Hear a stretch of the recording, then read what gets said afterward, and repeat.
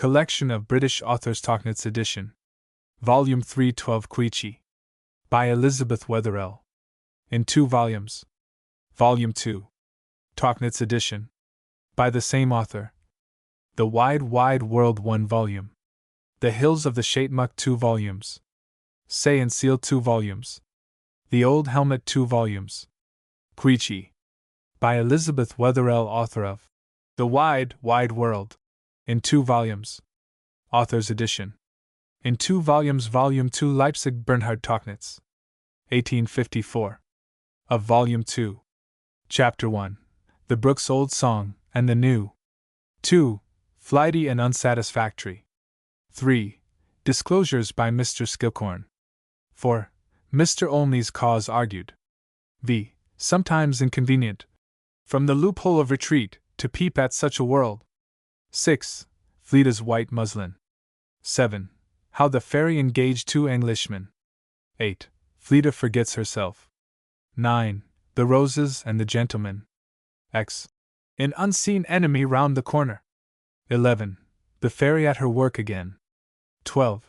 A Night of Uncertain Length. 13. A Thorn Enters. 14. Dealings with the Press. 15. Ends with Soft Music. 16. How Fleeta was watched by blue eyes. 17. What pleasant people one meets in society. 18. How much trouble one may have about a note. 19. Aromatic vinegar. XX. The fur cloak on a journey. 21. Quarantine to Queechy. 22. Montepool becomes a point of interest. 23. The house on the hill, once more. 24. The first one that left Queechy. 25. The last sunset there. 26. Fleeta alone on an isthmus. 27. The Gothic chapel before breakfast. Queechy. Volume 2. Chapter 1. He that has light within his own clear breast may sit ith center and enjoy bright day. Milton. The farming plan succeeded beyond Fleeta's hopes, thanks not more to her wisdom than to the nice tact with which the wisdom was brought into play. The one was eked out with Seth Plumfield's, the other was all her own. Seth was indefatigably kind and faithful. After his own day's work was done, he used to walk down to see Fleeta, go with her often to view the particular field or work just then in question, and give her the best counsel dictated by great sagacity and great experience. It was given, too, with equal frankness and intelligence, so that Fleeta knew the steps she took, and could maintain them against the prejudice or the ignorance of her subordinates.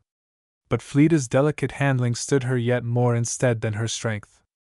Earl Douglas was sometimes unmanageable, and held out in favor of an old custom or a prevailing opinion in spite of all the weight of testimony and light of discovery that could be brought to bear upon him. Fleeta would let the thing go. But seizing her opportunity another time, she would ask him to try the experiment on a piece of the ground, so pleasantly and skillfully, that Earl could do nothing but shut his mouth and obey, like an animal fairly stroked into good humor. And as Fleeta always forgot to remind him that she had been right and he wrong, he forgot it too, and presently took to the new way kindly. In other matters he could be depended on, and the seed time and harvest prospered well. There was hope of making a good payment to Dr. Gregory in the course of a few months. As the spring came forward, Fleeta took care that her garden should both gardens, indeed.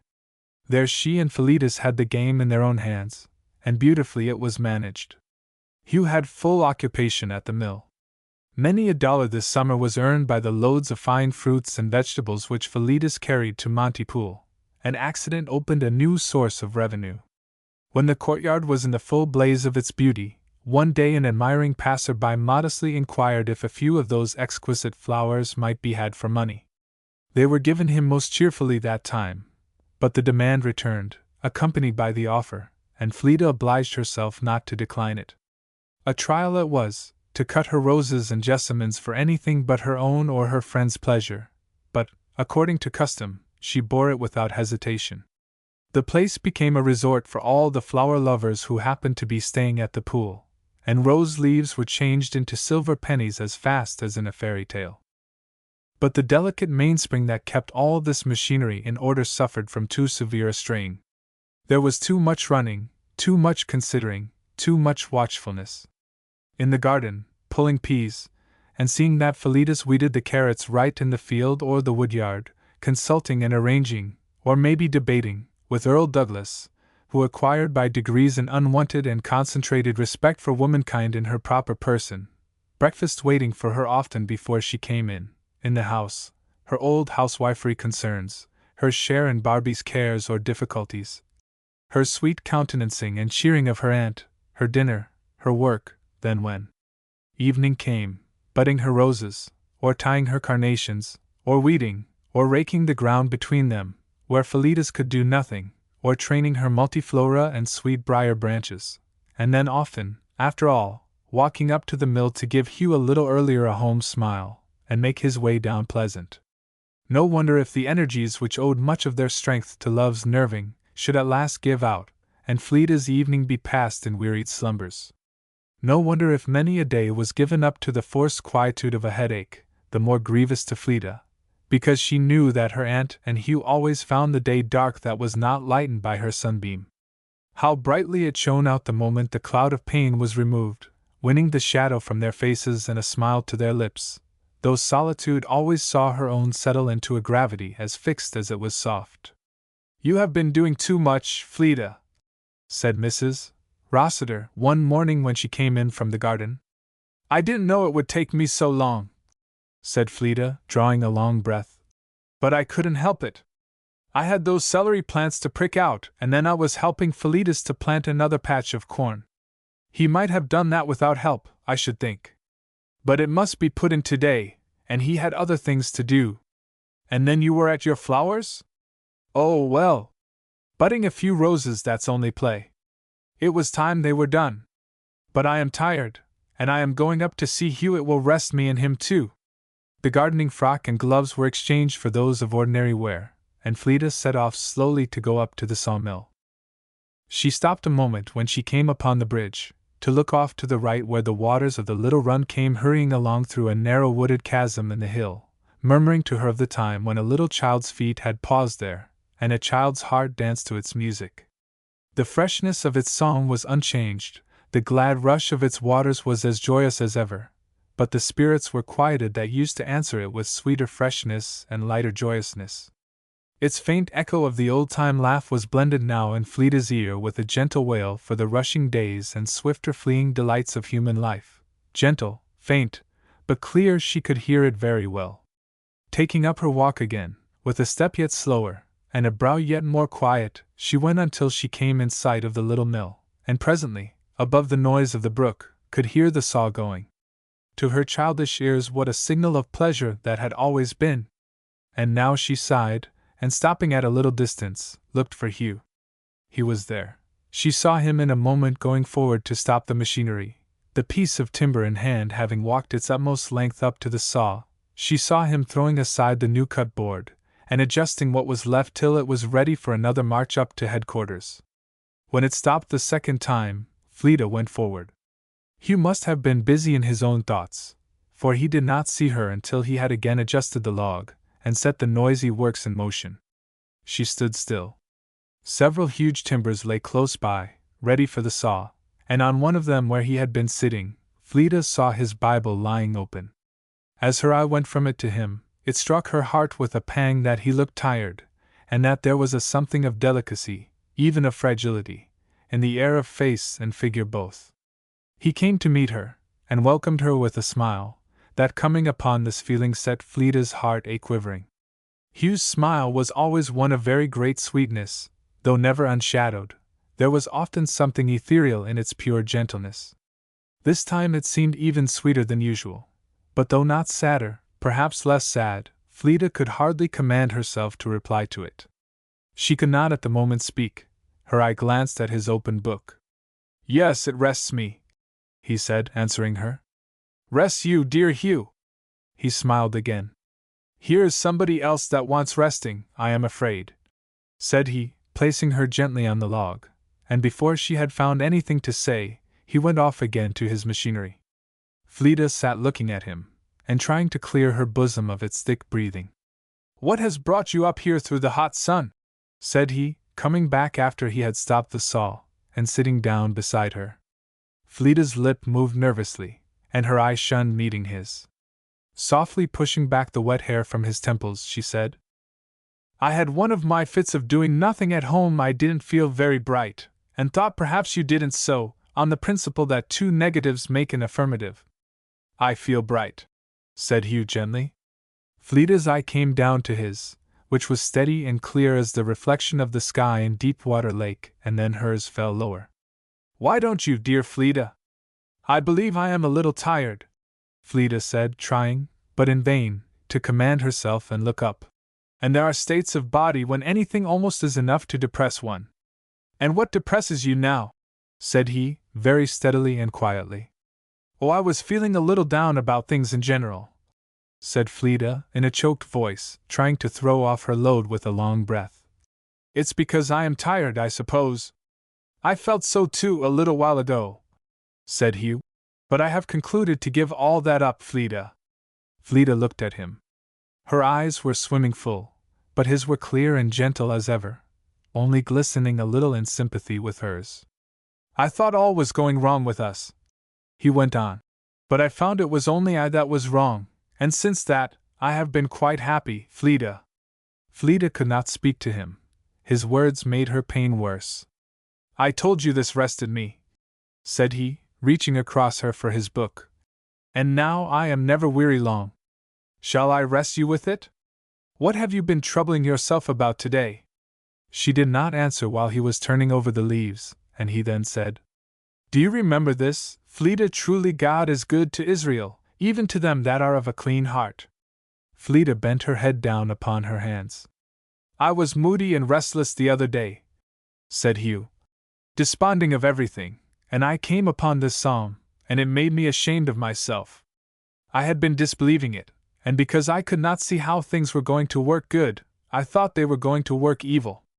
I thought we were wearing out our lives alone here in a wearisome way, and I forgot that it must be the very straightest way that we could get home.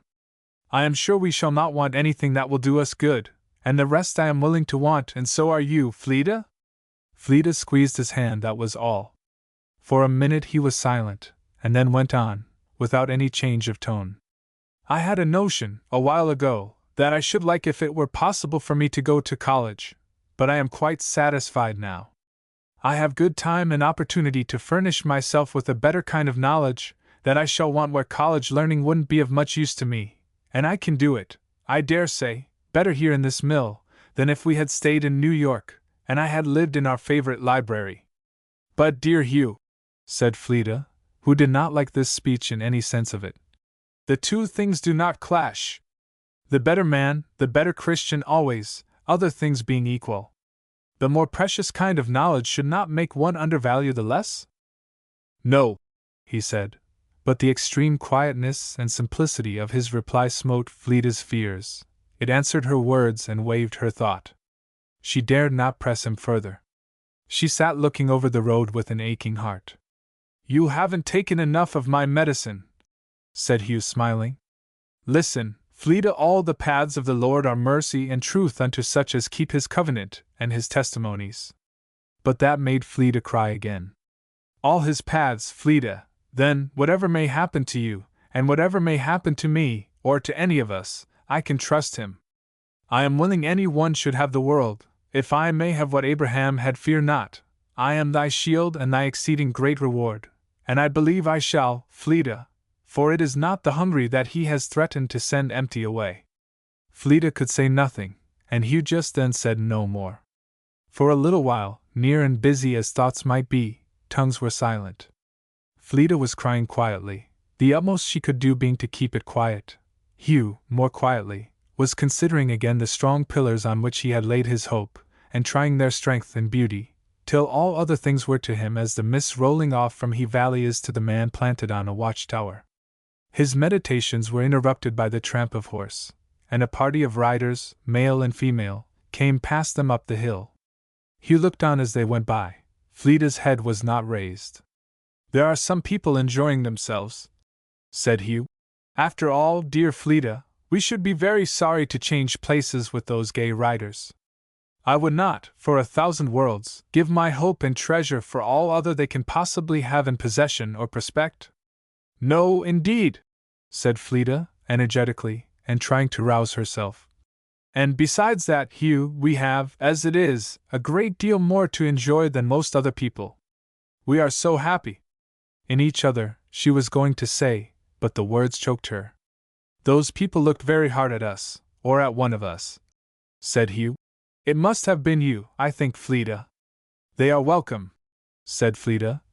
They couldn't have made much out of the back of my sunbonnet.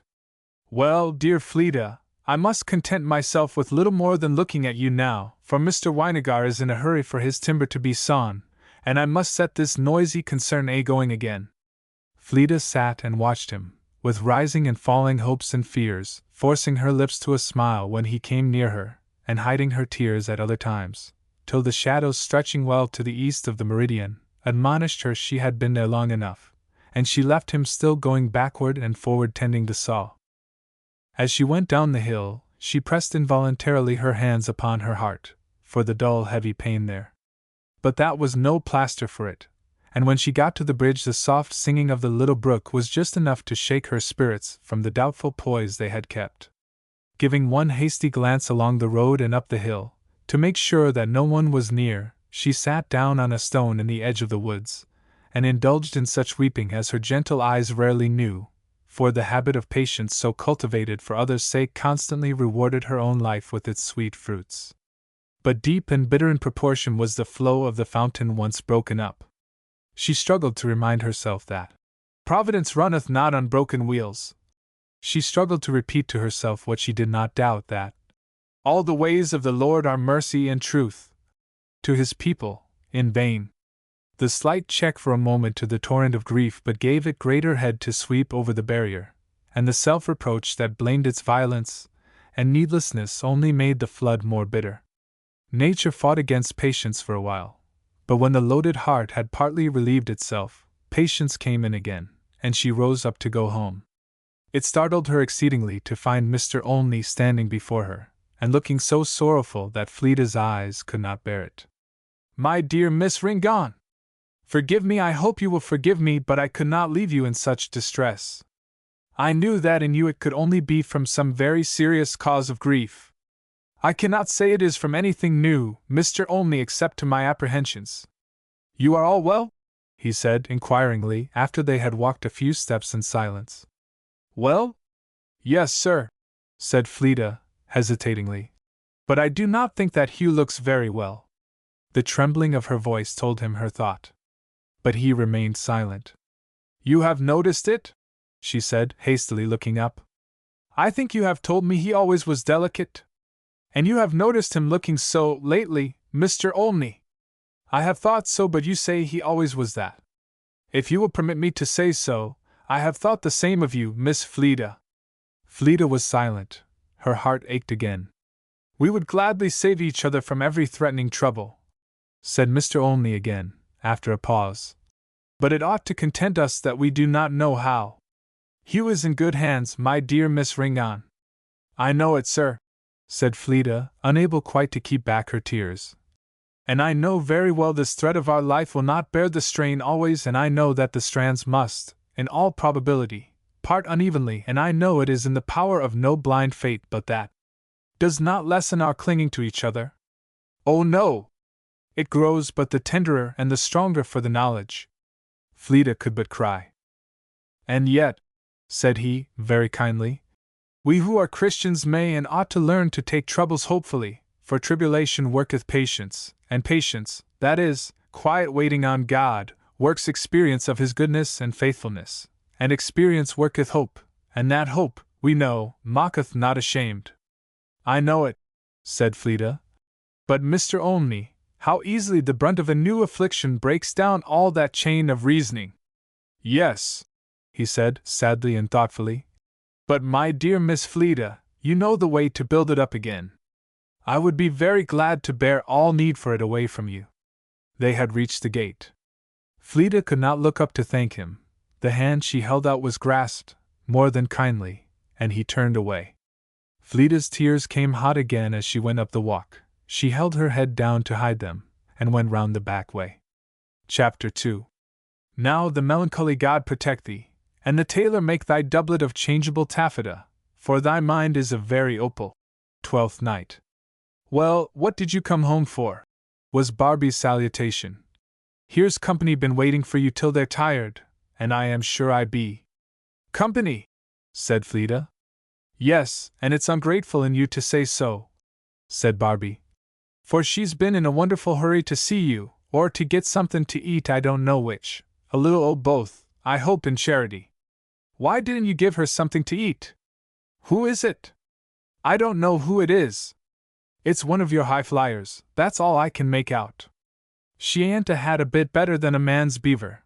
One you'd think she had stole her little brothers for a spree, if the rest of her was like common folks. But she's got a tail to her dress as long as from here to Queechy Run, and she's been tiddling in and out here, with it puckered up under her arm, 60 times. I guess she belongs to some company of female milady, for the body of it is all thick with braid and buttons. I believe she ha'n't sat still 5 minutes since she come into the house, till I don't know whether I am on my head or my heels. But why didn't you give her something to eat? Said Fleda, who was hastily throwing off her gloves, and smoothing her disordered hair with her hands into something of composure. Did, said Barbie. I give her some o' them cold biscuit and butter and cheese, and a pitcher of milk sot a good enough meal for anybody, but she didn't take but a crumb, and she turned up her nose at that. Come, go! You've slicked up enough, you're handsome enough to show yourself to her any time o' day, for all her jig and bobs. Where is Aunt Lucy? She's upstairs. There's been nobody to see to her but me. She's had the whole lower part of the house to herself, kitchen and all, and she's done nothing but go out of one room into another ever since she come. She'll be in here again directly, if you ain't spry. Fleda went in, round to the west room, and there found herself in the arms of the second Miss Evelyn, who jumped to meet her, and half stifled her with caresses. You wicked little creature! What have you been doing? Here have I been growing melancholy over the tokens of your absence, and watching the decline of the sun, with distracted feelings these 6 hours. 6 hours! Said Fleda, smiling. My dear little Fleda! It's so delicious to see you again, said Miss Evelyn, with another prolonged hug and kiss. My dear Constance! I am very glad. But where are the rest? It's unkind of you to ask after anybody but me, when I came here this morning on purpose to talk the whole day to you. Now, dear little Fleda, said Miss Constance, executing an impatient little persuasive caper round her, won't you go out and order dinner? For I'm raging. Your woman did give me something, but I found the want of you had taken away all my appetite, and now the delight of seeing you has exhausted me, and I feel that nature is sinking. The stimulus of gratified affection is too much for me. You absurd child, said Fleda. You haven't mended a bit. But I told Barbie to put on the tea kettle, and I will administer a composing draught as soon as it can be got ready. We don't indulge in dinners here in the wilderness. Meanwhile, suppose that exhausted nature try the support of this easy chair. She put her visitor gently into it, and seating herself upon the arm, held her hand, and looked at her with a smiling face, and yet with eyes that were almost too gentle in their welcoming. My dear little Fleda! You're as lovely as you can be. Are you glad to see me? Very. Why don't you ask after somebody else? I was afraid of overtasking your exhausted energies. Come, and sit down here upon my lap. You shall, or I won't say another word to you. Fleda! You've grown thin. What have you been doing to yourself? Nothing, with that particular purpose. I don't care, you've done something. You have been insanely imagining that it is necessary for you to be in 3 or 4 places at the same time, and in the distracted effort after ubiquity, you are in imminent danger of being nowhere. There's nothing left of you. I don't wonder you were overcome at the sight of me, said Fleda. But you are looking charmingly for all that, Constance went on. So charmingly that I feel a morbid sensation creeping all over me while I sit regarding you. Really, when you come to us next winter, if you persist in being by way of showing your superiority to ordinary human nature a rose without a thorn, the rest of the flowers may all shut up at once. And the rose reddens in my very face, to spite me. Is ordinary human nature typified by a thorn? You give it rather a poor character. I never heard of a thorn that didn't bear an excellent character, said Constance gravely. Hush, said Fleda, laughing. I don't want to hear about Mr. Thorn. Tell me of somebody else. I haven't said a word about Mr. Thorn, said Constance ecstatically. But since you ask about him, I will tell you.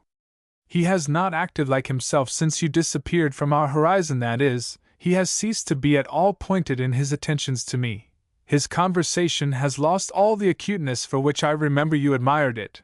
He has walked Broadway in a moody state of mind all winter, and grown as dull as is consistent with the essential sharpness of his nature. I ought to accept our last interview, though, for his entreaties to Mamma that she would bring you home with her were piercing. Fleda was unable, in spite of herself, to keep from laughing, but entreated that Constance would tell her of somebody else.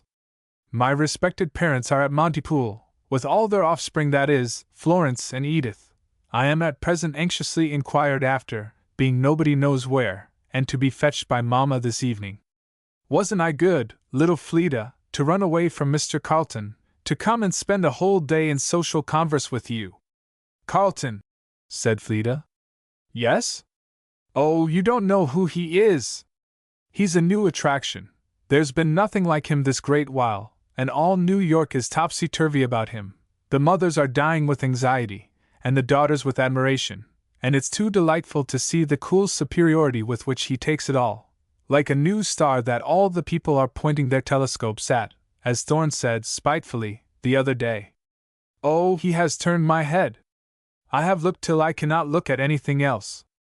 I can just manage to see a rose, but my dazzled powers of vision are equal to nothing more. My dear Constance, it's perfectly true.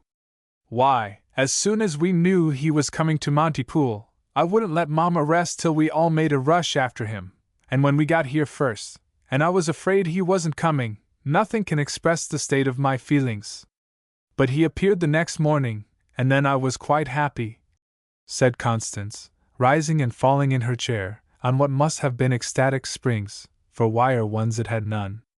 Constance, said Fleda, with a miserable attempt at rebuke, how can you talk so? And so we were all riding round here this morning, and I had the self-denial to stop to see you, and leave Florence and the Marlboroughs to monopolize him all the way home. You ought to love me forever for it. My dear Fleda, said Constance, clasping her hands and elevating her eyes in mock ecstasy. If you had ever seen Mr. Carleton! I dare say I have seen somebody as good, said Fleda, quietly. My dear Fleda, said Constance, a little scornfully this time. You haven't the least idea what you are talking about. I tell you, he is an Englishman. He's of one of the best families in England, not such as you ever see here but once in an age. He's rich enough to count Mr. Thorne over, I don't know how many times. I don't like anybody the better for being an Englishman, said Fleda. And it must be a small man whose purse will hold his measure. Constance made an impatient gesture. But I tell you it isn't.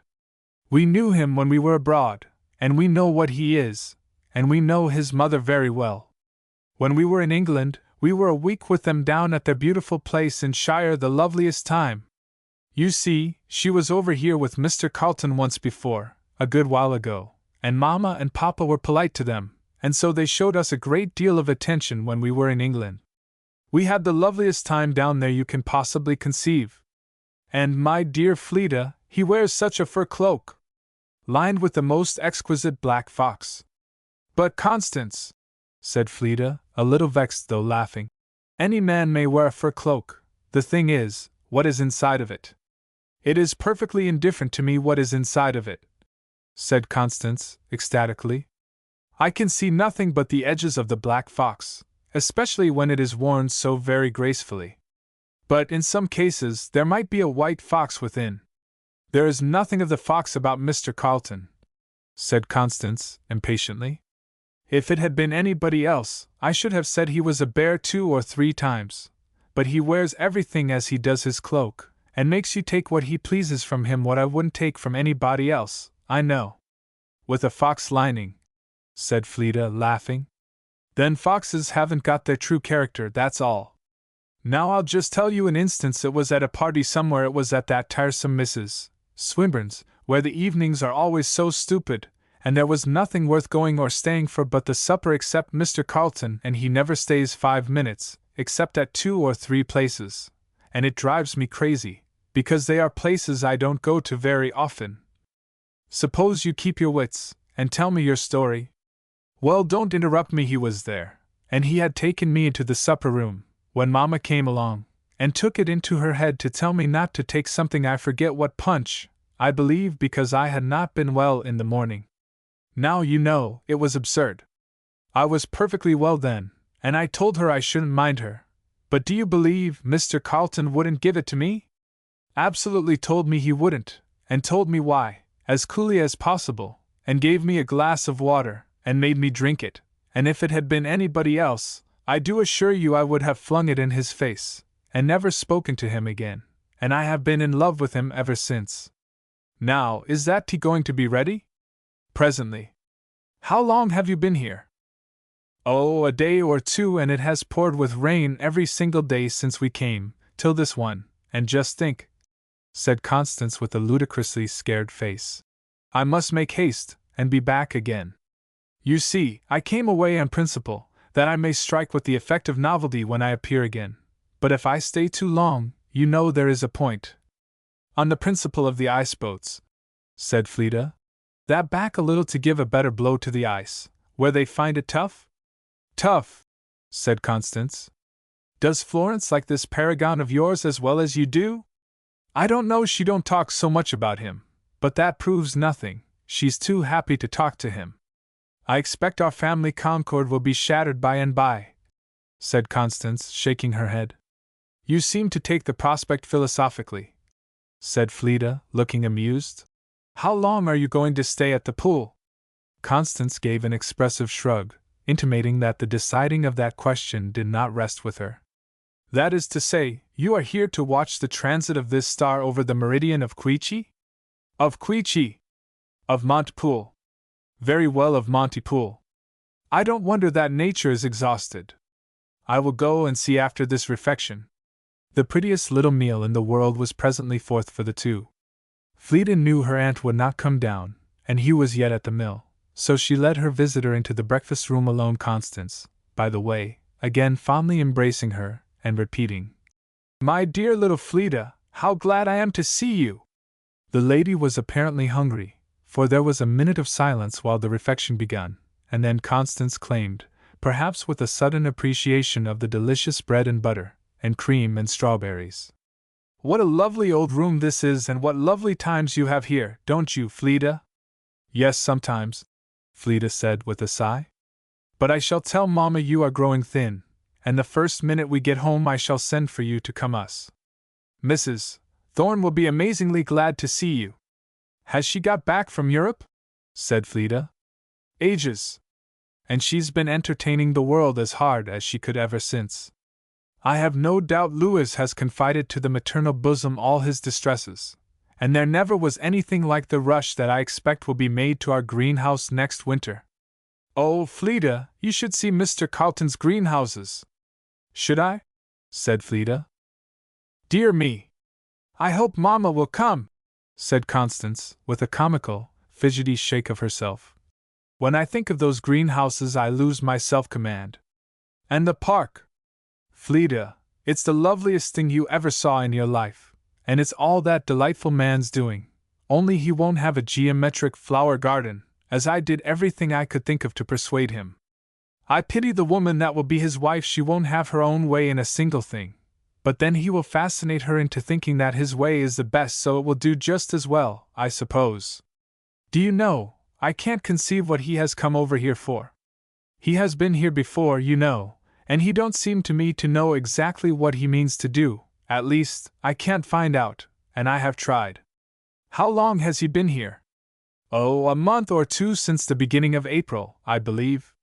He came over with some friends of his, a Sir George Egerton and his family. He is going to Canada, to be established in some post there, I forget what, and they are spending part of the summer here before they fix themselves at the north. It is easy to see what they are here, for they are strangers, and amusing themselves, but Mr. Carlton is at home, and not amusing himself, at least, he don't seem to be. He goes about with the Edgertons, but that is just for his friendship for them, and he puzzles me. He don't know whether he is going to Niagara. He has been once already, and perhaps he may go to Canada, and possibly he will make a journey to the west, and I can't find out that he wants anything in particular. Perhaps he don't mean that you shall, said Fleda. Perhaps he don't, but you see that aggravates my state of mind to a distressing degree. And then I'm afraid he will go somewhere where I can't keep watch of him. Fleda could not help laughing. Perhaps he was tired of home, and came from mere weariness. Weariness! It's my opinion he has no idea there is such a word in the language. I am certain, if he heard it, he would call for a dictionary the next minute. Why, at Carlton, it seems to me he was half the time on horseback, flying about from one end of the country to the other, and when he is in the house, he is always at work at something. It's a piece of condescension to get him to attend to you at all. Only when he does, my dear Fleda, he is so enchanting that you live in a state of delight till next time. And yet I never could get him to pay me a compliment to this minute. I tried 2 or 3 times, and he rewarded me with some very rude speeches. Rude, said Fleda. Yes, that is, they were the most graceful and fascinating things possible, but they would have been rudeness in anybody else. Where is Mamma? Said Constance, with another comic counterfeit of distress. My dear Fleda, it's the most captivating thing to breakfast at Carlton. I have no idea the bread and butter is sweeter there than in some other parts of the world, said Fleda. I don't know about the bread and butter, said Constance, but those exquisite little sugar dishes. My dear Fleda, every one has his own sugar dish and cream. You are the loveliest little things. I have heard of such things before, said Fleda. I don't care about the bread and butter, said Constance. Eating is immaterial, with those perfect little things right opposite to me. They weren't like any you ever saw, Fleda. The sugar bowl was just a little, plain, oval box, with the lid on a hinge, and not a bit of chasing, only the arms on the cover like nothing I ever saw but a old-fashioned silver tea caddy, and the cream jug, a little, straight, up-and-down thing to match.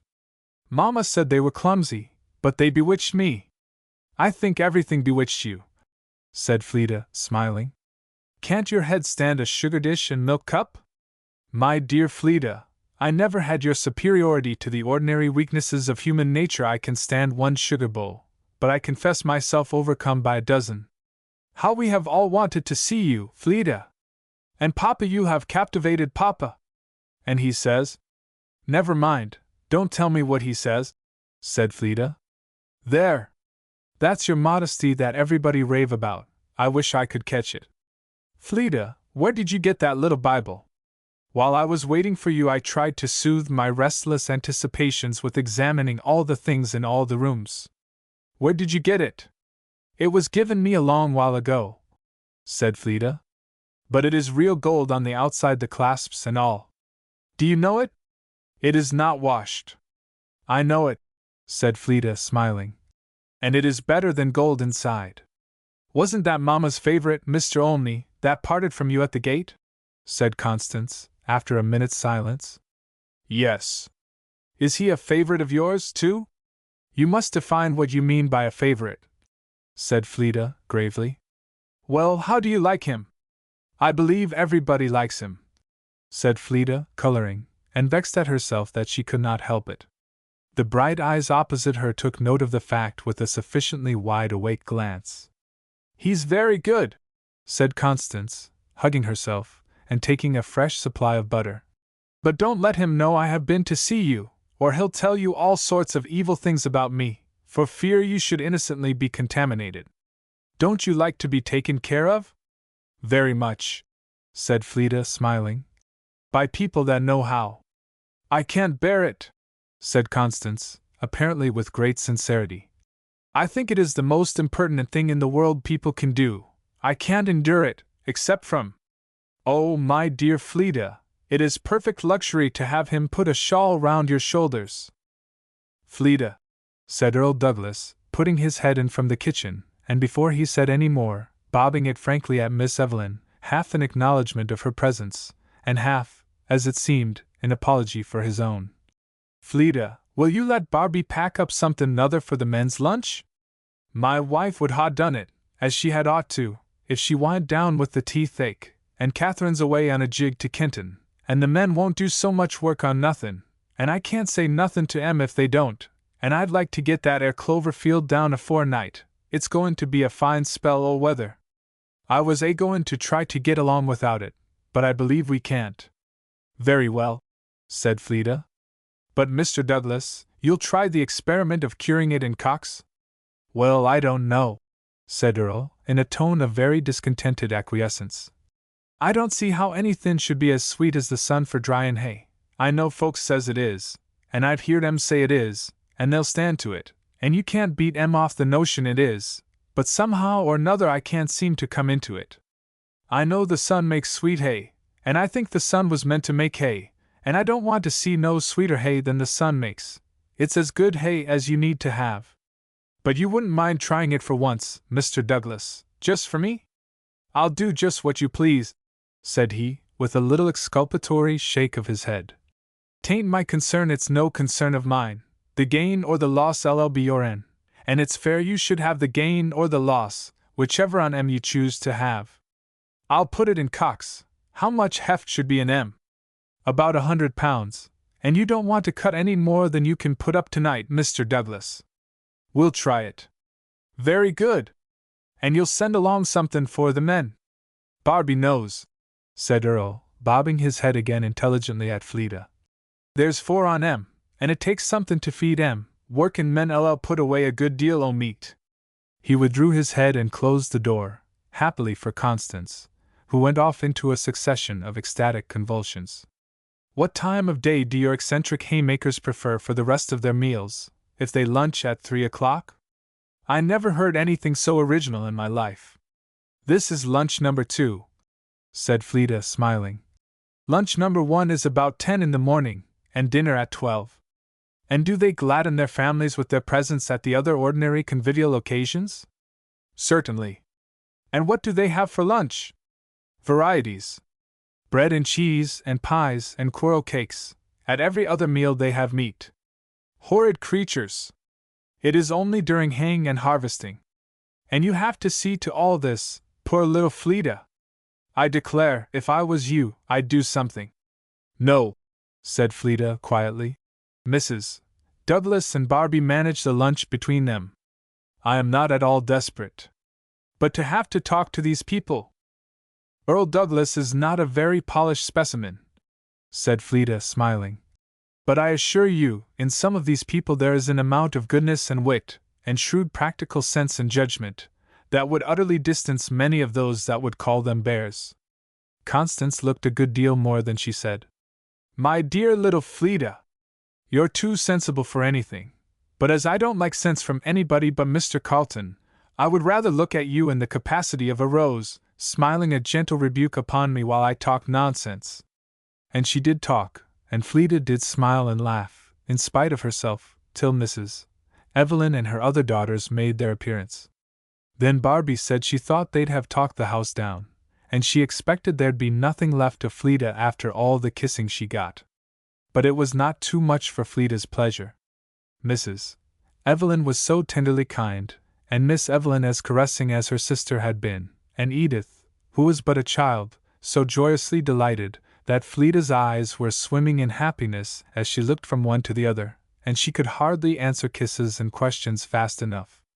"Them is good-looking enough girls," said Barbie, as Fleeta came back to the house after seeing them to their carriage, "if they knowed how to dress themselves. I never see this fly-away one afore. I knowed the old one as soon as I clapped my eyes onto her. Be they stopping at the pool again?" "Yes." "Well, when are you going up there to see 'em?" "I don't know," said Fleeta quietly.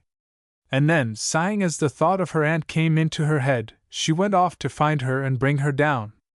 Fleeta's brow was sobered, and her spirits were in a flutter that was not all of happiness, and that threatened not to settle down quietly. But as she went slowly up the stairs, Faith's hand was laid, even as her own grasped the balusters on the promise. All the paths of the Lord are mercy and truth unto such as keep his covenant and his testimonies. She set faith's foot down on those sure stepping stones, and she opened her aunt's door and looked in with a face that was neither troubled nor afraid. Chapter 3. Aunt. He misses not much. Seb. No, he doth but mistake the truth totally. Tempest. It was the very next morning that several ladies and gentlemen were gathered on the piazza of the hotel at Montepoole, to brace minds or appetites with the sweet mountain air while waiting for breakfast. As they stood there, a young countryman came by bearing on his hip a large basket of fruit and vegetables. "Oh, look at those lovely strawberries!" exclaimed Constance Evelyn, running down the steps. "Stop, if you please, where are you going with these?" "Marm," responded the somewhat startled carrier. "What are you going to do with them?" "I ain't going to do nothin' with them." "Whose are they? Are they for sale?" "Well, 'twon't do no harm, as I know," said the young man, making a virtue of necessity, for the fingers of Constance were already hovering over the dainty little leaf-strewn baskets, and her eyes complacently searching for the most promising. "I ha'n't got nothin' to do with 'en." "Constance," said Mrs. Evelyn from the piazza, "don't take that. I dare say they are for Mr. Sweet." "Well, mamma," said Constance, with great equanimity, "Mr. Sweet gets them for me, and I only save him the trouble of spoiling them. My taste leads me to prefer the simplicity of primitive arrangements this morning." "Young man!" called out the landlady's reproving voice. "Want you never recollect to bring that basket round the back way? 'T ain't no handier than this way," said Philetus, with so much belligerent demonstration that the landlady thought best, in presence of her guests, to give over the question. "Where do you get them?" said Mrs. Evelyn. "How?" said Philetus. "Where do they come from? Are they fresh picked?" "Just afore I started." "Started from where?" said a gentleman, standing by Mrs. Evelyn. "From Mr. Rossiter's, down to Queechy." "Mr. Rossiter's!" said Mrs. Evelyn. "Does he send them here?" "He deuce not," said Philetus. "He doesn't keep to hum for a long spell." "Who does send them, then?" said Constance. "Who deuce?" "It's Miss Flittyringdon." "Mamma!" exclaimed Constance, looking up. "What does she have to do with it?" said Mrs. Evelyn. "There don't nobody else have nothin' to do with it. I guess she's pretty much the hull," said her coadjutor. "Her and me was picking 'em afore sunrise." "All that basket full?" "'T ain't all strawberries, there's garden sass up to the top." "And does she send that too?" "She sends that too," said Philetus, succinctly. "But hasn't she any help in taking care of the garden?" said Constance. "Yes, marm, I calculate to help considerable in the back garden. She won't let no one into the front where she grows her posies."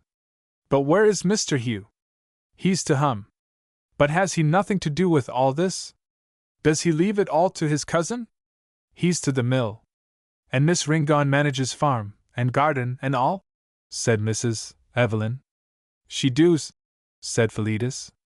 And receiving a gratuity, which he accepted without demonstration of any kind whatever, the basket-bearer, at length released, moved off.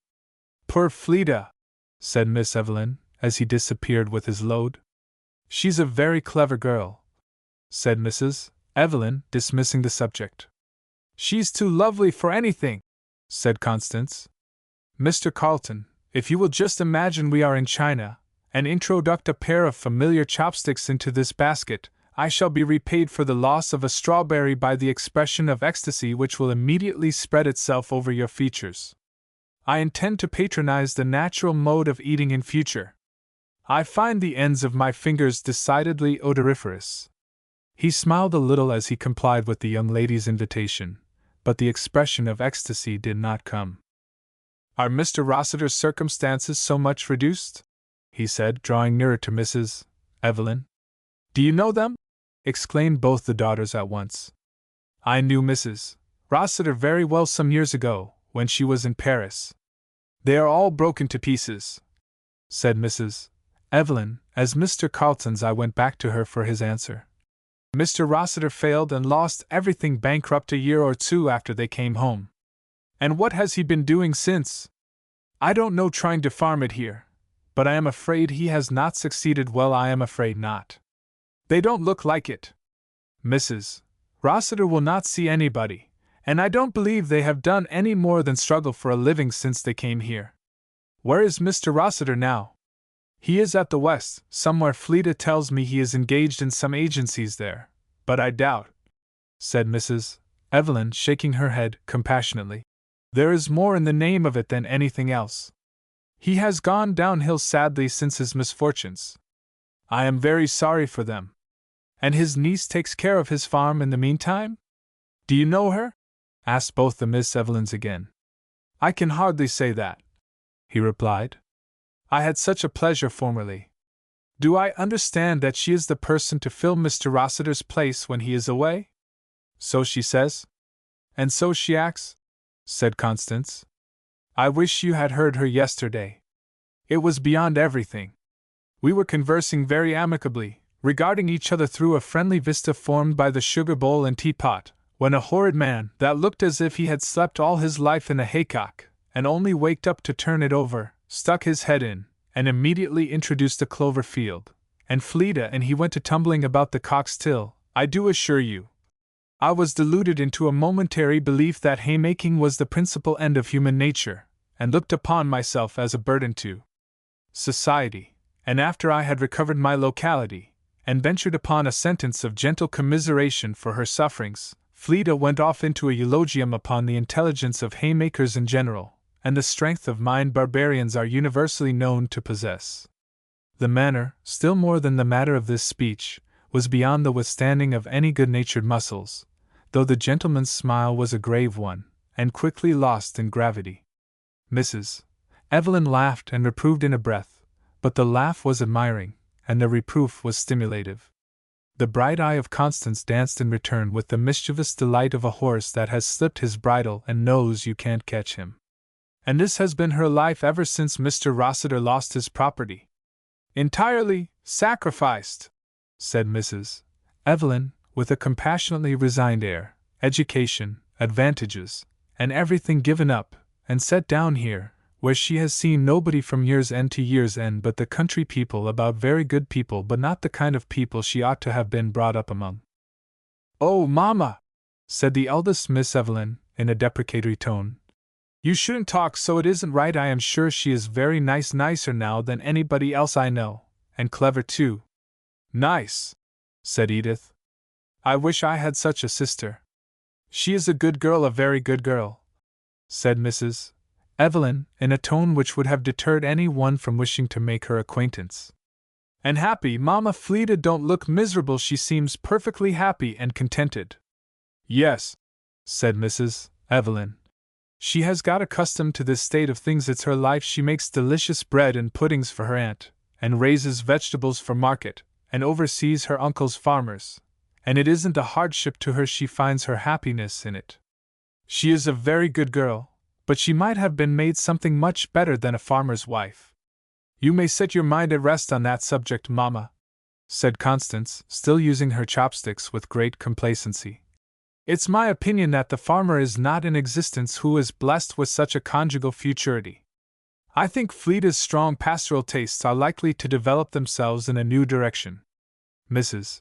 Evelyn looked, with a partial smile, at the pretty features which the business of eating the strawberries displayed in sundry novel and picturesque points of view, and asked what she meant. I don't know, said Constance, intent upon her basket.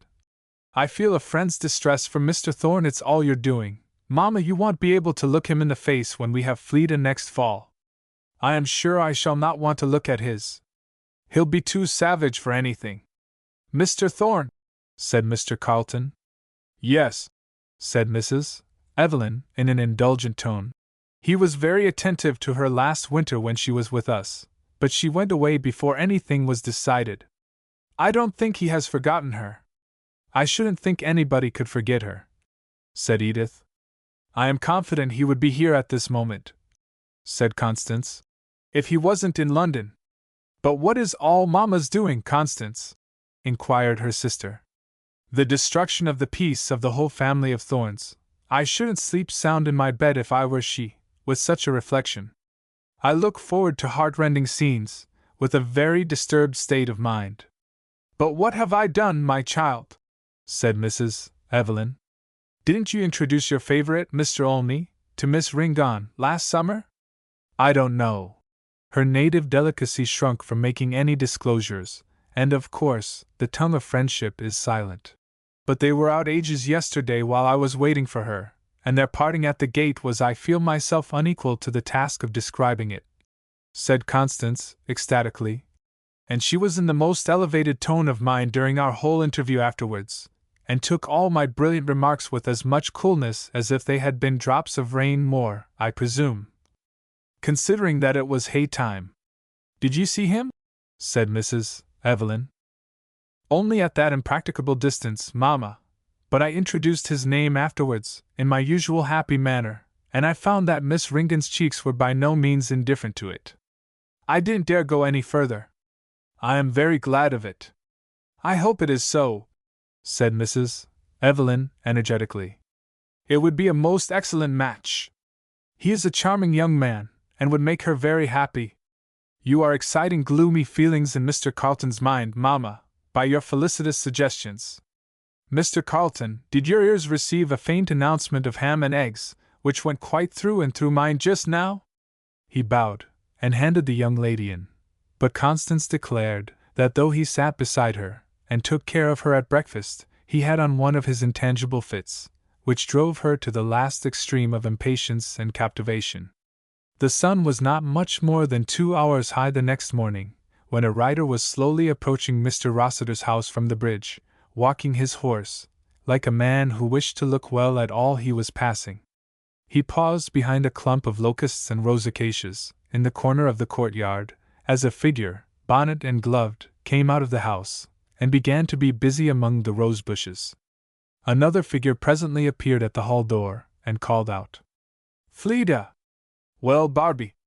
This second voice was hardly raised, but it came from so much nearer that the words could be distinctly heard. "Mr. Skilcorn wants to know if you're going to fix the flowers for him to carry?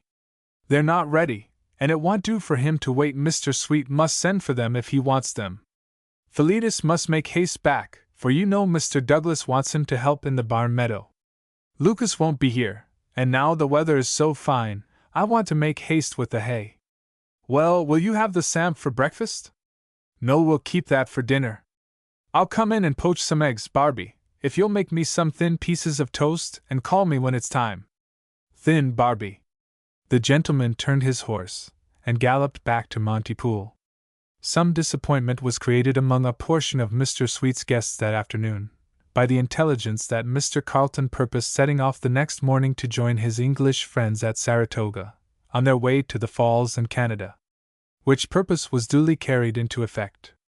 Chapter 4. With your leave, sir, and there were no more men living upon the face of the earth, I should not fancy him, by St. George. Every man out of his humor. October had come, and a fair season and a fine harvest had enabled Fleda to ease her mind by sending a good remittance to Dr. Gregory. The family were still living upon her and Hugh's energies. Mr. Rossiter talked of coming home, that was all. It sometimes happened that a pause in the urgency of business permitted Hugh to take a day's holiday. One of these falling soon after the frosts had opened the burrs of the chestnut trees, and the shells of the hickories, Fleda seized upon it for a nutting frolic. They took Philetus, and went up to the fine group of trees on the mountain, the most difficult to reach, and the best worth reaching of all the nut wood. The sport was very fine, and after spoiling the trees, Philetus was left to shuck and bring home a load of the fruit, while Fleda and Hugh took their way slowly down the mountain. She stopped him, as usual, on the old lookout place. The leaves were just then in their richest coloring, and the October sky, in its strong vitality, seemed to fill all inanimate nature with the breath of life. If ever then on that day, to the fancy. The little hills rejoiced on every side. The woods stood thick with honors, and earth lay smiling under the tokens of the summer's harvest, and the promise for the coming year, and the wind came in gusts over the lower country and up the hillside, with a hearty goodwill that blew away all vapors, physical and mental, from its path, bidding everything follow its example and be up and doing. Fleda drew a long breath or two that seemed to recognize its freshening power. "How long it seems," she said. "How very long since I was here with Mr. Carlton, just 9 years ago. How changed everything is. I was a little child then. It seems such an age ago. It is very odd he didn't come to see us," said Hugh. "He did, don't you know? The very next day after we heard he was here when, most unluckily, I was up at Aunt Miriam's. I should think he might have come again, considering what friends you used to be. I dare say he would, if he had not left Montepoole so soon. But dear Hugh, I was a mere child, how could he remember me much?" "You remember him," said Hugh. "Ah, but I have good reason. Besides, I never forget anything. I would have given a great deal to see him if I had it. I wish the Evelyns had stayed longer," said Hugh. "I think you have wanted something to brighten you up. They did you a great deal of good last year. I am afraid all this taking care of Philetus and Earl Douglas is too much for you." Fleda gave him a very bright smile, half affection, half fun. "Don't you admire my management?" said she. "Because I do. Philetus is firmly persuaded that he is an invaluable assistant to me in the mystery of gardening, and the origin of Earl Douglas's new ideas is so enveloped in mist that he does not himself know where they come from. It was rich to hear him the other day descanting to Lucas upon the evil effects of earthing up corn, and the advantages of curing hay and cocks, as to both which matters Lucas is a thorough unbeliever, and Earl was a year ago. But that doesn't hinder your looking pale and thin, and a great deal soberer than I like to see you," said Hugh. "You want a change, I know. I don't know how you are to get it.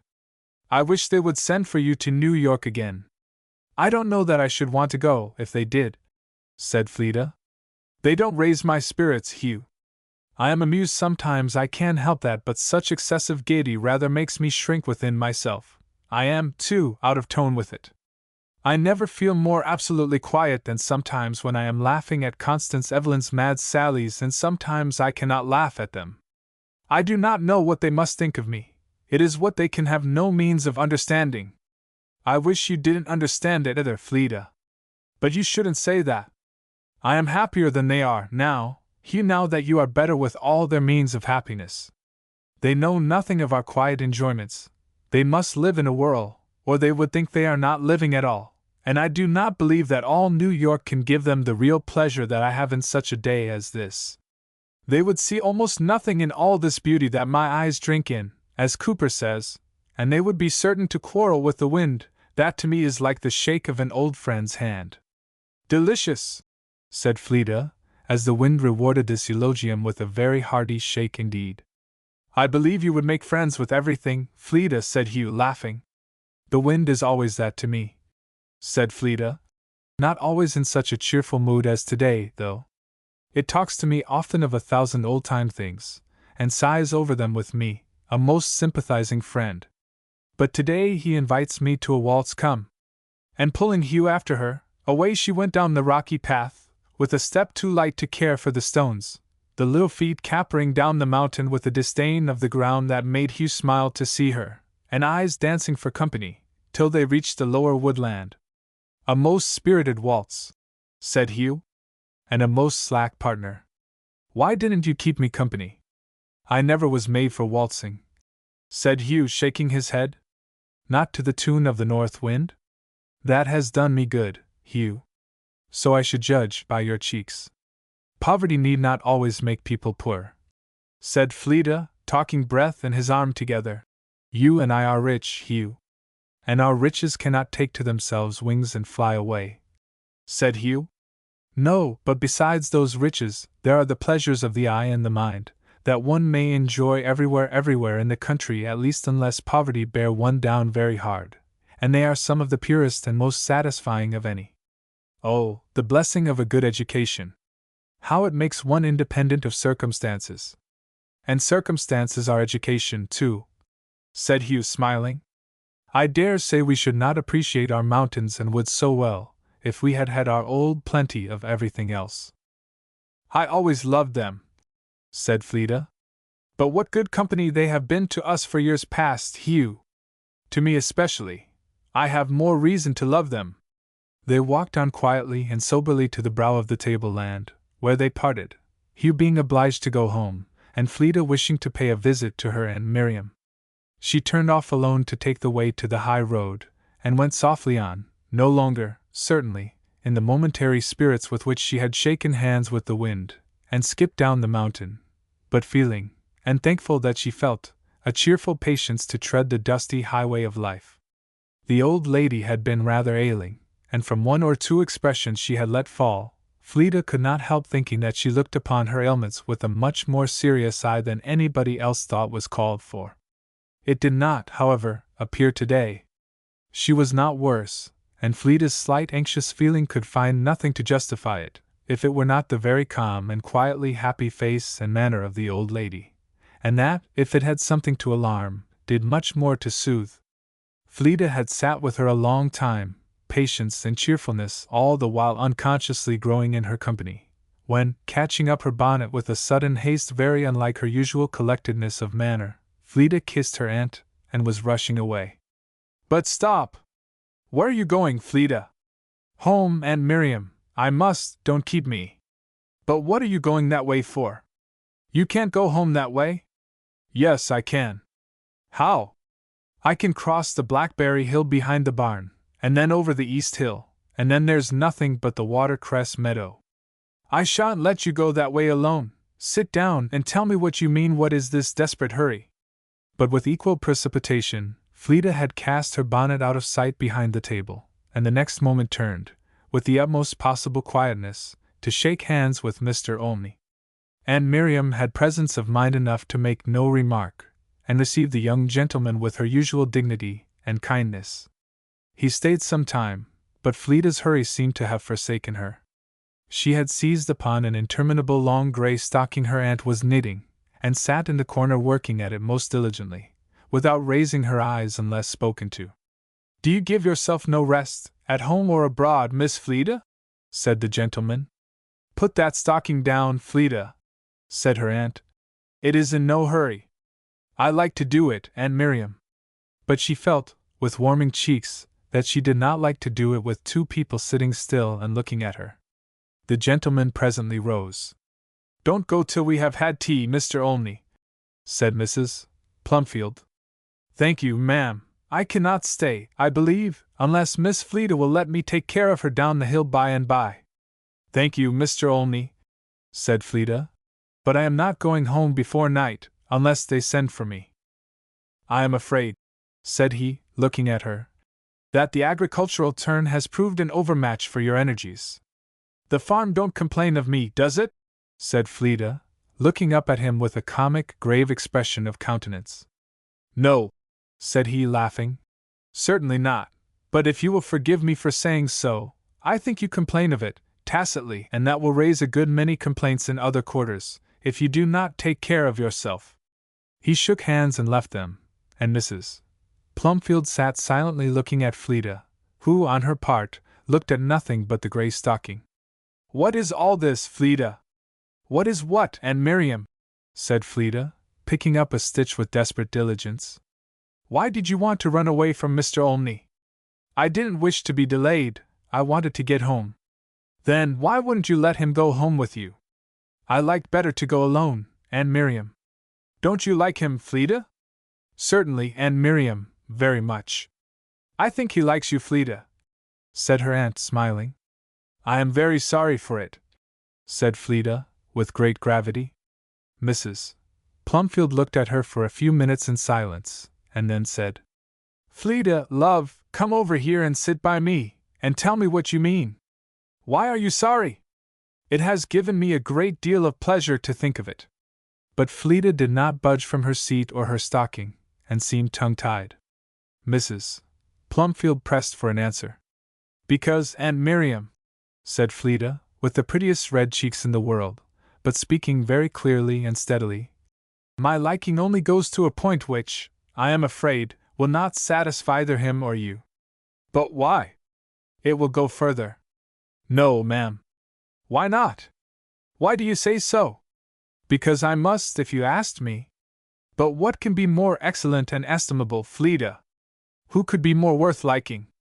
I should have thought he would just please you. He is one of the most lovely young men I have ever seen. Dear Aunt Miriam, said Fleda, looking up beseechingly, why should we talk about it? Because I want to understand you, Fleda, and to be sure that you understand yourself. I do, said Fleda, quietly, and with a quivering lip. What is there that you dislike about Mr. Olney? Nothing in the world, Aunt Miriam. Then, what is the reason you cannot like him enough? Because, Aunt Miriam, said Fleda, speaking in desperation, there isn't enough of him. He is very good and excellent in every way, nobody feels that more than I do. I don't want to say a word against him, but I do not think he has a very strong mind, and he isn't cultivated enough. But you cannot have everything, Fleda. No, ma'am, I don't expect it. I am afraid you have set up too high a standard for yourself, said Mrs. Plumfield, looking rather troubled. I don't think that is possible, Aunt Miriam. But I am afraid it will prevent your ever liking anybody. It will not prevent my liking the friends I have already. It may prevent my leaving them for somebody else, said Fleda, with a gravity that was touching in its expression. But Mr. Olney is sensible, and well educated. Yes, but his tastes are not. He could not at all enter into a great many things that give me the most pleasure. I do not think he quite understands above half of what I say to him. Are you sure? I know he admires you, Fleda. Ah, but that is only half enough, you see, Aunt Miriam, unless I could admire him too. Mrs. Plumfield looked at her in some difficulty. Mr. Olney was not the only one, clearly, whose powers of comprehension were not equal to the subject. Fleda, said her aunt inquiringly, is there anybody else that has put Mr. Olney out of your head? Nobody in the world, exclaimed Fleda, with a frank look and tone of astonishment at the question, and cheeks coloring as promptly. How could you ask? But he never was in my head, Aunt Miriam. Mr. Thorne? Said Mrs. Plumfield. Mr. Thorne, said Fleda, indignantly. Don't you know me better than that, Aunt Miriam? But you do not know him. I believe I know you, dear Fleda, but I heard he had paid you a great deal of attention last year, and you would not have been the first unsuspecting nature that has been mistaken. Fleda was silent, flushed, and disturbed, and Mrs. Plumfield was silent and meditating, when Hugh came in. He came to fetch Fleda home. Dr. Gregory had arrived. In haste again, Fleda sought her bonnet, and exchanging a more than usually wistful and affectionate kiss and embrace with her aunt, set off with Hugh down the hill. Hugh had a great deal to say to her all the way home, of which Fleda's ears alone took the benefit, for her understanding received none of it, and when she at last came into the breakfast-room where the doctor was sitting, the fact of his being there was the only one which had entered her mind. Here she is, I declare, said the doctor, holding her back to look at her after the first greetings had passed. I'll be hanged if you ain't handsome. Now, what's the use of pinking your cheeks any more at that, as if you didn't know it before? Eh? I will always do my best to deserve your good opinion, sir, said Fleda, laughing. Well, sit down now, said he, shaking his head, and pour me out a cup of tea. Your mother can't make it right. And sipping his tea for some time, the old doctor sat listening to Mrs. Rossiter, and eating bread and butter, saying little, but casting a very frequent glance at the figure opposite him, behind the tea-board. I am afraid, said he, after a while, that your care for my good opinion won't outlast an occasion. Is that the way you look for every day? The color came with the smile, but the old doctor looked at her in a way that made the tears come too. He turned his eyes to Mrs. Rossiter for an explanation. She is well, said Mrs. Rossiter fondly. She has been very well except her old headaches now and then. I think she has grown rather thin, lately. Thin, said the old doctor. Etherealized to a mere abstract of herself. Only that is a very bad figure, for an abstract should have all the bone and muscle of the subject, and I should say you had little left but pure spirit. You are the best proof I ever saw of the principle of the homeopaths I see now, that though a little corn may fatten a man, a great deal may be the death of him. But I have tried it both ways, Uncle Orrin. said Fleda, laughing. I ought to be a happy medium between plethora and starvation. I am pretty substantial, what there is of me. Substantial, said the doctor. You look as substantial a personage as your old friend, the fair Una just about. Well, prepare yourself, gentle Saxon, to ride home with me the day after tomorrow. I'll try a little humanizing regimen with you. I don't think that is possible, Uncle Orrin, said Fleda, gently. We'll talk about the possibility afterwards. At present, all you have to do is to get ready. If you raise difficulties, you will find me a very Hercules to clear them away. I'm substantial enough, I can tell you, so it's just as well to spare yourself and me the trouble. There are no difficulties, Mrs.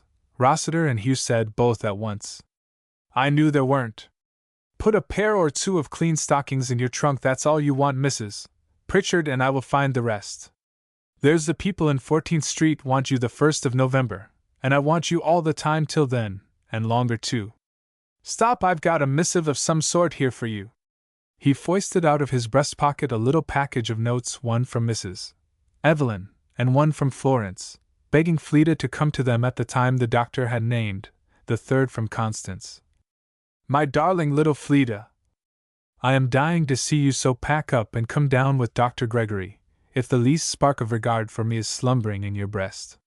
Mamma and Florence are writing to beg you, but though an insignificant member of the family, considering that instead of being next to head, only little Edith prevents my being at the less dignified end of this branch of the social system, I could not prevail upon myself to let the representations of my respected elders go unsupported by mine, especially as I felt persuaded of the superior efficacy of the motives I had it in my power to present to your truly philanthropical mind. I am in a state of mind that baffles description. Mr. Carlton is going home. I have not worn earrings in my ears for a fortnight. My personal appearance is become a matter of indifference to me. Any description of mental exertion is excruciating. I sit constantly listening for the ringing of the doorbell, and when it sounds, I rush frantically to the head of the staircase, and look over to see who it is. The mere sight of pen and ink excites delirious ideas. Judge what I suffer in writing to you. To make the matter worse, if it could be, I have been informed privately that he is going home to crown at the altar of Hymen an old attachment to one of the loveliest of all England's daughters. Conceive the complication of my feelings. Nothing is left me but the resources of friendship, so come, darling Fleda, before a barrier of ice interposes itself between my chilled heart and your sympathy. Mr. Thorne's state would move my pity if I were capable of being moved by anything. By this you will comprehend he is returned. He has been informed by somebody that there is a wolf in sheep's clothing prowling about Queechy, and his head is filled with the idea that you have fallen a victim, of which, in my calmer moments, I have in vain endeavored to dispossess him. Every morning we are wakened up at an unseasonable hour by a furious ringing at the doorbell. Joe Manton pulls off his nightcap, and slowly descending the stairs, opens the door, and finds Mr. Thorne, who inquires distractedly whether Miss Ringgon has arrived, and being answered in the negative, gloomily walks off towards the East River.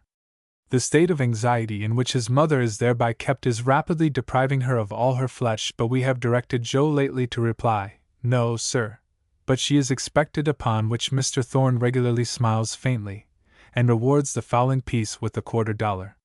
So make haste, dear Fleda, or I shall feel that we are acting the part of innocent swindlers. See, there was but one voice at home on the point whether Fleda should go. So she went. Chapter 5. Host. Now, my young guest, methinks you're melancholy. I pray you, why is it? July. Merry, mine host, because I cannot be merry. Two gentlemen of Verona. Some nights after their arrival, the doctor and Fleda were seated at tea in the little snug old-fashioned back parlor, where the doctor's nicest of housekeepers, Mrs. Pritchard, had made it ready for them. In general, Mrs. Pritchard herself poured it out for the doctor, but she descended most cheerfully from her post of elevation whenever Fleda was there to fill it. The doctor and Fleda sat cozily looking at each other across the toast and chipped beef, their glances grazing the tea urn, which was just on one side of their range of vision. A comfortable Liverpool coal fire in a state of repletion burned away indolently, and gave everything else in the room somewhat of its own look of sonsy independence except, perhaps, the delicate creature at whom the doctor, between sips of his tea, took rather wistful observations. "When are you going to Mrs. Evelyn?" he said, breaking the silence. "They say next week, sir." "I shall be glad of it," said the doctor. "Glad of it?" said Fleda, smiling. "Do you want to get rid of me, Uncle Orrin?" "Yes," said he. "This isn't the right place for you. You are too much alone." "No, indeed, sir.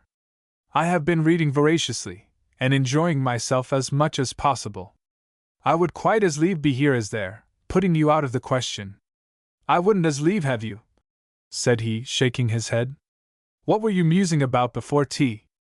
Your face gave me the heartache." "My face?" said Fleda, smiling, while an instant flush of the eyes answered him. "What was the matter with my face? That is the very thing I want to know. Before tea?" "I was only thinking," said Fleda, her look going back to the fire from association. "Thinking of different things not disagreeably, taking a kind of bird's eye view of things, as one does sometimes." "I don't believe you ever take other than a bird's eye view of anything," said her uncle. "But what were you viewing just then, my little Saxon?" "I was thinking of them at home," said Fleda, smiling thoughtfully. "And I somehow had perched myself on a point of observation, and was taking one of those wider views which are always rather sobering." "Views of what?" "Of life, sir." "As how?" said the doctor. "How near the end is to the beginning, and how short the space between, and how little the ups and downs of it will matter if we take the right road and get home." "Pshaw!" said the doctor. But Fleda knew him too well to take his interjection otherwise than most kindly. And indeed, though he whirled round and ate his toast at the fire discontentedly, his look came back to her after a little, with even more than its usual gentle appreciation. "What do you suppose you have come to New York for?" said he. "To see you, sir, in the first place, and the Evelyns in the second." "And who in the third?" "I am afraid the third place is vacant," said Fleda, smiling. "You are, eh?" "Well, I don't know, but I know that I have been inquired of by two several and distinct people as to your coming." "Ah! You needn't open your bright eyes at me, because I shall not tell you. Only let me ask, you have no notion of fencing off, my Queechy Rose, with a hedge of blackthorn or anything of that kind, have you?" "I have no notion of any fences at all, except invisible ones, sir," said Fleda, laughing, and coloring very prettily. "Well, those are not American fences," said the doctor. "So, I suppose, I am safe enough. Whom did I see you out riding with yesterday?" "I was with Mrs. Evelyn," said Fleda. "I didn't want to go, but I couldn't very well help myself." "Mrs. Evelyn! Mrs. Evelyn wasn't driving, was she?" "No, sir, Mr. Thorne was driving." "I thought so. Have you seen your old friend, Mr. Carleton, yet? Do you know him, Uncle Orrin?" "Why shouldn't I? What's the difficulty of knowing people? Have you seen him?" "But how did you know that he was an old friend of mine?" "Question," said the doctor. "Well, I won't tell you, so there's the answer. Now, will you answer me?" "I have not seen him, sir." "Haven't met him, in all the times you have been to Mrs. Evelyn's?" "No, sir. I have been there but once in the evening, Uncle Orrin. He is just about sailing for England." "Well, you're going there tonight, aren't you? Run and bundle yourself up, and I'll take you there before I begin my work." There was a small party that evening at Mrs. Evelyn's. Fleda was very early. She ran up to the first floor rooms lighted and open, but nobody there. "Fleda, ring on," called out the voice of Constance from over the stairs. "Is that you?" "No," said Fleda. "Well, just wait till I come down to you. My darling little Fleda, it's delicious of you to come so early. Now, just tell me, am I captivating?" "Well, I retain self-possession," said Fleda. "I cannot tell about the strength of head of other people." "You wretched little creature! Fleda, don't you admire my hair? It's new style, my dear, just come out. The Delanceys brought it out with them. Eloise Delancey taught it us. Isn't it graceful? Nobody in New York has it yet, except the Delanceys and we. How do you know but they have taught somebody else? Said Fleda. I won't talk to you. Don't you like it? I am not sure that I do not like you in your ordinary way better. Constance made a gesture of impatience, and then pulled Fleda after her into the drawing rooms. Come in here. I won't waste the elegancies of my toilet upon your dull perceptions. Come here and let me show you some flowers. Aren't those lovely? This bunch came today, for Miss Evelyn, so Florence will have it. It is hers, and it's very mean of her, for I am perfectly certain it is mine. It's come from somebody who wasn't enlightened on the subject of my family circle, and has innocently imagined that two Miss Evelyns could not belong to the same one. I know the floral representatives of all Florence's dear friends and admirers, and this isn't from any of them. I have been distractedly endeavoring all day to find who it came from, for if I don't, I can't take the least comfort in it. But you might enjoy the flowers for their own sake, I should think, said Fleda, breathing the sweetness of myrtle and heliotrope. No, I can't, for I have all the time the association of some horrid creature they might have come from, you know. But it will do just as well to humbug people. I shall make Cornelia Schenck believe that this came from my dear Mr. Carlton. No, you won't, Constance, said Fleda, gently. My dear little Fleda, I shock you, don't I? But I shan't tell any lies. I shall merely expressively indicate a particular specimen, and say, my dear Cornelia, do you perceive that this is an English rose? And then it's none of my business, you know, what she believes, and she will be dying with curiosity and despair all the rest of the evening. I shouldn't think there would be much pleasure in that, I confess, said Fleda, gravely. How very ungracefully and stiffly those are made up. My dear little Queechy Rose, said Constance, impatiently. You are, pardon me, as fresh as possible. They can't cut the flowers with long stems, you know. The gardeners would be ruined. That is perfectly elegant. It must have cost at least $10. My dear little Fleda, said Constance, capering off before the long pier-glass. I am afraid I am not captivating. Do you think it would be an improvement if I put drops in my ears? Or one curl behind them? I don't know which Mr. Carlton likes best. And with her head first on one side and then on the other, she stood before the glass looking at herself and Fleda by turns with such a comic expression of mock doubt and anxiety, that no gravity but her own could stand it. She is a silly girl, Fleda, isn't she? Said Mrs. Evelyn, coming up behind them. Mamma! Am I captivating? Cried Constance, wheeling round. The mother's smile said, Very! Fleda is wishing she were out of the sphere of my influence, Mamma. Wasn't Mr. Olney afraid of my corrupting you? She said, with a sudden pull-up in front of Fleda. My blessed stars! There's somebody's voice I know. Well, I believe it is true that a rose without thorns is a desideratum. Mamma, is Mrs. Thorne's turban to be an invariable pendant to your coiffure all the while Miss Ringon is here? Hush! With the entrance of company came Constance's return from extravaganzas to a sufficiently graceful, everyday manner, only enough touched with high spirits and lawlessness to free it from the charge of commonplace. But the contrast of these high spirits with her own rather made Fleda's mood more quiet, and it needed no quieting. Of the sundry people that she knew among those presently assembled, there were none that she wanted to talk to. The rooms were hot, and she felt nervous and fluttered, partly from encounters already sustained, and partly from a little anxious expecting of Mr. Carlton's appearance. The Evelyns had not said he was to be there, but she had rather gathered it, and the remembrance of old times was strong enough to make her very earnestly wish to see him, and dread to be disappointed. She swung clear of Mr. Thorne, with some difficulty, and ensconced herself under the shadow of a large cabinet, between that and a young lady who was very good society, for she wanted no help in carrying on the business of it. All Fleda had to do was to sit still and listen, or not listen, which she generally preferred. Miss Tomlinson discoursed upon varieties, with great sociableness and satisfaction, while poor Fleda's mind, letting all her sense and nonsense go, was again taking a somewhat bird's-eye view of things, and from the little centre of her post in Mrs. Evelyn's drawing-room, casting curious glances over the panorama of her life, England, France, New York, and Queechy. half coming to the conclusion that her place henceforth was only at the last, and that the world and she had nothing to do with each other. The tide of life and gaiety seemed to have thrown her on one side, as something that could not swim with it, and to be rushing past too strongly and swiftly for her slight bark ever to launch upon it again. Perhaps the shore might be the safest and happiest place, but it was sober in the comparison, and, as a stranded bark might look upon the white sails flying by, Fleeta saw the gay faces and heard the light tones with which her own could so little keep company. But as little they with her.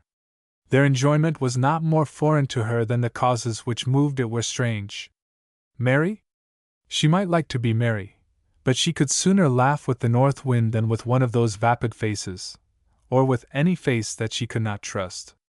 Conversation might be pleasant, but it must be something different from the noisy crossfire of nonsense that was going on in one quarter, or the profitless barter of nothings that was kept up on the other side of her. Rather Queechy and silence, by far, than New York in this. And through it all, Miss Tomlinson talked on and was happy. "My dear Fleeta! What are you back here for?" said Florence, coming up to her. "I was glad to be at a safe distance from the fire. Take a screen here. Miss Tomlinson, your conversation is too exciting for Miss Ringon. Look at her cheeks. I must carry you off. I want to show you a delightful contrivance for transparencies that I learned the other day." The seat beside her was vacated, and not casting so much as a look towards any quarter whence a possible successor to Miss Tomlinson might be arriving, Fleeta sprang up and took a place in the far corner of the room by Mrs. Thorne, happily not another vacant chair in the neighborhood. Mrs. Thorne had shown a very great fancy for her, and was almost as good company as Miss Tomlinson, not quite, for it was necessary sometimes to answer, and therefore necessary always to hear. But Fleeta liked her. She was thoroughly amiable, sensible, and good-hearted, and Mrs.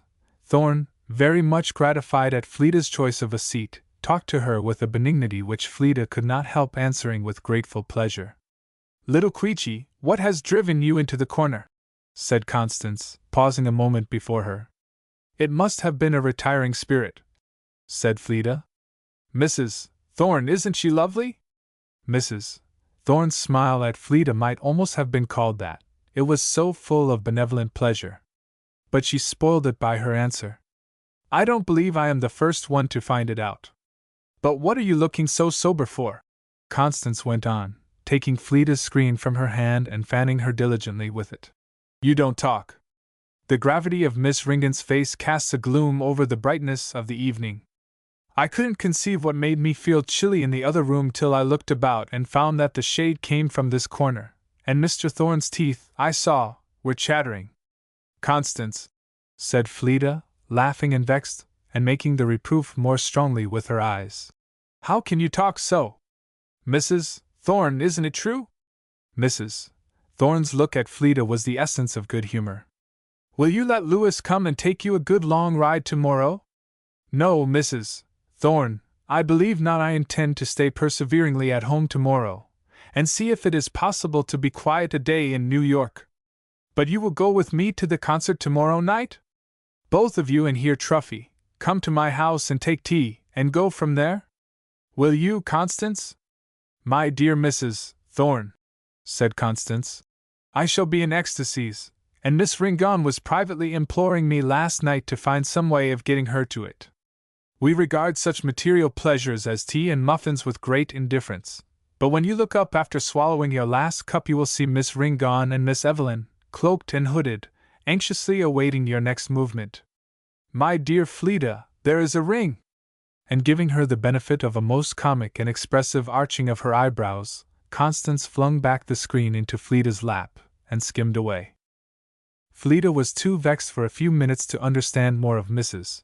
Thorne's talk than that she was first enlarging upon the concert, and afterwards detailing to her a long shopping expedition in search of something which had been a morning's annoyance.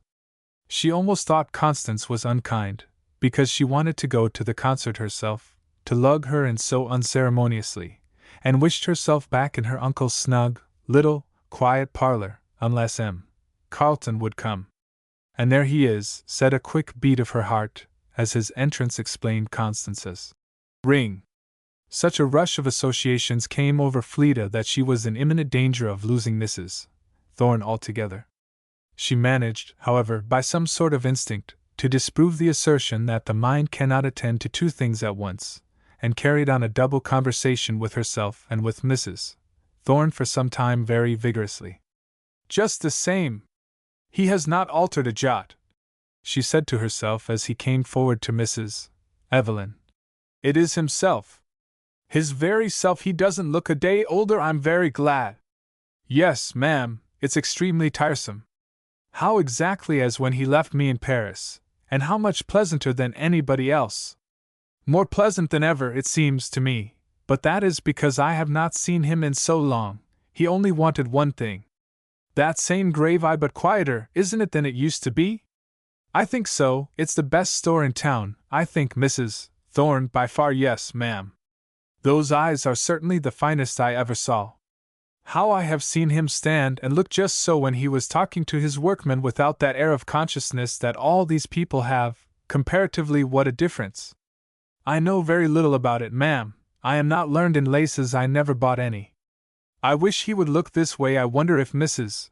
Evelyn does not mean to bring him to see me. She must remember. Now there is that curious old smile and looking down. How much better I know what it means than Mrs. Evelyn does. Yes, ma'am, I understand. I mean, it is very convenient. I never go anywhere else to get anything. At least, I should not if I lived here. She does not know whom she is talking to. She is going to walk him off into the other room. How very much more gracefully he does everything than anybody else. It comes from that entire high-mindedness and frankness. I think not altogether. A fine person must aid the effect, and that complete independence of other people. I wonder if Mrs. Evelyn has forgotten my existence. He has not, I am sure. I think she is a little odd. Yes, ma'am, my face is flushed. The room is very warm. But the fire has gone down. It will be cooler now," said Mrs. Thorne, which were the first words that fairly entered Fleda's understanding. She was glad to use the screen to hide her face now, not the fire. Apparently the gentleman and lady found nothing to detain them in the other room, for, after sauntering off to it, they sauntered back again, and placed themselves to talk just opposite her. Fleda had an additional screen now in the person of Miss Tomlinson, who had sought her corner, and was earnest talking across her to Mrs. Thorne, so that she was sure, even if Mr. Carleton's eyes should chance to wander that way, they would see nothing but the unremarkable skirt of her green silk dress, most unlikely to detain them. The trade in nothings going on over the said green silk was very brisk indeed, but disregarding the buzz of tongues near at hand, Fleda's quick ears were able to free the barrier, and catch every one of the quiet tones beyond. "And you leave us the day after tomorrow?" said Mrs. Evelyn. "No, Mrs. Evelyn, I shall wait another steamer." The lady's brow instantly revealed to Fleda a trap setting beneath to catch his reason. "I'm very glad!" exclaimed little Edith, who, in defiance of conventionalities and proprieties, made good her claim to be in the drawing-room on all occasions.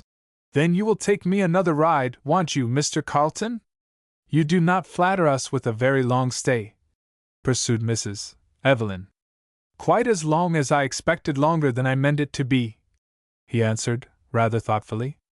"Mr. Carleton," said Constance, sidling up in front of him, "I have been in distress to ask you a question, and I am afraid." "Of what are you afraid, Miss Constance?" "That you would reward me with one of your severe looks, which would petrify me, and then, I am afraid I should feel uncomfortable." "I hope he will," said Mrs. Evelyn, settling herself back in the corner of the sofa, and with a look at her daughter which was complacency itself. "I hope Mr. Carleton will, if you are guilty of any impertinence." "What is the question, Miss Constance? I want to know what brought you out here." "Fie, Constance," said her mother. "I am ashamed of you. Do not answer her, Mr. Carleton." "Mr. Carleton will answer me, Mamma. He looks benevolently upon my faults, which are entirely those of education." "What was it, Mr. Carleton?" "I suppose," said he, smiling, "it might be traced more or less remotely to the restlessness incident to human nature." "But you are not restless, Mr. Carleton," said Florence, with a glance which might be taken as complimentary. "And knowing that I am, said Constance, in comic impatience. "You are maliciously prolonging my agonies. It is not what I expected of you, Mr. Carlton." "My dear," said her father, "Mr. Carlton, I am sure, will fulfill all reasonable expectations. What is the matter?" "I asked him where a certain tribe of Indians was to be found, Papa, and he told me they were supposed originally to have come across Bering Strait, one cold winter." Mr. Evelyn looked a little doubtfully, and Constance with so unhesitating gravity, that the gravity of nobody else was worth talking about. "But it is so uncommon," said Mrs. Evelyn, when they had done laughing, "to see an Englishman of your class here at all, that when he comes a second time we may be forgiven for wondering what has procured us such an honor."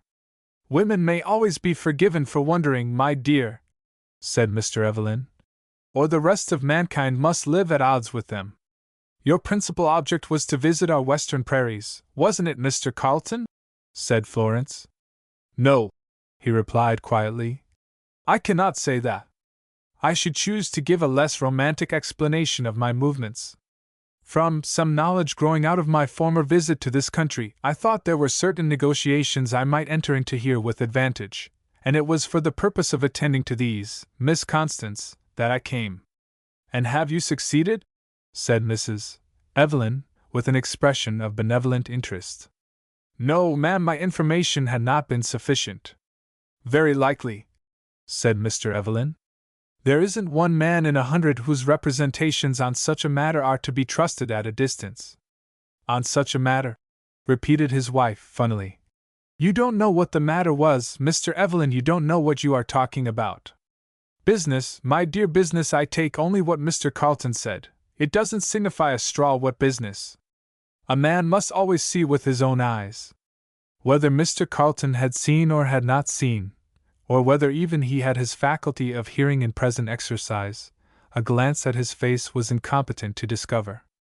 "I never should have imagined," said Constance, eyeing him keenly, "that Mr. Carlton's errand to this country was one of business, and not of romance. I believe it's a humbug."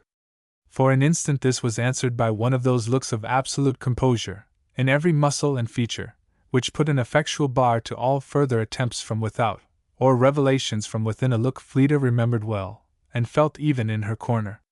But it presently relaxed, and he said with his usual manner, "You cannot understand, then, Miss Constance, that there should be any romance about business?" "I cannot understand," said Mrs. Evelyn, "why romance should not come after business. Mr. Carlton, sir, you have seen American scenery this summer. Isn't American beauty worth staying a little while longer for?" "My dear," said Mr. Evelyn, "Mr. Carlton is too much of a philosopher to care about beauty. Every man of sense is." "I am sure he is not," said Mrs. Evelyn smoothly. "Mr. Carlton, you are an admirer of beauty, are you not, sir?" "I hope so, Mrs. Evelyn," he said, smiling. "But perhaps I shall shock you by adding not of beauties." "That sounds very odd," said Florence. "But let us understand," said Mrs. Evelyn, with the air of a person solving a problem.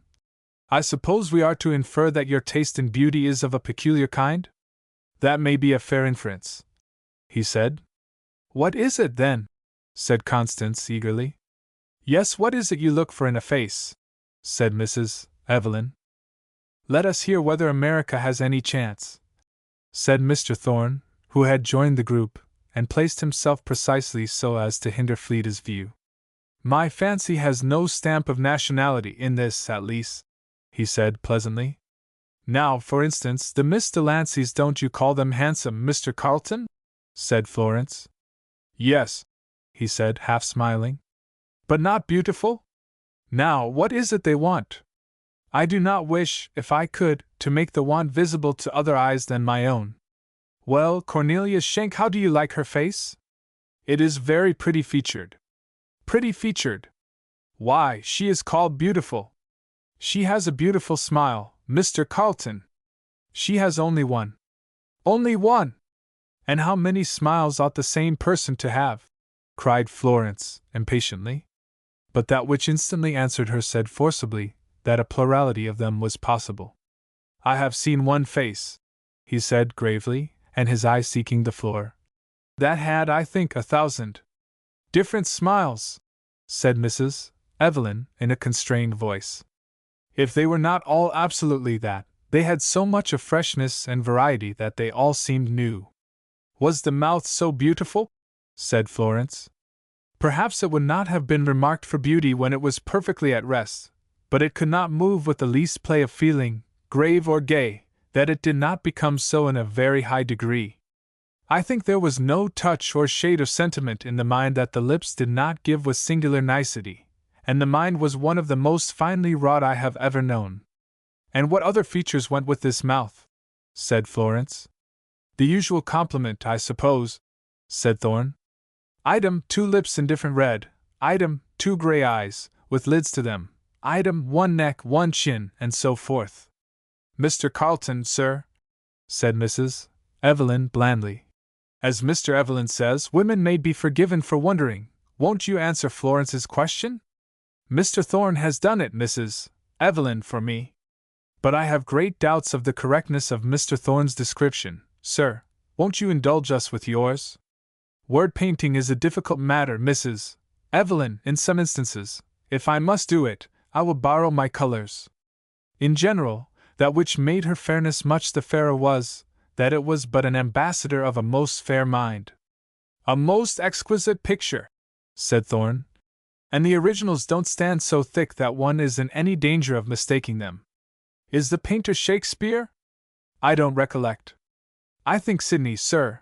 I am not sure. But still, Mr. Carlton, said Mrs. Evelyn. This is only in general. I want very much to know the particulars. What style of features belong to this face? The fairest, I think, I have ever known, said Mr. Carlton. You asked me, Miss Evelyn, what was my notion of beauty. This face was a good illustration of it. Not perfection of outline, though it had that, too, in very uncommon degree, but the loveliness of mind and character to which these features were only an index. The thoughts were invariably telegraphed through eye and mouth more faithfully than words could give them. What kind of eyes? Said Florence. His own grew dark as he answered. Clear and pure as one might imagine an angel's, through which I am sure my good angel many a time looked at me. Good angels were at a premium among the eyes that were exchanging glances just then. And Mr. Carlton, said Mrs. Evelyn, is it fair to ask this paragon, is she living still? I hope so, he answered, with his old light smile, dismissing the subject. You spoke so much in the past tense, said Mrs. Evelyn, apologetically. Yes, I have not seen it since it was a child's. A child's face? Oh, said Florence. I think you see a great many children's faces with that kind of look. I never saw but the one, said Mr. Carlton drily. So far Fleda listened, with cheeks that would certainly have excited Mrs. Thorn's alarm, if she had not been happily engrossed with Miss Tomlinson's affairs, though up to the last 2 minutes the idea of herself had not entered Fleda's head in connection with the subject of conversation.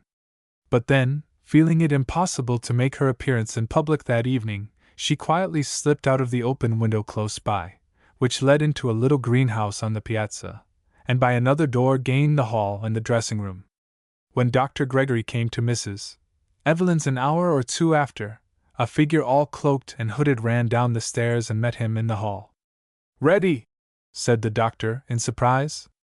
I have been ready some time, sir, said Fleda.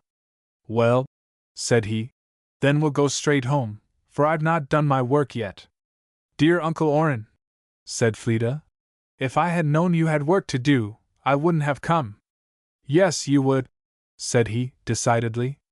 She clasped her uncle's arm, and walked with him briskly home through the frosty air, looking at the silent lights and shadows on the walls of the street, and feeling a great desire to cry. Did you have a pleasant evening? Said the doctor, when they were about halfway. Not particularly, sir, said Fleda, hesitating. He said not another word till they got home, and Fleda went up to her room. But the habit of patience overcame the wish to cry, and though the outside of her little gold-clasped Bible awoke it again, a few words of the inside were enough to lay it quietly to sleep. Well, said the doctor, as they sat at breakfast the next morning, Where are you going next? To the concert I must, tonight, said Fleda. I couldn't help myself. Why should you want to help yourself? Said the doctor. And to Mrs. Thorne's tomorrow night? No, sir, I believe not. I believe you will, said he, looking at her. I am sure I should enjoy myself more at home, Uncle Orrin. There is very little rational pleasure to be had in these assemblages. Rational pleasure, said he. Didn't you have any rational pleasure last night? I didn't hear a single word spoken, sir, that was worth listening to. At least, that was spoken to me, and the hollow kind of rattle that one hears from every tongue makes me more tired than anything else, I believe. I am out of tune with it, somehow. Out of tune, said the old doctor, giving her a look made up of humorous vexation and real sadness. I wish I knew the right tuning key to take hold of you. I become harmonious rapidly, Uncle Orrin, when I am in this pleasant little room alone with you. That won't do, said he, shaking his head at the smile with which this was said. There is too much tension upon the strings. So that was the reason you were already waiting for me last night? Well, you must tune up, my little piece of discordance, and go with me to Mrs. Thorne's tomorrow night. I won't let you off. With you, sir, said Fleda. Yes, he said. I'll go along and take care of you, lest you get drawn into something else you don't like.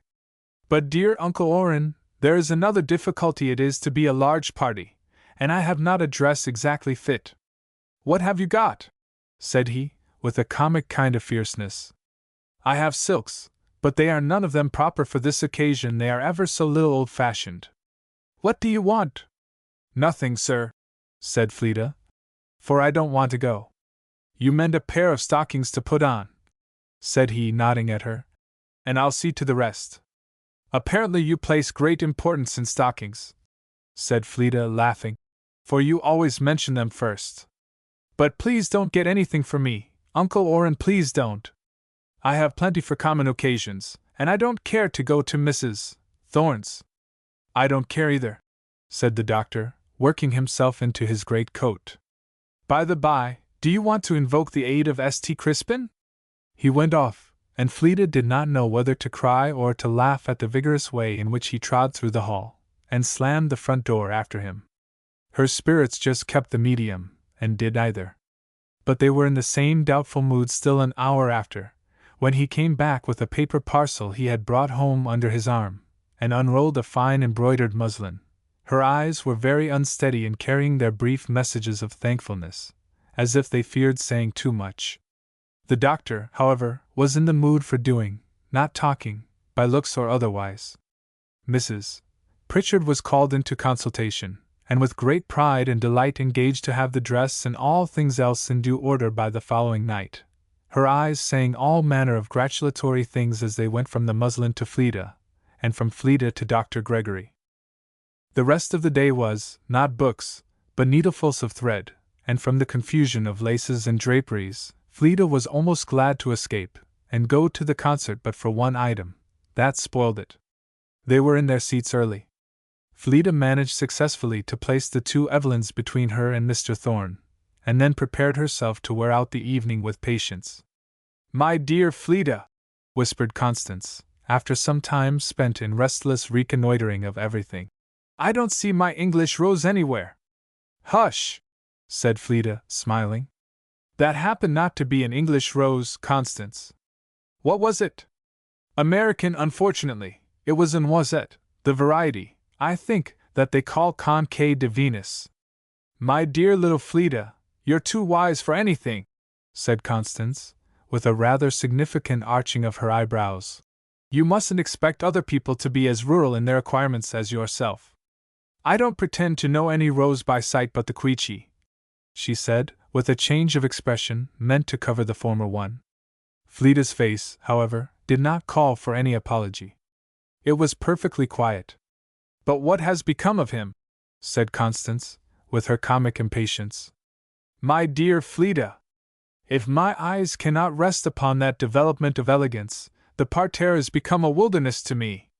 Hush, Constance, Fleda whispered earnestly. You are not safe. He may be near you. Safe, ejaculated Constance.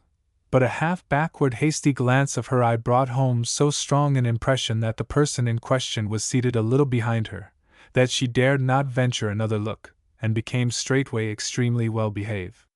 He was there, and being presently convinced that he was in the neighborhood of his little friend of former days, he resolved with his own excellent eyes to test the truth of the opinion he had formed as to the natural and inevitable effect of circumstances upon her character, whether it could by possibility have retained its great delicacy and refinement, under the rough handling and unkindly bearing of things seemingly foreign to both. He had thought not. Truffy did not sing, and the entertainment was of a very secondary quality.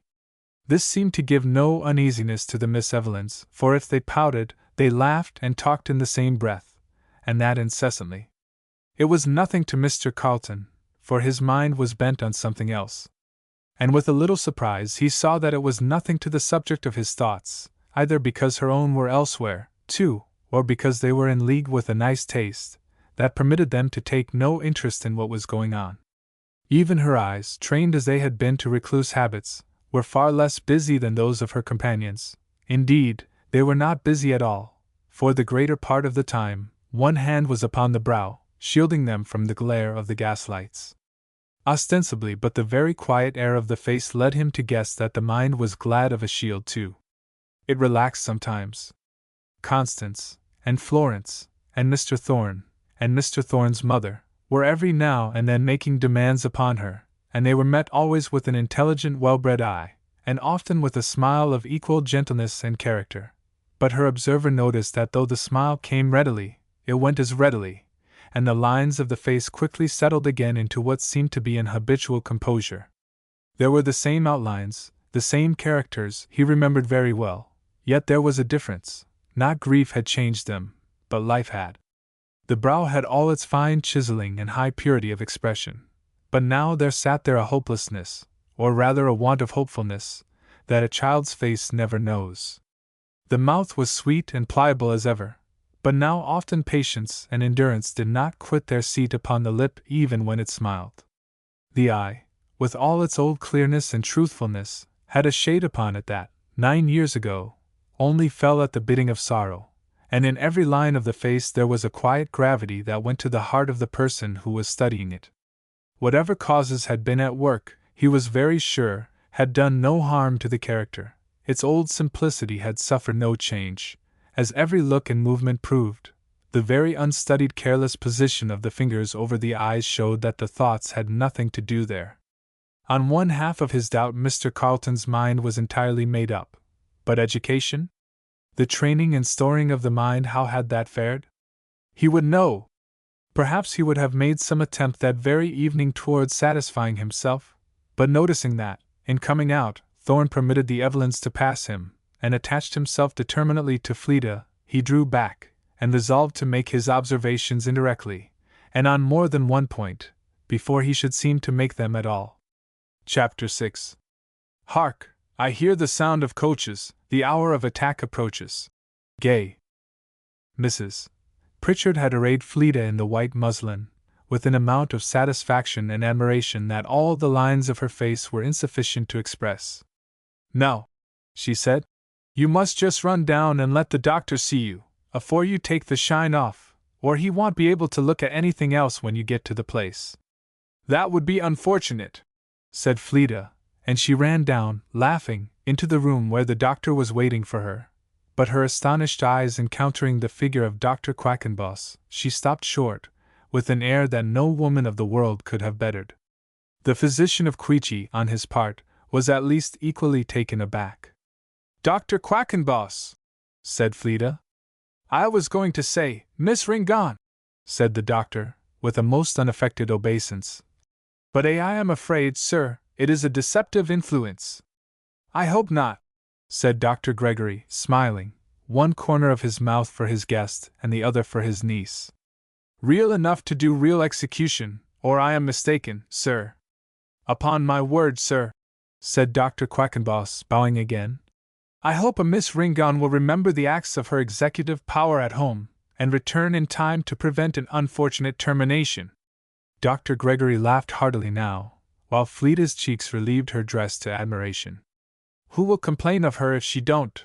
Said the doctor. Who will complain of her if she don't?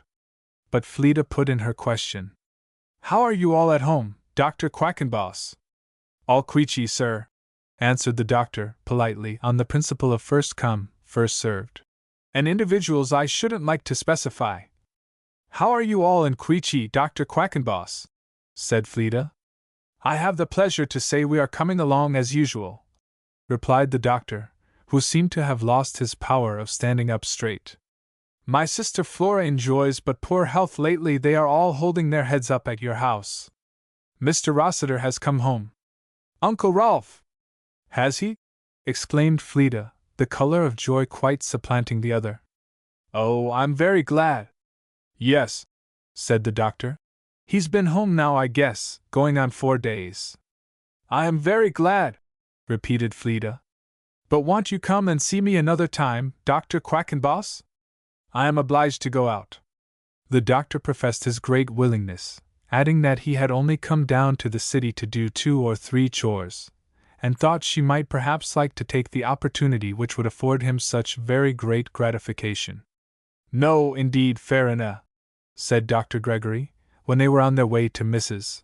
Thorne's. They've got your uncle at home now, and we've got you, and I mean to keep you till I'm satisfied. So you may bring home that has been squinting at Queechy ever since you have been here, and make up your mind to enjoy yourself. I shan't let you go till you do. I ought to enjoy myself, Uncle Orrin, said Fleeta, squeezing his arm gratefully. See you do, said he. The pleasant news from home had given Fleeta's spirits the needed spur, which the quick walk to Mrs. Thorne's did not take off. Did you ever see Fleeta look so well, Mamma? Said Florence, as the former entered the drawing-room. That is the loveliest and best face in the room, said Mr. Evelyn. And she looks like herself tonight. There is a matchless simplicity about her, said a gentleman, standing by. Her dress is becoming, said Mrs. Evelyn. Why, where did you ever see her, Mr. Stackpole, except at our house? Said Constance. At Mrs. Decatur's I have had that pleasure, and once at her uncle's. I didn't know you ever noticed ladies' faces, Mr. Stackpole, said Florence. How Mrs. Thorne does look at her, said Constance under her breath. It is too much. It was almost too much for Fleeta's equanimity, for the color began to come. And there goes Mr. Carlton, said Constance. I expect momentarily to hear the company strike up, sparkling and bright. They should have done that some time ago, Miss Constance, said the gentleman. Which compliment, however, Constance received with hardly disguised scorn, and turned her attention again to Mr. Carlton. I trust I do not need presentation, said his voice and his smile at once, as he presented himself to Fleeta. How little he needed it, the flash of feeling which met his eyes said sufficiently well. But apparently the feeling was a little too deep, for the color mounted, and the eyes fell, and the smile suddenly died on the lips. Mr. Thorne came up to them, and releasing her hand, Mr. Carlton stepped back and permitted him to lead her away. What do you think of that face? Said Constance, finding herself a few moments after at his side. That must define itself, said he, or I can hardly give a safe answer. What face? Why, I mean, of course, the one Mr. Thorne carried off just now. You are her friend, Miss Constance, he said coolly. May I ask for your judgment upon it before I give mine? Mine? Why, I expected every minute that Mr. Thorne would make the musicians play sparkling and bright, and tell Miss Ringdon that to save trouble he had directed them to express what he was sure were the sentiments of the whole company in one burst. He smiled a little, but in a way that Constance could not understand, and did not like. Those are common epithets, he said. Must I use uncommon? Said Constance, significantly. No, but these may say one thing or another. I have said one thing, said Constance. And now you may say the other. Pardon me, you have said nothing. These epithets are deserved by a great many faces, but on very different grounds, and the praise is a different thing, accordingly. Well, what is the difference? Said Constance. On what do you think this lady's title to it rests? On what? Why, on that bewitching little air of the eyes and mouth, I suppose. Bewitching is a very vague term, said he, smiling again, more quietly. But you have had an opportunity of knowing it much better of late than I. To which class of bright faces would you refer this one? Where does the light come from? I never studied faces in a class, said Constance, a little scornfully. Come from? A region of mist and clouds, I should say, for it is sometimes pretty well covered up. There are some eyes whose sparkling is nothing more than the play of light upon a bright bead of glass. It is not that, said Constance, answering in spite of herself, after delaying as long as she dared. There is the brightness that is only the reflection of outward circumstances, and passes away with them. It isn't that in Fleda ring on, said Constance, for her outward circumstances have no brightness. I should think that reflection would not utterly absorb. She would fain have turned the conversation, but the questions were put so lightly and quietly that it could not be gracefully done. She longed to cut it short, but her hand was upon Mr. Carleton's arm, and they were slowly sauntering down the room's too pleasant a state of things to be relinquished for a trifle. There is the broad daylight of mere animal spirits, he went on, seeming rather to be suggesting these things for her consideration than eager to set forth any opinions of his own. There is the sparkling of mischief, and the fire of hidden passions. There is the passing brilliance of wit, as satisfactory and resting as these gaslights, and there is now and then the light of refined affections out of a heart unspotted from the world, as pure and abiding as the stars, and, like them, throwing its soft ray especially upon the shadows of life. I have always understood, said Constance, that cats' eyes are brightest in the dark. They do not love the light, I believe, said Mr. Carleton calmly. Well, said Constance, not relishing the expression of her companion's eye, which, from glowing, had suddenly become cool and bright. Where would you put me, Mr. Carleton, among all these illuminators of the social system? You may put yourself where you please, Miss Constance, he said, again turning upon her an eye so deep and full in its meaning that her own and her humor fell before it. For a moment she looked most unlike the gay scene around her. Is not that the best brightness, he said, speaking low, that will last forever? And is not that lightness of heart best worth having, which does not depend on circumstances, and will find its perfection just when all other kinds of happiness fail utterly? I can't conceive, said Constance, presently rallying, or trying to rally herself, what you and I have to do in a place where people are enjoying themselves at this moment, Mr. Carleton.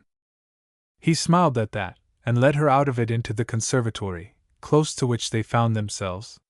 It was a large and fine one, terminating the suite of rooms in this direction. Few people were there, but at the far end stood a group, among whom Fleda and Mr. Thorne were conspicuous. He was busying himself in putting together a quantity of flowers for her, and Mrs. Evelyn and old Mr. Thorne stood looking on, with Mr. Stackpole. Mr. Stackpole was an Englishman, of certainly not very prepossessing exterior, but somewhat noted as an author, and a good deal sought after in consequence. At present he was engaged by Mrs. Evelyn. Mr. Carleton and Constance sauntered up towards them, and paused at a little distance to look at some curious plants. Don't try for that, Mr. Thorne, said Fleda, as the gentleman was making rather ticklish efforts to reach a superb fuchsia that hung high. You are endangering sundry things besides yourself. I have learned, Miss Fleda, said Thorne, as with much ado he grasped the beautiful cluster, that what we take the most pains for is apt to be reckoned the best prize. A truth I should never think of putting into a lady's head if I believed it possible that a single one of them was ignorant of its practical value. I have this same rose in my garden at home, said Fleda. You are a great gardener, Miss Fleda, I hear, said the old gentleman. My son says you are an adept in it. I am very fond of it, sir, said Fleda, answering him with an entirely different face. I thought the delicacy of American ladies was beyond such a masculine employment as gardening, said Mr. Stackpole, edging away from Mrs. Evelyn. I guess this young lady is an exception to the rule, said old Mr. Thorne. I guess she is an exception to most rules that you have got in your notebook, Mr. Stackpole, said the younger man. But there is no guessing about the garden, for I have with my own eyes seen these gentle hands at one end of a spade, and her foot at the other, a sight that, I declare, I don't know whether I was most filled with astonishment or admiration. Yes, said Fleda, half laughing and coloring. And he ingenuously confessed in his surprise that he didn't know whether politeness ought to oblige him to stop and shake hands, or to pass by without seeing me, evidently showing that he thought I was about something equivocal. The laugh was now turned against Mr. Thorne, but he went on cutting his geraniums with a grave face. Well, said he at length, I think it is something of very equivocal utility. Why should such gentle hands and feet spend their strength in clod breaking, when rough ones are at command? There was nothing equivocal about Fleda's merriment this time. I have learned, Mr. Thorne, by sad experience, that the rough hands break more than the clods. One day I set Philetus to work among my flowers, and the first thing I knew, he had pulled up a fine passion flower which didn't make much show above ground, and was displaying it to me with the grave commentary, well, that root did grow to a great height. Some mental clod breaking to be done up there, isn't there? Said Thorne, in a kind of aside. I cannot express my admiration at the idea of your dealing with those boors, as it has been described to me. They do not deserve the name, Mr. Thorne, said Fleda. They are many of them most sensible and excellent people, and friends that I value very highly. Ah, your goodness would make friends of everything. Not of boors, I hope, said Fleda coolly. Besides, what do you mean by the name? Anybody incapable of appreciating that of which you alone should be unconscious, he said softly. Fleda stood impatiently tapping her flowers against her left hand. I doubt their power of appreciation reaches a point that would surprise you, sir. It does indeed, if I am mistaken in my supposition, he said, with a glance which Fleda refused to acknowledge. What proportion, do you suppose, she went on, of all these roomfuls of people behind us, without saying anything uncharitable, what proportion of them, if compelled to amuse themselves for 2 hours at a bookcase, would pitch upon Macaulay's essays, or anything like them, to spend the time? Really, Miss Fleda, said Thorne, I should want to brush up my algebra considerably before I could hope to find X, Y, and Z in such a confusion of the alphabet, or extract the small sensible root of such a quantity of light matter, said Mr. Stackpole. Will you bear with my vindication of my country friends? Hugh and I sent for a carpenter to make some new arrangement of shelves in a cupboard where we kept our books. He was one of these boors, Mr. Thorne, in no respect above the rest. The right stuff for his work was wanting, and while it was sent for, he took up one of the volumes that were lying about, and read perseveringly until the messenger returned. It was a volume of Macaulay's Miscellanies, and afterwards he borrowed the book of me. And you lend it to him? Said Constance. Most assuredly, and with a great deal of pleasure. And is this no more than a common instance, Miss Ringham? Said Mr. Carleton. No, I think not, said Fleda, the quick blood in her cheeks again answering the familiar voice and old associations. I know several of the farmers' daughters around us that have studied Latin and Greek, and philosophy is a common thing, and I am sure there is more sense. She suddenly checked herself, and her eye, which had been sparkling, grew quiet. It is very absurd, said Mr. Stackpole. Why, sir? Oh, these people have nothing to do with such things, do them nothing but harm. May I ask again, what harm? Said Fleda, gently. Unfit them for the duties of their station, and make them discontented with it. By making it pleasanter? No, not by making it pleasanter. By what then, Mr. Stackpole? Said Thorne, to draw him on, and to draw her out, Fleda was sure. By lifting them out of it. And what objection to lifting them out of it? Said Thorne. You can't lift everybody out of it, said the gentleman, with a little irritation in his manner. That station must be filled, there must always be poor people. And what degree of poverty ought to debar a man from the pleasures of education and a cultivated taste, such as he can attain? No, not that, said Mr. Stackpole. But it all goes to fill them with absurd notions about their place in society, inconsistent with proper subordination. Fleda looked at him, but shook her head slightly, and was silent. Things are in very different order on our side the water, said Mr. Stackpole, hugging himself. Are they? Said Fleda. Yes, we understand how to keep things in their places a little better. I did not know, said Fleda quietly, that it was by design of the rulers of England that so many of her lower class are in the intellectual condition of our slaves. Mr. Carleton, said Mrs. Evelyn, laughing. What do you say to that, sir? Fleda's face turned suddenly to him with a quick look of apology, which she immediately knew was not needed. But this kind of thing don't make the people any happier, pursued Mr. Stackpole. Only serves to give them uppish and dissatisfied longings that cannot be gratified. Somebody says, observed Thorn, that under a despotism all are contented, because none can get on, and in a republic none are contented, because all can get on. Precisely, said Mr. Stackpole. That might do very well if the world were in a state of perfection, said Fleda. As it is, commend me to discontent and getting on. And the uppishness, I am afraid, is a national fault, sir. You know our state motto is Excelsior. We are at liberty to suppose, said Thorn, that Miss Ringon has followed the example of her friends, the farmers' daughters, or led them in it. It is dangerous to make surmises, said Fleda, coloring. It is a pleasant way of running into danger, said Mr. Thorn, who was leisurely pruning the prickles from the stem of a rose. I was talking to a gentleman once, said Fleda, about the birds and flowers we find in our wilds, and he told me afterwards gravely that he was afraid I was studying too many things at once, when I was innocent of all ornithology but what my eyes and ears had picked up in the wood, except some childish reminiscences of Audubon. That is just the right sort of learning for a lady, said Mr. Stackpole, smiling at her, however. Women have nothing to do with books. What do you say to that, Miss Fleda? Said Thorn. Nothing, sir. It is one of those positions that are unanswerable. But, Mr. Stackpole, said Mrs. Evelyn, I don't like that doctrine, sir. I do not believe in it at all. That is unfortunate for my doctrine, said the gentleman. But I do not believe it is yours. Why must women have nothing to do with books? What harm do they do, Mr. Stackpole? Not needed, ma'am. A woman, as somebody says, knows intuitively all that is really worth knowing. Of what use is a mind that is never worked? Said Mr. Carleton. It is worked, said Mr. Stackpole. Domestic life is the true training for the female mind.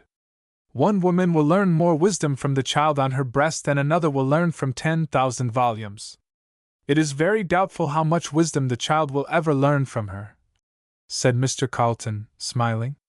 A woman who never saw a book, pursued Mr. Stackpole, unconsciously quoting his author, may be infinitely superior, even in all those matters of which books treat, to the woman who has read, and read intelligently, a whole library.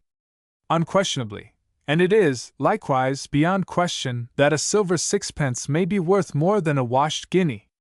But a woman's true sphere is in her family and her home duties, which furnish the best and most appropriate training for her faculties pointed out by nature itself. Yes, said Mr. Carleton, and for those duties, some of the very highest and noblest that are entrusted to human agency, the fine machinery that is to perform them should be wrought to its last point of perfectness. The wealth of a woman's mind, instead of lying in the rough, should be richly brought out and fashioned for its various ends, while yet those ends are in the future, or it will never meet the demand. And for her own happiness, all the more because her sphere is at home, her home stores should be exhaustless, the stores she cannot go abroad to seek. I would add to strength beauty, and to beauty grace, in the intellectual proportions, so far as possible. It were ungenerous in man to condemn the best half of human intellect to insignificance, merely because it is not his own. Mrs. Evelyn wore a smile of admiration that nobody saw, but Fleda's face was a study while Mr. Carleton was saying this. Her look was fixed upon him with such intense satisfaction and eagerness, that it was not till he had finished that she became aware that those dark eyes were going very deep into hers, and suddenly put a stop to the inquisition. Very pleasant doctrine to the ears that have an interest in it, said Mr. Stackpole, rather discontentedly. The man knows little of his own interest. said Mr. Carlton. Who would leave that ground waste, or would cultivate it only in the narrow spirit of a utilitarian? He needs an influence in his family not more refreshing than rectifying, and no man will seek that in one greatly his inferior. He is to be pitied who cannot fall back upon his home with the assurance that he has there something better than himself. Why, Mr. Carlton, sir, said Mrs. Evelyn, with every line of her mouth saying funny things, I am afraid you have sadly neglected your own interest. Have you anything at Carlton better than yourself? Suddenly cool again, he laughed, and said, You were there, Mrs. Evelyn. But Mr. Carlton, pursued the lady, with a mixture of insinuation and fun, why were you never married? Circumstances have always forbade it, he answered, with a smile, which Constance declared was the most fascinating thing she ever saw in her life. Fleda was arranging her flowers, with the help of some very unnecessary suggestions from the donor.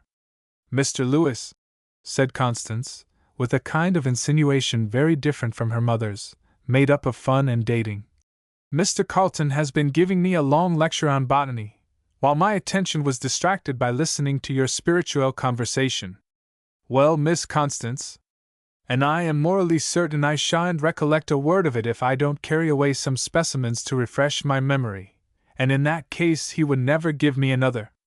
It was impossible to help laughing at the distressful position of the young lady's eyebrows, and with at least some measure of outward grace, Mr. Thorne set about complying with her request. Fleda again stood tapping her left hand with her flowers, wondering a little that somebody else did not come and speak to her, but he was talking to Mrs. Evelyn and Mr. Stackpole.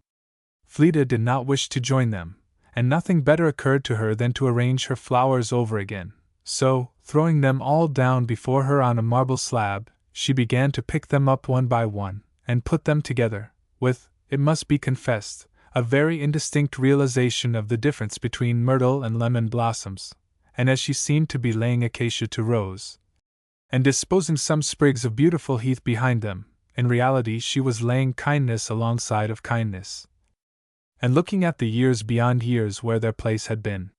It was with a little start that she suddenly found the person of her thoughts standing at her elbow, and talking to her in bodily presence. But while he spoke with all the ease and simplicity of old times, almost making Fleda think it was but last week they had been strolling through the Place de la Concorde together, there was a constraint upon her that she could not get rid of, and that bound eye and tongue. It might have worn off, but his attention was presently claimed again by Mrs. Evelyn, and Fleda thought best, while yet Constance's bouquet was unfinished, to join another party, and make her escape into the drawing-rooms. Chapter 7. Have you observed a sitting hare, listening, and fearful of the storm of horns and hounds, clap back her ear, afraid to keep or leave her form? Prior. By the Evelyns' own desire, Fleda's going to them was delayed for a week, because, they said, a furnace was to be brought into the house, and they would be all topsy-turvy till that fuss was over. Fleda kept herself very quiet in the meantime, seeing almost nobody but the person whom it was her especial object to shun. Do her best, she could not quite escape him, and was even drawn into 2 or 3 walks and rides, in spite of denying herself utterly to gentlemen at home, and losing, in consequence, a visit from her old friend. She was glad at last to go to the Evelyns, and see company again, hoping that Mr. Thorne would be merged in a crowd. But she could not merge him, and sometimes was almost inclined to suspect that his constant prominence in the picture must be owing to some mysterious and wilful conjuration going on in the background. She was at a loss to conceive how else it happened that, despite her utmost endeavors to the contrary, she was so often thrown upon his care, and obliged to take up with his company. It was very disagreeable. Mr. Carlton she saw almost as constantly, but though frequently near, she had never much to do with him. There seemed to be a dividing atmosphere always in the way, and whenever he did speak to her, she felt miserably constrained, and unable to appear like herself. Why was it? She asked herself, in a very vexed state of mind. No doubt, partly from the remembrance of that overheard conversation which she could not help applying, but much more from an indefinable sense that at these times there were always eyes upon her. She tried to charge the feeling upon her consciousness of their having heard that same talk, but it would not the more go off. And it had no chance to wear off, for somehow, the occasions never lasted long. Something was sure to break them up, while an unfortunate combination of circumstances, or of connivers, seemed to give Mr. Thorne unlimited facilities in the same kind. Fleda was quick-witted and skillful enough to work herself out of them once in a while. More often the combination was too much for her simplicity and straightforwardness. She was a little disappointed and a little surprised at Mr. Carleton's coolness. He was quite equal to withstand or outgeneral the schemes of any set of maneuverers. Therefore it was plain he did not care for the society of his little friend and companion of old time. Fleda felt it, especially as she now and then heard him in delightful talk with somebody else, making himself so interesting that, when Fleda could get a chance to listen, she was quite ready to forgive his not talking to her for the pleasure of hearing him talk at all. But at other times she said, sorrowfully to herself, "He will be going home presently, and I shall not have seen him." One day she had successfully defended herself against taking a drive which Mr. Thorne came to propose, though the proposition had been laughingly backed by Mrs. Evelyn. Raillery was much harder to withstand than persuasion, but Fleda's quiet resolution had proved a match for both. The better to cover her ground, she declined to go out at all, and remained at home, the only one of the family, that fine day. In the afternoon Mr. Carleton was there. Fleda sat a little apart from the rest, industriously bending over a complicated piece of embroidery belonging to Constance, and in which that young lady had made a great blunder, which she declared her patience unequal to the task of rectifying. The conversation went gaily forward among the others, Fleda taking no part in it beyond an involuntary one. Mr. Carleton's part was rather reserved and grave, according to his manner in ordinary society. "What do you keep bothering yourself with that for?" said Edith, coming to Fleda's side. "One must be doing something, you know," said Fleda lightly. "No, you mustn't, not when you're tired, and I know you are. I'd let Constance pick out her own work. I promised her I would do it," said Fleda. "Well, you didn't promise her when. Come! Everybody's been out but you, and you have sat here over this the whole day. Why don't you come over there and talk with the rest? I know you want to, for I've watched your mouth going. Going? How? Going off at the corners. I've seen it. Come!" But Fleda said she could listen and work at once, and would not budge. Edith stood looking at her a little while in a kind of admiring sympathy, and then went back to the group. "Mr. Carleton," said the young lady, who was treading with laudable success in the steps of her sister Constance, "what has become of that ride you promised to give me?" "I do not know, Miss Edith," said Mr. Carleton, smiling, "for my conscience never had the keeping of it." "Hush, Edith," said her mother. "Do you think Mr. Carleton has nothing to do but to take you riding?" "I don't believe he has much to do," said Edith securely. "But, Mr. Carleton, you did promise, for I asked you, and you said nothing, and I always have been told that silence gives consent, so what is to become of it? Will you go now, Miss Edith?" "Now? Oh, yes." "And will you go out to Manhattanville, Mr. Carleton, along by the river?" "If you like."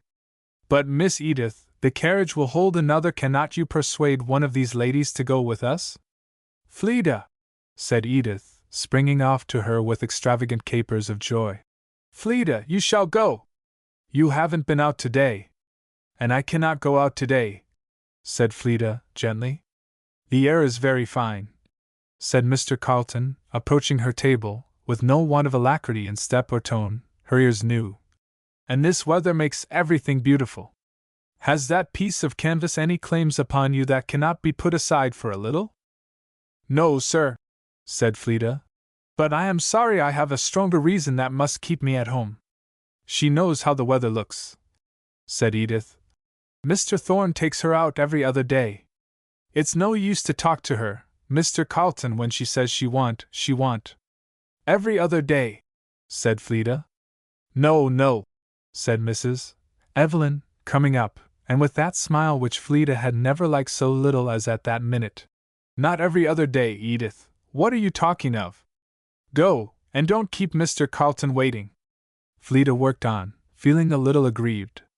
Mr. Carlton stood still by her table, watching her, while his companions were getting themselves ready. But he said no more, and Fleda did not raise her head till the party were off. Florence had taken her resigned place. "I dare say the weather will be quite as fine tomorrow, dear Fleda," said Mrs. Evelyn softly. "I hope it will," said Fleda, in a tone of resolute simplicity. "I only hope it will not bring too great a throng of carriages to the door," Mrs.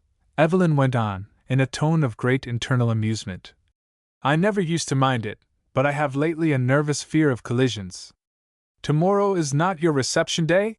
said Fleda. "No, not mine," said Mrs. Evelyn softly. "But that doesn't signify, it may be one of my neighbors." Fleda pulled away at her threads of worsted, and wouldn't know anything else. "I have read of the servants of Lot and the servants of Abraham quarreling," Mrs. Evelyn went on, in the same undertone of delight. "Because the land was too strait for them, I should be very sorry to have anything of the sort happen again, for I cannot imagine where Lot would go to find a plain that would suit him." "Lot and Abraham, Mamma," said Constance from the sofa. "What on earth are you talking about?" "None of your business," said Mrs. Evelyn. "I was talking of some country friends of mine that you don't know." Constance knew her mother's laugh very well, but Mrs. Evelyn was impenetrable. The next day Fleda ran away, and spent a good part of the morning with her uncle in the library, looking over new books, among which she found herself quite a stranger, so many had made their appearance since the time when she had much to do with libraries or bookstores. Living friends, male and female, were happily forgotten in the delighted acquaintance making with those quiet companions, which, whatever their deficiencies in other respects, are at least never importunate nor variable. Fleda had come home rather late, and was dressing for dinner, with Constance's company and help, when Mrs. Evelyn came into her room. "My dear Fleda," said the lady, her face and voice as full as possible of fun, "Mr. Carlton wants to know if you will ride with him this afternoon. I told him I believed you were, in general, shy of gentlemen that drove their own horses, that I thought I had noticed you were, but I would come up and see." "Mrs. Evelyn! You did not tell him that?" "He said he was sorry to see you look pale yesterday when he was asking you, and he was afraid that embroidery is not good for you. He thinks you are a very charming girl." And Mrs. Evelyn went off into little fits of laughter, which unstrung all Fleda's nerves. She stood absolutely trembling. "Mamma, don't plague her," said Constance. "He didn't say so." "He did." "Upon my word," said Mrs. Evelyn, speaking with great difficulty. "He said she was very charming, and it might be dangerous to see too much of her." "You made him say that, Mrs. Evelyn," said Fleda, reproachfully. "Well, I did ask him if you were not very charming, but he answered without hesitation," said the lady. "I am only so afraid that Lot will make his appearance." Fleda turned round to the glass, and went on arranging her hair, with a quivering lip. "Lot! Mamma!" said Constance, somewhat indignantly. "Yes," said Mrs. Evelyn, in ecstasies, "because the land will not bear both of them. But Mr. Carlton is very much in earnest for his answer. Fleda, my dear, what shall I tell it him?" "You need be under no apprehensions about going. He will perhaps tell you that you are charming, but I think he will say anything more. You know, he is a kind of patriarch, and when I asked him if he didn't think it might be dangerous to see too much of you, he said he thought it might to some people, so, you see, you are safe." "Mrs. Evelyn, how could you use my name so?"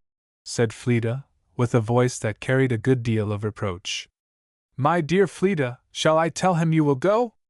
You need not be afraid to go riding, only you must not let yourself be seen walking with him." "I shall not go, ma'am," said Fleda, quietly.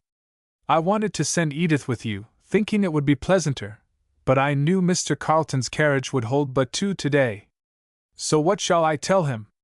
"I am not going, ma'am," repeated Fleda. "But what shall I tell him? I must give him some reason. Shall I say that you think a sea breeze is blowing, and you don't like it? Or shall I say that prospects are a matter of indifference to you?" Fleda was quite silent, and went undressing herself with trembling fingers. My dear Fleda, said the lady, bringing her face a little into order. Won't you go?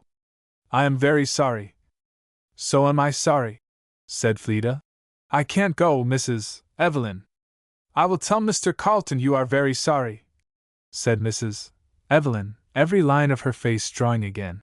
That will console him, and let him hope that you will not mind sea breezes by and by, after you have been a little longer in the neighborhood of them.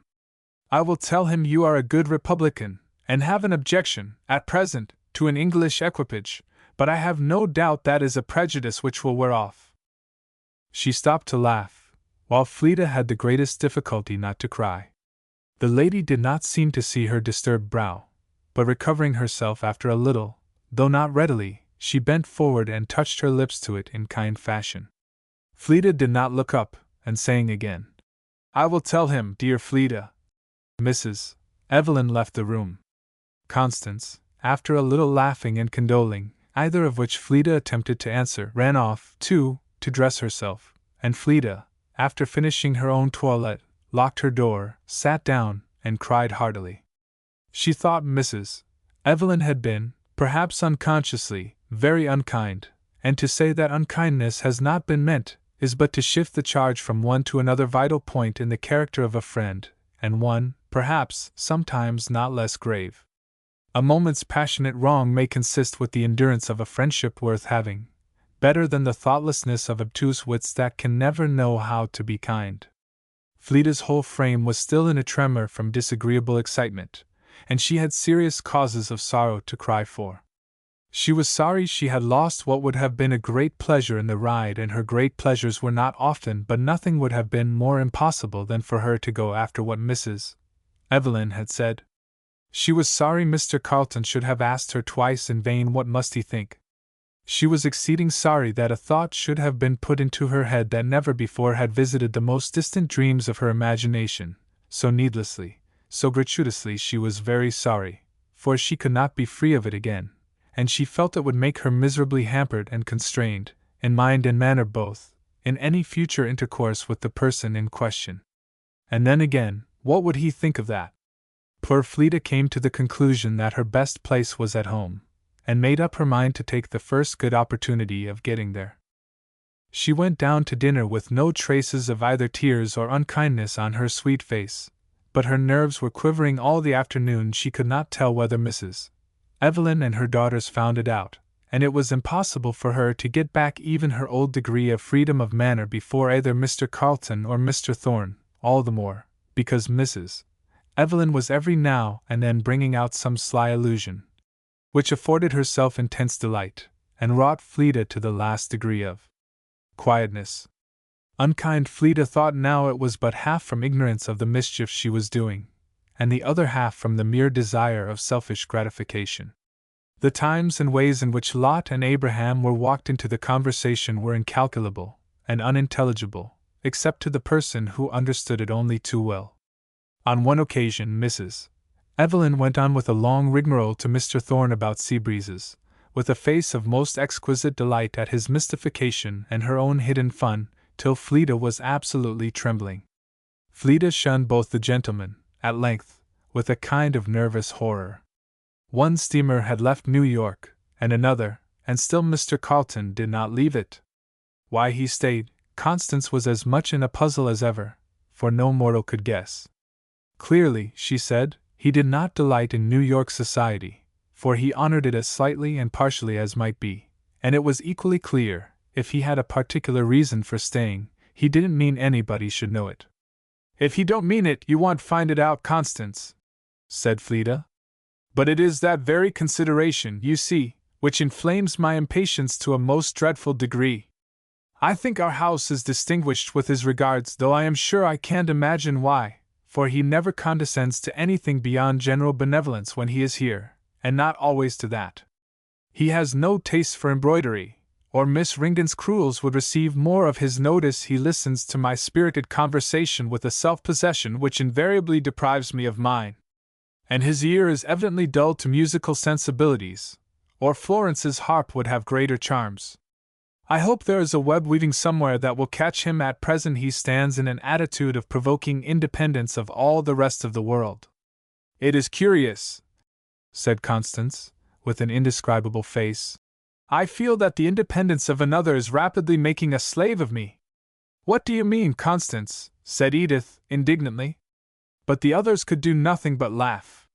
Fleda did not wonder that Mr. Carleton made no more efforts to get her to ride, for the very next day after his last failure he had met her driving with Mr. Thorne. Fleda had been asked by Mr. Thorne's mother, in such a way as made it impossible to get off, but it caused her to set a fresh seal of unkindness to Mrs. Evelyn's behavior.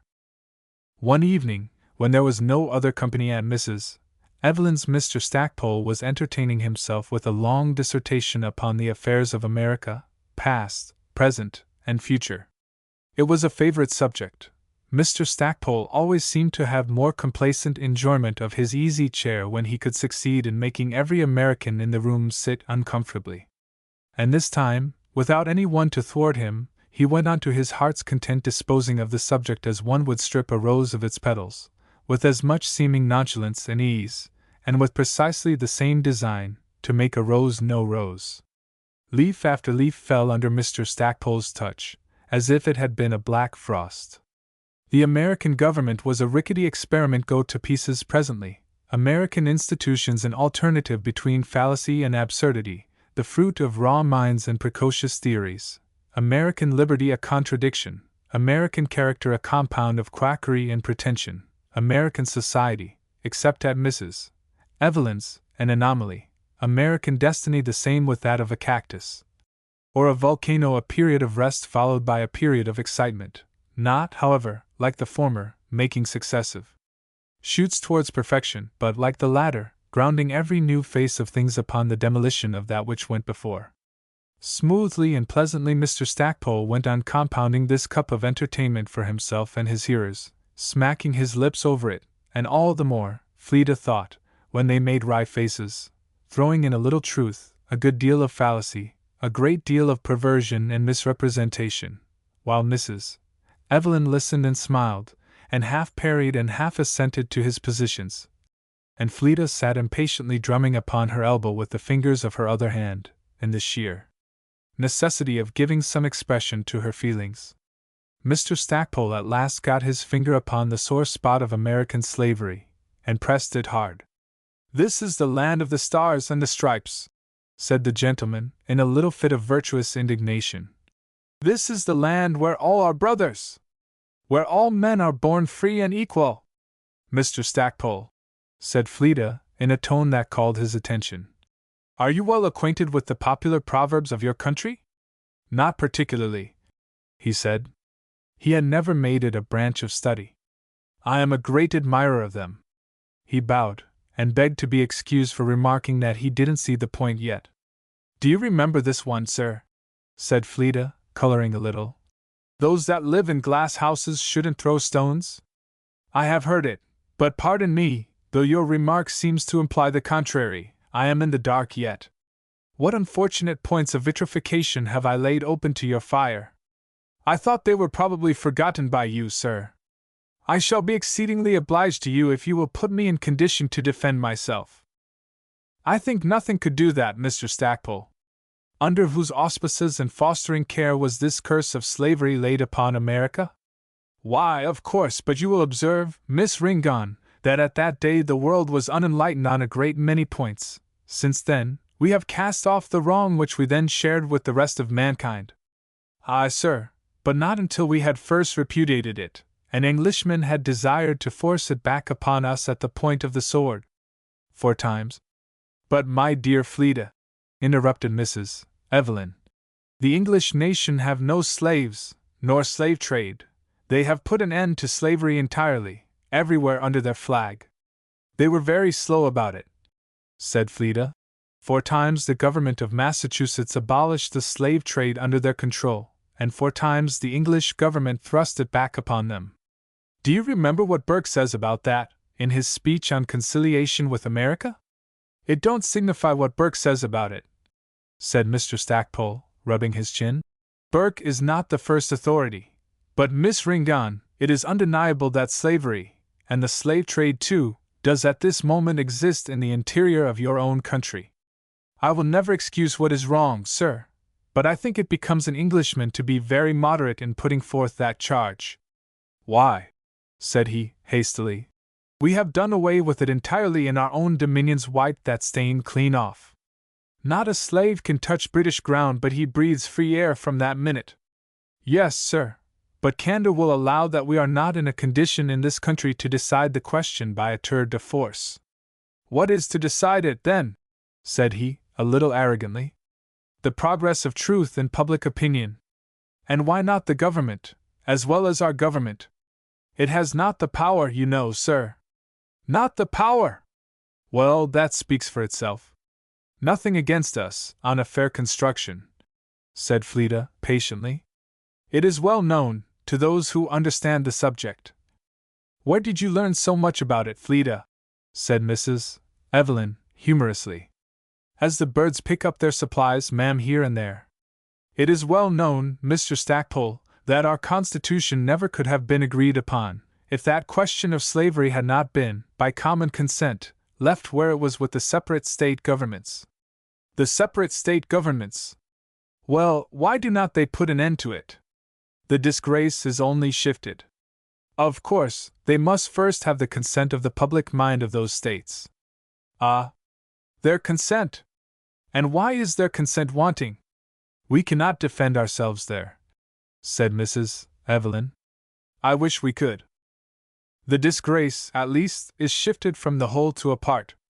But will you permit me, said Fleda, to give another quotation from my despised authority, and remind you of an Englishman's testimony, that beyond a doubt that point of emancipation would never have been carried in Parliament had the interests of even a part of the electors been concerned in it. It was done, however, and done at the expense of 20 millions of money. And I am sure that was very noble, said Florence. It was what no nation but the English would ever have done, said Mrs. Evelyn. I do not wish to dispute it, said Fleda. But still it was doing what did not touch the sensitive point of their own well-being. We think there is a little national honor concerned in it, said Mr. Stackpole, drily, stroking his chin again.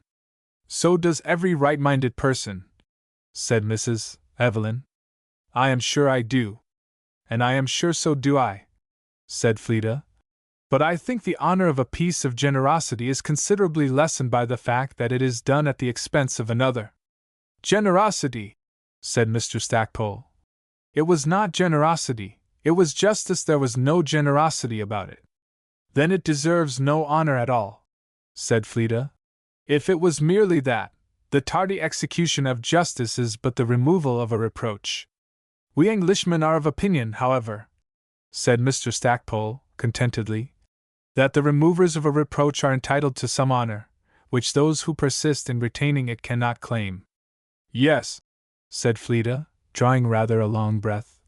I acknowledge that, but I think that, while some of these same Englishmen have shown themselves so unwilling to have the condition of their own factory slaves ameliorated, they should be very gentle in speaking of wrongs which we have far less ability to rectify. Ah, I like consistency, said Mr. Stackpole. America shouldn't dress up poles with liberty caps, till all who walk under are free to wear them. She cannot boast that the breath of her air and the breath of freedom are one. Can England? Said Fleda, gently, when her own citizens are not free from the horrors of impressment? Pshaw! Said Mr. Stackpole, half in a pet and half laughing. Why, where did you get such a fury against England? You are the first fair antagonist I have met on this side of the water. I wish I was a better one, sir, said Fleda, laughing. Miss Ringon has been prejudiced by an acquaintance with one or two unfortunate specimens, said Mrs. Evelyn. Aye, said Mr. Stackpole, a little bitterly. America is the natural birthplace of prejudice, always was. Displayed, first, in maintaining the rights against the swords of Englishmen. Latterly, how, Mr. Stackpole? It isn't necessary to enlighten you on any part of the subject, said he, a little pointedly. Fleda, my dear, you are answered, said Mrs. Evelyn, apparently with great internal amusement. Yet you will indulge me so far as to indicate what part of the subject you are upon? Said Fleda, quietly. You must grant so much as that to so gentle a requisition, Mr. Stackpole, said the older lady. I venture to assume that you do not say that on your own account, Mrs. Evelyn? Not at all. I agree with you that Americans are prejudiced, but I think it will pass off, Mr. Stackpole, as they learn to know themselves and other countries better. But how do they deserve such a charge and such a defense? Or how have they deserved it? Said Fleda. Tell her, Mr. Stackpole, said Mrs. Evelyn. Why, said Mr. Stackpole, in their absurd opposition to all the old and tried forms of things, and rancorous dislike of those who uphold them, and in their pertinacity on every point where they might be set right, and impatience of hearing the truth. Are they singular in that last item? Said Fleda. No, said Mr. Stackpole, not heeding her. There's your treatment of the aborigines of this country. What do you call that for a free people? A powder magazine, communicating with a great one of your own somewhere else. So, if you are a good subject, sir, you will not carry a lighted candle into it. One of our own where? Said he. In India, said Fleda with a glance. And there are I don't know how many trains leading to it, so, better hands off, sir. Where did you pick up such a spite against us? Said Mr. Stackpole, drawing a little back and eyeing her as one would a belligerent mouse or cricket. Will you tell me now that Americans are not prejudiced? What do you call prejudice? Said Fleda, smiling. Oh, there's a great deal of it, no doubt, here, Mr. Stackpole, said Mrs. Evelyn blandly. But we shall grow out of it in time. It is only the premature wisdom of a young people. And young people never like to hear their wisdom rebuked, said Mr. Stackpole, bowing. Fleda, my dear, what for is that little significant shake of your head? Said Mrs. Evelyn in her amused voice. A trifle, ma'am. Covers a hidden rebuke, Mrs. Evelyn, I have no doubt, for both our last remarks. What is it, Miss Fleda? I dare say we can bear it. I was thinking, sir, that none would trouble themselves much about our fool's cap if we had not once made them wear it. Mr. Stackpole, you are worsted. I only wish Mr. Carleton had been here, said Mrs. Evelyn, with a face of excessive delight. I wish he had, said Fleda, for then I need not have spoken a word. Why, said Mr. Stackpole, a little irritated, you suppose he would have fought for you against me? I suppose he would have fought for truth against anybody, sir, said Fleda. Even against his own interests? If I am not mistaken in him, said Fleda, he reckons his own and those of truth identical. The shout that was raised at this by all the ladies of the family made her look up in wonderment. Mr. Carleton, said Mrs. Evelyn, what do you say to that, sir? The direction of the lady's eye made Fleda spring up and face about. The gentleman in question was standing quietly at the back of her chair, too quietly, she saw, to leave any doubt of his having been there some time. Mr. Stackpole uttered an ejaculation, but Fleda stood absolutely motionless, and nothing could be prettier than her color. What do you say to what you have heard, Mr. Carleton? Said Mrs. Evelyn. Fleda's eyes were on the floor, but she thoroughly appreciated the tone of the question. I hardly know whether I have listened with most pleasure or pain, Mrs. Evelyn. Pleasure, said Constance. Pain, said Mr. Stackpole. I am certain Miss Ringon was pure from any intention of giving pain, said Mrs. Evelyn, with her voice of contained fun. She has no national antipathies, I am sure, unless in the case of the Jews she is too charming a girl for that. Miss Ringon cannot regret less than I a word that she has spoken, said Mr. Carleton, looking keenly at her as she drew back and took a seat a little off from the rest. Then why was the pain, said Mr. Stackpole, that there should have been any occasion for them, sir? Well, I wasn't sensible of the occasion, so I didn't feel the pain, said Mr. Stackpole, drily, for the other gentleman's tone was almost haughtily significant. But if I had, the pleasure of such sparkling eyes would have made me forget it. Good evening, Mrs. Evelyn. Good evening, my gentle antagonist. It seems to me you have learned, if it is permissible to alter one of your favorite proverbs, that it is possible to break two windows with one stone. However, I don't feel that I go away with any of mine shattered. Fleda, my dear, said Mrs. Evelyn, laughing, What do you say to that? As he is not here, I will say nothing to it, Mrs. Evelyn, said Fleda, quietly drawing off to the table with her work, and again in a tremor from head to foot. Why, didn't you see Mr. Carlton come in? Said Edith, following her. I did. He came in long before you had done talking, and Mamma held up her finger and made him stop, and he stood at the back of your chair the whole time listening. Mr. Stackpole didn't know he was there either. But what's the matter with you? Nothing, said Fleda, but she made her escape out of the room the next instant. Mamma, said Edith. What ails Fleda? I don't know, my love, said Mrs. Evelyn. Nothing, I hope. There does, though, said Edith, decidedly. Come here, Edith, said Constance, and don't meddle with matters above your comprehension. Miss Ringon has probably hurt her hand with throwing stones. Hurt her hand, said Edith. But she was taken possession of by her eldest sister. That is a lovely girl, Mr. Carlton, said Mrs. Evelyn, with an indescribable look outwardly benign, but beneath that most keen in its scrutiny. He bowed rather abstractedly. She will make a charming little farmer's wife, don't you think so? Is that her lot, Mrs. Evelyn? He said, with a somewhat incredulous smile. Why, no, not precisely, said the lady. You know, in the country, or you do not know, the ministers are half farmers, but I suppose not more than half, just such a mixture as will suit Fleda, I should think. She has not told me in so many words, but it is easy to read so ingenuous a nature as hers, and I have discovered that there is a most deserving young friend of mine settled at Queechy that she is by no means indifferent to. I take it for granted that will be the end of it, said Mrs. Evelyn, pinching her sofa cushion in a great many successive places, with a most composed and satisfied air. But Mr. Carlton did not seem at all interested in the subject, and presently introduced another. Chapter 8. It is a hard matter for friends to meet, but mountains may be removed with earthquakes, and so encounter, as you like it. What have we to do tonight? Said Florence, at breakfast the next morning. You have no engagement, have you? Said her mother. No, Mamma, said Constance, arching her eyebrows. We are to taste the sweets of domestic life. You, as head of the family, will go to sleep in the dormeuse, and Florence and I shall take turns in yawning by your side. And what will Fleda do? Said Mrs. Evelyn, laughing.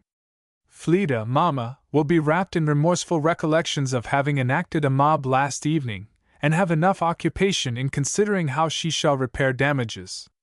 Fleda, my dear, she is very saucy, said Mrs. Evelyn, sipping her tea with great comfort. Why should we yawn tonight any more than last night?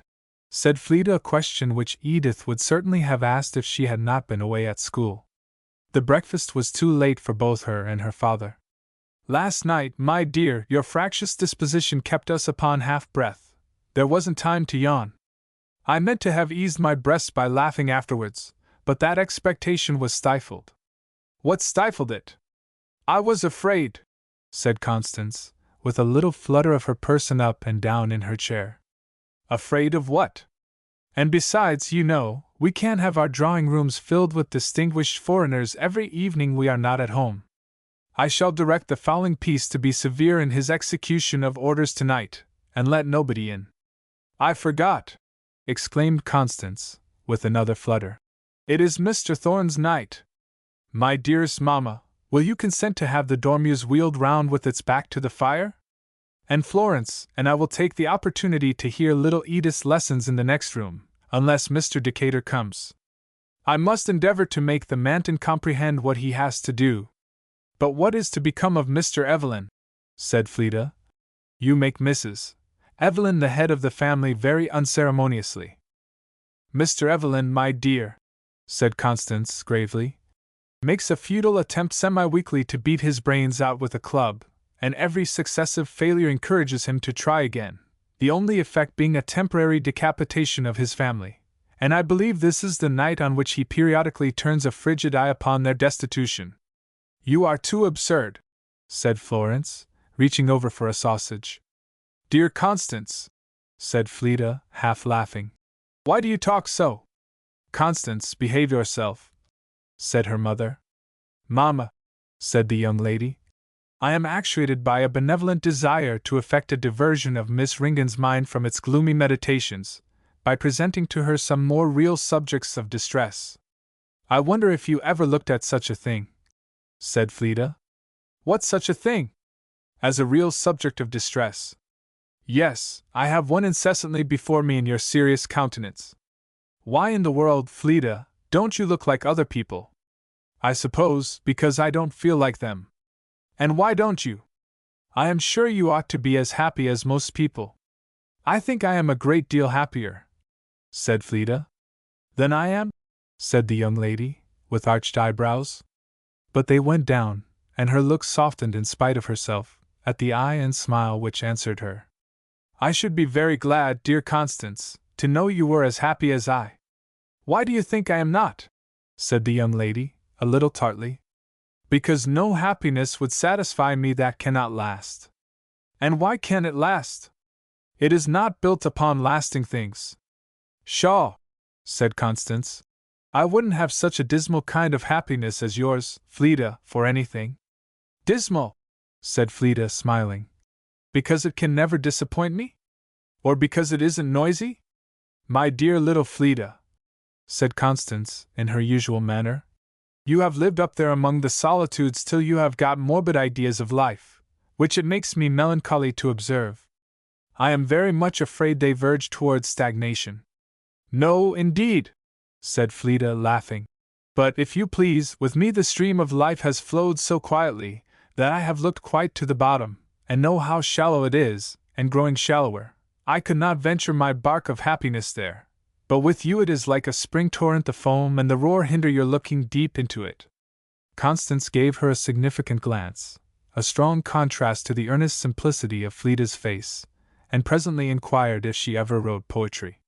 Shall I have the pleasure, some day, of discovering your uncommon signature in the secular corner of some religious newspaper? I hope not, said Fleda, quietly. Joe Manton just then brought in a bouquet for Miss Evelyn, a very common enlivener of the breakfast table, all the more when, as in the present case, the sisters could not divine where it came from. It moved Fleda's wonder to see how very little the flowers were valued for their own sake. The probable cost, the probable giver, the probable éclat, were points enthusiastically discussed and thoroughly appreciated. But the sweet messengers themselves were carelessly set by for other eyes, and seemed to have no attraction for those they were destined to.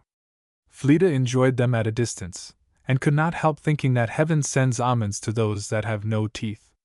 This camellia will just do for my hair tomorrow night, said Florence. Just what I want with my white muslin. I think I will go with you tomorrow, Florence, said Fleda. Mrs. Decatur has asked me so often. Well, my dear, I shall be made happy by your company, said Florence abstractedly, examining her bouquet. I am afraid it hasn't stem enough, Constance. Never mind, I'll fix it. Where is the end of this myrtle? I shall be very glad, of course, Fleda, my dear, but, picking her bouquet to pieces, I think it right to tell you, privately, I am afraid you will find it very stupid. Oh, I dare say she will not, said Mrs. Evelyn. She can go and try, at any rate. She would find it very stupid with me here alone, and Constance at the concert. I dare say she will find someone there whom she knows. But the thing is, Mamma, you see, at these conversaziones they never talk anything but French and German. I don't know, of course I should be delighted to have Fleda with me, and I have no doubt Mrs. Decatur would be very glad to have her, but I am afraid she won't enjoy herself. I do not want to go where I shall not enjoy myself, said Fleda quietly. That is certain. Of course, you know, dear, I would a great deal rather have you than not. I only speak for what I think would be for your pleasure. I would do just as I felt inclined, Fleda, said Mrs. Evelyn. I shall let her encounter the dullness alone, ma'am, said Fleda lightly. But it was not in a light mood that she put on her bonnet after dinner, and set out to pay a visit to her uncle at the library. She had resolved that she would not be near the Dormiers in whatsoever relative position that evening.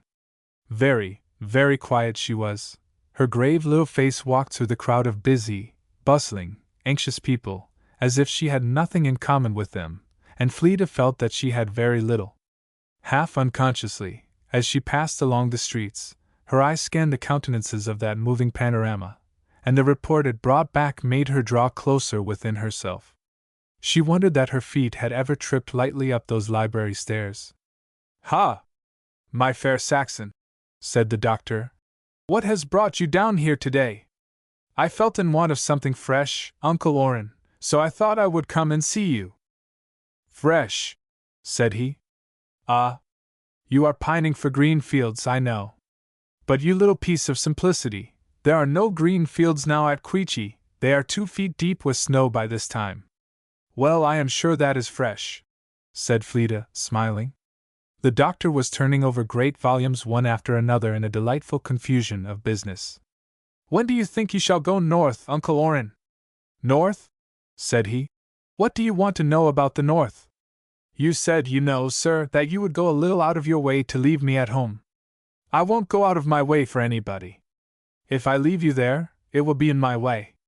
"Why, you are not getting homesick?" "No, sir, not exactly, but I think I will go with you when you go." "That won't be yet a while. I thought those people wanted you to stay till January." "Aye, but suppose I want to do something else?" He looked at her with a comical kind of indecision and said, "You don't know what you want. I thought when you came in you needn't go further than the glass to see something fresh, but I believe the sea breezes haven't had enough of you yet." "Which part of you wants freshening?" he said in his mock fierce way. Fleeta laughed, and said she didn't know. "Out of humor, I guess," said the doctor. "I'll talk to you. Take this and amuse yourself a while with something that isn't fresh till I get through, and then you shall go home with me." Fleeta carried the large volume into one of the reading rooms, where there was nobody, and sat down at the baize cover table. But the book was not of the right kind, or her mood was not, for it failed to interest her.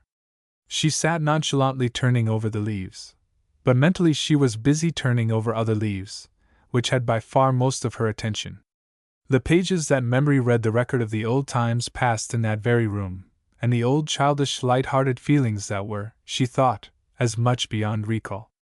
Those pleasant times, when the world was all bright and friends all fair, and the light heart had never been borne down by the pressure of care, nor sobered by disappointment, nor chilled by experience. The spirit will not spring elastic again from under that weight, and the flower that has closed upon its own sweetness will not open a second time to the world's breath. Thoughtfully, softly, she was touching and feeling of the bands that years had fastened about her heart. They would not be undone, though so quietly, and almost stealthily they had been bound there. She was remembering the shadows that, one after another, had been cast upon her life, till now one soft veil of a cloud covered the whole. No storm cloud certainly, but also there was nothing left of the glad sunlight that her young eyes rejoiced in. At Queechy the first shadow had fallen. It was a good while before the next one, but then they came thick. There was the loss of some old comforts and advantages that could have been borne. Then, consequent upon that, the annoyances and difficulties that had wrought such a change in her uncle, till Fleeta could hardly look back and believe that he was the same person.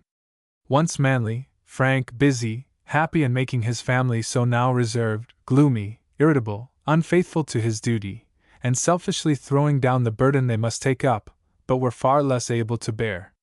And so he was changed too, not in loveliness of character and demeanor, nor even much in the always gentle and tender expression of countenance, but the animal spirits and frame, that should have had all the strong cherishing and bracing that affection and wisdom together could have applied, had been left to wear themselves out under trials his father had shrunk from, and other trials his father had made. And Mrs. Rossiter, it was hard for Fleeta to remember the face she wore at Paris, the bright eye and joyous corners of the mouth, that now were so utterly changed. All by his fault that made it so hard to bear. Fleeta had thought all this 100 times. She went over it now as one looks at a thing one is well accustomed to, not with new sorrow, only in a subdued mood of mind just fit to make the most of it. The familiar place took her back to the time when it became familiar. She compared herself sitting there, and feeling the whole world a blank, except for the 2 or 3 at home, with the child who had sat there years before in that happy time, when the feelings were young and the world was new. Then the Evelyns, why should they trouble one so inoffensive, and so easily troubled as her poor little self? They did not know all they were doing, but if they had eyes, they must see a little of it. Why could she not have been allowed to keep her old free, simple feeling with everybody, instead of being hampered, and constrained, and miserable, from this pernicious putting of thoughts in her head that ought not to be there? It had made her unlike herself, she knew, in the company of several people. And perhaps they might be sharp-sighted enough to read it, but, even if not, how it had hindered her enjoyment. She had taken so much pleasure in the Evelyns last year, and in her visit. Well, she would go home and forget it, and maybe they would come to their right minds by the next time she saw them. "What pleasant times we used to have here once, Uncle Orrin," she said, with half a sigh, the other half quite made up by the tone in which she spoke. But it was not, as she thought, Uncle Orrin that was standing by her side, and looking up as she finished speaking, Fleda saw, with a start, that it was Mr. Carleton. There was such a degree of life and pleasantness in his eyes that, in spite of the start, her own quite brightened. "That is a pleasure one may always command," he said, answering part of her speech. "Aye, provided one has one's mind always under command," said Fleda.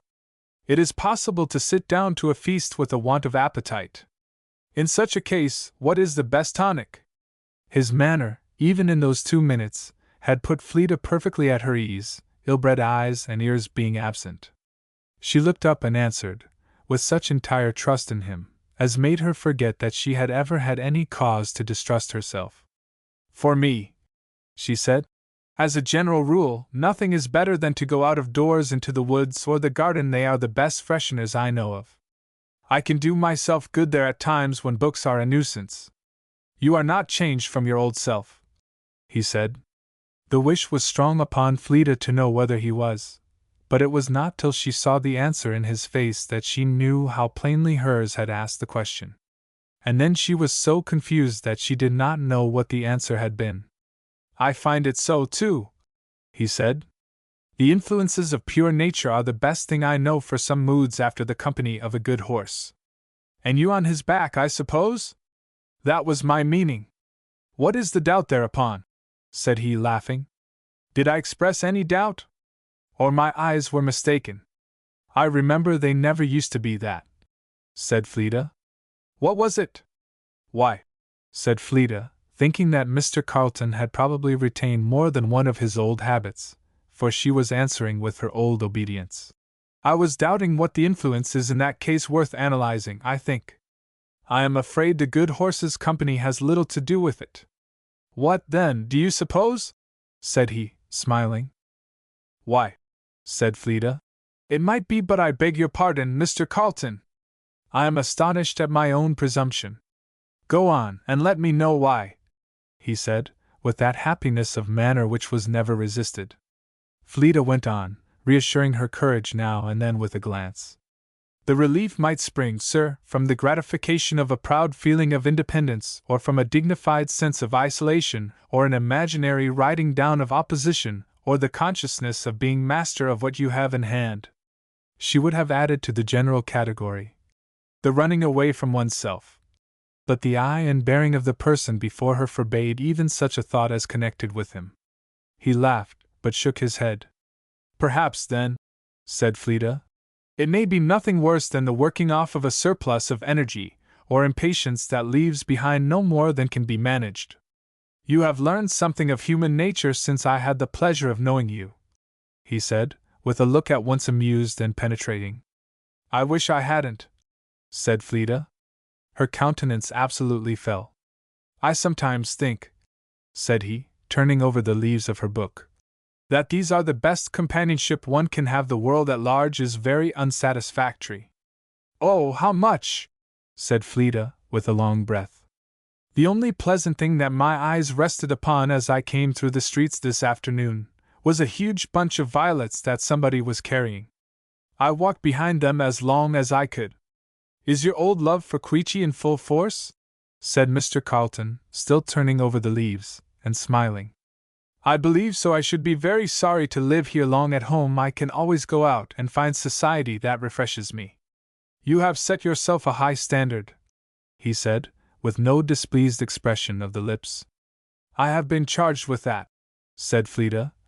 "But is it possible to set too high a standard, Mr. Carlton? One may leave oneself almost alone in the world." "Well, even then," said Fleda, "I would rather have only the image of excellence than be contented with inferiority." "Isn't it possible to do both?" said he, smiling again. "I don't know," said Fleda. "Perhaps I am too easily dissatisfied. I believe I have grown fastidious. Living alone, I have sometimes almost a disgust at the world and everything in it." "I have often felt so," he said, "but I am not sure that it is a mood to be indulged in likely to further our own good, or that of others." "I am sure it is not," said Fleda. "I often feel vexed with myself for it. But what can one do, Mr. Carlton? Don't your friends the flowers help you in this?" "Not a bit," said Fleda. "They draw the other way.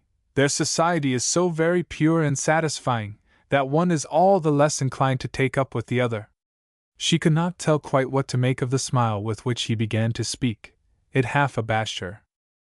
"When I spoke, a little while ago," said he, "of the best cure for an ill mood, I was speaking of secondary means simply. The only really humanizing, rectifying, peace-giving thing I ever tried, was looking at time in the light of eternity, and shaming or melting my coldness away in the rays of the sun of righteousness." Fleda's eyes, which had fallen on her book, were raised again with such a flash of feeling that it quite prevented her seeing what was in his. But the feeling was a little too strong. The eyes went down, lower than ever, and the features showed that the utmost efforts of self-command were needed to control them. "There is no other cure," he went on in the same tone. "But disgust and weariness and selfishness shrink away and hide themselves before a word or a look of the Redeemer of men.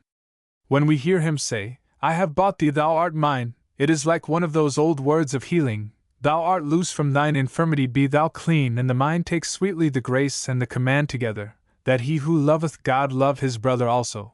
Only the preparation of the gospel of peace can make our feet go softly over the roughnesses of the way." Fleda did not move, unless her twinkling eyelashes might seem to contradict that. "I need not tell you," Mr. Carlton went on, a little lower, "where this medicine is to be sought." "It is strange," said Fleda, presently, "how well one may know, and how well one may forget. But I think the body has a great deal to do with it sometimes, these states of feeling, I mean." "No doubt it has, and in these cases the cure is a more complicated matter. I should think the roses would be useful there?" Fleda's mind was crossed by an indistinct vision of peas, asparagus, and sweet corn. She said nothing. "An indirect remedy is sometimes the very best that can be employed. However, it is always true that the more our eyes are fixed upon the source of light, the less we notice the shadows that things we are passing fling across our way." Fleda did not know how to talk for a little while. She was too happy. Whatever kept Mr. Carlton from talking, he was silent also. Perhaps it was the understanding of her mood. "Mr. Carlton," said Fleda, after a little time, "did you ever carry out that plan of a rose garden that you were talking of a long while ago?" "You remember it?" said he, with a pleased look.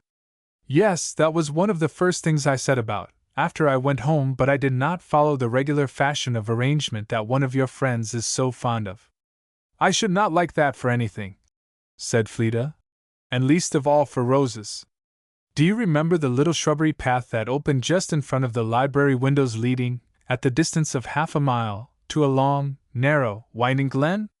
"Perfectly well," said Fleda. "Through the wood of evergreens. Oh, I remember the glen very well." "About halfway from the house," said he, smiling at her eyes, "a glade opens, which merges at last in the head of the glen. I planted my roses there. The circumstances of the ground were very happy for disposing them according to my wish." "And how far?" "The roses? Oh, all the way, and some distance down the glen. Not a continuous thicket of them," he added, smiling again. "I wished each kind to stand so that its peculiar beauty should be fully relieved and appreciated, and that would have been lost in a crowd." "Yes, I know it," said Fleda. "One's eye rests upon the chief objects of attraction, and the others are hardly seen. They do not even serve as foils." and they must show beautifully against that dark background of firs and larches. Yes, and the windings of the ground gave me every sort of situation and exposure. I wanted room, too, for the different effects of masses of the same kind growing together, and of fine individuals or groups standing alone, where they could show the full graceful development of their nature. What a pleasure! What a beauty it must be!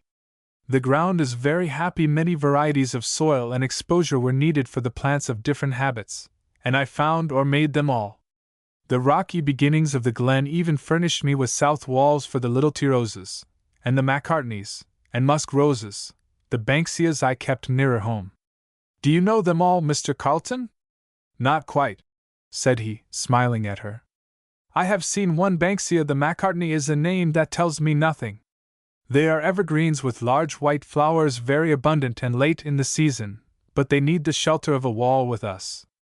I should think you would say with me, said Fleda. I cannot conceive that the headquarters of the Rose tribe should be anywhere else. One of the queens of the tribe is there, in the neighborhood of the Macartneys. The difficult Rosa sulphurea, it finds itself so well accommodated that it condescends to play its part to perfection. Do you know that? Not at all. It is one of the most beautiful of all, though not my favorite. It has large double yellow flowers, shaped like the Provence, very superb, but as wilful as any queen of them all. Which is your favorite, Mr. Carlton? Not that which shows itself most splendid to the eye, but which offers fairest indications to the fancy. Fleda looked a little wistfully, for there was a smile rather of the eye than of the lips, which said there was a hidden thought beneath. Don't you assign characters to your flowers? Said he, gravely. Always. That Rosa sulphurea is a haughty high-bred beauty, that disdains even to show herself beautiful, unless she is pleased. I love better what comes nearer home to the charities and wants of everyday life. He had not answered her, Fleda knew. She thought of what he had said to Mrs. Evelyn about liking beauty, but not beauties. Then, said he, smiling again in that hidden way, the head of the glen gave me the soil I needed for the Bourbons and French roses. Bourbons? Said Fleda. Those are exceeding fine, a hybrid between the Chinese and the Rosé Cotter Saisons. I have not confined them all to the head of the glen. Many of them are in richer soil, grafted on standards. I like standard roses, said Fleda. Better than any. Not better than climbers? Better than any climbers I ever saw except the Banksia. There is hardly a more elegant variety than that, though it is not strictly a climber, and indeed, when I spoke, I was thinking as much of the training roses. Many of the noisettes are very fine. But I have the climbers all over, in some parts nothing else. Where the wood closes in upon the path, there the evergreen roses or the Ayrshire cover the ground under the trees, or are trained up the trunks, and allowed to find their own way through the branches down again. The multiflora in the same manner. I have made the boursault cover some unsightly rocks that were in my way. Then in wider parts of the glade, nearer home, are your favorite standards, the damask, and Provence, and moss, which, you know, are varieties of the centifolia, and the moisette standards. Some of them are very fine, and the Chinese roses, and countless hybrids and varieties of all these, with many Bourbons, and your beautiful American yellow rose, and the Austrian briar and eglantine, and the Scotch, and white and dog roses, in their innumerable varieties, change admirably well with the others, and relieve the eye very happily. Relieve the eye, said Fleda. My imagination wants relieving.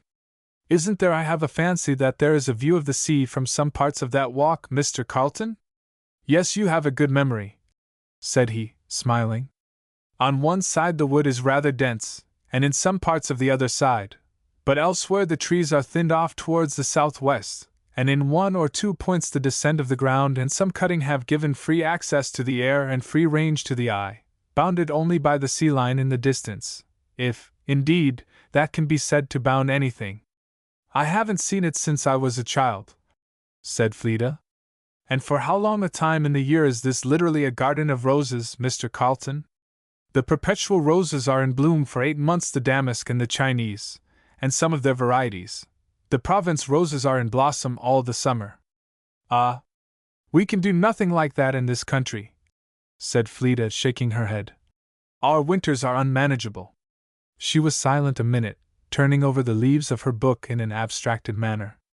"You have struck out upon a grave path of reflection," said Mr. Carlton gently, "and left me bewildered among the roses." "I was thinking," said Fleda, looking up and laughing. "I was moralizing to myself upon the curious equalization of happiness in the world.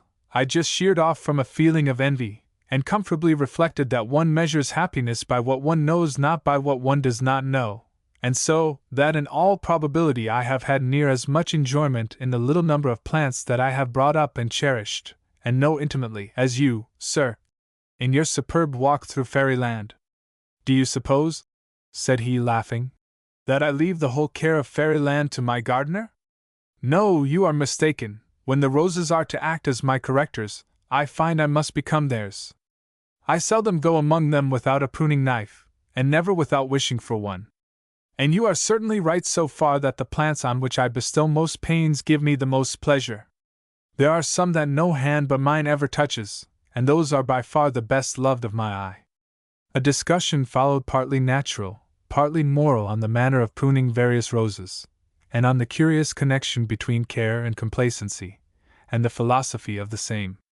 "The rules of the library are to shut up at sundown, sir," said one of the bookmen, who had come into the room. "Sundown!" exclaimed Fleda, jumping up. "Is my uncle not here, Mr. Frost? He has been gone half an hour, ma'am.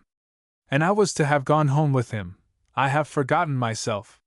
"If that is at all the fault of my roses," said Mr. Carlton, smiling, "I will do my best to repair it." "I am not disposed to call it a fault," said Fleda, tying her bonnet strings. "It is rather an agreeable thing once in a while. I shall dream of those roses, Mr. Carlton. That would be doing them too much honor." Very happily she had forgotten herself, and during all the walk home her mind was too full of one great piece of joy, and, indeed, too much engaged with conversation to take up her own subject again. Her only wish was that they might not meet any of the Evelyns. Mr. Thorne, whom they did meet, was a matter of entire indifference. The door was opened by Dr. Gregory himself. To Fleda's utter astonishment, Mr. Carlton accepted his invitation to come in. She went upstairs to take off her things, in a kind of maze. "I thought he would go away without my seeing him, and now, what a nice time I have had in spite of Mrs. Evelyn!" That thought slipped in without Fleda's knowledge, but she could not get it out again. "I don't know how much it has been her fault either, but one thing is certain, I never could have had it at her house. How very glad I am! How very glad I am! That I have seen him, and heard all this from his own lips. But how very funny that he will be here to tea!" "Well," said the doctor, when she came down, "you do look freshened up, I declare. Here is this girl, sir, was coming to me a little while ago, complaining that she wanted something fresh, and begging me to take her back to Queechy, forsooth, to find it with 2 feet of snow on the ground. Who wants to see you at Queechy?" he said, facing round upon her with a look half fierce, half quizzical. Fleda laughed, but was vexed to feel that she could not help coloring, and coloring exceedingly, partly from the consciousness of his meaning, and partly from a vague notion that somebody else was conscious of it, too. Dr. Gregory, however, dashed right off into the thick of conversation with his guest, and kept him busily engaged till tea time. Fleda sat still on the sofa, looking and listening with simple pleasure. Memory served her up a rich entertainment enough. Yet she thought her uncle was the most heartily interested of the two in the conversation. There was a shade more upon Mr. Carlton, not than he often wore, but than he had worn a little while ago. Dr. Gregory was a great bibliopole, and in the course of the hour hauled out, and made his guest overhaul, no less than several musty old folios, and Fleda could not help fancying that he did it with an access of gravity greater even than the occasion called for. The grace of his manner, however, was unaltered, and at tea, she did not know whether she had been right or not. Demurely as she sat there behind the tea urn, for Dr. Gregory still engrossed all the attention of his guest. As far as talking was concerned, Fleda was again inwardly smiling to herself at the oddity and the pleasantness of the chance that had brought those three together in such a quiet way, after all the weeks she had been seeing Mr. Carlton at a distance. And she enjoyed the conversation, too, for though Dr. Gregory was a little fond of his hobby, it was still conversation worthy the name. "I have been so unfortunate in the matter of the drives," Mr. Carlton said, when he was about to take leave, and standing before Fleda, "that I am half afraid to mention it again." "I could not help it both those times, Mr. Carlton," said Fleda, earnestly. "Both the last? Or both the first?" said he, smiling. "The last," said Fleda. "I have had the honor of making such an attempt twice within the last 10 days to my disappointment." "It was not by my fault then neither, sir," Fleda said quietly. But he knew very well from the expression of her face a moment before, where to put the emphasis her tongue would not make. "Dare I ask you to go with me tomorrow?" "I don't know," said Fleda, with the old childish sparkle of her eye. "But if you asked me, sir, I will go." He sat down beside her immediately, and Fleda knew, by his change of eye, that her former thought had been right. "Shall I see you at Mrs. Decatur's tomorrow?" "No, sir." "I thought I understood," said he, in an explanatory tone, "from your friends, the Miss Evelyns, that they were going." "I believe they are, and I did think of it, but I have changed my mind, and shall stay at home with Mrs. Evelyn." After some further conversation, the hour for the drive was appointed, and Mr. Carlton took leave. "Come for me twice, and Mrs.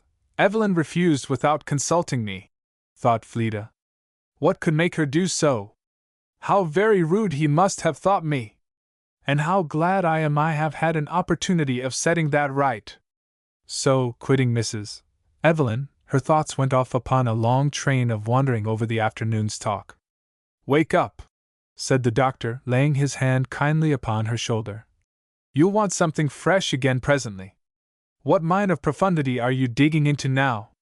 Fleda looked up, and came back from her profundity with a glance and smile as simple as a child's. "Dear Uncle Orrin, how came you to leave me alone in the library? Was that what you were trying to discover?" "Oh no, sir." "But why did you, Uncle Orrin? I might have been left utterly alone." "Why," said the doctor, "I was going out, and a friend that I thought I could confide in promised to take care of you." "A friend?" "Nobody came near me," said Fleda. "Then I'll never trust anybody again," said the doctor. "But what were you hammering at mentally just now? Come, you shall tell me." "Oh, nothing, Uncle Orrin," said Fleda, looking grave again, however. "I was thinking that I had been talking too much today." "Talking too much? Why, whom have you been talking to?" "Oh, nobody but Mr. Carlton." "Mr. Carlton? Why, you didn't say 6¼ words while he was here." "No, but I mean in the library, and walking home." "Talking too much? I guess you did," said the doctor. "Your tongue is like the music of the spheres, so loud it deafens human ears. How came you to talk too much?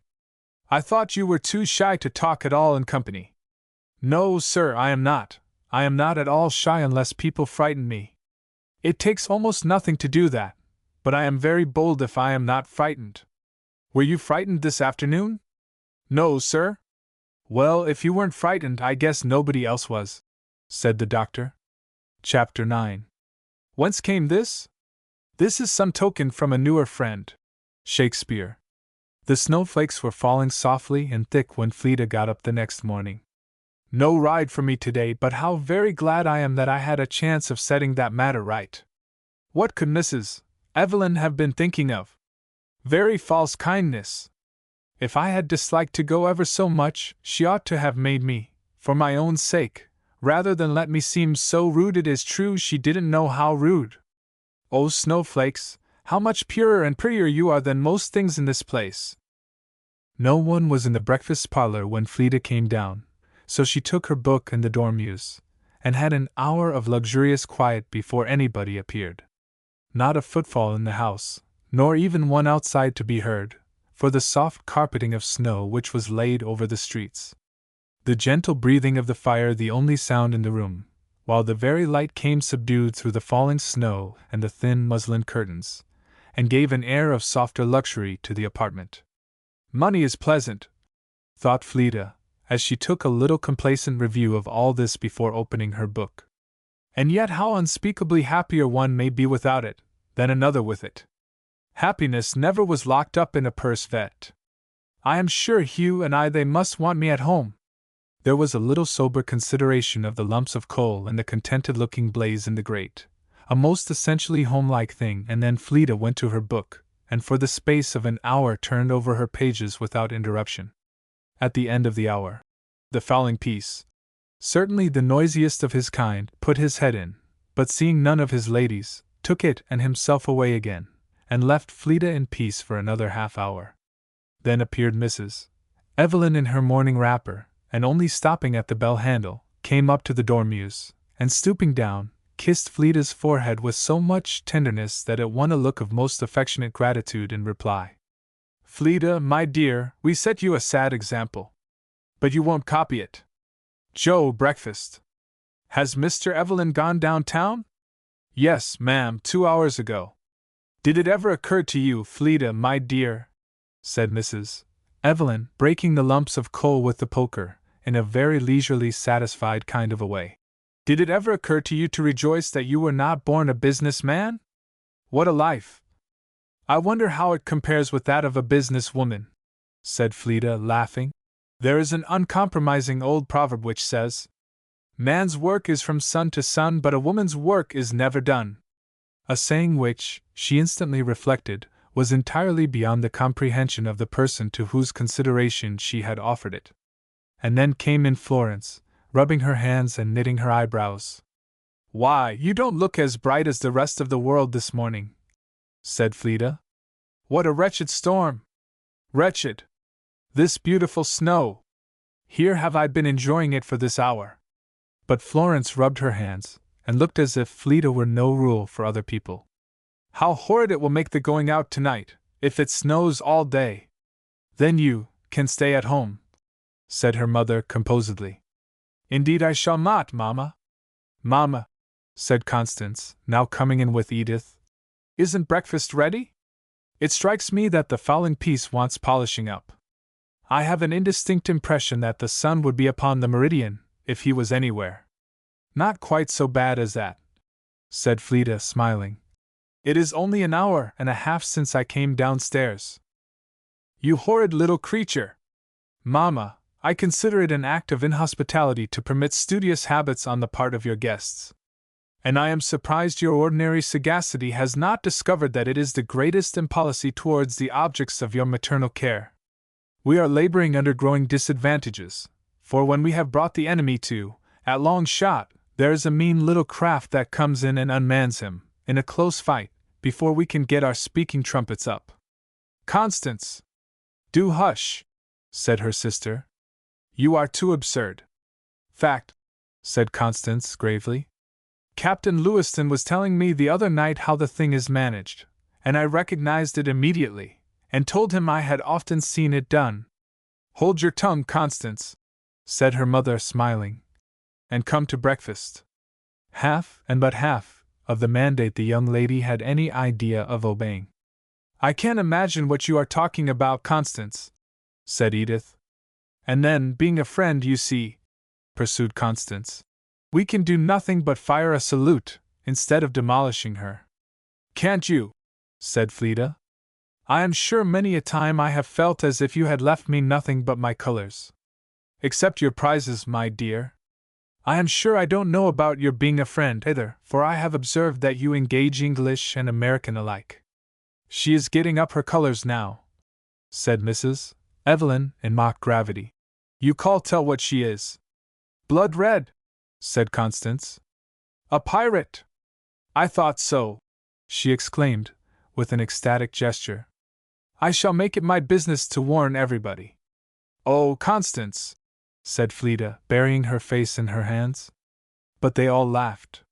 "Fleda, my dear, I would box her ears," said Mrs. Evelyn, commanding herself. "It is a mere envious insinuation. I have always understood those were the most successful colors carried." "Dear Mrs. Evelyn!" "My dear Fleda, that is not a hot roll, you shan't eat it, take this." "Florence, give her a piece of the bacon, Fleda, my dear, it is good for the digestion, you must try it."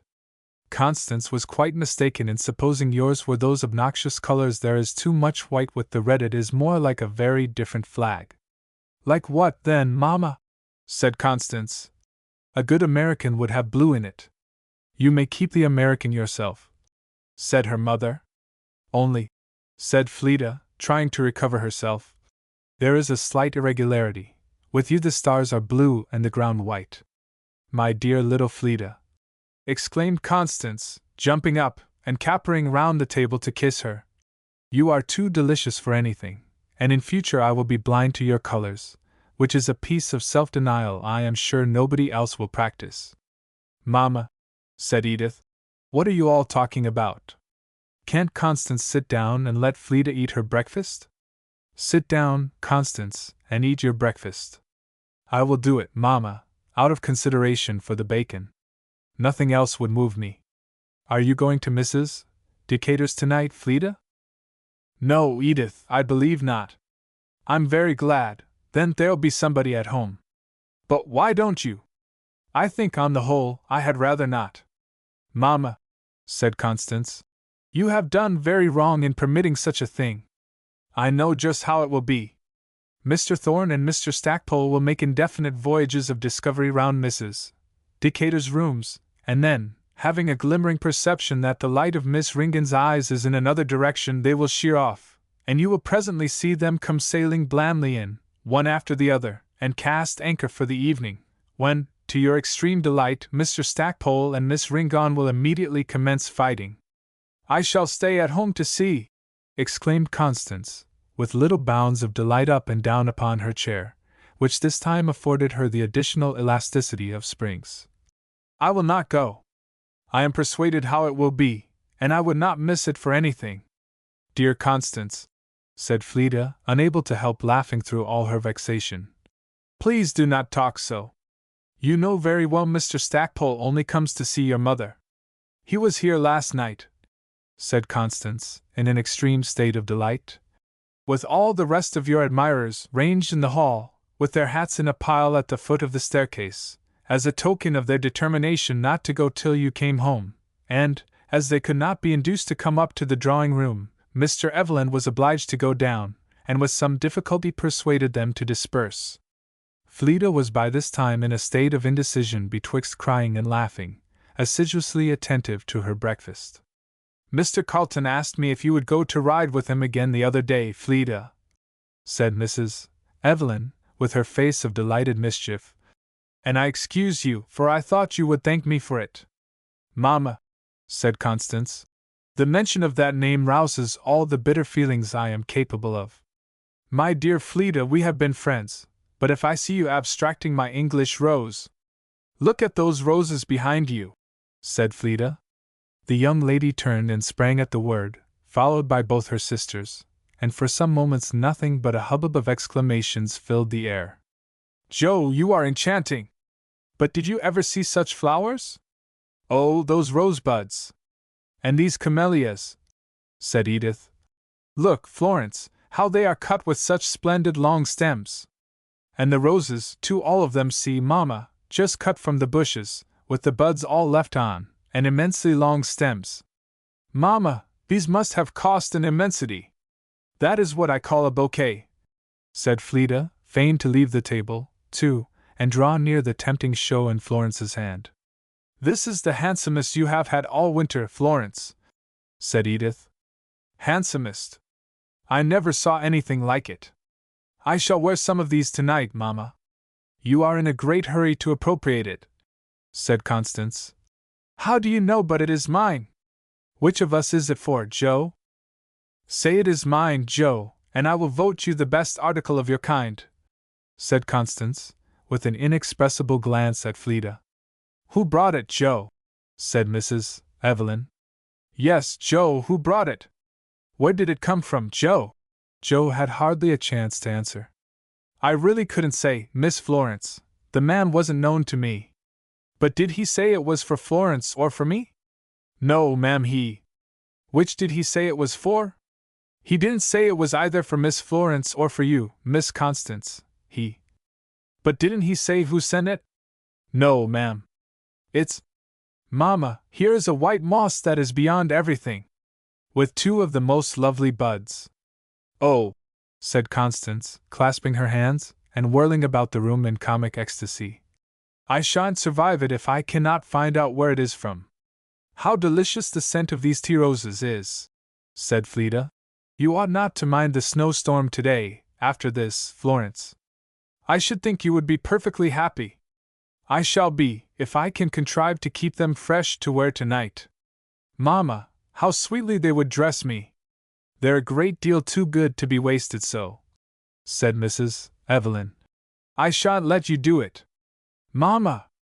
It wouldn't take any of them at all for my hair, and the bouquet de corsage, too, there'd be thousands left. Well, Joe, what are you waiting for? I didn't say, said Joe, looking a good deal blank and a little afraid. I should have said that the bouquet is. What is it?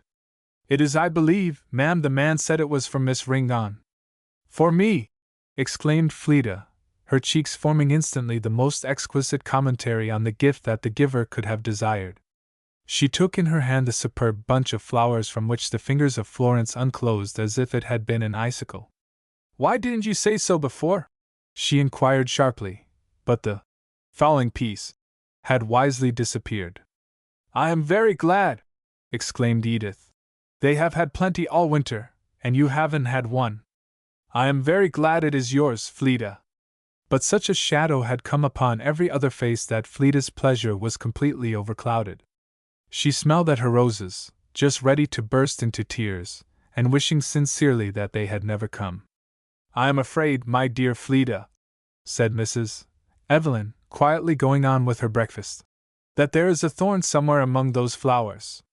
Fleda was too sure of it, but not by any means the one Mrs. Evelyn intended.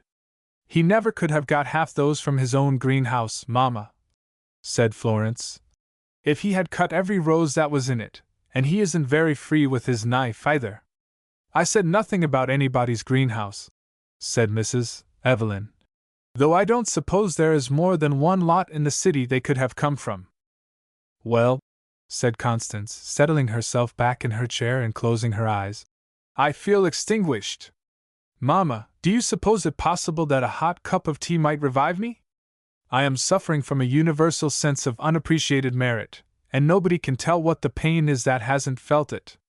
I think you are extremely foolish, Constance, said Edith. Fleda hasn't had a single flower sent her since she has been here, and you have had them every other day. I think Florence is the only one that has a right to be disappointed. Dear Florence, said Fleda, earnestly, you shall have as many of them as you please, to dress yourself and welcome. Oh, no, of course not, Florence said. It's of no sort of consequence. I don't want them in the least, my dear. I wonder what somebody would think to see his flowers in my head. Fleda secretly had mooted the same question, and was very well pleased not to have it put to the proof. She took the flowers upstairs after breakfast, resolving that they should not be an eyesore to her friends, placed them in water, and sat down to enjoy and muse over them in a very sorrowful mood. She again thought she would take the first opportunity of going home. How strange, out of their abundance of tributary flowers, to grudge her this one bunch. To be sure, it was a magnificent one. The flowers were mostly roses, of the rarer kinds, with a very few fine camellias, all of them cut with a freedom that evidently had known no constraint but that of taste, and put together with an exquisite skill that Fleda felt sure was never possessed by any gardener. She knew that only one hand had had anything to do with them, and that the hand that had bought, not the one that had sold, and, how very kind! Presently quite supplanted. How very strange! How exactly like him! And how singular that Mrs. Evelyn and her daughters should have supposed they could have come from Mr. Thorne! It was a moral impossibility that he should have put such a bunch of flowers together, while to Fleda's eye they so bore the impress of another person's character, that she had absolutely been glad to get them out of sight for fear they might betray him. She hung over their varied loveliness, tasted and studied it, till the soft breath of the roses had wafted away every cloud of disagreeable feeling, and she was drinking in pure and strong pleasure from each leaf and bud. What a very apt emblem of kindness and friendship she thought them, when their gentle preaching and silent sympathy could alone so nearly do friendship's work, for to Fleda there was both counsel and consolation in flowers. So she found it this morning. An hour's talk with them had done her a great deal of good, and when she dressed herself and went down to the drawing-room, her grave little face was not less placid than the roses she had left. She would not wear even one of them down to be a disagreeable reminder.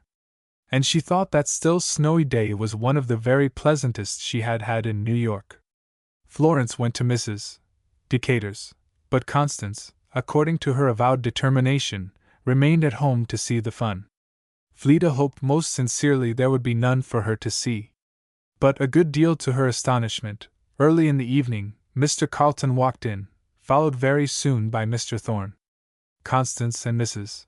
Evelyn were forthwith in a perfect effervescence of delight, which, as they could not very well give it full play, promised to last the evening, and Fleda, all her nervous trembling awakened again, took her work to the table, and endeavored to bury herself in it. But ears could not be fastened as well as eyes, and the mere sound of Mrs. Evelyn's voice sometimes sent a thrill over her. "Mr. Thorne," said the lady in her smoothest manner, "are you a lover of floriculture, sir?" "Can't say that I am, Mrs. Evelyn, except as practiced by others." "Then you are not a connoisseur in roses?" "Miss Ringan's happy lot sent her a most exquisite collection this morning, and she has been wanting to apply to somebody who could tell her what they are. I thought you might know." "Oh, they are not here," said Mrs. Evelyn, as she noticed the gentleman's look round the room. "Miss Ringan judges them too precious for any eyes but her own. Fleda, my dear, won't you bring down your roses to let Mr. Thorne tell us their names? I am sure Mr. Thorne will excuse me, Mrs. Evelyn. I believe he would find it a puzzling task." "The surest way, Mrs.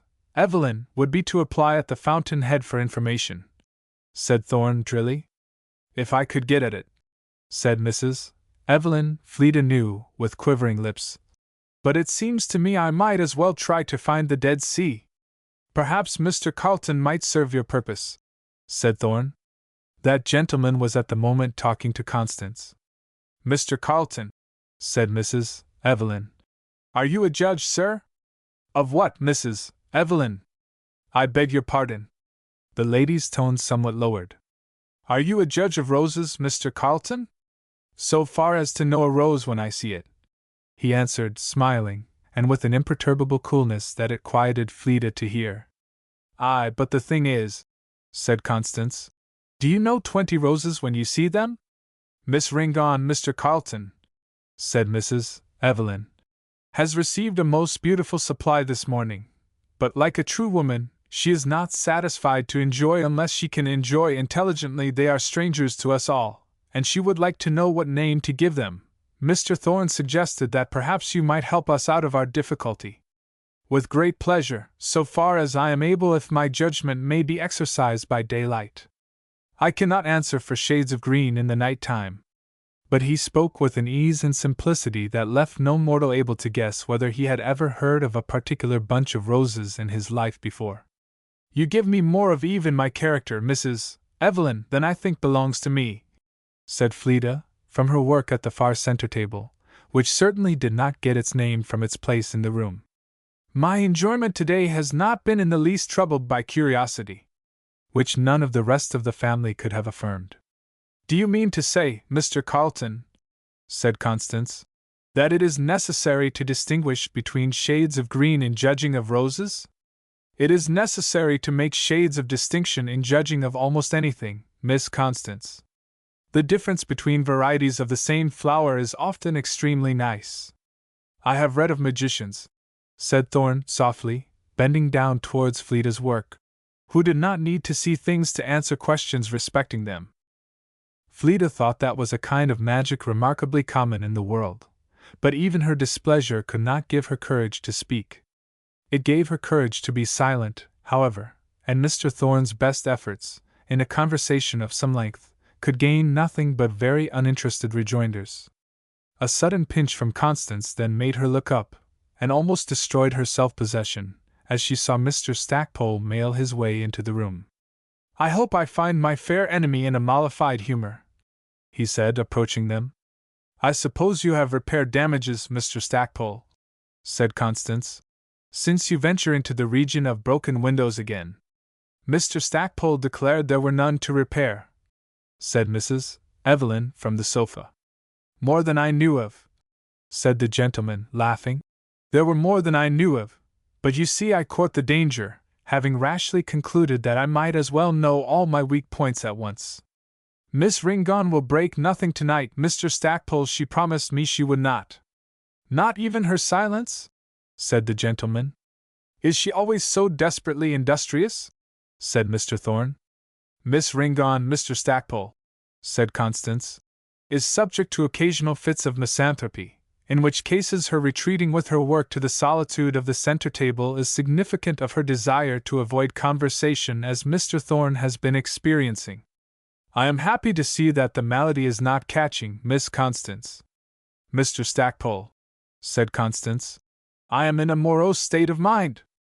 Miss Ringon, this morning, received a magnificent bouquet of roses, which, in the first place, I rashly appropriated to myself, and ever since I discovered my mistake, I have been meditating the renouncing of society. It has excited more bad feelings than I thought had existence in my nature. Mr. Stackpole, said Mrs. Evelyn, would you ever have supposed that roses could be a cause of discord? Mr. Stackpole looked as if he did not exactly know what the ladies were driving at. There have 5,000 emigrants arrived at this port within a week, said he, as if that were something worth talking about. Poor creatures! Where will they all go? Said Mrs. Evelyn, comfortably. Country's large enough, said Thorne. Yes, but such a stream of immigration will reach the Pacific, and come back again before long, and then there will be a meeting of the waters. This tide of German and Irish will sweep over everything. I suppose if the land will not bear both, one party will have to seek other quarters, said Mrs. Evelyn, with an exquisite satisfaction, which Fleda could hear in her voice. You remember the story of Lot and Abraham, Mr. Stackpole, when a quarrel arose between them? Not about roses. Mr. Stackpole looked as if women were to say the least incomprehensible. 5,000 a week, he repeated. I wish there was a Dead Sea for them all to sheer off into, said Thorne. If you had seen the look of grave rebuke that speech called forth, Mr. Thorne, said Constance, your feelings would have been penetrated if you have any. I had forgotten, he said, looking round with a bland change of manner. What gentle charities were so near me? Mamma, said Constance, with a most comic show of indignation. Mr. Thorne thought that with Miss Ringon he had forgotten all the gentle charities in the room. I am of no further use to society. I will trouble you to ring that bell, Mr. Thorne, if you please. I shall request candles, and retire to the privacy of my own apartment. Not till you have permitted me to expiate my fault, said Mr. Thorne, laughing. It cannot be expiated. My worth will be known at some future day. Mr. Carlton, will you have the goodness to summon our domestic attendant? If you will permit me to give the order, he said, smiling, with his hand on the bell. I am afraid you are hardly fit to be trusted alone. Why? May I delay obeying you long enough to give my reasons? Yes. Because, said he, coming up to her, when people turn away from the world in disgust, they generally find worse company in themselves. Mr. Carlton, I would not sit still another minute, if curiosity didn't keep me. I thought solitude was said to be such a corrector. Like a clear atmosphere, an excellent medium if your object is to take an observation of your position. Worse than lost if you mean to shut up the windows and burn sickly lights of your own. Then, according to that, one shouldn't seek solitude unless one doesn't want it. No, said Mr. Carlton, with that eye of deep meaning to which Constance always rendered involuntary homage. Everyone wants it. If we do not daily take an observation to find where we are sailing about wildly, and do not know whither we are going. An observation? Said Constance, understanding part, and impatient of not catching the whole of his meaning. Yes, he said, with a smile of singular fascination. I mean consulting the unerring guides of the way to know where we are, And if we are sailing safely and happily in the right direction, otherwise we are in danger of striking upon some rock, or of never making the harbor, and in either case, all is lost. The power of eye and smile was too much for Constance, as it had happened more than once before. Her own eyes fell, and for a moment she wore a look of unwonted sadness and sweetness, at what from any other person would have roused her mockery. "Mr. Carlton," said she, trying to rally herself, but still not daring to look up, knowing that would put it out of her power. "I can't understand how you ever came to be such a grave person." "What is your idea of gravity?" said he, smiling. "To have a mind so at rest about the future, as to be able to enjoy thoroughly all that is worth enjoying in the present? But I can't imagine how you ever came to take up such notions. May I ask again, why not I?" "Oh, you know, you have so much to make you otherwise. What degree of present contentment ought to make one satisfied to leave that of the limitless future an uncertain thing? Do you think it can be made certain?" "Undoubtedly." "Why not?" "The tickets are free. The only thing is, to make sure that ours has the true signature. Do you think the possession of that ticket makes life a sadder thing? The very handwriting of it is more precious to me, by far, Miss Constance, than everything else I have." "But you are a very uncommon instance," said Constance, still unable to look up, and speaking without any of her usual attempt at jocularity. "No, I hope not," he said quietly. "I mean," said Constance, "that it is very uncommon language to hear from a person like you."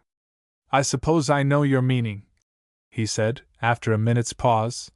"But, Miss Constance, there is hardly a graver thought to me than that power and responsibility go hand in hand." "It don't generally work so," said Constance, rather uneasily. "What are you talking about, Constance?"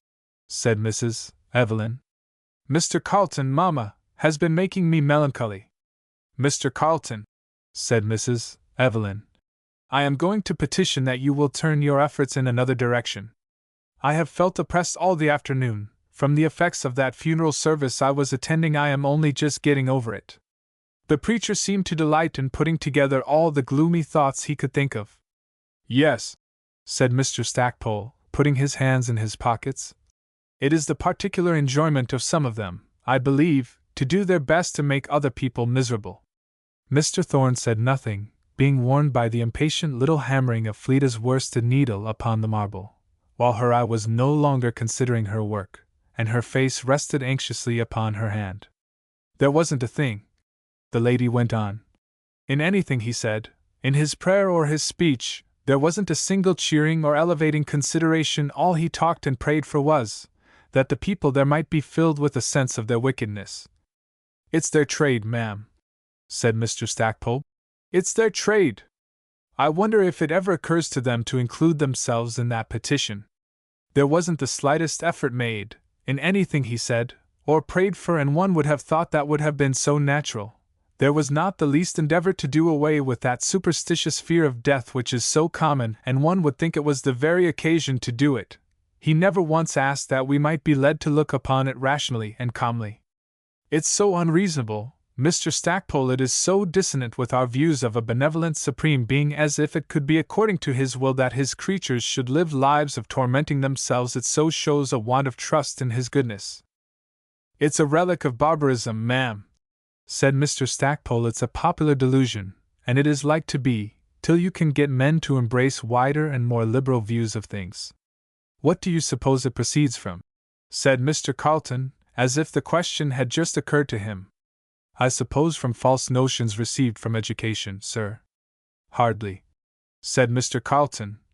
"It is too universal. You find it everywhere, and to ascribe it everywhere to education would be but shifting the question back one generation.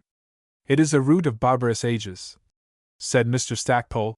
"A piece of superstition handed down from father to son, a set of false ideas which men are bred up and almost born with, and that they can hardly get rid of. How can that be a root of barbarism, which the utmost degree of intelligence and cultivation has no power to do away, nor even to lessen, however it may afford motive to control? Men may often put a brave face upon it, and show none of their thoughts to the world, but I think no one, capable of reflection, has not at times felt the influence of that dread. Men have often sought death of purpose and choice, said Mr. Stackpole, drily, and rubbing his chin. Not from the absence of this feeling, but from the greater momentary pressure of some other.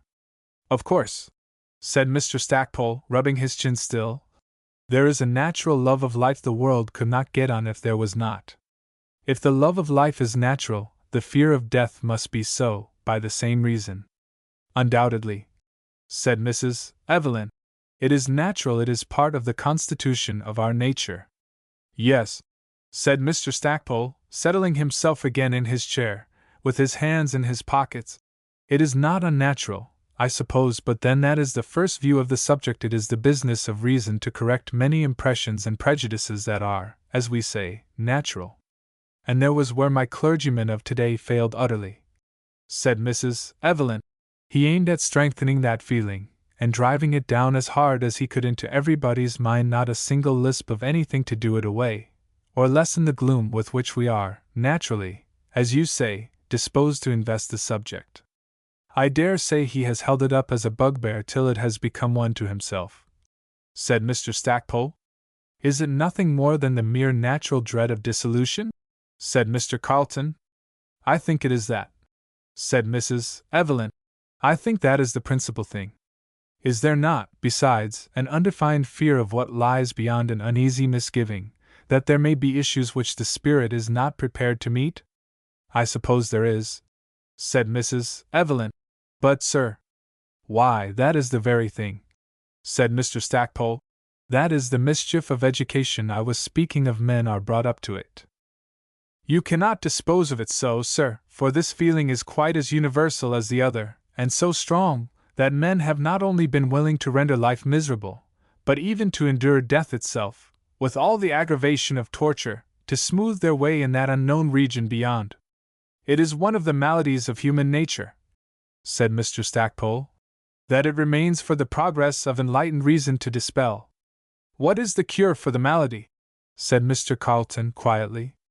Why, sir, the looking upon death as a necessary step in the course of our existence, which simply introduces us from a lower to a higher sphere, from a comparatively narrow to a wider and nobler range of feeling and intellect. Aye, but how shall we be sure that it is so? Why, Mr. Carleton, sir, said Mrs. Evelyn, do you doubt that? Do you suppose it possible, for a moment, that a benevolent being would make creatures to be anything but happy? You believe the Bible, Mrs. Evelyn? He said, smiling slightly. Certainly, sir. But, Mr. Carleton, the Bible, I am sure, holds out the same views of the goodness and glory of the Creator. You cannot open it but you find them on every page. If I could take such views of things as some people have, said Mrs. Evelyn, getting up to punch the fire in her extremity, I don't know what I should do.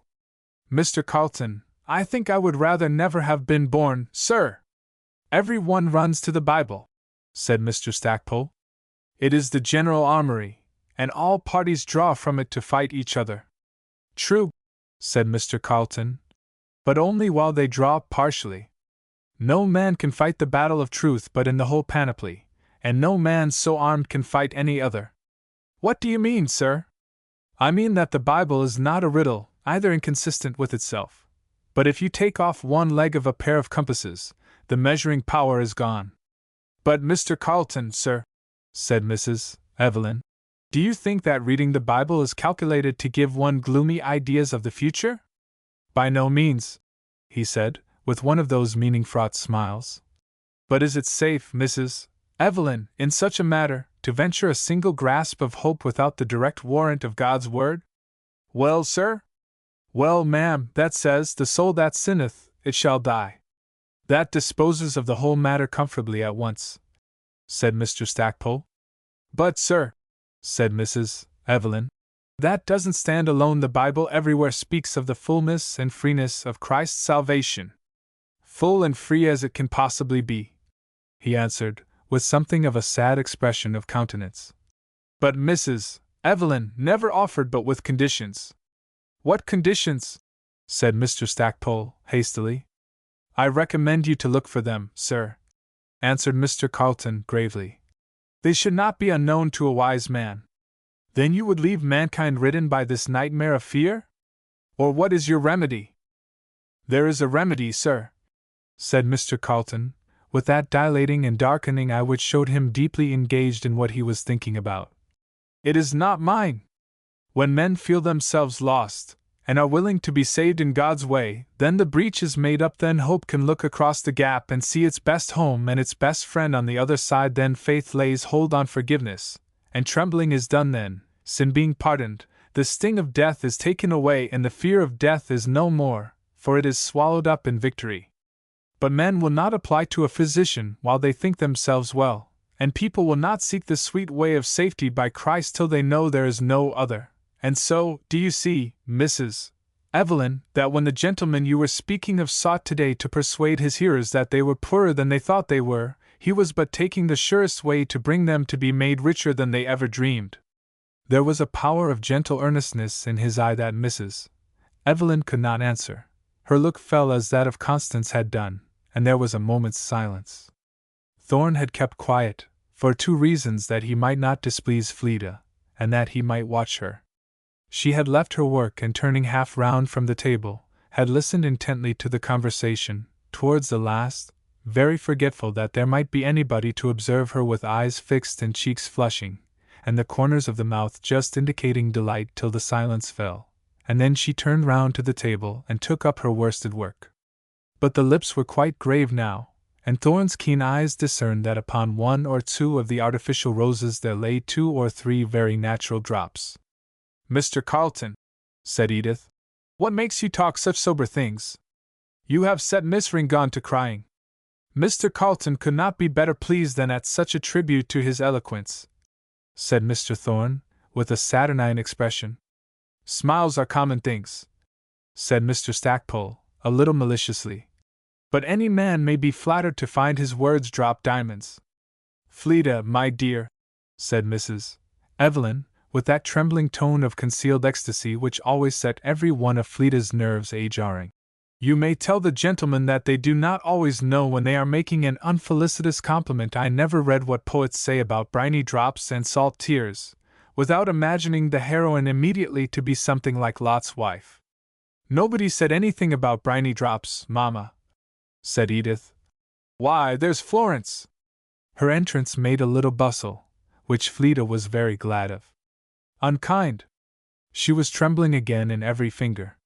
She bent down over her canvas and worked away as hard as she could. That did not hinder her becoming aware presently that Mr. Carlton was standing close beside her. "Are you not trying your eyes?" said he. The words were nothing, but the tone was a great deal. There was a kind of quiet intelligence in it. Fleda looked up, and something in the clear, steady, self-reliant eye she met wrought an instant change in her feeling. She met it a moment, and then looked at her work again with nerves quieted. "Cannot I persuade them to be of my mind?" said Mr. Carlton, bending down a little nearer to their sphere of action. "Mr. Carlton is unreasonable to require more testimony of that this evening," said Mr. Thorn. "His own must have been ill employed." Fleda did not look up, but the absolute quietness of Mr. Carlton's manner could be felt. She felt it, almost with sympathetic pain. Thorn immediately left them, and took leave. "What are you searching for in the papers, Mr. Carlton?" said Mrs. Evelyn, presently coming up to them. "I was looking for the steamers, Mrs. Evelyn. How soon do you think of bidding us good-bye?" "I do not know, ma'am," he answered coolly. "I expect my mother." Mrs. Evelyn walked back to her sofa. But in the space of 2 minutes she came over to the center table again, with an open magazine in her hand. "Mr. Carlton," said the lady, "you must read this for me, and tell me what you think of it, will you, sir? I have been showing it to Mr. Stackpole, and he can't see any beauty in it, and I tell him it is his fault, and there is some serious want in his composition. Now I want to know what you will say to it. An arbiter, Mrs. Evelyn, should be chosen by both parties. Read it and tell me what you think," repeated the lady, walking away, to leave him opportunity. Mr. Carlton looked it over. "That is something pretty," he said, putting it before Fleda. Mrs. Evelyn was still at a distance. "What do you think of that print for trying the eyes?" said Fleda, laughing as she took it. But he noticed that her color rose a little. How do you like it? I like it pretty well, said Fleda, rather hesitatingly. You have seen it before? Why? Fleda said, with a look up at him, at once a little startled and a little curious. What makes you say so? Because pardon me, you did not read it. Oh, said Fleda, laughing, but coloring at the same time very frankly. I can tell how I like some things without reading them very carefully. Mr. Carlton looked at her, and then took the magazine again. What have you there, Mr. Carlton? Said Florence. A piece of English, on which I was asking this lady's opinion, Miss Evelyn. Now, Mr. Carlton, exclaimed Constance, jumping up, I am going to ask you to decide a quarrel between Fleda and me about a point of English. Hush, Constance, said her mother. I want to speak to Mr. Carlton. Mr. Carlton, how do you like it? Like what, Mamma? Said Florence. A piece I gave Mr. Carlton to read. Mr. Carlton, tell me how you like it, sir. But what is it, Mamma? A piece of poetry in an old Excelsior, The Spirit of the Fireside. Mr. Carlton, won't you read it aloud, and let us all hear? But tell me, first, what you think of it. It has pleased me particularly, Mrs. Evelyn. Mr. Stackpole says he does not understand it, sir. Fanciful, said Mr. Stackpole. It's a little fanciful, and I can't quite make out what the fancy is. It has been the misfortune of many good things before not to be prized, Mr. Stackpole, said the lady funnily. True, ma'am, said that gentleman, rubbing his chin. And the converse is also true, unfortunately, and with a much wider application. There is a peculiarity of mental development, or training, said Mr. Carlton, which must fail of pleasing many minds because of their wanting the corresponding key of nature or experience. Some literature has a hidden Freemasonry of its own. Very hidden, indeed, said Mr. Stackpole. The cloud is so thick that I can't see the electricity. Mr. Carlton, said Mrs. Evelyn, laughing. I take that remark as a compliment, sir. I have always appreciated that writer's pieces. I enjoy them very much. Well, won't you please read it, Mr. Carlton? Said Florence. And let us know what we are talking about. Mr. Carlton obeyed, standing where he was, by the center table. By the old hearthstone a spirit dwells, the child of bygone years. He lieth hid the stones amid, and liveth on smiles and tears. But when the night is drawing on, and the fire burns clear and bright, he cometh out and walketh about in the pleasant grave twilight. He goeth round on tiptoe soft, and scanneth close each face. If one in the room be sunk in gloom, by him he taketh his place. And then with fingers cool and soft, their touch who does not know, with water brought from the well of thought, that was dug long years ago, he layeth his hand on the weary eyes. They are closed and quiet now, and he wipeth away the dust of the day which had settled on the brow. And gently then he walketh away and sits in the corner chair, and the closed eyes swim. It seemeth to him the form that once sat there, and whispered words of comfort and love fall sweet on the ear of sorrow. Why weepest thou?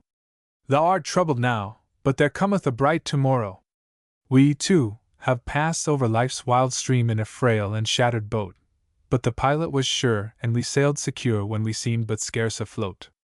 Though tossed by the rage of waves and wind, the bark held together still. One arm was strong, it bore us along, and has saved from every ill. The spirit returns to his hiding place, but his words have been like balm. The big tears start, but the fluttering heart is soothed, and softened, and calm. I remember that, said Florence. It is beautiful. Who's the writer? Said Mr. Stackpole.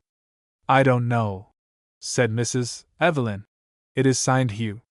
There have been a good many of his pieces in the Excelsior, for a year past, and all of them pretty.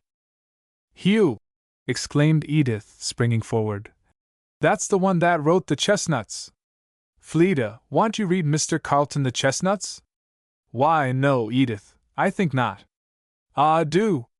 I like it so much, and I want him to hear it, and you know Mamma says they're all pretty. Won't you? My dear Edith, you have heard it once already today, but I want you to read it for me again. Let me have it, Miss Edith, said Mr. Carlton, smiling. I will read it for you. Ah, but it would be twice as good if you could hear her read it, said Edith, fluttering over the leaves of the magazine. She reads it so well. It's so funny about the coffee and buckwheat cakes. What is that, Edith? Said her mother. Something Mr. Carlton is going to read for me, Mamma. Don't you trouble Mr. Carlton. It won't trouble him, Mamma. He promised of his own accord. Let us all have the benefit of it, Mr. Carlton, said the lady.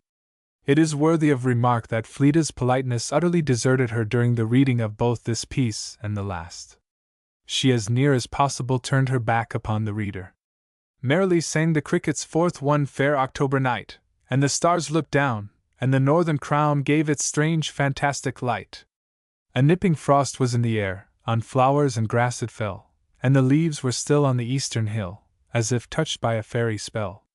To the very top of the tall nut trees the Frost King seemed to ride. With his wand he stirs the chestnut burrs, and straight they are opened wide. And squirrels and children together dream of the coming winter's hoard, and many, I ween, are the chestnuts seen in hole or in garret stored. The children are sleeping in featherbeds, poor Bun in his mossy nest. He courts repose with his tail on his nose, on the other's warm blankets rest. Late in the morning the sun gets up from behind the village spire, and the children dream that the first red gleam is the chestnut trees on fire. The squirrel had on when he first awoke all the clothing he could command, and his breakfast was light, he just took a bite of an acorn that lay at hand. And then he was off to the trees to work, while the children some time it takes to dress and to eat what they think meet of coffee and buckwheat cakes. The sparkling frost, when they first go out, lies thick upon all around, and earth and grass, as they onward pass, give a pleasant crackling sound. Oh, there is a heap of chestnuts, see, cried the youngest of the train, for they came to a stone where the squirrel had thrown what he meant to pick up again. And two bright eyes from the tree o'erhead looked down at the open bag where the nuts went in, and so to begin almost made his courage flag. Away on the hill, outside the wood, 3 giant trees there stand, and the chestnuts bright, that hang in sight, are eyed by the youthful band. And one of their number climbs the tree, and passes from bough to bough, and the children run, for with pelting fun the nuts fall thickly now. Some of the burrs are still shut tight, some open with chestnuts 3, and some nuts fall with no burrs at all, smooth, shiny, as nuts should be. Oh, who can tell what fun it was to see the prickly shower, to feel what a whack on head or back was within a chestnut's power. To run beneath the shaking tree, and then to scamper away, and with laughing shout to dance about the grass where the chestnuts lay. With flowing dresses, and blowing hair, and eyes that no shadow knew, like the growing light of a morning bright, the dawn of the summer blue. The work was ended, the trees were stripped, the children were tired of play, and they forgot, but the squirrel did not, the wrong they had done that day. Whether it was from the reader's enjoyment, or good giving of these lines, or from Edith's delight in them, he was frequently interrupted with bursts of laughter. I can understand that, said Mr. Stackpole, without any difficulty. You are not lost in the mysteries of chestnutting in open daylight, said Mrs. Evelyn. Mr. Carlton, said Edith, wouldn't you have taken the squirrel's chestnuts? I believe I should, Miss Edith, if I had not been hindered. But what would have hindered you? Don't you think it was right? Ask your friend, Miss Ringon, what she thinks of it, said he, smiling. Now, Mr. Carlton, said Constance, as he threw down the magazine, will you decide that point of English between Miss Ringon and me? I should like to hear the pleadings on both sides, Miss Constance. Well, Fleda, will you agree to submit it to Mr. Carlton? I must know by what standards Mr. Carlton will be guided, before I agree to any such thing, said Fleda. Standards? But aren't you going to trust anybody in anything, without knowing what standards they go by? Would that be a safe rule to follow in general? Said Fleda, smiling. You won't be a true woman if you don't follow it, sooner or later, my dear Fleda, said Mrs. Evelyn. Every woman must. The later the better, ma'am, I cannot help thinking. You will change your mind, said Mrs. Evelyn, complacently. Mamma's notions, Mr. Stackpole, would satisfy any man's pride, when she is expatiating upon the subject of woman's dependence, said Florence. The dependence of affection, said Mrs. Evelyn. Of course. It's their lot. Affection always leads a true woman to merge her separate judgment on anything in the judgment of the beloved object. Said Fleda, laughing. Suppose her affection is wasted on an object that has none? My dear Fleda, said Mrs. Evelyn, with a funny expression. That can never be, you know. Don't you remember what your favorite Longfellow says, affection never is wasted? Florence, my love, just hand me Evangeline, there I want you to listen to it, Mr. Stackpole, here it is. Talk not of wasted affection, affection never was wasted, if it enrich not the heart of another, its waters returning back to their springs, shall fill them full of refreshment. That which the fountain sends forth returns again to the fountain. How very plain it is that was written by a man, said Fleda. Why, said Mr. Carleton, laughing. I always thought it was so exquisite, said Florence. I was so struck with it, said Constance, that I have been looking ever since for an object to waste my affections upon. Hush, Constance, said her mother. Don't you like it, Mr. Carleton? I should like to hear Miss Ringan's commentary, said Mr. Stackpole. I can't anticipate it. I should have said the sentiment was quite soft and tender enough for a woman. Don't you agree with it, Mr. Carleton? Repeated Mrs. Evelyn. I beg leave to second Mr. Stackpole's motion, he said, smiling. Fleda, my dear, you must explain yourself. The gentlemen are at a stand. I believe, Mrs. Evelyn, said Fleda, smiling and blushing, I am of the mind of the old woman who couldn't bear to see anything wasted. But the assertion is that it isn't wasted, said Mr. Stackpole. That which the fountain sends forth returns again to the fountain, said Mrs. Evelyn. Yes, to flood and lay waste the fair growth of nature, said Fleda, with a little energy, though her color rose and rose higher. Did it never occur to you, Mrs. Evelyn, that the streams which fertilize as they flow do but desolate if their course be checked? But your objection lies only against the author's figure, said Mr. Stackpole. Come to the fact. I was speaking as he did, sir, of the fact under the figure. I did not mean to separate them. Both the gentlemen were smiling, though with very different expression. Perhaps, said Mr. Carleton, the writer was thinking of a gentler and more diffusive flow of kind feeling, which, however it may meet with barren ground and raise no fruit there, is sure, in due time, to come back, heaven refined, to refresh and replenish its source. Perhaps so, said Fleda, with a very pleased answering look. I do not recollect how it is brought, and I may have answered rather Mrs. Evelyn than Mr. Longfellow. But granting that it is an error, said Mr. Stackpole, as you understood it, what shows it to have been made by a man? It's utter ignorance of the subject, sir. You think they never waste their affections? Said he. By no means. But I think they rarely waste so much in any one direction as to leave them quite impoverished. Mr. Carleton, how do you bear that, sir? Said Mrs. Evelyn. Would you let such an assertion pass unchecked? I would not if I could help it, Mrs. Evelyn. That isn't saying much for yourself, said Constance. But Fleda, my dear, where did you get such an experience of waste and desolation? Oh, man is a microcosm, you know, said Fleda lightly. But you make it out that only one half of mankind can appropriate that axiom, said Mr. Stackpole. How can a woman know men's hearts so well? On the principle that the whole is greater than a part, said Mr. Carleton, smiling. I'll sleep upon that before I give my opinion, said Mr. Stackpole. Mrs. Evelyn, good evening. Well, Mr. Carleton, said Constance, you have said a great deal for women's minds. Some women's minds, he said with a smile. And some men's minds, said Fleda. I was speaking only in the general. Her eye half unconsciously reiterated her meaning as she shook hands with Mr. Carleton. And without speaking a word for other people to hear, his look and smile in return were more than an answer. Fleda sat for some time after he was gone, trying to think what it was in eye and lip which had given her so much pleasure. She could not make out anything but approbation, the look of loving approbation that one gives to a good child, but she thought it had also something of that quiet intelligence, a silent communication of sympathy which the others in company could not share. She was roused from her reverie by Mrs. Evelyn. "Fleda, my dear, I am writing to your Aunt Lucy. Have you any message to send?" "No, Mrs. Evelyn, I wrote myself today." And she went back to her musings. "I am writing about you, Fleda," said Mrs. Evelyn again, in a few minutes. "Giving a good account, I hope, ma'am," said Fleda, smiling.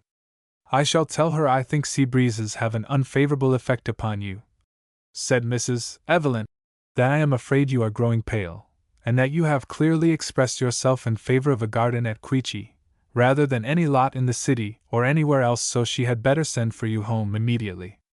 Fleda tried to find out what the lady really meant, but Mrs. Evelyn's delighted amusement did not consist with making the matter very plain. Fleda's questions did nothing but aggravate the cause of them, to her own annoyance, so she was fain at last to take her light and go to her own.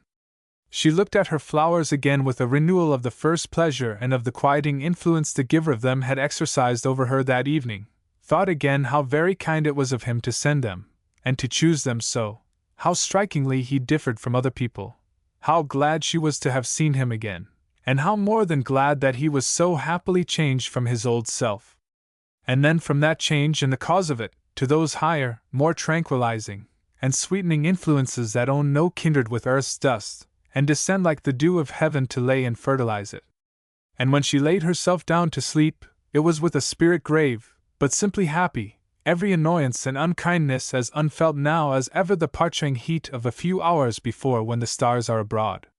Chapter 10. A snake bedded himself under the threshold of a country house. Lestrange. To Fleda's very great satisfaction, Mr. Thorn was not seen again for several days. It would have been to her very great comfort, too, if he could have been permitted to die out of mind as well as out of sight, but he was brought up before her, lots of times, till poor Fleda almost felt as if she was really in the moral neighborhood of the Dead Sea. Every natural growth of pleasure was so withered under the barren spirit of raillery. Sea breezes were never so disagreeable since winds blew, and nervous and fidgety again whenever Mr. Carleton was present. Fleda retreated to her work and the table, and withdrew herself as much as she could from notice and conversation, feeling humbled, feeling sorry, and vexed, and ashamed, that such ideas should have been put into her head, the absurdity of which, she thought, was only equalled by their needlessness. As much as she could, she withdrew. But that was not entirely. Now and then interest made her forget herself, and quitting her needle she would give eyes and attention to the principal speaker as frankly as he could have desired. Bad weather and bad roads for those days put riding out of the question. One morning she was called down to see a gentleman, and came eschewing in advance the expected image of Mr. Thorn. It was a very different person. "Charlton Rossiter! My dear Charlton, how do you do? Where did you come from? You had better ask me what I have come for," he said, laughing as he shook hands with her. "What have you come for?" "To carry you home." "Home?" said Fleda. "I am going up there for a day or two, and Mamma wrote me I had better act as your escort, which, of course, I am most willing to do. See what Mamma says to you." "When are you going, Charlton?" said Fleda, as she broke the seal of the note he gave her. "Tomorrow morning?" "That is too sudden a notice, Captain Rossiter," said Mrs. Evelyn. "Fleda will hurry herself out of her color, and then your mother will say there is something in sea breezes that isn't good for her, and then she will never trust her within reach of them again, which I am sure Miss Ringon would be sorry for." Fleda took her note to the window, half angry with herself that a kind of banter, in which certainly there was very little wit, should have power enough to disturb her. But though the shaft might be a slight one, it was winged with a will. The intensity of Mrs. Evelyn's enjoyment in her own mischief gave it all the force that was wanting. Fleda's head was in confusion. She read her aunt's note 3 times over before she had made up her mind on any point respecting it. "My dearest Fleda, Charlton is coming home for a day or two. Hadn't you better take the opportunity to return with him? I feel as if you had been long away. My dear child, don't you feel so too? Your uncle is very desirous of seeing you, and as for Hugh and me, we are but half ourselves. I would not still say a word about your coming home if it were for your good to stay, but I fancy from something in Mrs. Evelyn's letter that Queechy air will by this time do you good again, and opportunities of making the journey are very uncertain. My heart has grown lighter since I gave it leave to expect you. Yours, my darling. R. P.S. I will write to Mrs. E. soon. What string has pulled these wires that are twitching me home? Thought Fleda, as her eyes went over and over the words which the feeling of the lines of her face would alone have told her were unwelcome. And why unwelcome? One likes to be moved by fair means and not by foul, was the immediate answer. And besides, it is very disagreeable to be taken by surprise. Whenever in any matter of my staying or going, did Aunt Lucy have any wish but my pleasure? Fleda mused a little while, and then, with a perfect understanding of the machinery that had been at work, though an extremely vague and repulsed notion of the spring that had moved it, she came quietly out from her window and told Charlton she would go with him. But not tomorrow? Said Mrs. Evelyn composedly. You will not hurry her off so soon as that, Captain Rossiter? Furloughs are the stubbornest things in the world, Mrs. Evelyn. There is no spirit of accommodation about them. Mine lies between tomorrow morning and one other morning some 2 days thereafter, and you might as soon persuade Atlas to change his place. Will you be ready, coz? I will be ready, said Fleda, and her cousin departed. Now, my dear Fleda, said Mrs. Evelyn, but it was with that funny face, as she saw Fleda standing thoughtfully before the fire. You must be very careful in getting your things together. Why, Mrs. Evelyn? I am afraid you will leave something behind you, my love. I will take care of that, ma'am, and that I will go and see about it at once. Very busy till dinner time, she would not let herself stop to think about anything. At dinner, Mr. Evelyn openly expressed his regrets for her going, and his earnest wishes that she would at least stay till the holidays were over. Don't you know Fleda better, Papa, said Florence, than to try to make her alter her mind? When she says a thing is determined upon, I know there is nothing to do but to submit with as good a grace as you can. I tried to make Captain Rossiter leave her a little longer, said Mrs. Evelyn, but he says furloughs are immovable, and his begins tomorrow morning, so he was immovable too. I should keep her notwithstanding, though, if her Aunt Lucy hadn't sent for her. Well, see what she wants, and come back again, said Mr. Evelyn. Thank you, sir, said Fleda, smiling gratefully. I think not this winter. There are 2 or 3 of my friends that will be confoundedly taken aback, said Mr. Evelyn, carefully helping himself to gravy. I expect that an immediate depopulation of New York will commence, said Constance, and go on till the heights about Queechy are all thickly settled with elegant country seats, which is the conventional term for a species of mouse-trap. Hush, you baggage, said her father. Fleda, I wish you could spare her a little of your common sense, to go through the world with. Papa thinks, you see, my dear, that you have more than enough, which is not, perhaps, precisely the compliment he intended. I take the full benefit of his and yours, said Fleda, smiling. After dinner, she had just time to run down to the library to bid Dr. Gregory goodbye, her last walk in the city. It wasn't a walk she enjoyed much. Going tomorrow, said he. Why, I am going to Boston in a week. You had better stay, and go with me. I can't now, Uncle Orrin, I am dislodged, and you know there is nothing to do then but to go. Come and stay with me till next week. But Fleda said it was best not, and went home to finish her preparations. She had no chance till late, for several gentlemen spent the evening with them. Mr. Carleton was there part of the time, but he was one of the first to go, and Fleda could not find an opportunity to say that she should not see him again. Her timidity would not allow her to make one, but it grieved her. At last she escaped to her own room, where most of her packing was still to do. By the time half the floor and all the bed was strewn with neat-looking piles of things, the varieties of her modest wardrobe, Florence and Constance came in to see and talk with her, and sat down on the floor too, partly, perhaps, because the chairs were all bespoken in the service of boxes and baskets, and partly to follow what seemed to be the prevailing style of things. What do you suppose has become of Mr. Thorne?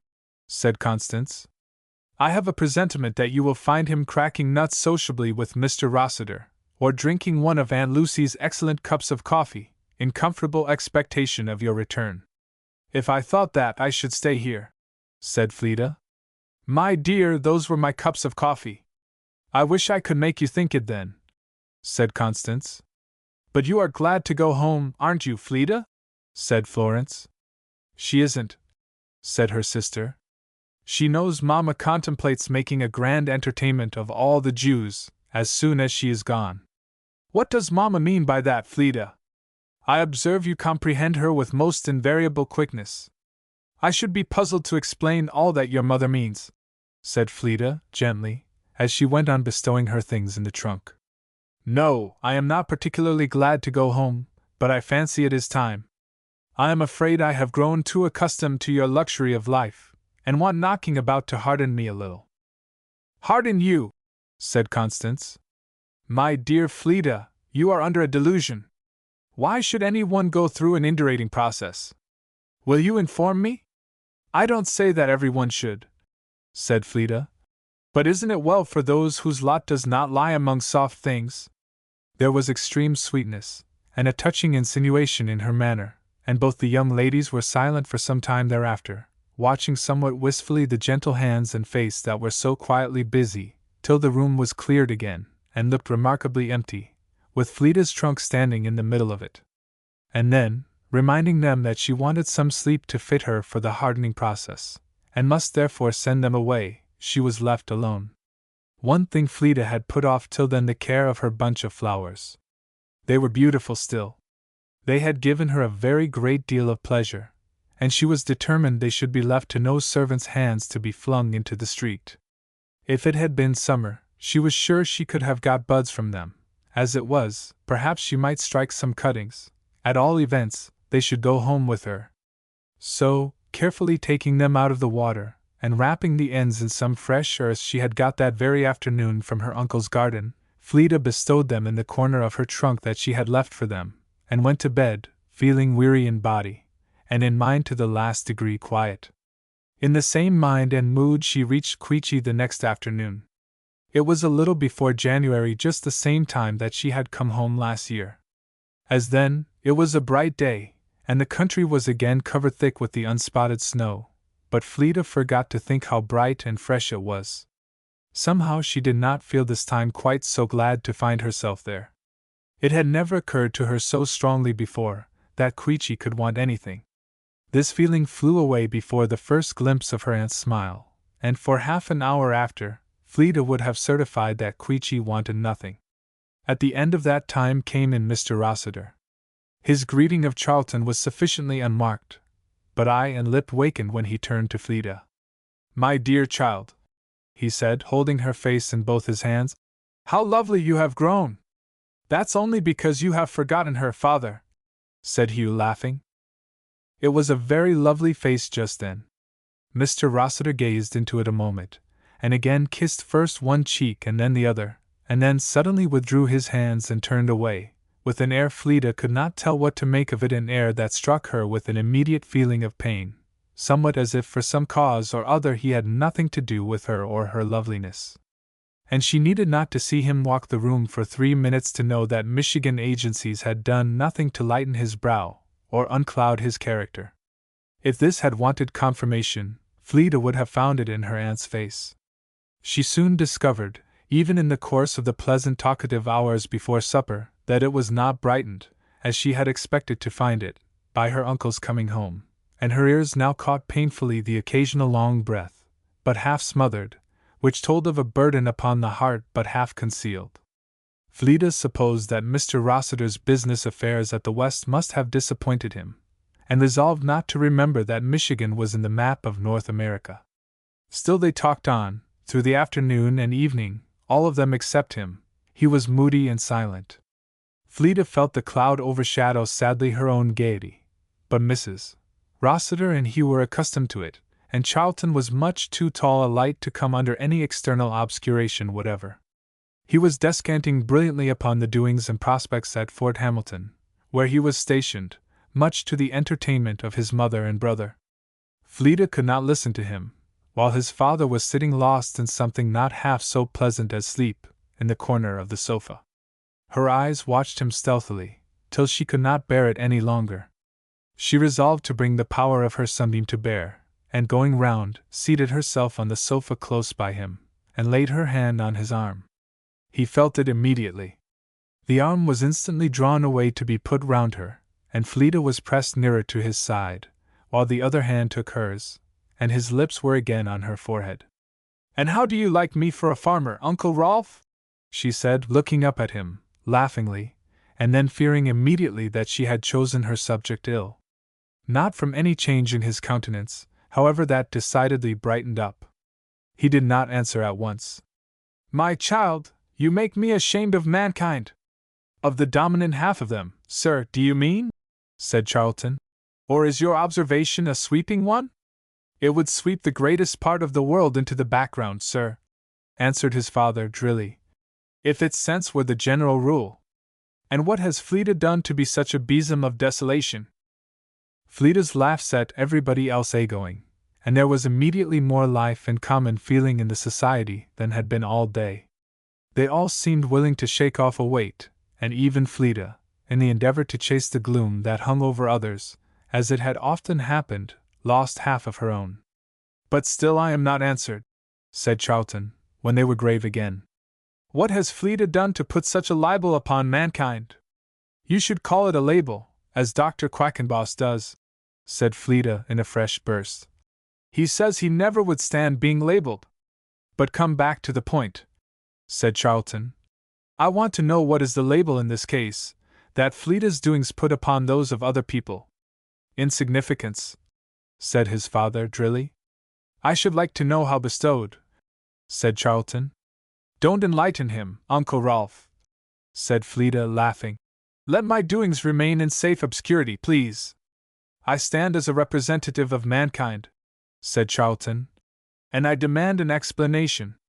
Look at what this slight frame and delicate nerves have been found equal to, and then tell me if the broad shoulders of all your mess would have borne half the burden, or their united heads accomplished a quarter the results." He spoke with sufficient depth of meaning, though now with no unpleasant expression.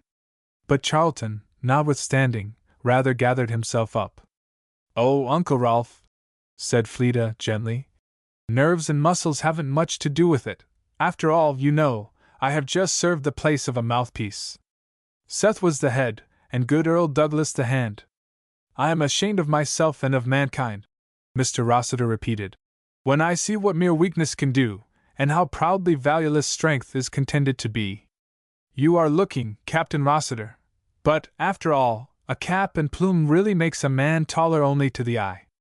"When I have flung my plume in anybody's face, sir," said Charlton, rather hotly, "it will be time enough to throw it back again." Mrs. Rossiter put her hand on his arm, and looked her remonstrance. "Are you glad to be home again, dear Fleda?" she said, turning to her. But Fleda was making some smiling communications to her uncle, and did not seem to hear. "Fleda, does it seem pleasant to be here again?" "Very pleasant, dear Aunt Lucy, though I have had a very pleasant visit too." "On the whole, you do not wish you were at this moment driving out of town in Mr. Thorne's cabriolet?" said her cousin. "Not in the least," said Fleda coolly. "How did you know I ever did such a thing? I wonder what should bring Mr. Thorne to Queechy at this time of year," said Hugh. Fleda started at this confirmation of Constance's words, and what was very odd, she could not get rid of the impression that Mr. Rossiter had started too. Perhaps it was only her own nerves, but he had certainly taken away the arm that was round her. "I suppose he has followed Miss Ring on," said Charlton gravely. "No," said Hugh. "He has been here some little time." "Then he preceded her, I suppose, to see and get the sleighs in order." "He did not know I was coming," said Fleda. "Didn't?" "No, I have not seen him for several days." "My dear little cousin," said Charlton, laughing, "you are not a witch in your own affairs, whatever you may be in those of other people." "Why, Charlton, you are no adept in the art of concealment." "I have nothing to conceal," said Fleda. "How do you know he is here, Hugh?" "I was anxiously asked the other day," said Hugh, with a slight smile, whether you had come home, and then told that Mr. Thorne was in Queechy. There is no mistake about it, for my informant had actually seen him, and given him the directions to Mr. Plumfield's, for which he was inquiring. The direction to Mr. Plumfield's, said Fleda. What's your old friend, Mr. Carleton, doing in New York? Said Charlton. Is he there still? Said Mrs. Rossiter. Large as life, answered her son. Which, though you might not suppose it, Aunt Lucy, is about the height of Captain Rossiter, with I should judge a trifle less weight. Your eyes are observant, said Charlton. Of a good many things, said Fleda lightly. He is not my height by half an inch, said Charlton. I am just 6 feet without my boots. An excellent height, said Fleda. Your 6 feet was ever the only height. Who said that? Said Charlton. Isn't it enough that I say it? What's he staying here for? I don't know really, said Fleda. It's very difficult to tell what people do things for. Have you seen much of him? Said Mrs. Rossiter. Yes, ma'am, a good deal. He was often at Mrs. Evelyn's. Is he going to marry one of her daughters? Oh, no, said Fleda, smiling. He isn't thinking of such a thing. Not in America. I don't know what he may do in England. No, said Charlton. I suppose he would think himself contaminated by matching with any blood in this hemisphere. You do him injustice, said Fleda, coloring. You do not know him, Charlton. You do? Much better than that. And he is not one of the most touch-me-not pieces of English birth and wealth that ever stood upon their own dignity. Not at all, said Fleda. How people may be misunderstood. He is one of the most gentle and kind persons I ever saw. To you. To everybody that deserves it. Humph! And not proud? No, not as you understand it. And she felt it was very difficult to make him understand it, as the discovery involved a very offensive implication. He is too fine a character to be proud. That is arguing in a circle with a vengeance, said Charlton. I know what you are thinking of, said Fleda, and I suppose it passes for pride with a great many people who cannot comprehend it. He has a singular power of quietly rebuking wrong, and keeping impertinence at a distance where, Captain Rossiter, for instance, I suppose, would throw his cap in a man's face. Mr. Carleton's mere silence would make the offender doff his and ask pardon. The manner in which this was said precluded all taking offense. Well, said Charlton, shrugging his shoulders, then I don't know what pride is, that's all. Take care, Captain Rossiter, said Fleda, laughing. I have heard of such a thing as American pride before now. Certainly, said Charlton, and I'm quite willing, but it never reaches quite such a towering height on our side the water. I am sure I don't know how that may be, said Fleda, but I know I have heard a lady, an enlightened, gentle-tempered American lady, so-called, I have heard her talk to a poor Irishwoman with whom she had nothing in the world to do, in a style that moved my indignation. It stirred my blood. And there was nothing whatever to call it out. All the blood of all the Howards, I hope, would not have disgraced itself so. What business have you to hope anything about it? None, except from the natural desire to find what one has a right to look for. But indeed, I wouldn't take the blood of all the Howards for any security. Pride, as well as high breeding, is a thing of natural, not adventitious growth. It belongs to character, not circumstance. Do you know that your favorite, Mr. Carleton, is nearly connected with those same Howards, and quarters their arms with his own? I have a very vague idea of the dignity implied in that expression of quartering arms, which comes so roundly out of your mouth, Charlton, said Fleda, laughing. No, I didn't know it. But, in general, I am apt to think that pride is a thing which reverses the usual rules of architecture, and builds highest on the narrowest foundations. What do you mean? Never mind, said Fleda. If the meaning isn't plain, it isn't worth looking after. But it will not do to measure pride by its supposed materials. It does not depend on them, but on the individual. You everywhere see people assert that most of which they feel least sure, and then it is easy for them to conclude that where there is so much more of the reality, there must be proportionably more of the assertion. I wish some of our gentlemen and ladies, who talk of pride where they see, and can see nothing but the habit of wealth. I wish they could see the universal politeness with which Mr. Carlton returns the salutes of his inferiors. Not more respectfully they lift their hats to him than he lifts his to them, unless when he speaks. You have seen it? Often. Where? In England, at his own place, among his own servants and dependents. I remember very well, it struck even my childish eyes. Well, after all, that is nothing still but a refined kind of haughtiness. It is a kind that I wish some of our Americans would copy, said Fleda. But, dear Fleda, said Mrs. Rossiter, all Americans are not like that lady you were talking of. It would be very unfair to make her a sample. I don't think I ever heard any one speak so in my life. You never heard me speak so. Dear Aunt Lucy! No, I was only giving instance for instance. I have no idea that Mr. Carlton is a type of Englishman in general. I wish he were. But I think it is the very people that cry out against superiority, who are the most happy to assert their own where they can. The same jealous feeling that repines on the one hand, revenges itself on the other. Superiority of what kind? Said Charlton, stiffly.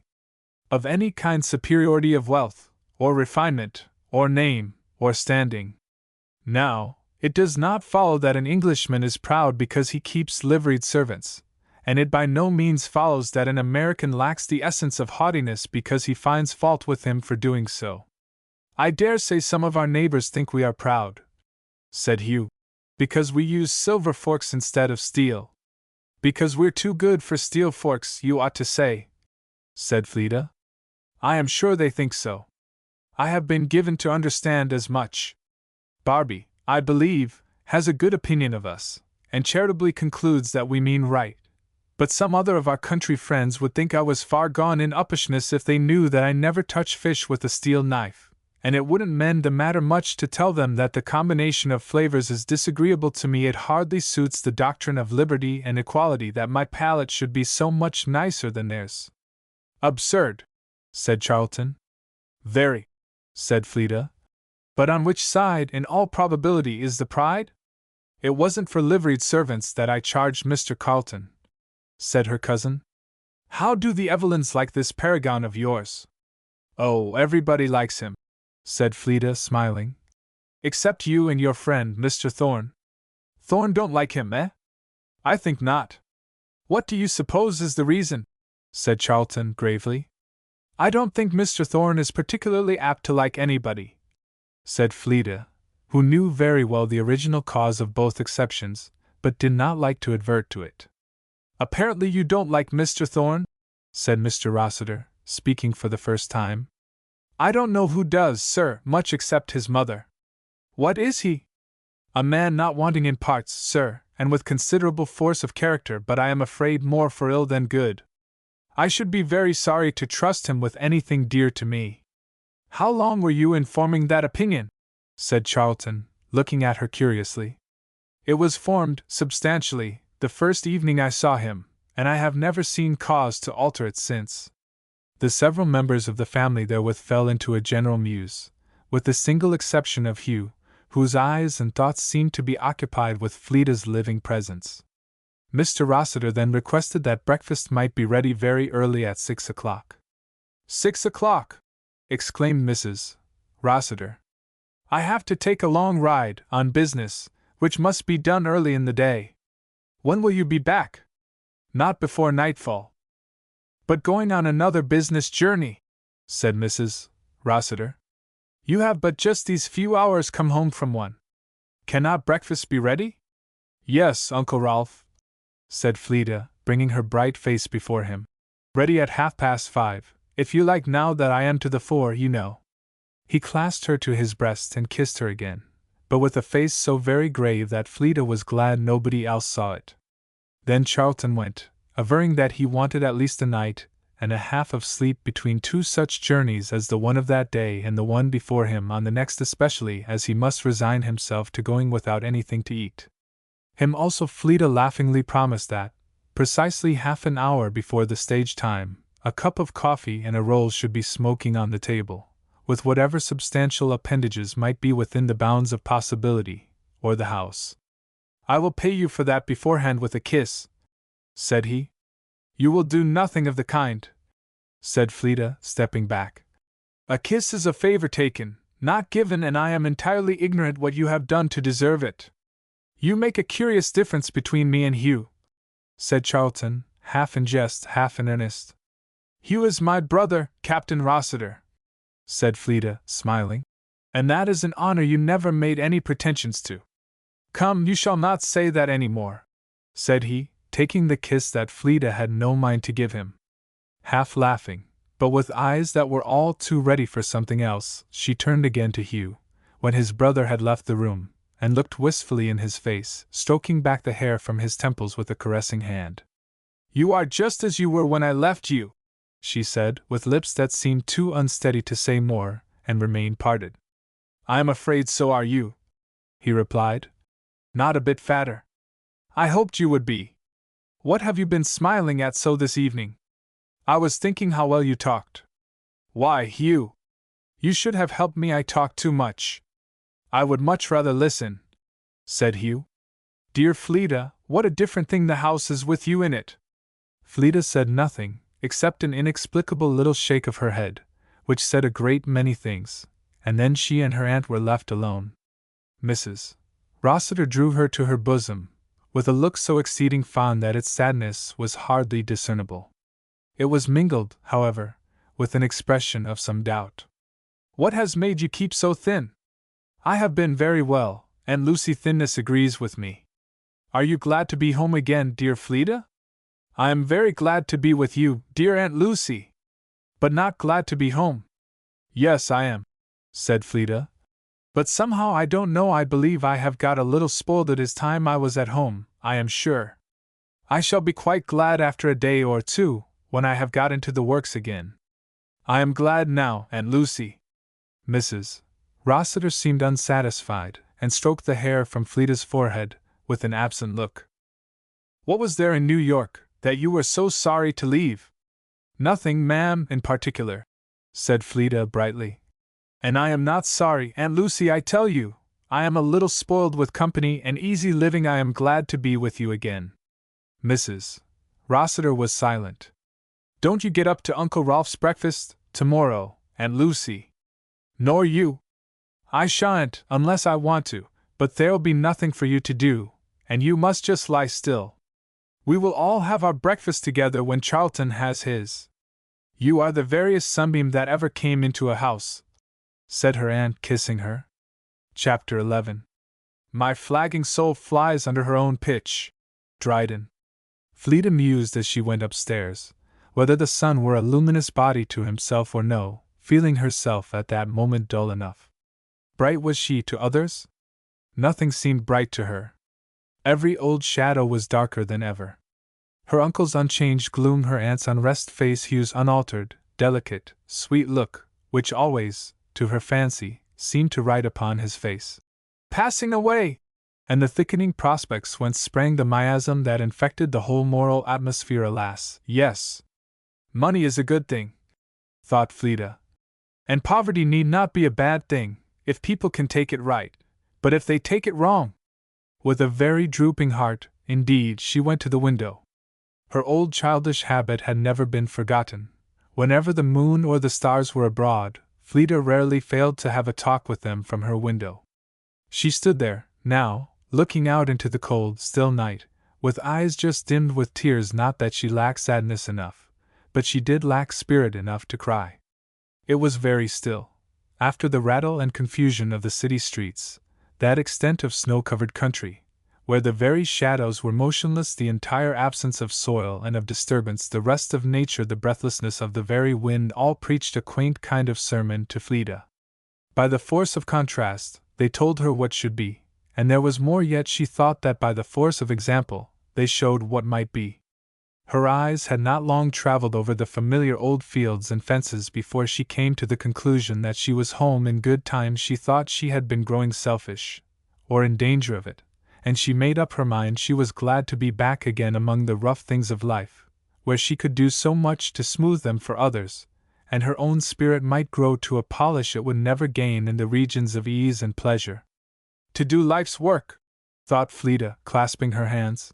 No matter where, and mine is here. I am glad I am in my place again. I was forgetting I had one. It was a face of strange purity and gravity that the moon shone upon, with no power to brighten as in past days. The shadows of life were upon the child's brow, but nothing to brighten it from within. One sweet, strong ray of other light suddenly found its way through the shadows, and entered her heart. The Lord reigneth! Let the earth be glad! And then the moonbeams, pouring down with equal ray upon all the unevenness of this little world, seemed to say the same thing over and over. Even so, not less equally his providence touches all, not less impartially his faithfulness guides. The Lord reigneth! Let the earth be glad! There was brightness in the moonbeams now that Fleda could read this in them. She went to sleep, a very child again, with these words for her pillow. It was not 6, and darkness yet filled the world, when Mr. Rossiter came downstairs, and softly opened the sitting-room door.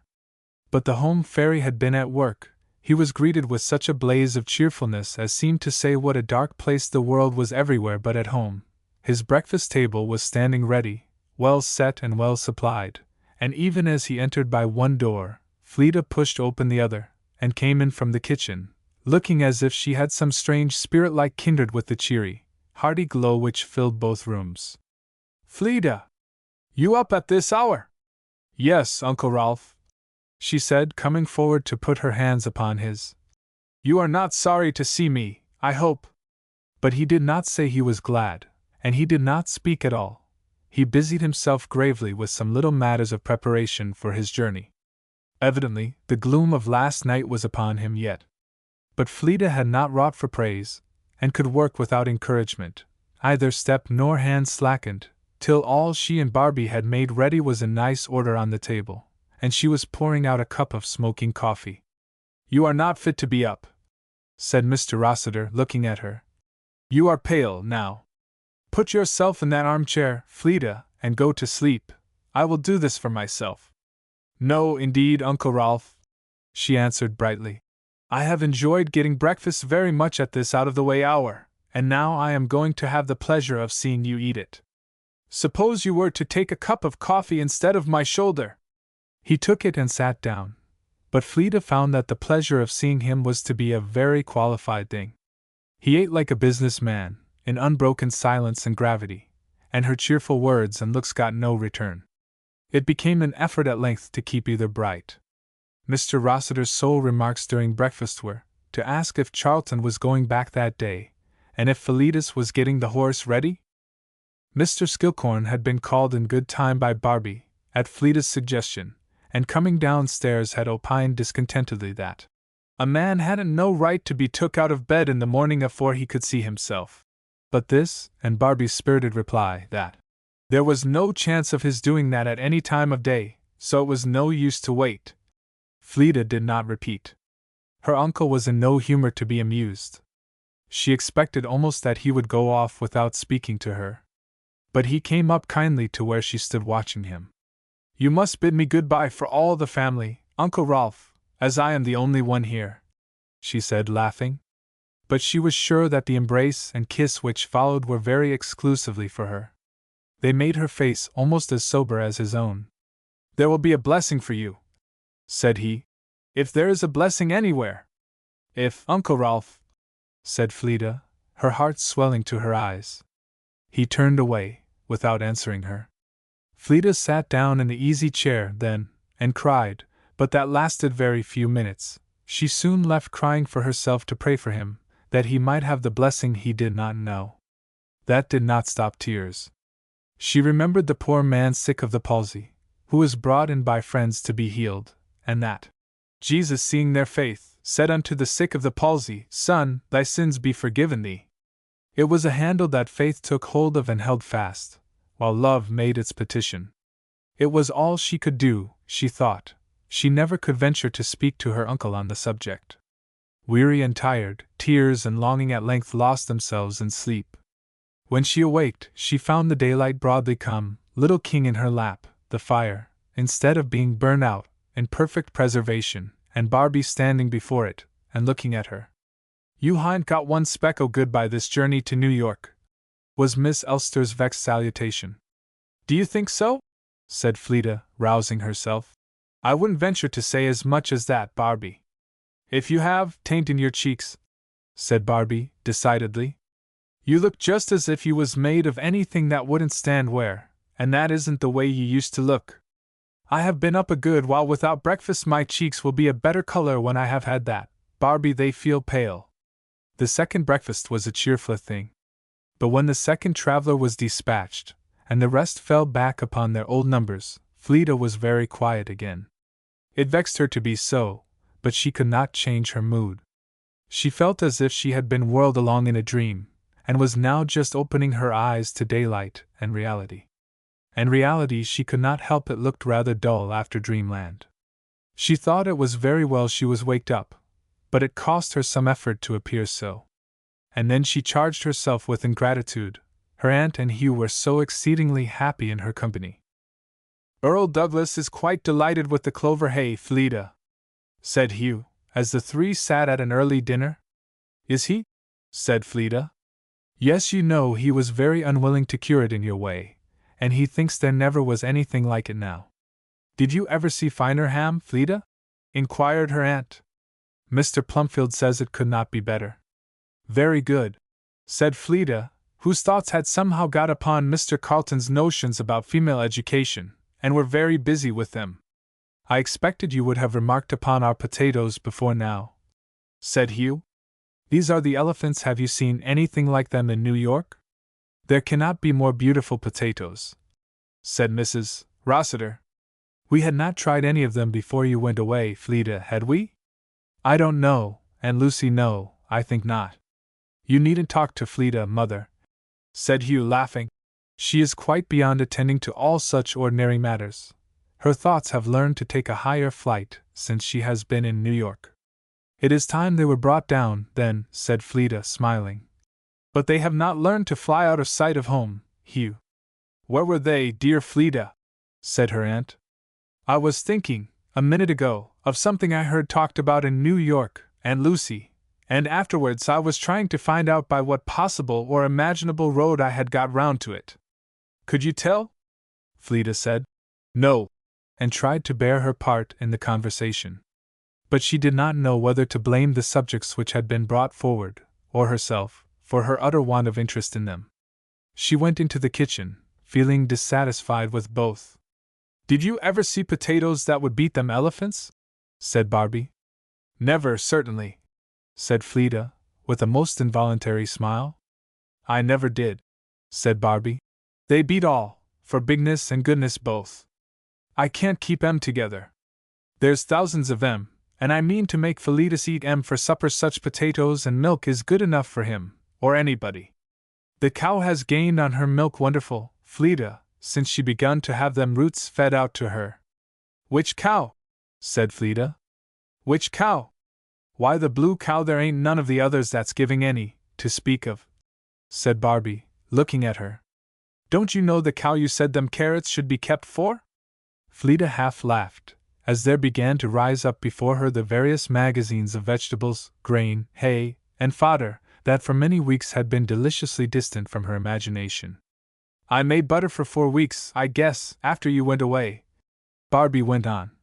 Just come in here and see, and the carrots makes it as yellow and sweet as June. I churned as long as I had anything to churn, and longer, and now we live on cream. You can make some cheesecakes just as soon as you're a mind to see.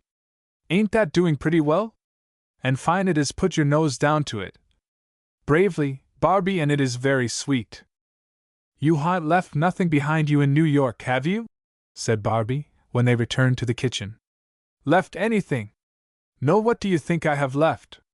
I didn't know, but you might have forgotten to pack up your memory, said Barbie drily. Fleeta laughed, and then in walked Mr. Douglas. How d'ye do? Said he. Got back again. I heard you was hum, and so I thought I'd just step up and see. Been getting along pretty well? Fleeta answered, smiling internally at the wide distance between her. Getting along? And his idea of it.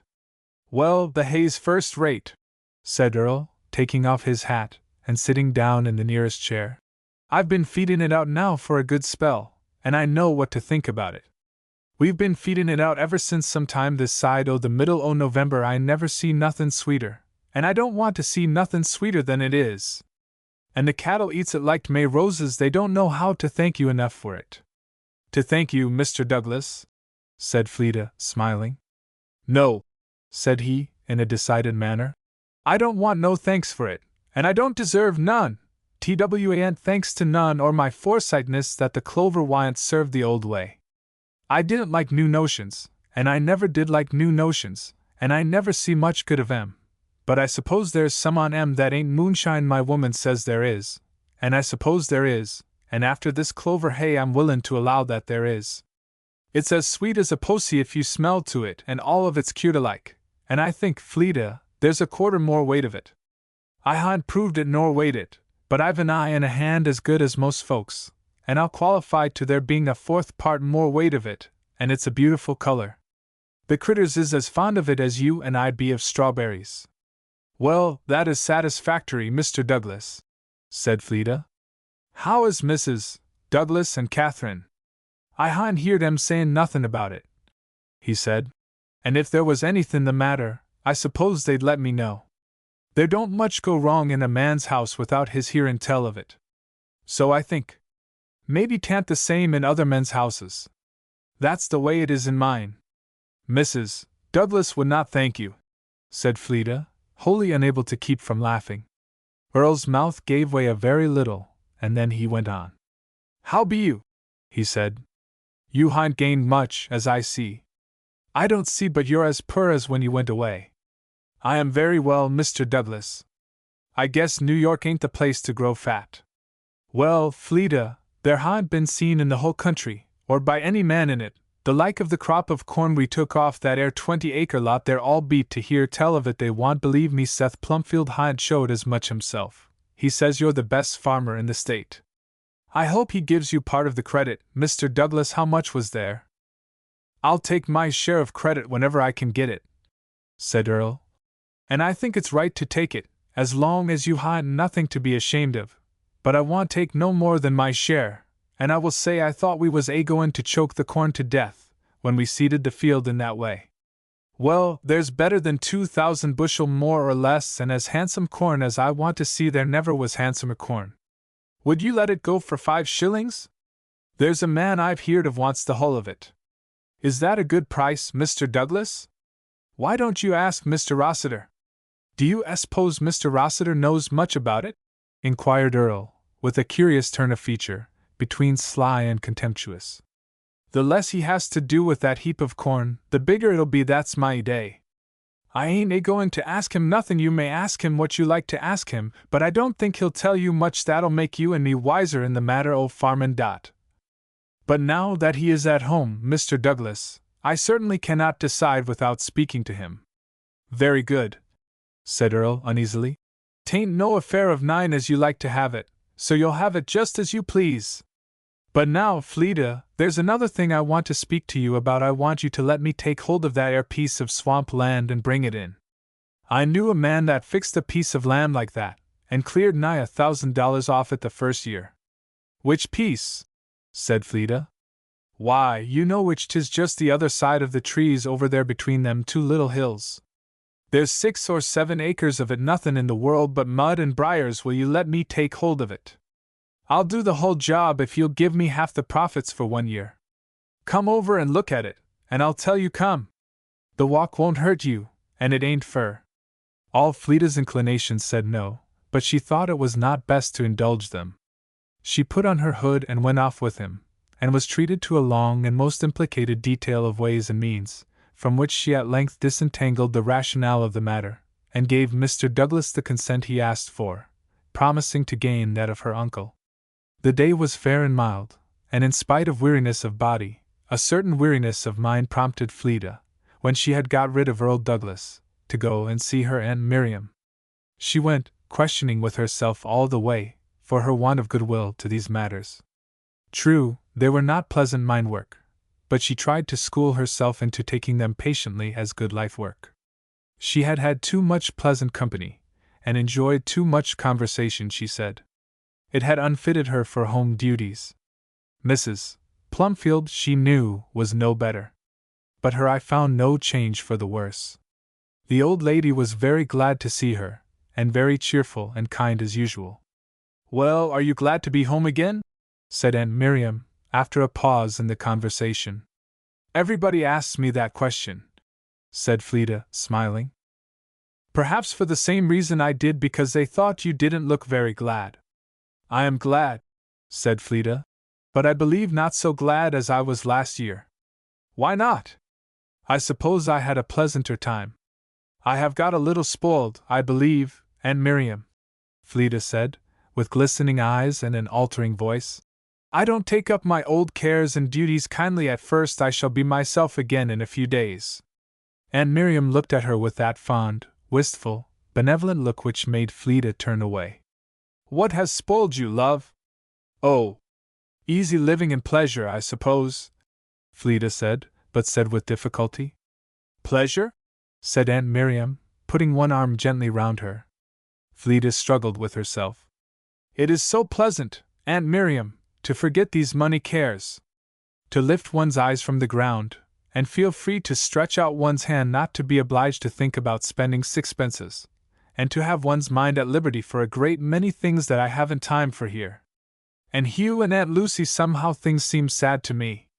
Nothing could be more sympathizingly kind than the way in which Aunt Miriam brought Fleda closer to her side, and wrapped her in her arms. "I am very foolish," Fleda whispered. "I am very wrong. I shall get over it." "I am afraid, dear Fleda," Mrs. Plumfield said, after a pause, "it isn't best for us always to be without sad things, though I cannot bear to see your dear little face look sad, but it wouldn't fit us for the work we have to do. It wouldn't fit us to stand where I stand now, and look forward happily." "Where you stand?" said Fleda, raising her head. "Yes, and I would not be without a sorrow I have ever known. They are bitter now, when they are present, but the sweet fruit comes after." "But what do you mean by where you stand?" "On the edge of life." "You do not think so, Aunt Miriam," Fleda said, with a terrified look. "You are not worse?" "I don't expect ever to be better," said Mrs. Plumfield, with a smile. "Nay, my love," she said, as Fleda's head went down on her bosom again. "Not so!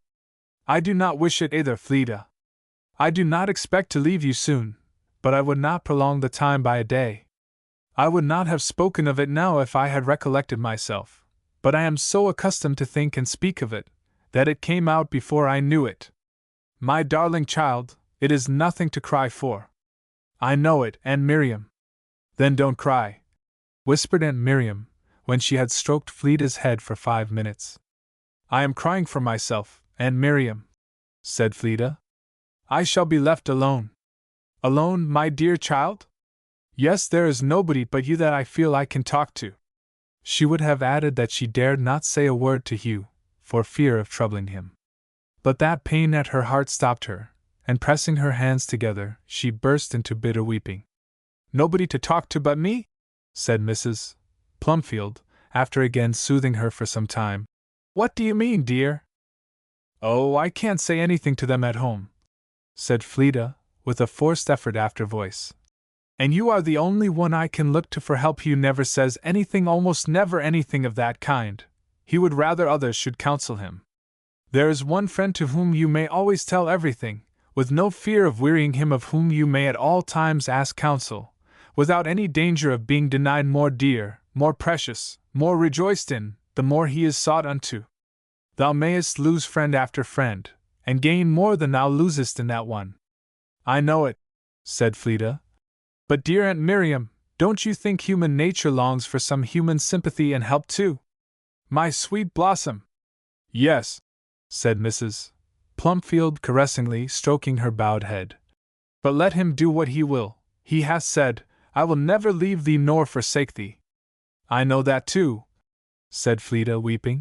"How do people bear life that do not know it? Or that cannot take the comfort of it? Thou art not poor nor alone while thou hast him to go to, little Fleda. And you are not losing me yet, my child. You will have time, I think, to grow as well satisfied as I with the prospect." "Is that possible for others?" said Fleda. The mother sighed as her son entered the room. He looked uncommonly grave, Fleeta thought. That did not surprise her, but it seemed that it did his mother, for she asked an explanation, which, however, he did not give. So you've got back from New York? Said he. Just got back yesterday, said Fleeta. Why didn't you stay longer? I thought my friends at home would be glad to see me, said Fleeta. Was I mistaken? He made no answer for a minute, and then said, Is your uncle at home? No, said Fleeta. He went away this morning on business, and we do not expect him home before nightfall. Do you want to see him? No, said Seth very decidedly. I wish he had stayed in Michigan, or gone further west anywhere that Queechy'd never have heard of him. Why, what has he done? Said Fleeta, looking up, half laughing, and half amazed at her cousin. But his face was disagreeably dark, though she could not make out that the expression was one of displeasure. It did not encourage her to talk. Do you know a man in New York by the name of Thorne? He said, after standing still a minute or two. I know 2 men of that name, said Fleeta, coloring and wondering. Is either on 'em a friend of your'n? No. He ain't, said Mr. Plumfield, giving the forestick on the fire an energetic kick, which Fleeta could not help thinking was mentally aimed at the said New Yorker. No, certainly. What makes you ask? Oh, said Seth drily. Folks' tongues will find work to do. I heard say something like that. I thought you must take to him more than I do. Why, what do you know of him? He's been here a spell lately, said Seth, poking round, more for ill than for good, I reckon. He turned, and quitted the room abruptly, and Fleeta bethought her that she must go home while she had light enough. Chapter 12. Nothing could be more obliging and respectful than the lion's letter was, in appearance, but there was death in the true intent. The strange. The landscape had grown more dark since Fleeta came up the hill, or else the eyes that looked at it. Both, probably. It was just after sundown, and that is a very sober time of day in winter, especially in some states of the weather. The sun had left no largesses behind him. The scenery was deserted to all the coming poverty of night, and looked grim and threadbare already. Not one of the colors of prosperity left. The land was in mourning dress, all the ground, and even the ice on the little mill ponds, a uniform spread of white, while the hills were draperied with black stems, here just veiling the snow, and there on a side view making a thick fold of black. Every little unpainted workshop or mill showed uncompromisingly all its forbidding sharpness of angle and outline darkening against the twilight. In better days, perhaps, some friendly tree had hung over it, shielding part of its faults, and redeeming the rest. Now nothing but the gaunt skeleton of a friend stood there, doubtless to bud forth again as fairly as ever, should the season smile. Still and quiet, all was, as Fleeta's spirit, and in too good harmony with it, she resolved to choose the morning to go out in future. There was as little of the light of spring or summer in her own mind as on the hills, and it was desirable to catch at least a cheering reflection. She could rouse herself to no bright thoughts, try as she would. The happy voices of nature that used to speak to her were all hushed, or her ear was deaf, and her eye met nothing that did not immediately fall in with the train of sad images that were passing through her mind, and swelled the procession. She was fain to fall back and stay herself upon these words, the only stand-by she could lay hold of. To them who by patient continuance in well-doing seek for glory, and honor, and immortality, eternal life. They toned with the scene and with her spirit exactly. They suited the darkening sky and the coming night, for glory, honor, and immortality are not now. They filled Fleeta's mind after they had once entered, and then nature's sympathy was again as readily given. Each barren, stern-looking hill in its guise of present desolation and calm expectancy seemed to echo softly, patient continuance in well-doing. And the tears trembled then in Fleeta's eyes. She had set her face, as the old Scotchman says, in the right earth. ***, direction. How sweet is the wind that bloweth out of the earth where Christ is! Well, said Hugh, who entered the kitchen with her, you have been late enough. Did you have a pleasant walk? You are pale, Fleeta. Yes, it was pleasant, said Fleeta, with one of her winning smiles. A kind of pleasant. But have you looked at the hills? They are exactly as if they had put on mourning nothing but white and black, a crepe-like dressing of black tree stems upon the snowy face of the ground, and on every slope and edge of the hills the crepe lies in folds. Do look at it when you go out. It has a most curious effect. Not pleasant, I should think, said Hugh. You'll see it is just as I have described it. No, not pleasant, exactly. The landscape wants the sun to light it up. Just now it is cold and wilderness-looking. I think I'll take the morning in future. Whither are you bound?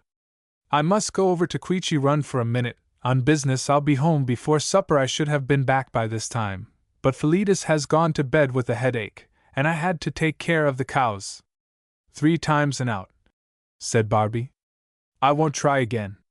Didn't know as anything would be too powerful for his head, but I find, as sure as he has apple dumplin' for dinner, he goes to bed for his supper, and leaves the cows without none.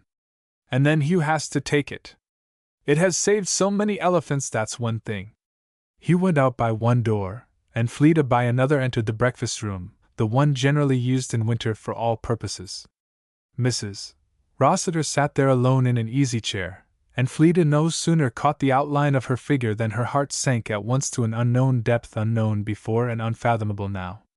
She was cowering over the fire, her head sunk in her hands, so crouching that the line of neck and shoulders instantly conveyed to Felita the idea of fancied or felt degradation. There was no escaping it. How, whence, what, was all wild confusion. But the language of mere attitude was so unmistakable, the expression of crushing pain was so strong, that, after Felita had fearfully made her way up beside her, she could do no more. She stood there tongue-tied, spellbound, present to nothing but a nameless chill of fear and heart-sinking. She was afraid to speak, afraid to touch her aunt, and abode motionless in the grasp of that dread for minutes. But Mrs. Rossiter did not stir a hair, and the terror of that stillness grew to be less endurable than any other. Felita spoke to her. It did not win the shadow of a reply. Again and again she laid her hand then upon Mrs. Rossiter's shoulder, but the very significant answer to that was a shrinking gesture of the shoulder and neck away from the hand. Felita, growing desperate, then implored an answer in words, prayed for an explanation with an intensity of distress in voice and manner that no one whose ears were not stopped with a stronger feeling could have been deaf to. But Mrs. Rossiter would not raise her head, nor slacken in the least the clasp of the fingers that supported it, that of themselves in their relentless tension spoke what no words could. Felita's trembling prayers were in vain, in vain. Per nature at last sought a woman's relief in tears, but they were heart-breaking, not heart-relieving tears, racking both mind and body more than they ought to bear, but bringing no cure. Mrs. Rossiter seemed as unconscious of her niece's mute agony as she had been of her agony of words, and it was from Felita's own self-recollection alone that she fought off pain, and roused herself above weakness to do what the time called for. "Aunt Lucy," she said, laying her hand upon her shoulder, and this time the voice was steady, and the hand would not be shaken off. "Aunt Lucy, he will be in presently. Hadn't you better rouse yourself and go upstairs for a while? Till you are better? And not let him see you so?" How the voice was broken and quivering before it got through. The answer this time was a low, long-drawn moan, so exceeding plaintive and full of pain that it made Felita shake like an aspen. But after a moment she spoke again, bearing more heavily with her hand to mark her words. "I am afraid he will be in presently. He ought not to see you now. Aunt Lucy, I am afraid it might do him an injury he might not get over." She spoke with the strength of desperation. Her nerves were unstrung by fear, and every joint weakened, so that she could hardly support herself. She had not, however, spoken in vain. 1 or 2 convulsive shudders passed over her aunt, and then Mrs. Rossiter suddenly rose, turning her face from Felita. Either would she permit her to follow her. But Felita thought she had seen that 1 or 2 unfolded letters or papers of some kind, they looked like letters, were in her lap when she raised her head. Left alone, Felita sat down on the floor by the easy chair, and rested her head there, waiting. She could do nothing else till her extreme excitement of body and mind should have quieted itself. She had a kind of vague hope that time would do something for her before Hugh came in. Perhaps it did, for though she lay in a kind of stupor, and was conscious of no change whatever, she was able, when she heard him coming, to get up and sit in the chair in an ordinary attitude. but she looked like the wraith of herself an hour ago. "Fleda!" Hugh exclaimed, as soon as he looked from the fire to her face. "What is the matter? What is the matter with you?" "I am not very well, I don't feel very well," said Fleda, speaking almost mechanically. "I shall have a headache tomorrow." "Headache? But you look shockingly. What has happened to you? What is the matter, Fleda?" "I am not ill, I shall be better by and by." "There is nothing the matter with me that need trouble you, dear Hugh." "Nothing the matter with you," said he, and Fleda might see how she looked in the reflection of his face. "Where's Mother?" "She is upstairs, you mustn't go to her, Hugh," said Fleda, laying a detaining hand upon him with more strength than she thought she had. "I don't want anything.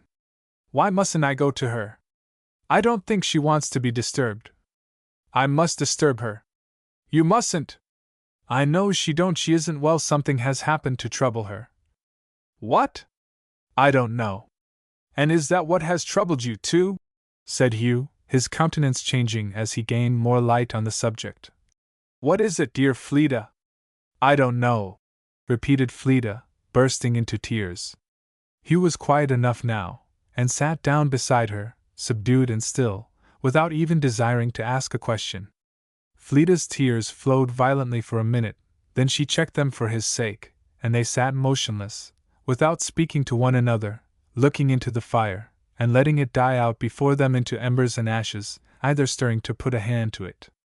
As the fire died, the moonlight streamed in. How very dismal the room looked. "What do you think about having tea?" said Barbie, opening the door of the kitchen.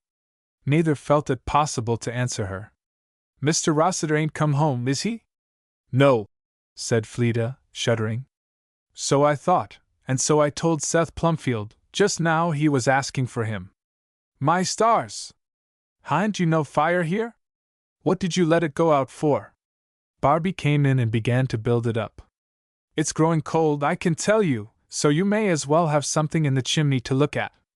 You'll want it shortly if you don't now." "Was Mr. Plumfield here, did you say, Barbie?" "Yes." "Why didn't he come in?" "I suppose he hadn't a mind to," said Barbie. "TWAN't for want of being asked? I did the civil thing by him if he didn't by me, but he said he didn't want to see anybody but Mr. Rossiter."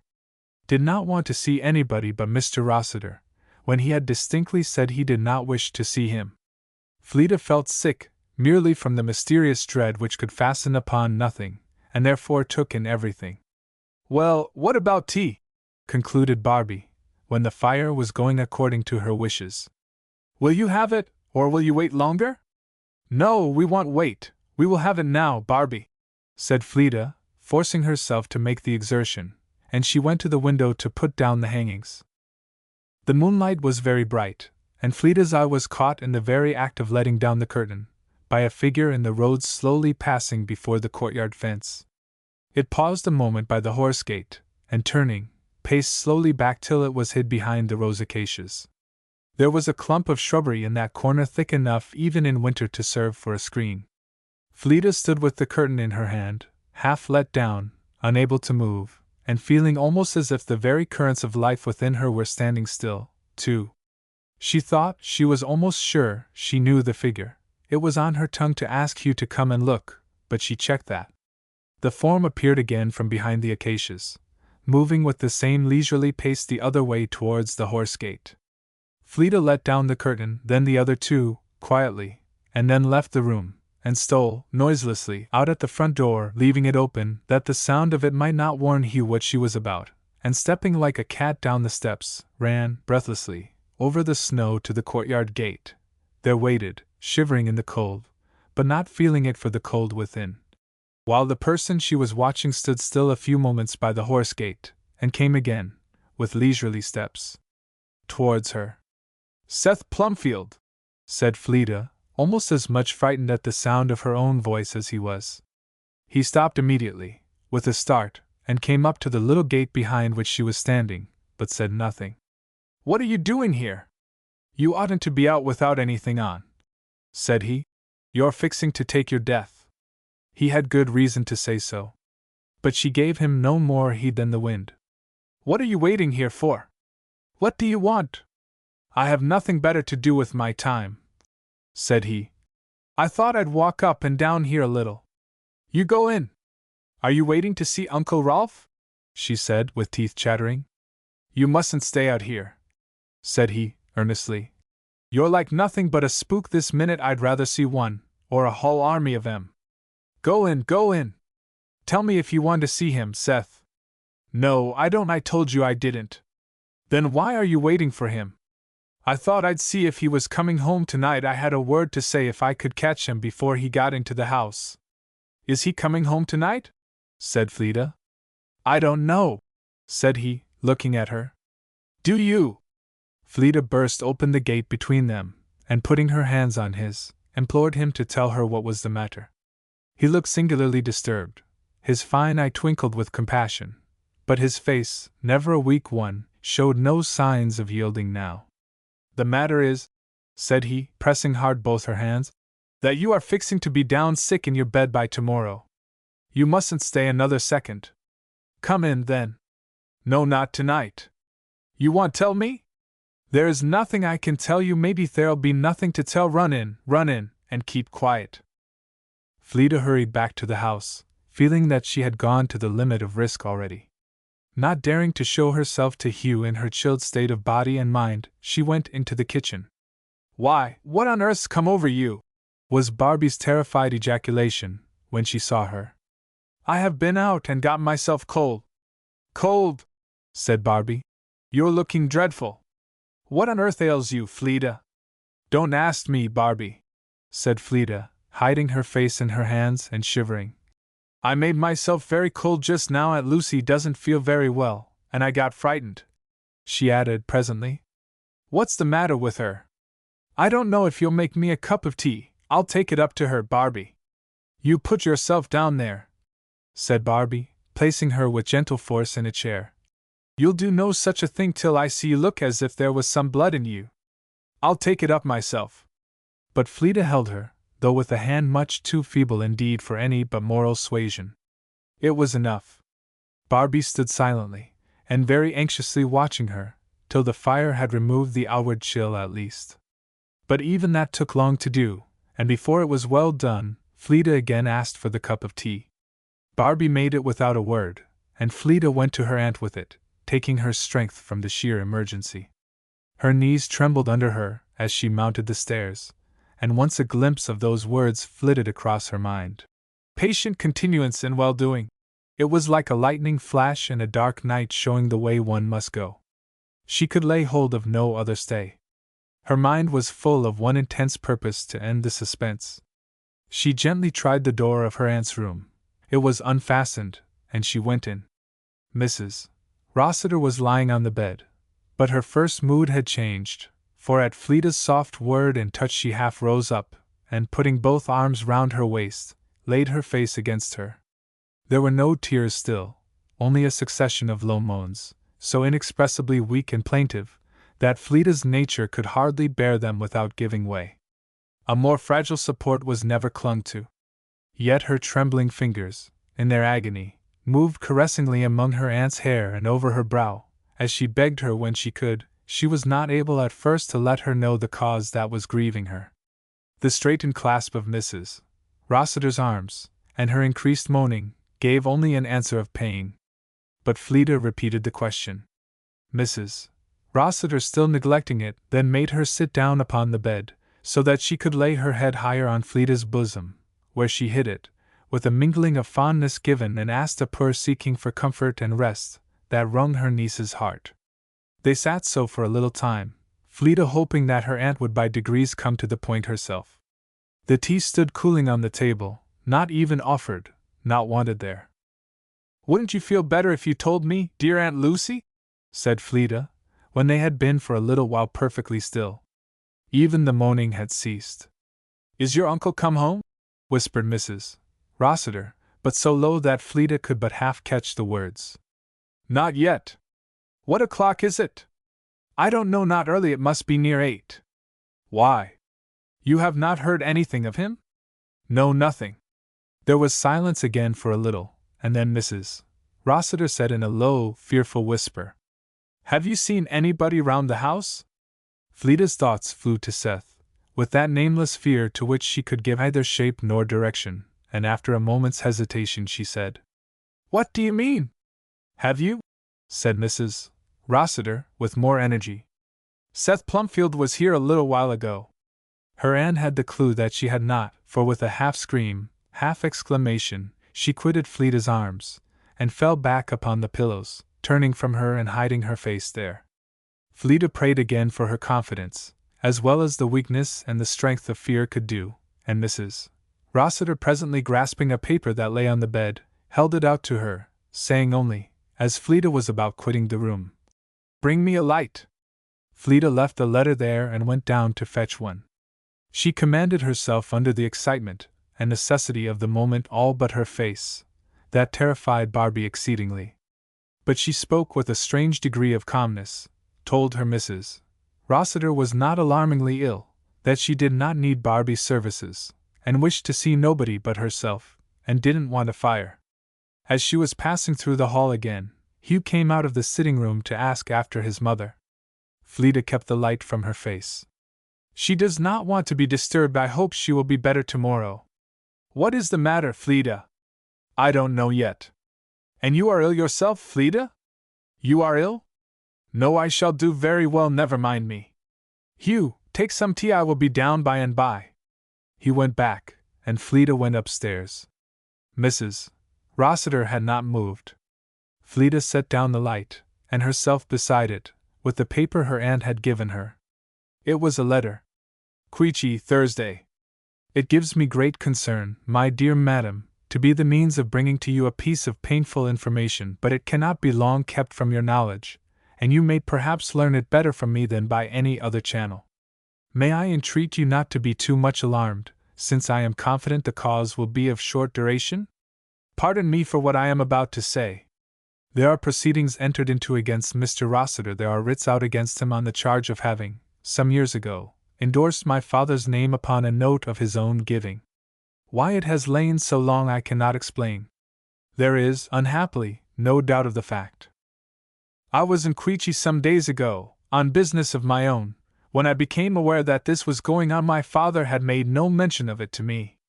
I immediately took strict measures, I am happy to say, I believe with complete success, to have the matter kept a profound secret. I then made my way as fast possible to New York to confer on the subject with the original mover of it. Unfortunately, I was disappointed. My father had left for a neighboring city, to be absent several days.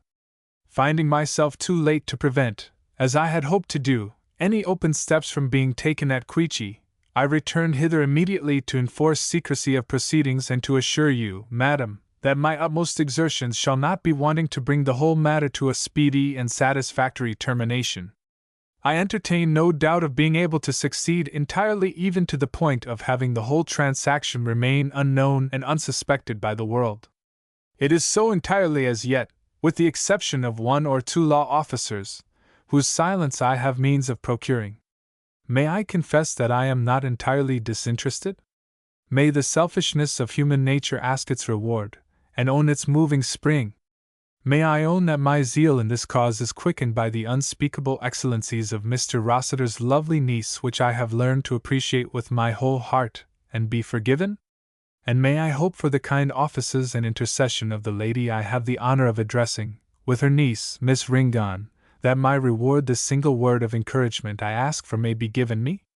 Having that, I will promise anything. I will guarantee the success of any enterprise, however difficult, to which she may impel me, and I will undertake that the matter which furnishes the painful theme of this letter shall never more be spoken or thought of by the world, or my father, or by Mrs. Rossiter's obliged, grateful, and faithful servant, Louis Thorne. Fleda felt, as she read, as if icicles were gathering about her heart. The whirlwind of fear and distress of a little while ago, which could take no definite direction, seemed to have died away and given place to a dead frost, the steady bearing down of disgrace and misery, inevitable, unmitigable, unchangeable, no lessening, no softening of that blasting power, no, nor ever any rising up from under it. The landscape could never be made to smile again. It was the fall of a bright star from their home constellation, but alas! The star was fallen long ago, and the failure of light which they had deplored was all too easily accounted for. Yet now they knew that no restoration was to be hoped. And the mother and son, what would become of them? And the father, what would become of him? What further distress was in store? Public disgrace?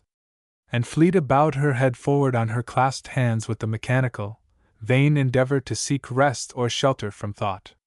She made nothing of Mr. Thorne's professions, she took only the facts of his letter. The rest her eye had glanced over as if she had no concern with it, and it hardly occurred to her that she had any. But the sense of his words she had taken in, and knew, better perhaps than her aunt, that there was nothing to look for from his kind offices. The weight on her heart was too great just then for her to suspect, as she did afterwards, that he was the sole mover of the whole affair. As the first confusion of thought cleared away, two images of distress loomed up and filled the view: her aunt, broken under the news, and Hugh still unknowing to them. Her own separate existence Fleda was hardly conscious of. Hugh especially, how was he to be told, and how could he bear to hear, with his most sensitive conformation of both physical and moral nature? And if an arrest should take place there that night? Fleda shuddered, and, unable to go on thinking, rose up and went to her aunt's bedside. It had not entered her mind till the moment she read Mr. Thorne's letter that Seth Plumfield was sheriff for the county. She was shaking again from head to foot with fear. She could not say anything. The touch of her lips to the throbbing temples, soft and tender as sympathy itself, was all she ventured. "Have you heard anything of him?" Mrs. Rossiter whispered. "No, I doubt if we do at all tonight." There was a half-breathed "oh!" of indescribable pain and longing, and with a restless change of position Mrs. Rossiter gathered herself up on the bed and sat with her head leaning on her knees. Fleda brought a large cloak and put it round her. "I am in no danger," she said. "I wish I were." Again Fleda's lips softly, tremblingly touched her cheek. Mrs. Rossiter put her arm round her and drew her down to her side, upon the bed, and wrapped half of the big cloak about her, and they sat there still in each other's arms, without speaking or weeping, while quarter after quarter of an hour passed away, nobody knew how many. And the cold bright moonlight streamed in on the floor, mocking them. "Go!" whispered Mrs. Rossiter at last. "Go downstairs, and take care of yourself and Hugh. Won't you come?" Mrs. Rossiter shook her head. "Mayn't I bring you something? Do let me." But Mrs. Rossiter's shake of the head was decisive. Fleda crawled off the bed, feeling as if a month's illness had been making its ravages upon her frame and strength. She stood a moment to collect her thoughts, but alas, thinking was impossible. There was a palsy upon her mind. She went into her own room, and for a minute kneeled down, not to form a petition in words, she was as much beyond that. It was only the mute attitude of appeal, the pitiful outward token of the mind's bearing, that could not be forborne, a silent uttering of the plea she had made her own in happy days. There was something of comfort in the mere feeling of doing it, and there was more in one or two words that even in that blank came to her mind. "Like as a father pitieth his children, so the Lord pitieth them that fear him." And she again recollected that Providence runneth not upon broken wheels. Nothing could be darker than the prospect before her, and these things did not bring light. But they gave her a sure stay to hold on by and keep her feet, a bit of strength to preserve from utterly fainting. Ah! The storehouse must be filled, and the mind well familiarized with what is stored in it while yet the days are bright, or it will never be able to find what it wants in the dark. Fleda first went into the kitchen to tell Barbie to fasten the doors, and not sit up.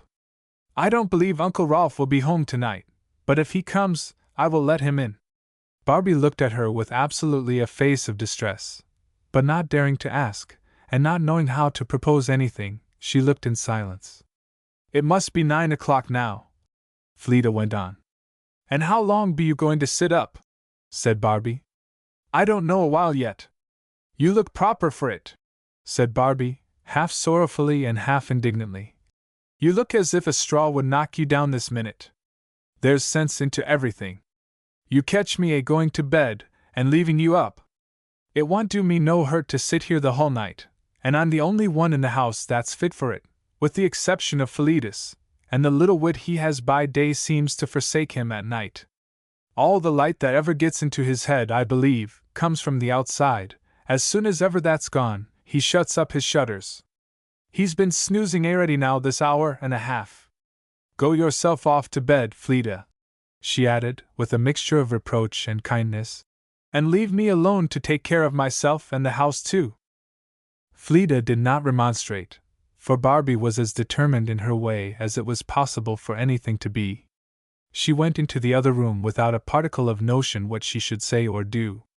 Hugh was walking up and down the floor, a most unusual sign of perturbation with him. He met and stopped her as she came in. "Fleeta, I cannot bear it. What is the matter?" "Do you know?" he said, as her eyes fell. "Yes." "What is it?" She was silent, and tried to pass on to the fire. But he stayed her. "What is it?" he repeated. "Oh, I wish I could keep it from you," said Fleeta, bursting into tears. He was still a moment, and then, bringing her to the armchair, made her sit down, and stood himself before her, silently waiting, perhaps because he could not speak, perhaps from the accustomed gentle endurance of his nature. But Fleeta was speechless too. "You are keeping me in distress," he said at length. "I cannot end the distress, dear Hugh," said Fleeta. She saw him change color, and he stood motionless still. "Do you remember," said Fleeta, trembling even to her voice, "what Rutherford says about Providence not running on broken wheels?" He gave her no answer but the intent look of expectation. Its intentness paralyzed Fleeta. She did not know how to go on. She rose from her chair and hung upon his shoulder. "Believe it now, if you can, for, oh dear Hugh, we have something to try it. It is strange my father don't come home," said he, supporting her with tenderness, which had very little strength to help it. "We want him very much." Whether or not any unacknowledged feeling prompted this remark, some slight involuntary movement of Fleeta's made him ask, suddenly, "Is it about him?" He had grown deadly pale, and Fleeta answered eagerly, "Nothing that has happened today. It is not anything that has happened today. He is perfectly well, I trust and believe. But it is about him." Fleeta's head sank, and she burst into such an agony of tears that Hugh's distress was for a time divided. "When did it happen, Fleeta?" "Years ago." "And what?" Fleeta hesitated still, and then said, "It was something he did, Hugh." "What?" "He put another person's name on the back of a note he gave." She did not look up, and Hugh was silent for a moment. "How do you know?" "Mr. Thorne wrote it to Aunt Lucy. It was Mr. Thorne's father." Hugh sat down and leaned his head on the table. A long, long time passed unmeasured by the wild coursing of thought to and fro. Then Fleeta came and knelt down at the table beside him, and put her arm round his neck. "Dear Hugh," she said, and if ever love, and tenderness, and sympathy could be distilled in tones, such drops were those that fell upon the mind's ear, "can't you look up at me?" He did then, but he did not give her a chance to look at him. He locked his arms about her, bringing her close to his breast, and for a few minutes, in utter silence, they knew what strange sweetness pure affection can mingle, even in the communion of sorrow. There were tears shed in those minutes that, bitter as they seemed at the time, memory knew had been largely qualified with another admixture. "Dear Hugh," said Fleeta, "let us keep what we can. Won't you go to bed and rest?" He looked dreadfully as if he needed it, but the usual calmness and sweetness of his face was not altered. It was only deepened to very great sadness. Mentally, Fleeta thought, he had borne the shock better than his mother. For the bodily frame she trembled. He had not answered, and she spoke again. "You need it worse than I, poor Fleeta. I will go, too, presently. I do not think anybody will be here tonight." Is this what has taken him away?" said Hugh. Her silence and her look told him, and then, laying her cheek again alongside of his, she whispered, how unsteadily, "We have only one help, dear Hugh." They were still and quiet again for minutes, counting the pulses of pain, till Fleeta came back to her poor wish to keep what they could. She mixed a restorative of wine and water, which, however little desired, she felt was necessary for both of them, and Hugh went upstairs. She stayed a few minutes to prepare another glass, with particular care, for her aunt. It was just finished, and taking her candle, she had bid Barbie good night, when there came a loud rap at the front door. Fleda set down candle and glass, from the quick inability to hold them, as well as for other reasons, and she and Barbie stood and looked at each other, in such a confusion of doubt and dread, that some little time had passed before either stirred even her eyes. Barbie then threw down the tongs, with which she had begun to make preparations for covering up the fire, and set off to the front. "You mustn't open the door, Barbie," cried Fleda, following her. "Come in here, and let us look out of one of the windows." Before this could be reached, however, there was another prolonged repetition of the first thundering burst. It went through Fleda's heart, because of the two upstairs who must hear it. Barbie threw up the sash. "Who's there? Is this Mr. Rossiter's place?" inquired a gruff voice. "Yes, it is." "Well, will you come round and open the door?" "Who wants it open?" "A lady wants it open." "A lady? What lady?" "Down yonder, in the carriage." "What lady? Who is she?" "I don't know who she is. She wanted to come to Mr. Rossiter's place." "Will you open the door for her?" Barbie and Fleda both now saw a carriage standing in the road. "We must see who it is first," whispered Fleda. "When the lady comes, I'll open the door," was Barbie's ultimatum. The man withdrew to the carriage, and, after a few moments of intense watching, Fleda and Barbie certainly saw something in female apparel enter the little gate of the courtyard, and come up over the bright, moonlit snow towards the house, accompanied by a child, while the man with whom they had had the interview came behind, transformed into an unmistakable baggage carrier. Chapter 13. Zeal was the spring whence flowed her hardiment. Fairfax. Barbie undid bolt and lock, and Fleda met the traveller in the hall. She was a lady. Her air and dress showed that, though the latter was very plain. "Does Mr. Rossiter live here?" was her first word. Fleda answered it, and brought her visitor into the sitting-room. But the light falling upon a form and face that had seen more wear and tear than time, gave her no clue as to the who or what of the person before her. The stranger's hurried look around the room seemed to expect something. "Are they all gone to bed?" "All but me," said Fleda. "We have been delayed. We took a wrong road. We've been riding for hours to find the place hadn't the right direction." Then, looking keenly at Fleda, from whose vision an electric spark of intelligence had scattered the clouds, she said, "I am Marian Rossiter." "I knew it," said Fleda, with lips and eyes that gave her already a sister's welcome, and they were folded in each other's arms almost as tenderly and affectionately, on the part of one at least, as if there had really been the relationship between them.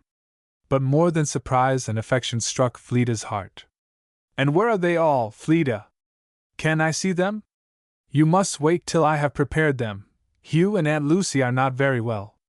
"I don't know that it will do for you to see them at all tonight, Marian." "Not tonight? They are not ill?" "No, only enough to be taken care of, not ill. But it would be better to wait." "And my father?" "He is not at home," Marian exclaimed in sorrow, and Fleda, to hide the look that she felt was on her face, stooped down to kiss the child. He was a remarkably fine-looking, manly boy. "That is your cousin Fleda," said his mother. "No, Aunt Fleda," said the person thus introduced. "Don't put me off into Cousin Nam, Marian. I am Uncle Hugh's sister, and so I am your Aunt Fleda." "Who are you?" "Rolf Rossiter Schweiden." Alas, how wide are the ramifications of evil! How was what might have been very pure pleasure utterly poisoned and turned into bitterness? It went through Fleda's heart with a keen pang, when she heard that name and looked on the very fair brow that owned it, and thought of the ineffaceable stain that had come upon both. She dared look at nobody but the child. He already understood the melting eyes that were making acquaintance with his, and half felt the pain that gave so much tenderness to her kiss, and looked at her with a grave face of awakening wonder and sympathy. Fleda was glad to have business to call her into the kitchen. "Who is it?" was Barbie's immediate question. "Aunt Lucy's daughter." "She don't look much like her," said Barbie intelligently. "They will want something to eat, Barbie. I'll put the kettle on. It'll boil directly. I'll go in there and fix up the fire." A word or two more, and then Fleeta ran up to speak to her aunt and Hugh. Her aunt she found in a state of agitation that was frightful. Even Fleeta's assurances, with all the soothing arts she could bring to bear, were some minutes before they could in any measure tranquilize her. Fleeta's own nerves were in no condition to stand another shock, when she left her and went to Hugh's door. But she could get no answer from him, though she spoke repeatedly. She did not return to her aunt's room. She went downstairs, and brought up Barbie and a light from thence. Hugh was lying senseless and white, not whiter than his adopted sister, as she stood by his side. Her eye went to her companion. "Not a bit of it," said Barbie. "He's in nothing but a faint. Just run downstairs and get the vinegar bottle, Fleeta, the pepper vinegar. Is there any water here?" Fleeta obeyed, and watched she could little more the efforts of Barbie, who indeed needed no help, with the cold water, the vinegar, and rubbing of the limbs. They were for some time unsuccessful. The fit was a severe one, and Fleeta was exceedingly terrified before any signs of returning life came to reassure her. "Now you go downstairs and keep quiet," said Barbie, when Hugh was fairly restored, and had smiled a faint answer to Fleeta's kiss and explanations. "Go, Fleeta! You ain't fit to stand. Go and sit down someplace, and I'll be along directly and see how the fire burns. Don't you suppose Miss Rossiter could come in and sit in this easy chair a spell without hurting herself?" It occurred to Fleeta immediately that it might do more good than harm to her aunt if her attention were diverted even by another cause of anxiety.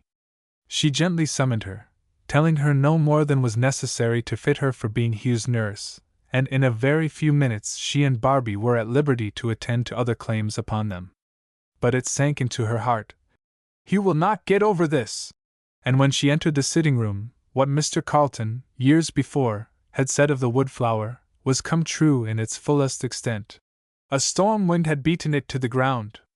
She was able, literally, to do no more than Barbie had said: sit down and keep herself quiet. Miss Elster was in her briskest mood, flew in and out, made up the fire in the sitting room, and put on the kettle in the kitchen, which she had been just about doing when called to see Hugh. The much-needed supper of the travelers must be still waited for, but the fire was burning now, the room was cosily warm and bright, and Marian drew up her chair with a look of thoughtful contentment. Fleeta felt as if some conjurer had been at work there for the last few hours. The room looked so like and felt so unlike itself. "Are you going to be ill too, Fleeta?" said Marian, suddenly. "You are looking very far from well." "I shall have a headache tomorrow," said Fleeta quietly. "I generally know the day beforehand." "Does it always make you look so?" "Not always. I am somewhat tired." "Where is my father gone?" "I don't know." "Rolf, dear," said Fleeta, bending forward to the little fellow, who was giving expression to some very fidgety impatience. "What is the matter? What do you want?" The child's voice fell a little from its querulousness towards the sweet key in which the questions had been put, but he gave utterance to a very decided wish for bread and butter. "Come here," said Fleeta, reaching out a hand and drawing him, certainly with no force but that of attraction, towards her easy chair. "Come here and rest yourself in this nice place by me. See, there is plenty of room for you, and you shall have bread and butter and tea, and something else too, I guess, just as soon as Barbie can get it ready." "Who is Barbie?" was the next question, in a most uncompromising tone of voice. "You saw the woman that came in to put wood on the fire. That was Barbie. She is very good and kind, and will do anything for you if you behave yourself." The child muttered, but so low as to show some unwillingness that his words should reach the ears that were nearest him, that he wasn't going to behave himself. Fleeta did not choose to hear, and went on with composing observations, till the fair little face she had drawn to her side was as bright as the sun, and returned her smile with interest. "You have an admirable talent at moral suasion, Fleeta," said the mother, half smiling. "I wish I had it. You don't need it so much here." "Why not? It may do very well for me, but I think not so well for you." "Why?" "What do you mean?" "I think it is the only way in the world to bring up children, the only way fit for rational beings to be guided." Fleeta smiled, though the faintest indication that lips could give, and shook her head ever so little. "Why do you do that? Tell me." "Because, in my limited experience," said Fleeta, as she passed her fingers through the boy's dark locks of hair. In every household where moral suasion has been the law, the children have been the administrators of it. Where is your husband? I have lost him years ago, said Marian, with a quick expressive glance towards the child. I never lost what I at first thought I had, for I never had it. Do you understand? Fleeta's eyes gave a sufficient answer. I am a widow these 5 years in all but what the law would require. Marian went on. I have been alone since then except my child. He was 2 years old then, and since then I have lived such a life, Fleeta. Why didn't you come home?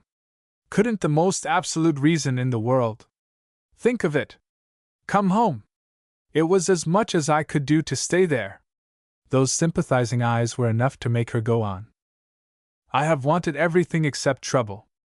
I have done everything except ask alms. I have learned, Fleeta, that death is not the worst form in which distress can come.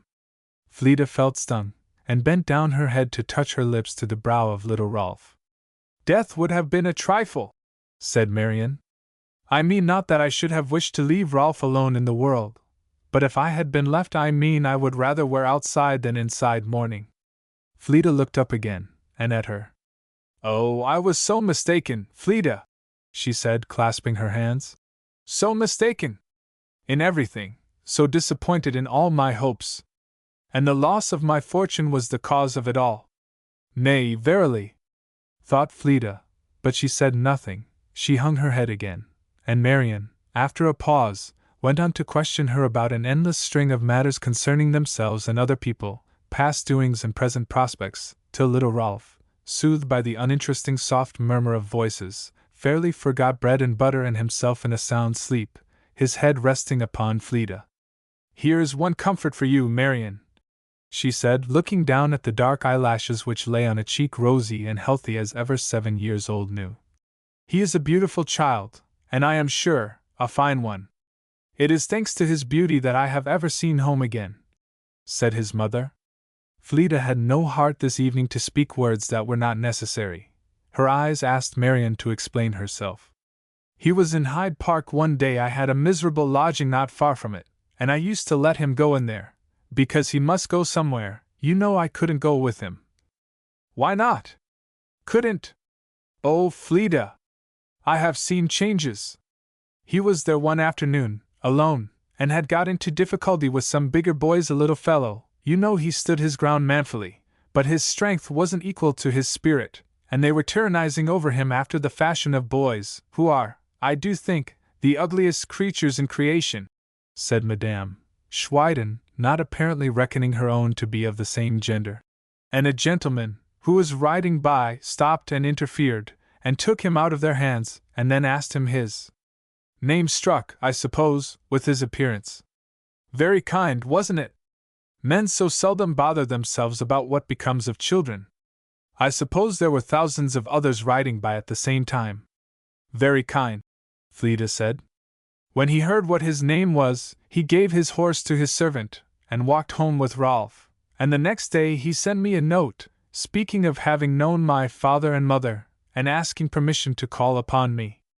I never was so mortified, I think, in my life, said Marian, after a moment's hesitation. Why? Said Fleeta, not a little at a loss to follow out the chain of her cousin's reasoning. Why, I was in such a sort of a place, you don't know, Fleeta. I was working then for a fancy storekeeper, to support myself, living in a miserable little 2 rooms. If it had been a stranger, I wouldn't have cared so much, but somebody that had known us in different times. I hadn't a thing in the world to answer the note upon but a half sheet of letter paper. Fleeta's lips sought Rolf's forehead again, with a curious rush of tears and smiles at once. Perhaps Marian had caught the expression of her countenance, for she added, with a little energy, It is nothing to be surprised that you would have felt just the same, for I knew by his note, the whole style of it, what sort of a person it must be. My pride has been a good deal chastened, Fleeta said gently. I never want mine to be, beyond minding everything, said Marian. And I don't believe yours is. I don't know why in the world I did not refuse to see him. I had 50 minds to, but he had won Rolf's heart, and I was a little curious, and it was something strange to see the face of a friend, any better one than my old landlady, so I let him come. Was she a friend? Said Fleeta. If she hadn't been, I should not have lived to be here, the best soul that ever was, but still, you know, she could do nothing for me but be as kind as she could live. This was something different. So I let him come, and he came the next day. Fleeta was silent, a little wondering that Marian should be so frank with her, beyond what she had ever been in former years. But, as she guessed, Madame Schweiden's heart was a little opened by the joy of finding herself at home, and the absolute necessity of talking to somebody, and there was a further reason, which Fleeta could not judge of, in her own face and manner. Marian needed no questions, and went on again, after stopping a moment. I was so glad, in 5 minutes I can't tell you, Fleeta, that I had let him come. I forgot entirely about how I looked, and the wretched place I was in. He was all that I had supposed, and a great deal more, but somehow, he hadn't been in the room 3 minutes before I didn't care at all for all the things I had thought would trouble me. Isn't it strange what a witchery some people have to make you forget everything but themselves? The reason is, I think, because that is the only thing they forget, said Fleeta, whose imagination, however, was entirely busy with the singular number. I shall never forget him, said Marian. He was very kind to me. I cannot tell how kind, though I never realized it till afterwards. At the time, it always seemed only a sort of elegant politeness which he could not help. I never saw so elegant a person. He came 2 or 3 times to see me, and he took Rolf out with him, I don't know how often, to drive, and he sent me such fruit, and game, and flowers, and I had not had anything of the kind, not even seen it, for so long. I can't tell you what it was to me. He said he had known my father and mother well when they were abroad. What was his name? Said Fleeta, quickly. I don't know, he never told me, and I never could ask him. Don't you know, there are some people you can't do anything with, but just what they please. There wasn't the least thing like stiffness, you never saw anybody less stiff, but I never dreamed of asking him questions, except when he was out of sight. Why, do you know him? She said suddenly. When you tell me who he was, I'll tell you, said Fleeta, smiling. Have you ever heard this story before? Certainly not. He is somebody that knows us very well, said Marian, for he asked after every one of the family in particular. But what had all this to do with your getting home? I don't wonder you ask.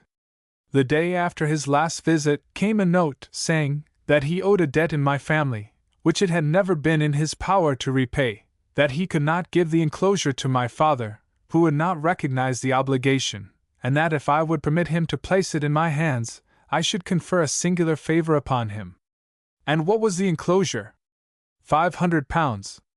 Fleeta's head went down again, and tears dropped fast upon little Rolf's shoulder.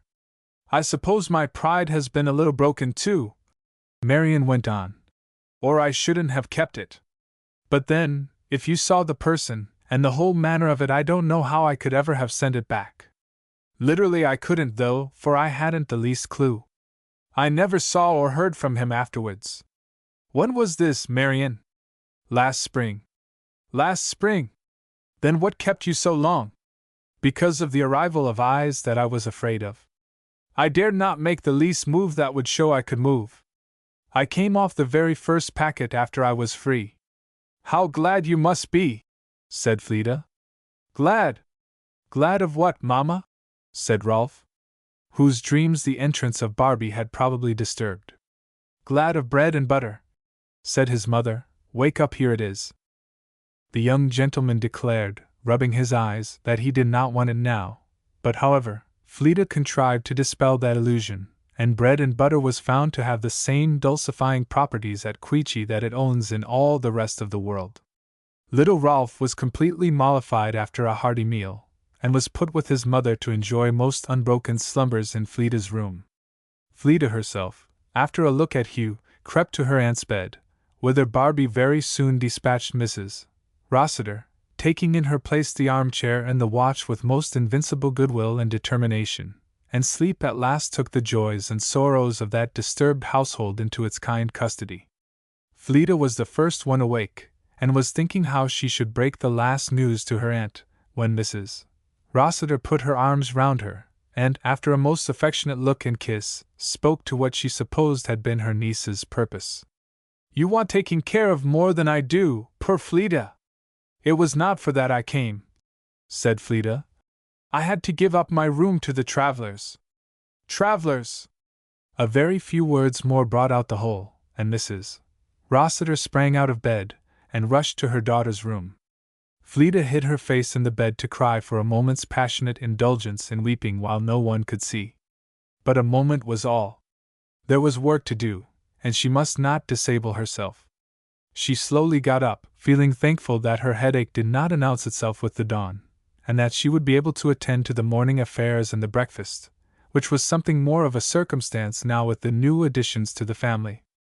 More than that, she knew, from sure signs, she would not be able to accomplish. It was all done, and done well, though with what secret flagging of mind and body nobody knew or suspected. The business of the day was arranged, Barbie's course made clear, Hugh visited and smiled upon, and then Fleeta set herself down in the breakfast room to wear out the rest of the day in patient suffering. Her little spaniel, who seemed to understand her languid step and faint tones, and know what was coming, crept into her lap and looked up at her with a face of equal truth and affection, and after a few gentle acknowledging touches from the loved hand, laid his head on her knees, and silently avowed his determination of abiding her fortunes for the remainder of the day. They had been there for some hours. Mrs. Rossiter and her daughter were gathered in Hugh's room, whither Rolf also, after sundry expressions of sympathy for Fleeta's headache, finding it a dull companion, had departed. Pain of body, rising above pain of mind, had obliged, as far as possible, even thought to be still, when a loud lap at the front door brought the blood in a sudden flush of pain to Fleeta's face. She knew instinctively what it meant. She heard Barbie's distinct accents saying that somebody was not well. The other voice was more smothered. But in a moment the door of the breakfast room opened, and Mr. Thorne walked in. The intensity of the pain she was suffering effectually precluded Fleeta from discovering emotion of any kind. She could not move. Only King lifted up his head and looked at the intruder, who seemed shocked, and well he might. Fleeta was in her old headache position, bolt upright on the sofa, her feet on the rung of a chair, while her hands supported her by their grasp upon the back of it. The flush had passed away, leaving the deadly paleness of pain, which the dark rings under her eyes showed to be well seated. "Miss Ringon," said the gentleman, coming up softly, as to something that frightened him. "My dear Miss Fleeta, I am distressed. You are very ill. Can nothing be done to relieve you?" Fleeta's lips rather than her voice said, "Nothing. I would not have come in on any account to disturb you if I had known I did not understand you were more than a trifle ill." Fleeta wished he would mend his mistake, as his understanding certainly by this time was mended. But that did not seem to be his conclusion of the best thing to do. "Since I am here, can you bear to hear me say 3 words, without too much pain? I do not ask you to speak." A faint whispered yes gave him leave to go on. She had never looked at him. She sat like a statue. To answer by a motion of her head was more than could be risked. He drew up a chair and sat down, while King looked at him with eyes of suspicious indignation. "I am not surprised," he said gently, "to find you suffering. I knew how your sensibilities must feel the shock of yesterday. I would fain have spared it you. I will spare you all further pain on the same score, if possible. Dear Miss Ringon, since I am here, and time is precious, may I say one word before I cease troubling you? I take it for granted that you were made acquainted with the contents of my letter to Mrs. Rossiter? With all the contents? Were you?" Again Fleeta's lips almost voicelessly gave the answer. "Will you give me what I ventured to ask for?" said he gently. "The permission to work for you? Do not trouble those precious lips to speak. The answer of these fingers will be as sure a warrant to me as all words that could be spoken, that you do not deny my request." He had taken one of her hands in his own. But the fingers lay with unanswering coldness and lifelessness for a second in his clasp, and then were drawn away, and took determinate hold of the chair back. Again the flush came to Fleeta's cheeks, brought by a sharp pain, bodily and mental too. and after a moment's pause, with a distinctness of utterance that let him know every word, she said, "A generous man would not ask it, sir." Thorn sprang up, and several times paced the length of the room, up and down, before he said anything more. He looked at Fleda, but the flush was gone again, and nothing could seem less conscious of his presence. Pain and patience were in every line of her face, but he could read nothing more, except a calmness as unmistakably written. Thorn gave that face repeated glances as he walked, then stood still and read it at leisure. Then he came to her side again, and spoke in a different voice. "You are so unlike anybody else," he said, "that you shall make me unlike myself. I will do freely what I hope to do with the light of your smile before me. You shall hear no more of this affair, either you nor the world. I have the matter perfectly in my own hands. It shall never raise a whisper again. I will move heaven and earth rather than fail, but there is no danger of my failing. I will try to prove myself worthy of your esteem, even where a man is most excusable for being selfish." He took one of her cold hands again. Fleda could not help it without more force than she cared to use. And indeed, pain would by this time almost have swallowed up other sensation if every word and touch had not sent it a stronger throb to her very finger ends. Thorn bent his lips to her hand, twice kissed it fervently, and then left her, much to King's satisfaction, who thereupon resigned himself to quiet slumbers. His mistress knew no such relief.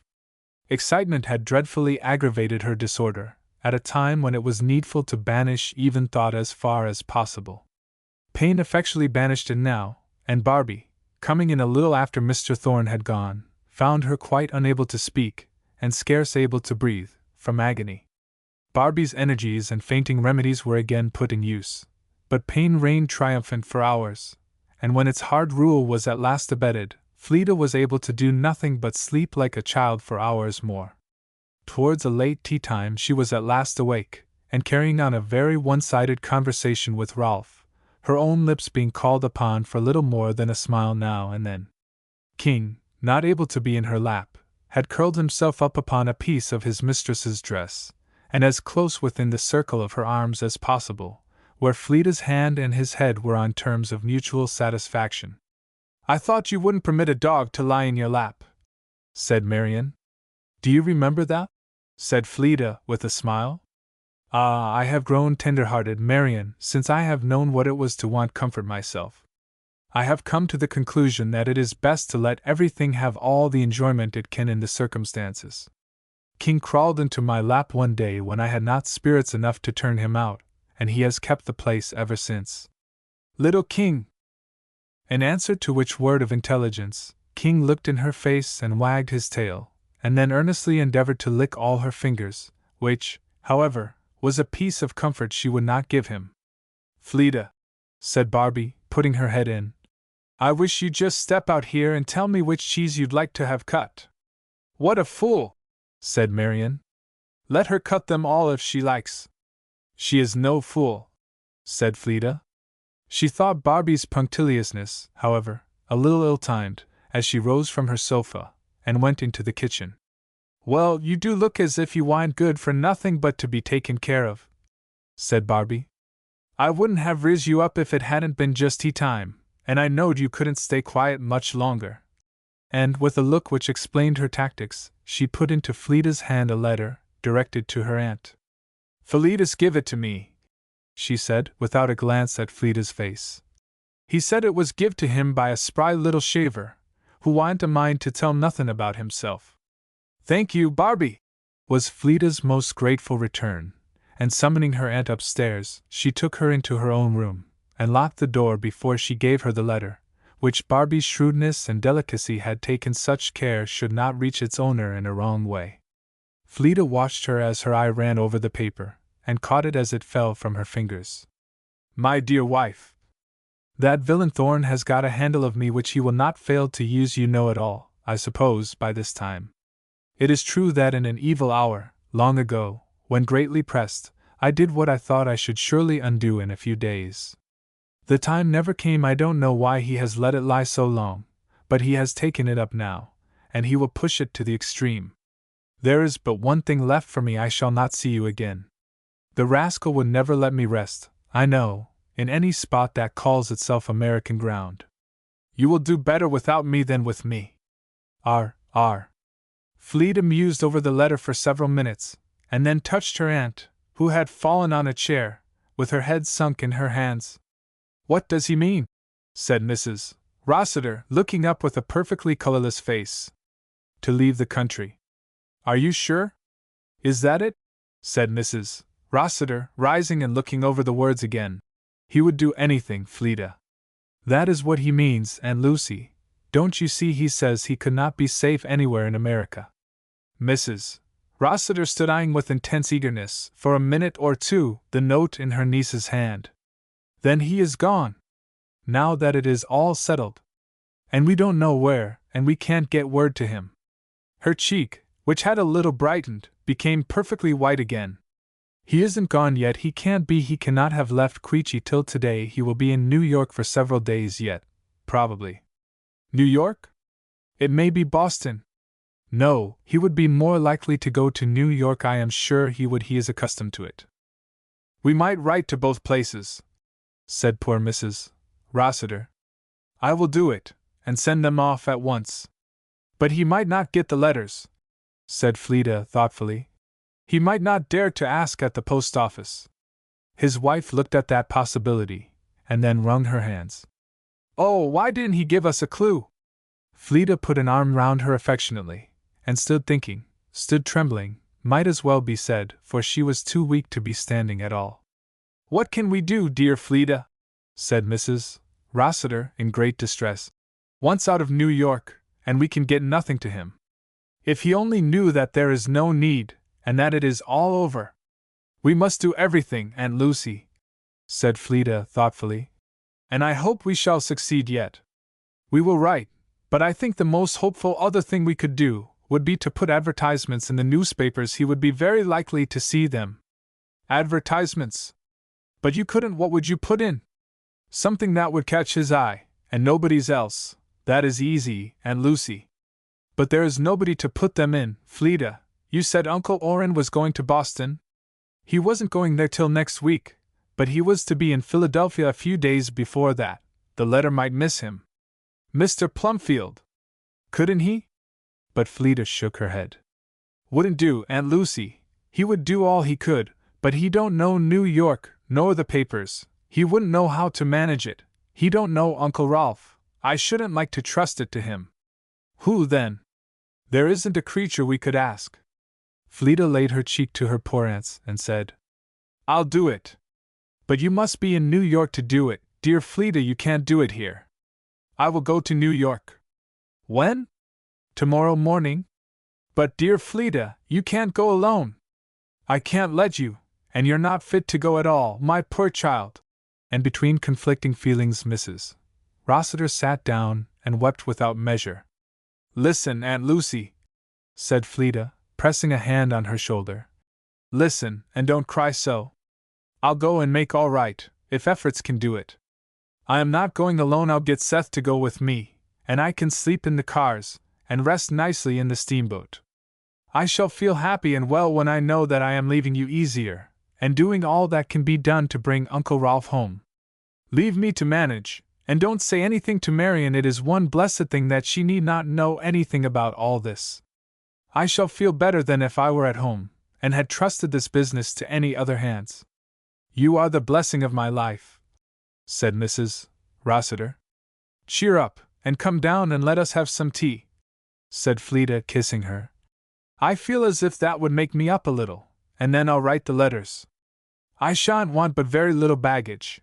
There'll be nothing to pack up. Philetus was sent up the hill with a note to Seth Plumfield, and brought home a favorable answer. Fleda thought, as she went to rest, that it was well the mind's strength could sometimes act independently of its servant, the body. Hers felt so very shattered and unsubstantial. Chapter 14. I thank you for your company, but good faith, I had as lief have been myself alone. As you like it. The first thing next morning, Seth Plumfield came down to say that he had seen Dr. Quackenboss the night before, and had chanced to find out that he was going to New York, too, this very day. And knowing that the doctor would be just as safe an escort as himself, Seth had made over the charge of his cousin to him. calculating, he said, that it would make no difference to Fleeta, and that he had better stay at home with his mother. Fleeta said nothing, and looked as little as possible of her disappointment, and her cousin went away wholly unsuspecting of it. Seth Plumfield hadn't done a smarter thing than that in a good while, Barbie remarked, satirically, as he was shutting the door. I should think he'd hurt himself. I dare say the doctor will take good care of me, said Fleeta. As good as he knows how. Men beat all, said Barbie, impatiently. The little sense there is into them. Fleeta's sinking heart was almost ready to echo the sentiment, but nobody knew it. Coffee was swallowed, her little traveling bag and bonnet on the sofa all ready. Then came the doctor. My dear Miss Ringon, I am most happy of this delightful opportunity. I had supposed you were located at home for the winter. This is a sudden start. Is it sudden to you, Dr. Quackenboss? Said Fleeta. Why, and not disagreeably so, said the doctor, smiling. Nothing could be that in the present circumstances, but I hadn't calculated upon it for much of a spell beforehand. Fleeta was vexed, and looked only unconversable. I suppose, said the doctor after a pause, that we have not much time to waste in idle moments. Which route do you intend to travel? I was thinking to go by the North River, sir. But the ice has collected, I am afraid. At Albany I know, but when I came up, there was a boat every other day, and we could get there in time by the stage. This is her day.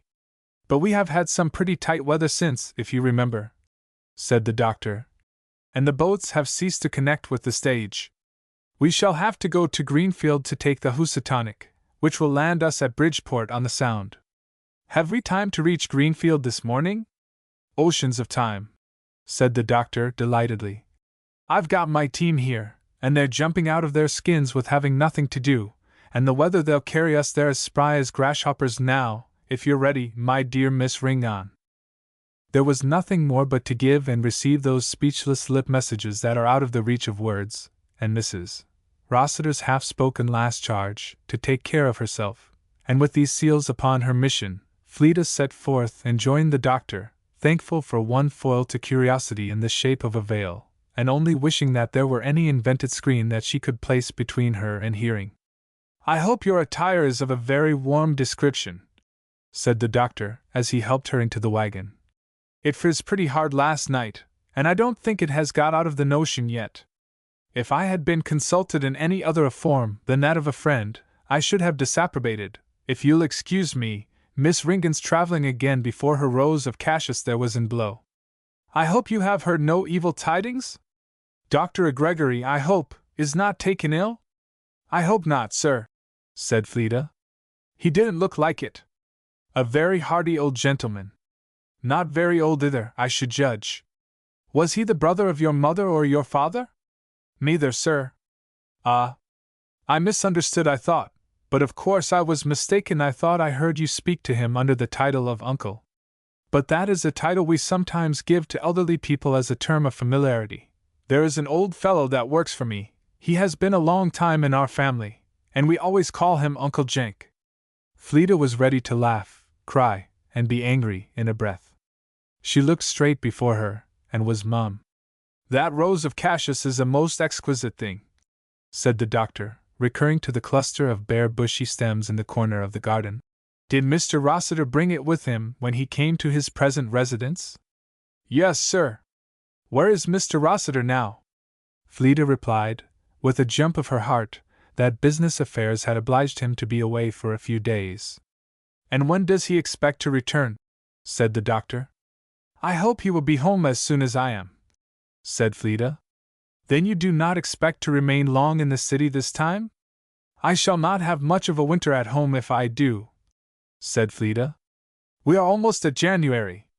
Because, said the doctor, in that case I should have no higher gratification than in attending upon your motions. I beg you to believe, my dear Miss Ringon, that it would afford me it would be most particularly grateful to me to wait upon you to the confines of the world.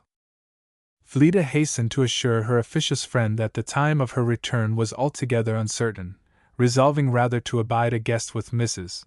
Pritchard than to have Dr. Quackenboss hanging upon her motions every day of her being there. But in the meantime, the doctor got upon Captain Rossiter's subject, then came to Mr. Thorne, and then wanted to know the exact nature of Mr. Rossiter's business affairs in Michigan, through all which matters poor Fleda had to run the gauntlet of questions, interspersed with gracious speeches which she could bear even less well. She was extremely glad to reach the cars, and take refuge in seeming sleep from the mongrel attentions, which, if for the most part prompted by admiration, owned so large a share of curiosity. Her weary head and heart would fain have courted the reality of sleep, as a refuge from more painful thoughts, and a feeling of exhaustion that could scarcely support itself, but the restless roar and jumble of the rail cars put it beyond her power. How long the hours were, how hard to wear out, with no possibility of a change of position that would give rest. Fleda would not even raise her head when they stopped, for fear of being talked to. How trying that endless noise to her racked nerves. It came to an end at last, though Fleda would not move for fear they might be only taking in wood and water. "Miss Ringon," said the doctor in her ear. "My dear Miss Ringon, we are here."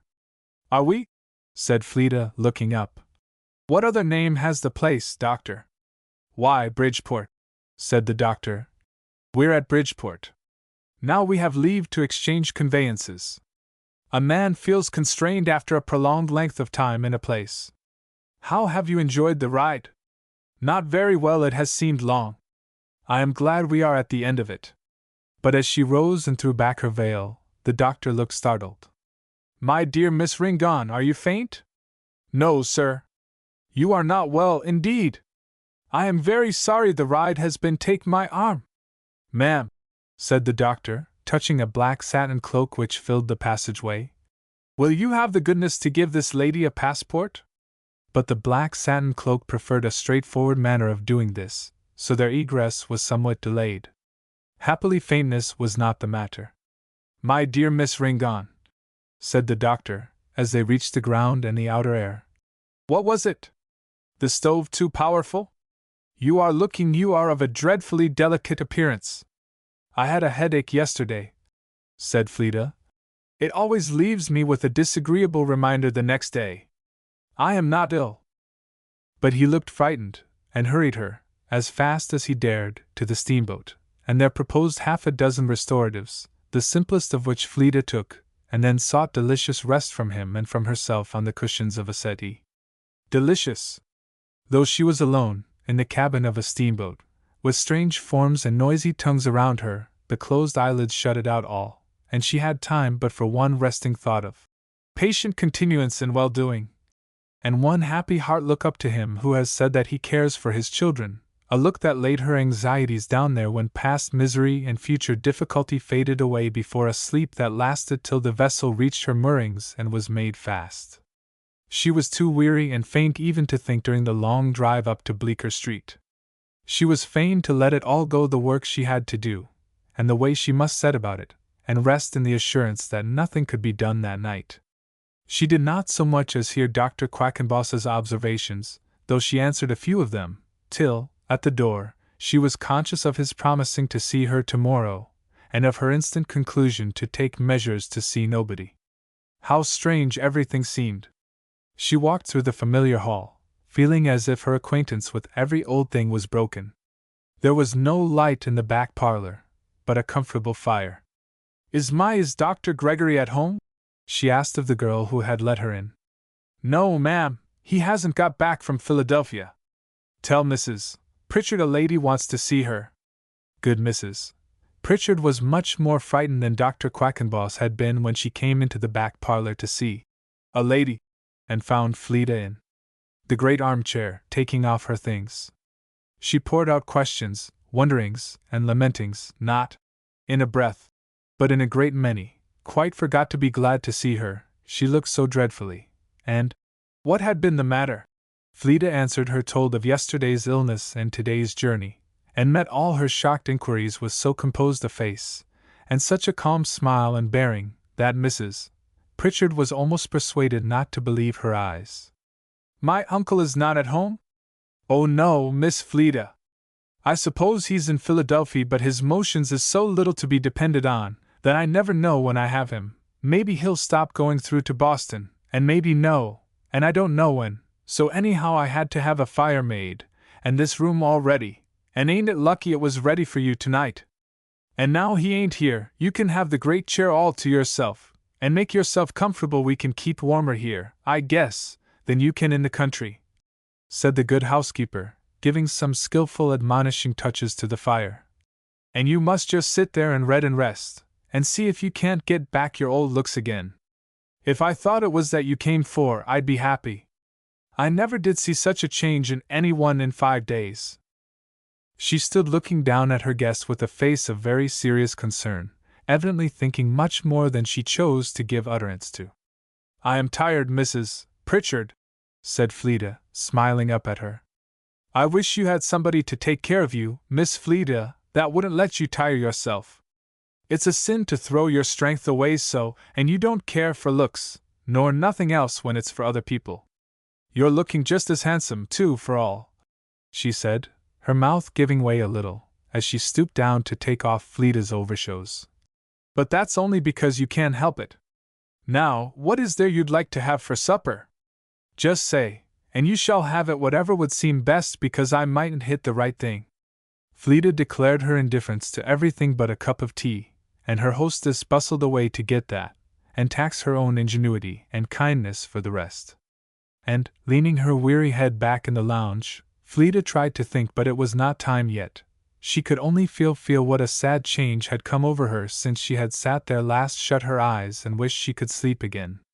But Mrs. Pritchard's hospitality must be gone through with first. The nicest of suppers was served in the bright little parlor, and her hostess was a compound of care and goodwill. Nothing was wanting to the feast but a merry heart. Fleda could not bring that, so her performance was unsatisfactory, and Mrs. Pritchard was distressed. Fleda went to her own room, promising better doings tomorrow. She awoke in the morning to the full burden of care and sorrow which sheer weakness and weariness the day before had in part laid down to a quicker sense of the state of things than she had had yet. The blasting evil that had fallen upon them, Fleda writhed on her bed when she thought of it. The sternest, cruelest, most inflexible grasp of distress. Poverty may be borne, death may be sweetened, even to the survivors. But disgrace. Fleda hid her head, as if she would shut the idea out with the light. And the ruin it had wrought. Affection killed at the root, her aunt's happiness withered, for this world Hugh's life threatened, the fair name of his family gone, the wear and weariness of her own spirit, but that had hardly a thought. Himself. Oh! No one could tell what a possible wreck, now that self-respect and the esteem of others, those two safeguards of character, were lost to him. So much security has any woman in a man without religion. She remembered those words of her Aunt Miriam now, and she thought, if Mr. Thorne had sought an ill wind to blow upon his pretensions, he could not have pitched them better.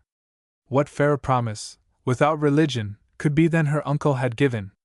Reproach had never breathed against his name, and no one less than those who knew him best could fancy that he had ever given it occasion. And who could have more at stake? And the stake was lost, that was the summing up thought. No, it was not, for Fleda's mind presently sprang beyond to the remedy, and after a little swift and earnest flitting about of thought over feasibilities and contingencies, she jumped up and dressed herself with a prompt energy which showed a mind made up to its course. And yet when she came down to the parlor, though bending herself with nervous intentness to the work she had to do, her fingers and her heart were only stayed in their trembling by some of the happy assurances she had been fleeing to. "Commit thy works unto the Lord, and all thy thoughts shall be established.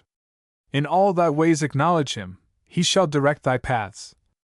Assurances, not, indeed, that her plans should meet with success, but that they should have the issue best for them.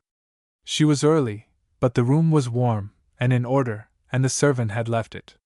Fleda sought out paper and pencil, and sat down to fashion the form of an advertisement, the first thing to be done. She had no notion how difficult a thing, till she came to do it. R. is entreated to communicate with his niece at the old place in Bleecker Street, on business of the greatest importance. "It will not do," said Fleda to herself, as she sat and looked at it. "There is not enough to catch his eye, and there is too much, if it caught anybody else's eye, and his niece, and Bleecker Street, that would tell plain enough. Dear Uncle F. has followed you here on business of the greatest importance. Pray let her see you, she is at the old place. It will not do, thought Fleeta again. There is still less to catch his eye, I cannot trust it. And if I were to put Queechy over it, that would give the clue to the Evelyns, and everybody. But I had better risk anything rather than his seeing it. The miserable needlessness of the whole thing, the pitiful weighing of sorrow against sorrow, and shame against shame, overcame her for a little, and then, dashing away the tears she had no time for, and locking up the strong box of her heart, she took her pencil again. Queechy, let me see you at the old place. I have come here on urgent business for you. Do not deny me, for H's sake. With a trifle of alteration, she thought this would do, and went on to make a number of fair copies of it for so many papers. This was done, and all traces of it out of the way before Mrs. Pritchard came in and the breakfast, and after bracing herself with coffee, though the good housekeeper was still sadly dissatisfied with her indifference to some more substantial brace in the shape of chickens and ham, Fleeta prepared herself inwardly and outwardly to brave the wind and the newspaper offices, and set forth. It was a bright, keen day. She was sorry, she would it had been cloudy. It seemed as if she could not hope to escape some eyes in such an atmosphere. She went to the library first, and there requested the librarian, whom she knew, to bring her from the reading room the files of morning and evening papers. They were many more than she had supposed. She had not near advertisements enough. Paper and ink were at hand, however, and making carefully her list of the various offices, morning and evening separate, she wrote out a copy of the notice for each of them. The morning was well on by the time she could leave the library. It was yet far from the fashionable hour, however, and sedulously shunning the recognition of anybody, in hopes that it would be one step towards her escaping theirs, she made her way down the bright thoroughfare as far as the City Hall, and then crossed over the park and plunged into a region where it was very little likely she would see a face that she knew. She saw nothing else either that she knew. In spite of having studied the map of the city in the library, she was forced several times to ask her way, as she visited office after office, of the evening papers first, till she had placed her notice with each one of them. Her courage almost failed her, her heart did quite, after 2 or 3. It was a trial from which her whole nature shrank, to go among the people, to face the eyes, to exchange talk with the lips that were at home in those purlieus. Look at them she did not. Making her slow way through the choked narrow streets, where the mere confusion of business was bewildering very, to any one come from Queechy, among crowds, of what mixed and doubtful character, hurrying along and brushing with little ceremony past her, edging by loitering groups that filled the whole sidewalk, or perhaps edging through them groups whose general type of character was sufficiently plain and _un_ mixed, entering into parley with clerk after clerk, who looked at such a visitor as an anomaly. Poor Fleeta almost thought so too, and shrank within herself, venturing hardly her eyes beyond her thick veil, and shutting her ears resolutely as far as possible to all the dissonant rough voices that helped to assure her she was where she ought not to be. Sometimes she felt that it was impossible to go on and finish her task, but a thought or two nerved her again to plunge into another untried quarter, or make good her entrance to some new office through a host of loungers and waiting newsboys collected round the door. Sometimes, in utter discouragement, she went on and walked to a distance and came back, in the hope of a better opportunity. It was a long business, and she often had to wait. The end of her list was reached at last, and the paper was thrown away, but she did not draw a free breath till she had got to the west side of Broadway again, and turned her back upon them all. It was late then, and the street was thinned of a part of its gay throng. Completely worn in body as well as mind, with slow, faltering steps, Fleeta moved on among those still left, looking upon them with a curious eye, as if they and she belonged to different classes of beings. So very far her sobered and saddened spirit seemed to herself from their stir of business and gaiety. If they had been a train of lady flies or black ants, Fleeta would hardly have felt that she had less in common with them. It was a weary, long way up to Bleecker Street, as she was forced to travel it. The relief was unspeakable to find herself within her uncle's door, with the sense that her dreaded duty was done, and well and thoroughly. Now her part was to be still and wait. But with the relief came also a reaction from the strain of the morning. Before her weary feet had well mounted the stairs, her heart gave up its control, and she locked herself in her room to yield to a helpless outpouring of tears which she was utterly unable to restrain, though conscious that long time could not pass before she would be called to dinner. Dinner had to wait. "Miss Fleda," said the housekeeper, in a vexed tone, when the meal was half over, "I didn't know you ever did anything wrong." "You were sadly mistaken, Mrs. Pritchard," said Fleda, half lightly, half sadly. "You're looking not a bit better than last night, and if anything, rather worse." Mrs. Pritchard went on. "It isn't right, Miss Fleda. You oughtn't to ha' set the first step out of doors, I know you oughtn't, this blessed day, and you've been on your feet these 7 hours and you show it. You're just ready to drop." "I will rest tomorrow," said Fleda. "Or try to." "You are fit for nothing but bed," said the housekeeper. "And you've been using yourself, Miss Fleda, as if you had the strength of an elephant. Now, do you think you've been doing right?" Fleda would have made some cheerful answer, but she was not equal to it. She had lost all command of herself, and she dropped knife and fork to burst into a flood of exceeding tears. Mrs. Pritchard, equally astonished and mystified, hurried questions, apologies, and consolations, one upon another, and made up her mind that there was something mysterious on foot, about which she had better ask no questions. Neither did she from that time. She sealed up her mouth, and contented herself with taking the best care of her guests that she possibly could. Needed enough, but all of little avail. The reaction did not cease with that day. The next Sunday was spent on the sofa, in a state of utter prostration. With the necessity for exertion, the power had died. Fleda could only lie upon the cushions and sleep helplessly, while Mrs. Pritchard sat by, anxiously watching her, curiosity really swallowed up in kind feeling. Monday was little better, but towards the after part of the day, the stimulant of anxiety began to work again, and Fleda sat up to watch for a word from her uncle.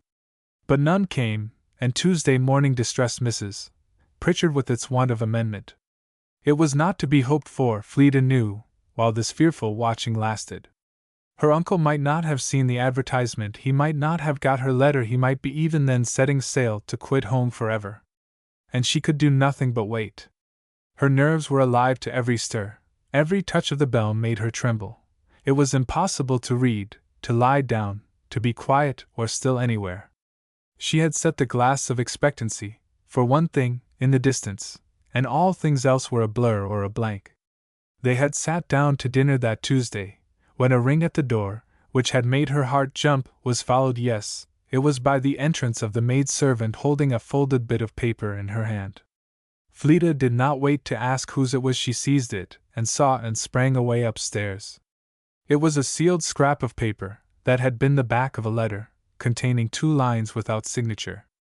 "I will meet you at Dinah's if you come there alone about sundown." Enough. Dinah was an old black woman who once had been a very attached servant in Mr. Rossiter's family, and, having married and become a widow years ago, had set up for herself in the trade of a washerwoman, occupying an obscure little tenement out towards Chelsea. Fleda had rather a shadowy idea of the locality, though remembering very well sundry journeys of kindness she and Hugh had made to it in days gone by. But she recollected it was in Sloman Street, and she knew she could find it, and dropping upon her knees, poured out thanks too deep to be uttered, and too strong to be even thought, without a convulsion of tears. Her dinner after that was but a mental thanksgiving. She was hardly conscious of anything beside, and a thankful rejoicing for all her weary labors. Their weariness was sweet to her now. Let her but see him, the rest was sure. Chapter 15. How well apaid she was her bird to find! Sydney. Fleda counted the minutes till it wanted an hour of sundown, and then, avoiding Mrs. Pritchard, made her escape out of the house. A long walk was before her, and the latter part of it through a region which she wished to pass while the light was good. And she was utterly unable to travel at any but a very gentle rate, so she gave herself plenty of time. It was a very bright afternoon, and all the world was astir. Fleda shielded herself with a thick veil, and went up one of the narrow streets, not daring to venture into Broadway, and passing Waverly Place, which was almost as bright, turned down 8th Street. A few blocks now, and she would be out of all danger of meeting any one that knew her. She drew her veil close, and hurried on. But the proverb saith, "A miss is as good as a mile." And with reason, for if fate wills, the chances make nothing. As Fleda set her foot down to cross Fifth Avenue, she saw Mr. Carleton on the other side coming up from Waverly Place. She went as slowly as she dared, hoping that he would pass without looking her way, or be unable to recognize her through her thick wrapper. In vain she soon saw that she was known. He was waiting for her, and she must put up her veil and speak to him. "Why, I thought you had left New York," said he. "I was told so." "I have left it, sir," said Fleda. "I have only come back for a day or two." "Have you been ill?" he said, with a sudden change of tone, the light in his eye and smile giving place to a very marked gravity. Fleda would have answered with a half-smile, but such a sickness of heart came over her that speech failed, and she was very near bursting into tears. Mr. Carleton looked at her earnestly a moment, and then put the hand which Fleda had forgotten he still held upon his arm, and began to walk forward gently with her. Something in the grave tenderness with which this was done reminded Fleda irresistibly of the times when she had been a child under his care, and somehow her thoughts went off on a tangent back to the further days of her mother, and father, and grandfather, the other friends from whom she had had the same gentle protection, which now there was no one in the world to give her. And their images did never seem more winning fair than just then when their place was left most especially empty. Her uncle she had never looked up to in the same way, and whatever stay he had been was cut down. Her aunt leaned upon her, and Hugh had always been more of a younger than an elder brother. The quick contrast of those old happy childish days was too strong. The glance back at what she had had made her feel the want. Fleda blamed herself, reasoned and fought with herself, but she was weak in mind and body. Her nerves were unsteady yet, her spirits unprepared for any encounter or reminder of pleasure, and though vexed and ashamed, she could not hold her head up, and she could not prevent tear after tear from falling as they went along. She could only hope that nobody saw them. Nobody spoke of them. But then nobody said anything, and the silence at last frightened her into rousing herself.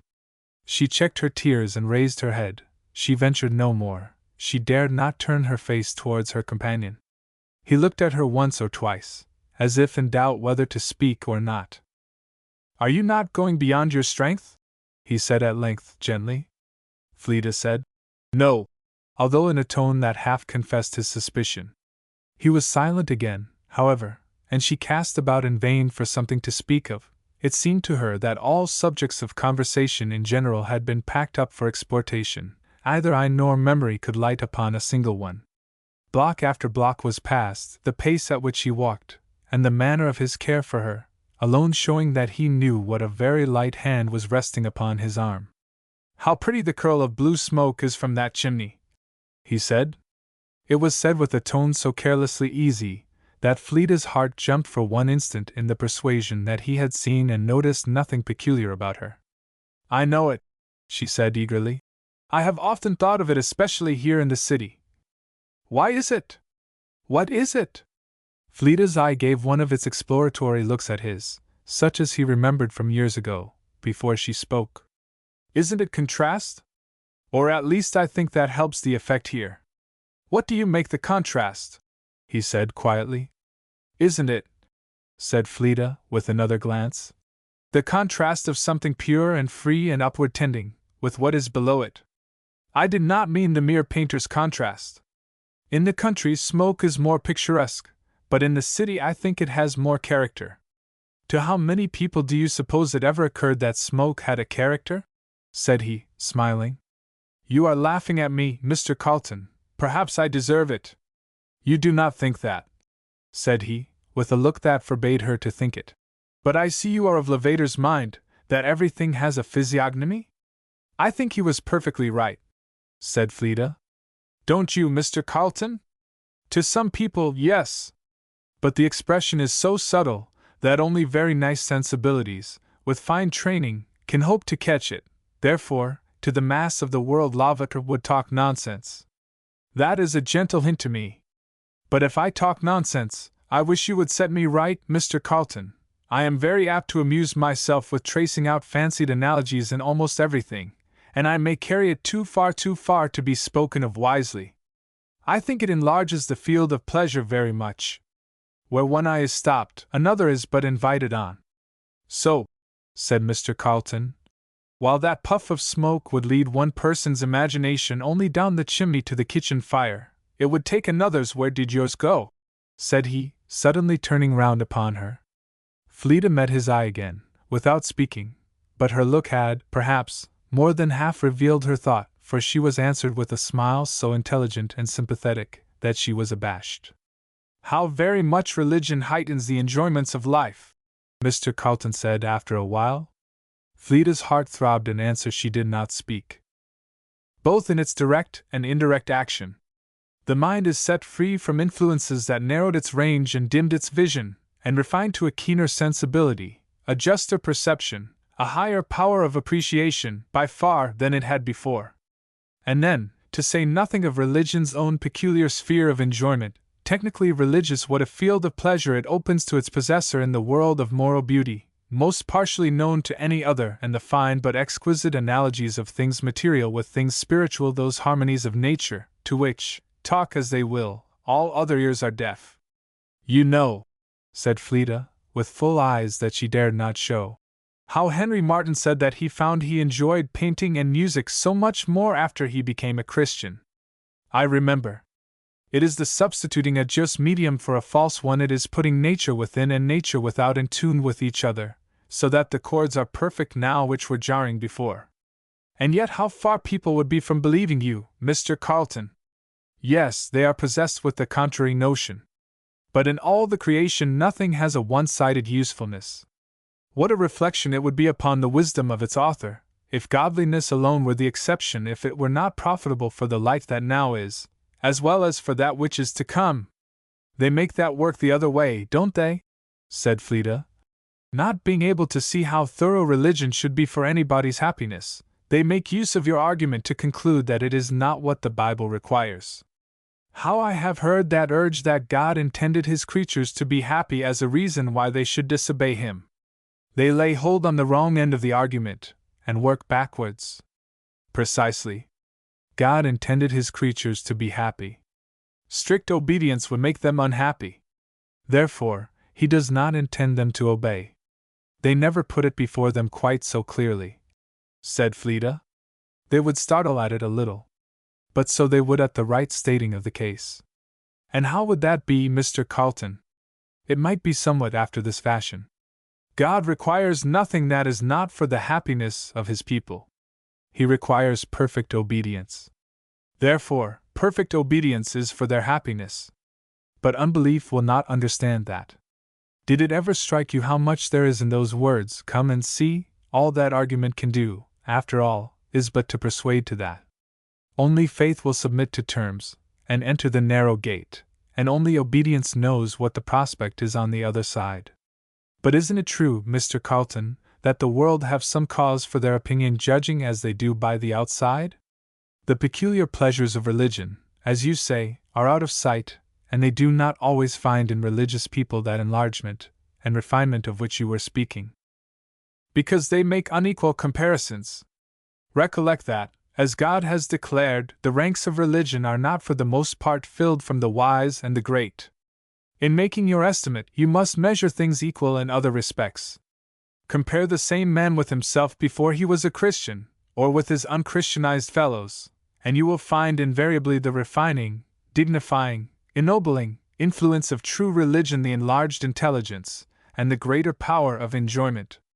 And besides those causes of pleasure-giving that you mentioned, said Fleda, there is a mind at ease, and how much that is, alone. If I may judge others by myself, the mere fact of being unpoised, unresting, disables the mind from 1,000 things that are joyfully relished by one entirely at ease. Yes, said he. Do you remember that word, "The stones of the field shall be at peace with thee"? I am afraid people would understand you as little as they would me, Mr. Carlton, said Fleda, laughing. He smiled, rather a prolonged smile, the expression of which Fleeta could not make out. She felt that she did not quite understand him. I have thought, said he, after a pause, that much of the beauty we find in many things is owing to a hidden analogy, the harmony they make with some unknown string of the mind's harp which they have set vibrating. But the music of that is so low and soft that one must listen very closely to find out what it is. Why, that is the very theory of which I gave you a smoky illustration a little while ago, said Fleeta. I thought I was on safe ground, after what you said about the characters of flowers, for that was a little fanciful, said he, smiling. What you please, said Fleeta, coloring a little. I am sure it is true. The theory, I mean.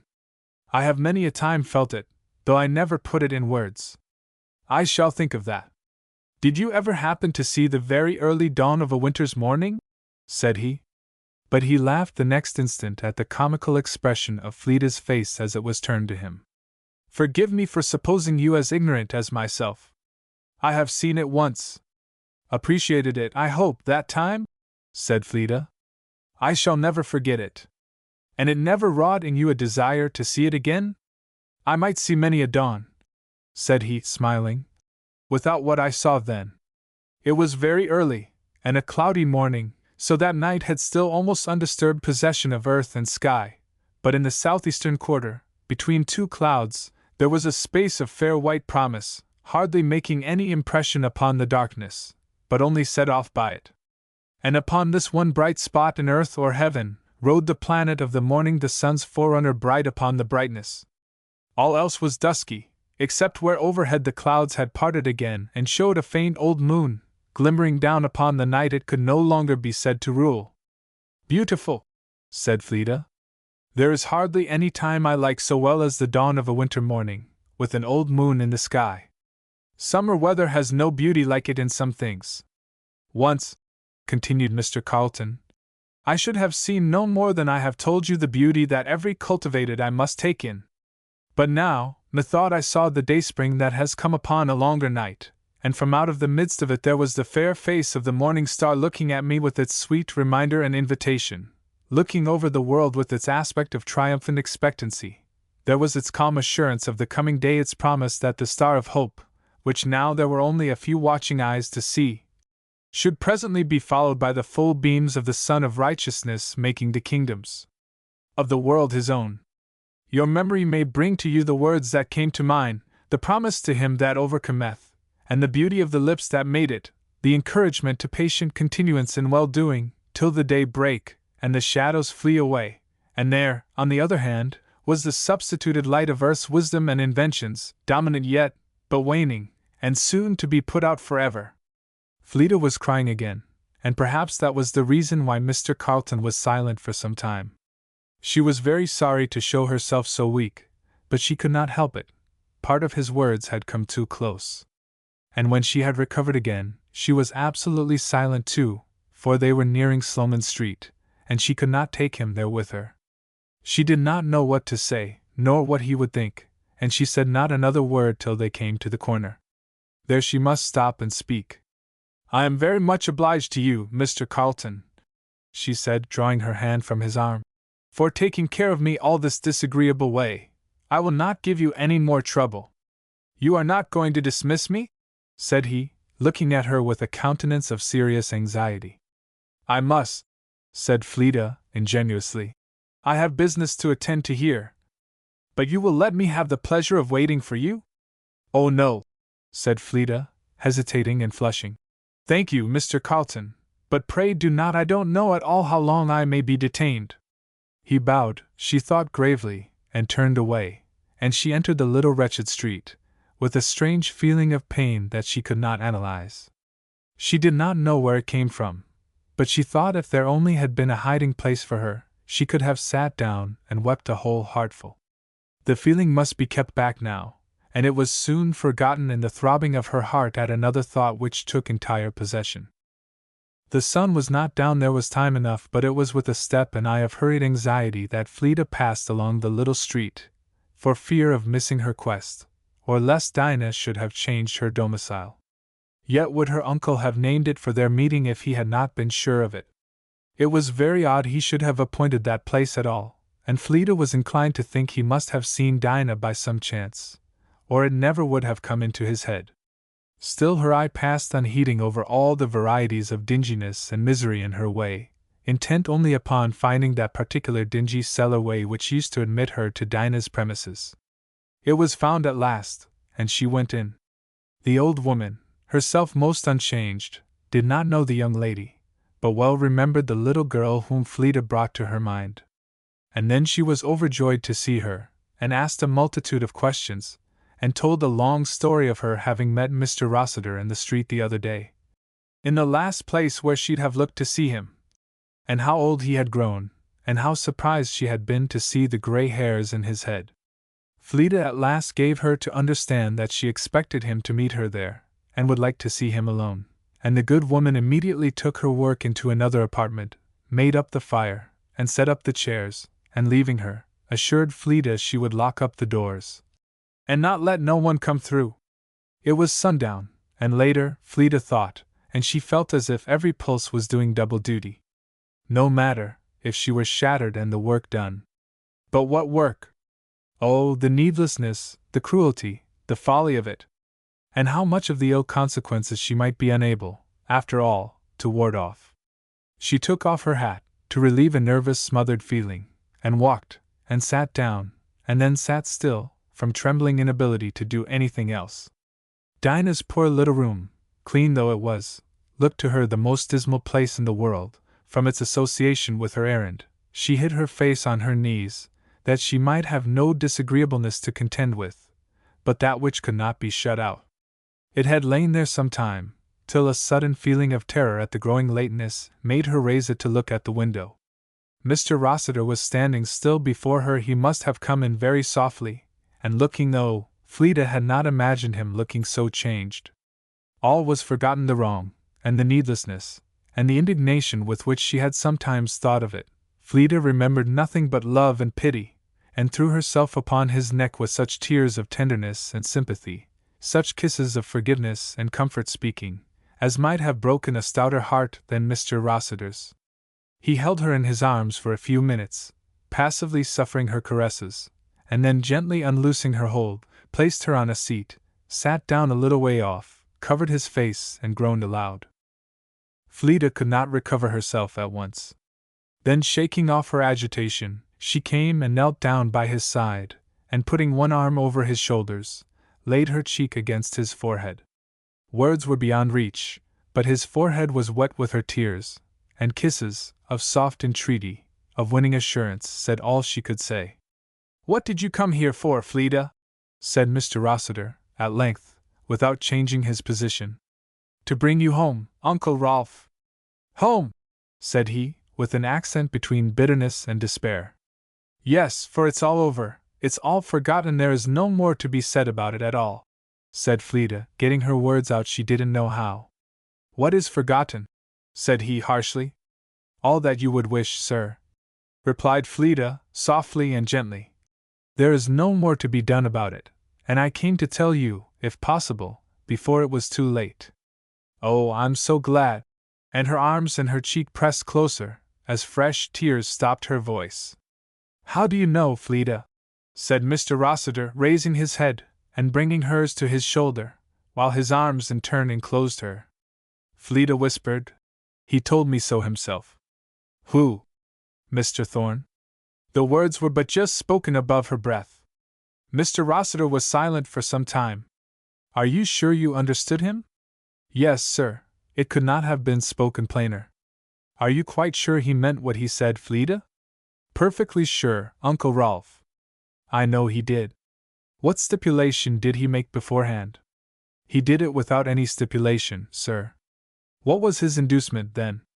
"If I know him, he is not a man to act without any." Fleeta's cheek was dyed, but except that, she gave no other answer. "Why has it been left so long?"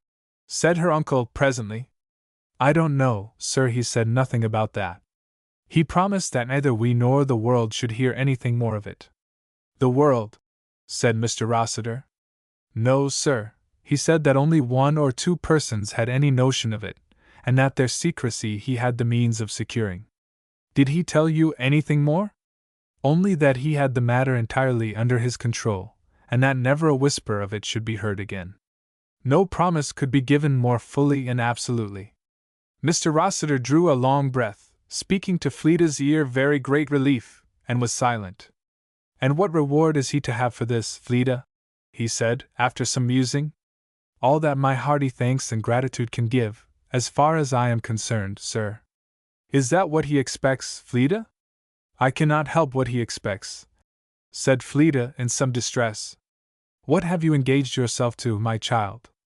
Nothing in the world, Uncle Rolf, said Fleda earnestly. Nothing in the world. I haven't engaged myself to anything. The promise was made freely, without any sort of stipulation. Mr. Rossiter looked thoughtful and disquieted. Fleda's tears were pouring again. I will not trust him, he said. I will not stay in the country. But you will come home, uncle? Said Fleda, terrified. Yes, my dear child, yes, my dear child, he said tenderly, putting his arms round Fleda again, and kissing, with an earnestness of acknowledgment that went to her heart, her lips and brow. You shall do what you will with me, and when I go, we will all go together. From Queechy? From America? But she had no time for that thought now. You said for Hugh's sake, Mr. Rossiter observed, after a pause, and with some apparent difficulty. What of him? He is not well, Uncle Rolf, said Fleda, and I think the best medicine will be the sight of you again. Mr. Rossiter looked pale, and was silent a moment. And my wife? He said. His face, and the thought of those faces at home, were too much for Fleda. She could not help it. Oh, Uncle Rolf, she said, hiding her face. They only want to see you again now.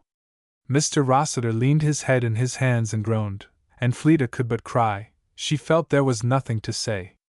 It was for Marian, he said at length. It was when I was hard pressed, and I was fearful if it were known that it might ruin her prospects. I wanted that miserable sum, only $4,000, that fellow Schweiden asked to borrow it of me for a few days, and to refuse would have been to confess all. I dared not try my credit, and I just madly took that step that proved irretrievable. I counted at the moment upon funds that were coming to me only the next week, sure, I thought, as possible, but the man cheated me, and our embarrassments thickened from that time. That thing has been a weight, oh, a weight of deadening power, round my neck ever since. I have died a living death these 6 years. I know it, dear uncle, I know it all, said Fleda, bringing the sympathizing touch of her cheek to his again. The good that it did has been unspeakably overbalanced by the evil. Even long ago I knew that. The good that it did! It was no time then to moralize, but he must know that Marian was at home, or he might incautiously reveal to her what happily there was no necessity for her ever knowing. And the story must give him great and fresh pain. Dear Uncle Rolf, said Fleda, pressing closer to him, we may be happier than we have been in a long time, if you will only take it so. The cloud upon you has been a cloud upon us. I know it, he exclaimed. A cloud that served to show me that my jewels were diamonds. You have an accession to your jewels, Uncle Rolf. What do you mean? I mean, said Fleda, trembling, that there are 2 more at home. He held her back to look at her. Can't you guess who? No, said he. What do you mean? I must tell you, because they know nothing, and needn't know, of all this matter. What are you talking about? Marian is there. Marian! Exclaimed Mr. Rossiter, with quick changes of expression. Marian! At Queechy! And her husband? No, sir, a dear little child. Marian! And her husband, where is he? Fleda hesitated. I don't know whether she knows. Is he dead? No, sir. Mr. Rossiter put her away, and got up and walked, or strode up and down the little apartment. Fleda dared not look at him, even by the faint glimmer that came from the chimney. But abroad it was perfectly dark, the stars were shining, the only lamps that illumined the poor little street, and for a long time there had been no light in the room but that of the tiny wood fire. Dinah never could be persuaded of the superior cheapness of coal. Fleda came at last to her uncle's side, and putting her arm within his, said, "How soon will you set off for home, Uncle Rolf?" "Tomorrow morning. You must take the boat to Bridgeport now you know the river is fast." "Yes, I know." "Then I will meet you at the wharf, Uncle Rolf, at what o'clock?" "My dear child," said he, stopping and passing his hand tenderly over her cheek, "are you fit for it tomorrow? You had better stay where you are quietly for a few days, you want rest." "No, I will go home with you," said Fleeta, "and rest there." "But hadn't we better let Dinah in, and bid her good-bye? For I ought to be somewhere else to get ready." Dinah was called, and a few kind words spoken, and with a more substantial remembrance, or reward, from Fleeta's hand, they left her. Fleeta had the support of her uncle's arm till they came within sight of the house, and then he stood and watched her while she went the rest of the way alone. Anything more white and spirit-looking, and more spirit-like, in its purity and peacefulness surely did not walk that night. There was music in her ear, and abroad in the starlight, more ethereal than Ariel's, but she knew where it came from. It was the chimes of her heart that were ringing, and never a happier peal, nor ever had the mental atmosphere been more clear for their sounding. Thankfulness, that was the oftenest note, swelling thankfulness for her success, joy for herself and for the dear ones at home, generous delight at having been the instrument of their relief, the harmonies of pure affections, without any grating now, the hope, well grounded she thought, of improvement in her uncle. And better times for them all, a childlike peace that was at rest with itself and the world. These were mingling and interchanging their music, and again, in the midst of it all, faith rang the last chime in heaven. Chapter 16. As some lone bird at day's departing hour sings in the sunbeam of the transient shower, forgetful though its wings are wet the while. Bowles. Happily possessed with the notion that there was some hidden mystery in Fleeta's movements, Mrs. Pritchard said not a word about her having gone out, and only spoke and looks her pain at the imprudence of which she had been guilty. But when Fleeta asked to have a carriage ordered to take her to the boat in the morning, the good housekeeper could not hold any longer. "Miss Fleeta," said she, with a look of very serious remonstrance, "I don't know what you're thinking of, but I know you're fixing to kill yourself. You are no more fit to go to Queechy tomorrow than you were to be out till 7 o'clock this evening, and if you saw yourself, you wouldn't want me to say any more.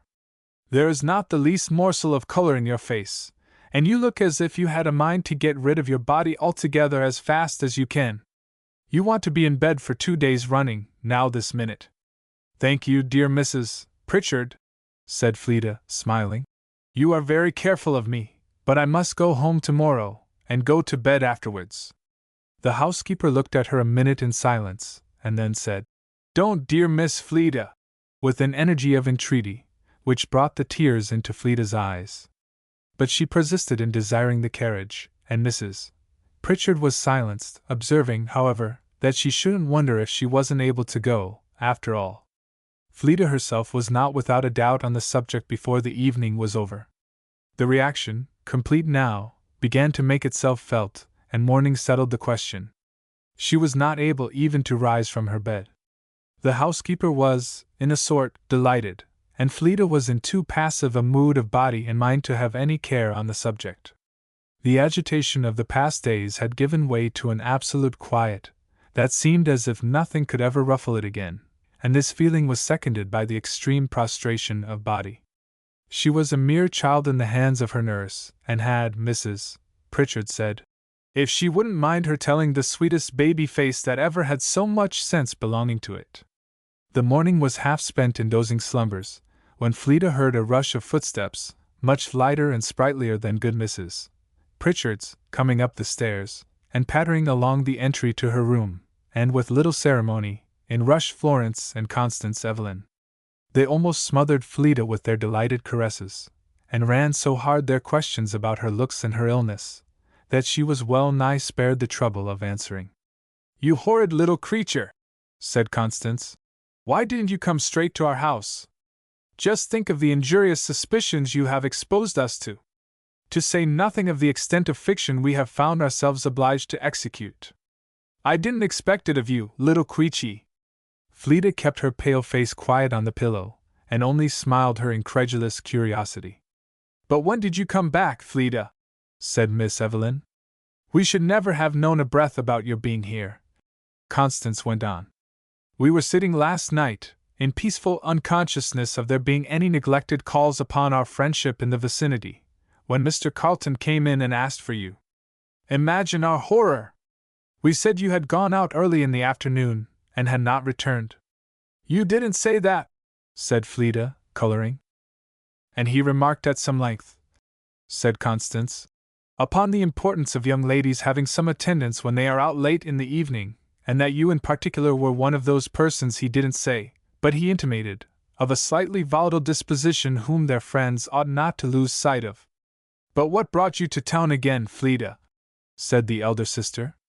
What makes you talk so, Constance? Said Fleda. I haven't told you the half, said Constance, demurely.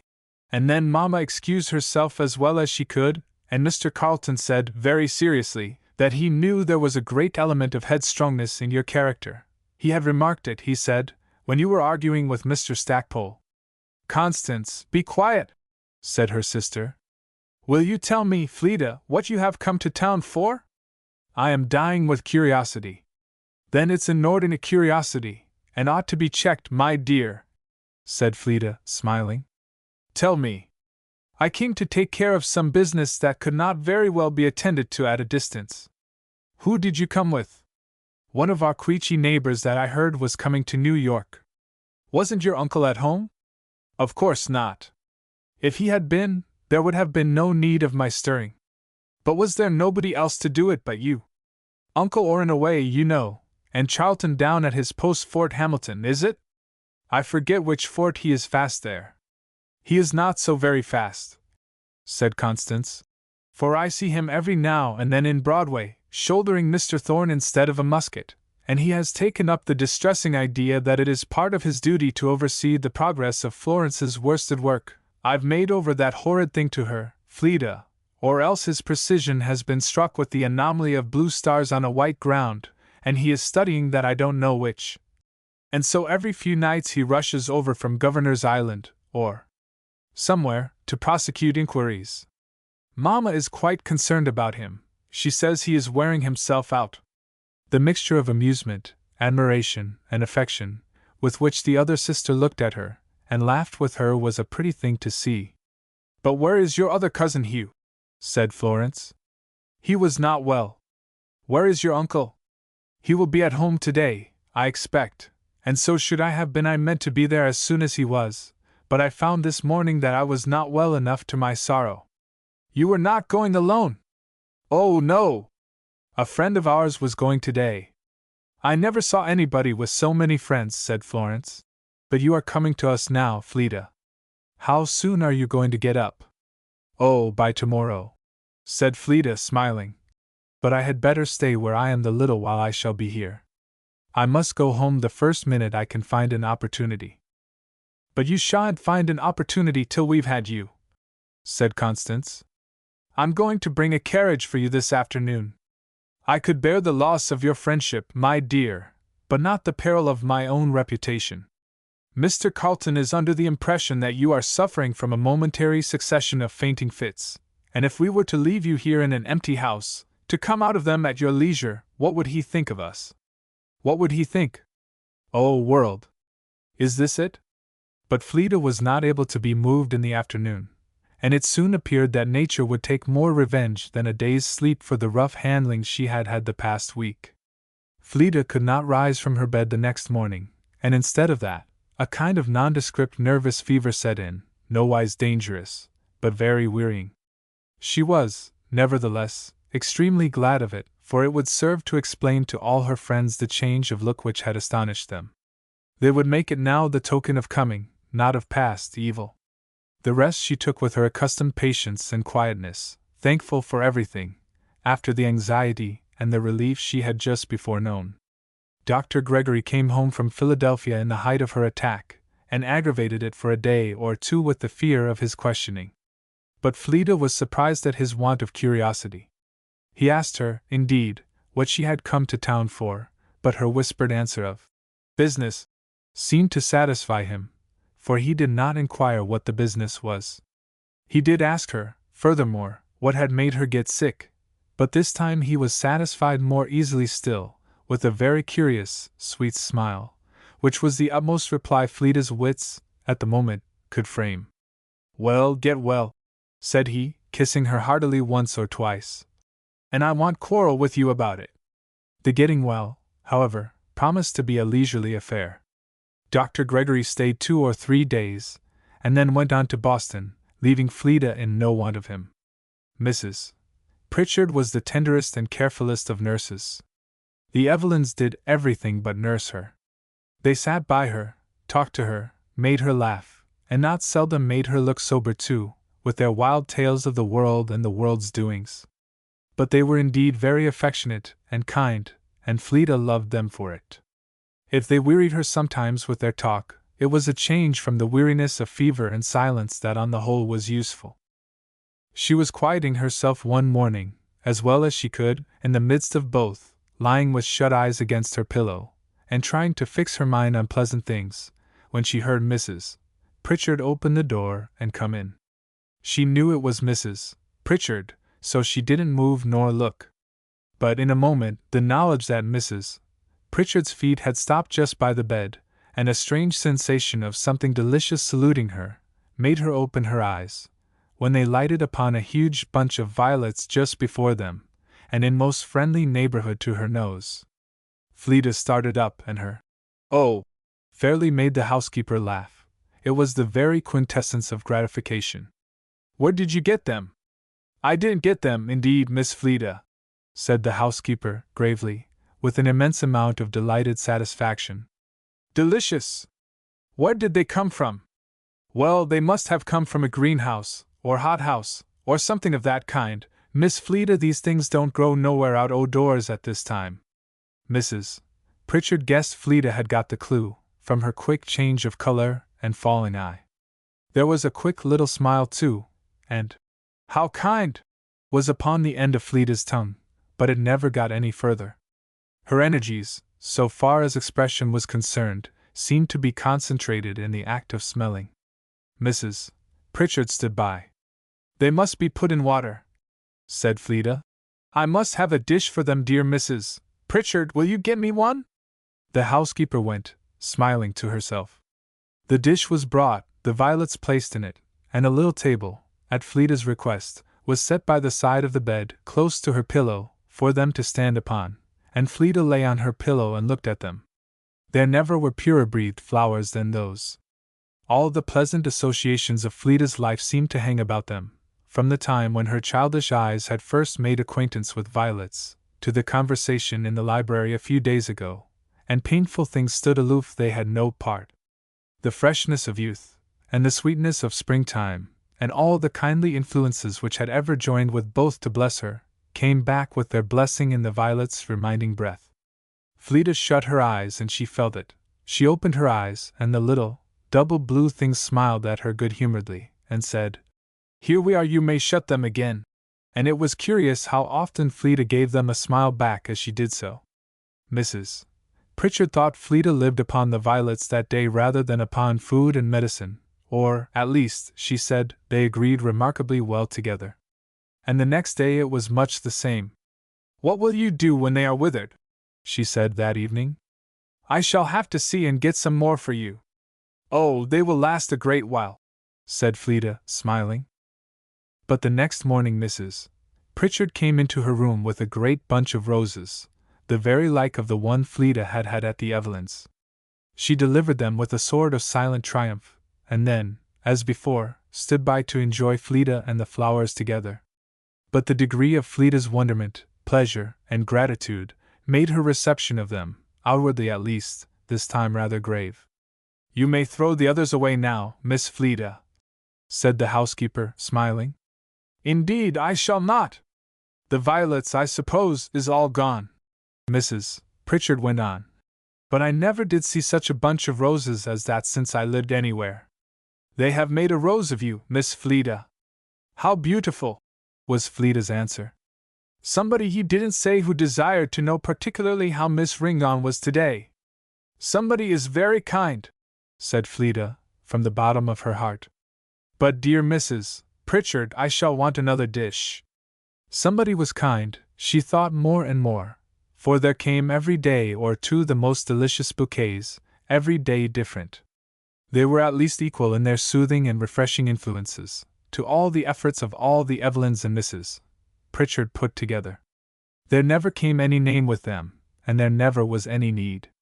Those bunches of flowers certainly had a physiognomy, and to Fleda were, not the flowers, but the choosing, cutting, and putting of them together, the embodiment of an amount of grace, refined feeling, generosity, and kindness, that her imagination never thought of in connection with but one person.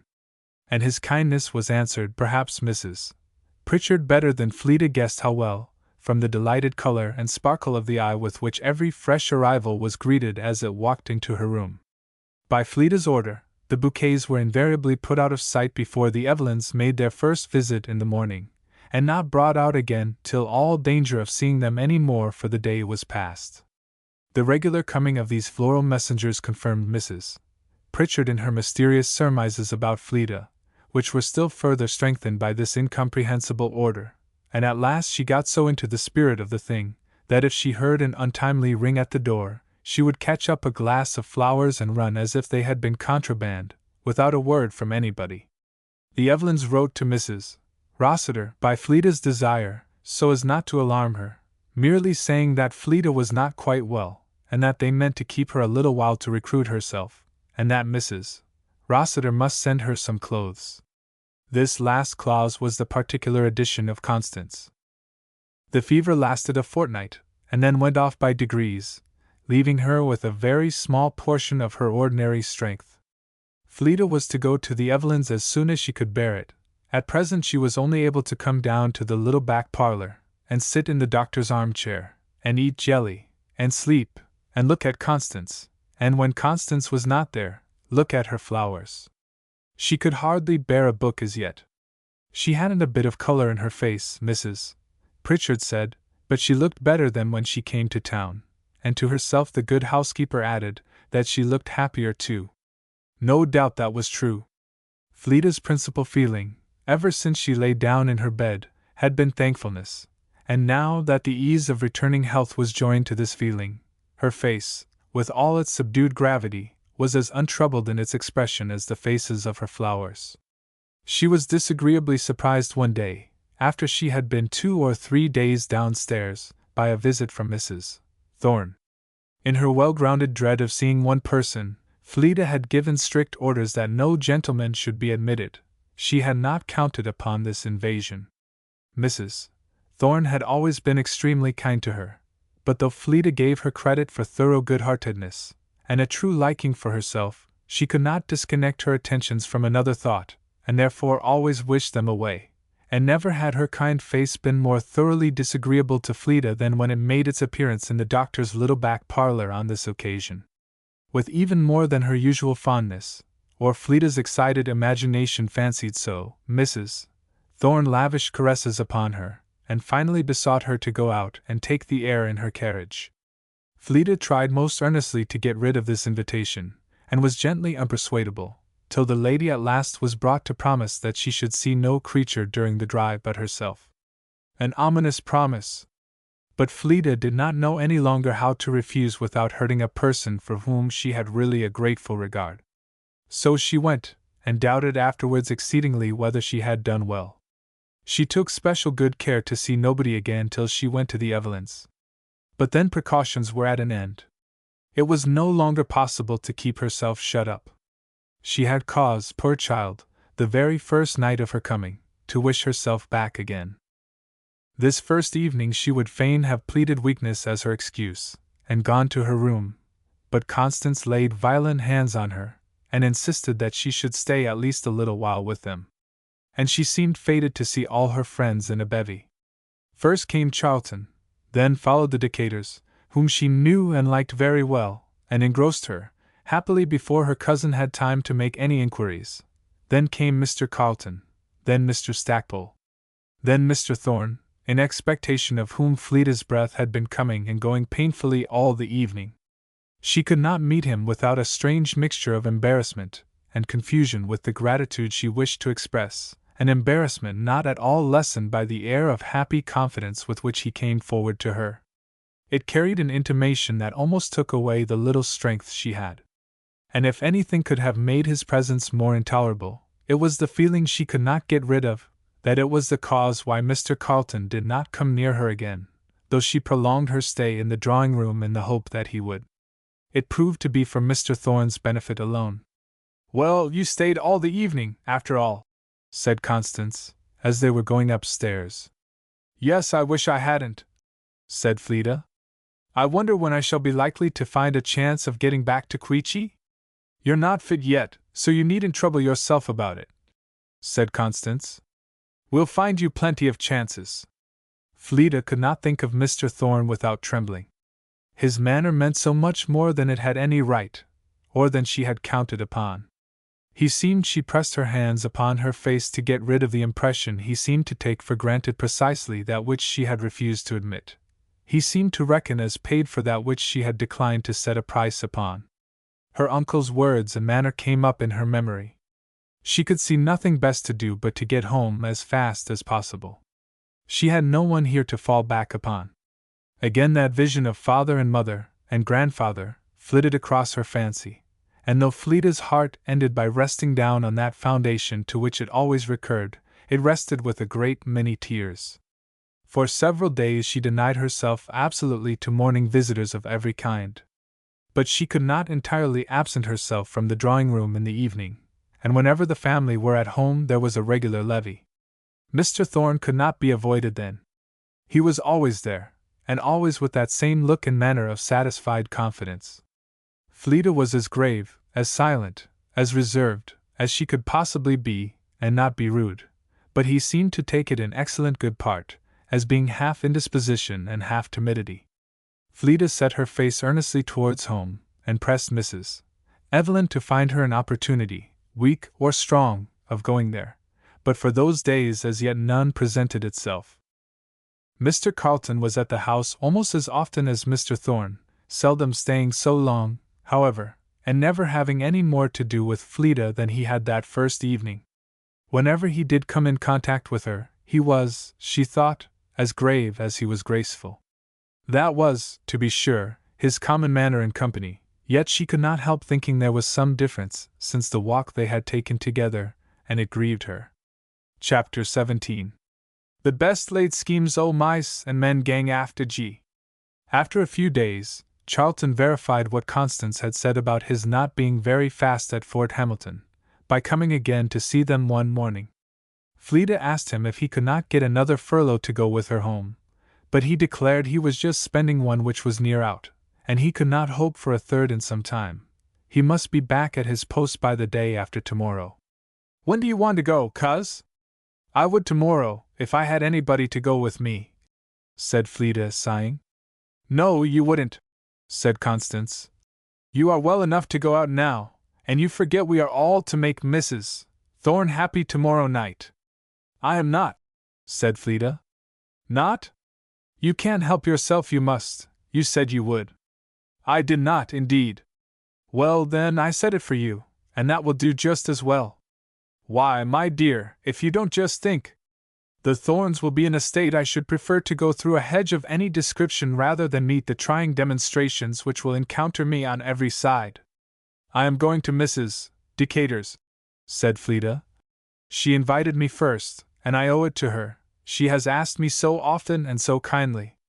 "I shouldn't think you'd enjoy yourself there," said Florence. "They don't talk a bit of English these nights. If I was going, my dear, I would act as your interpreter, but my destiny lies in another direction. If I cannot make anybody understand my French, I will get somebody to condescend to my English," said Fleda. "Why, do you talk French?"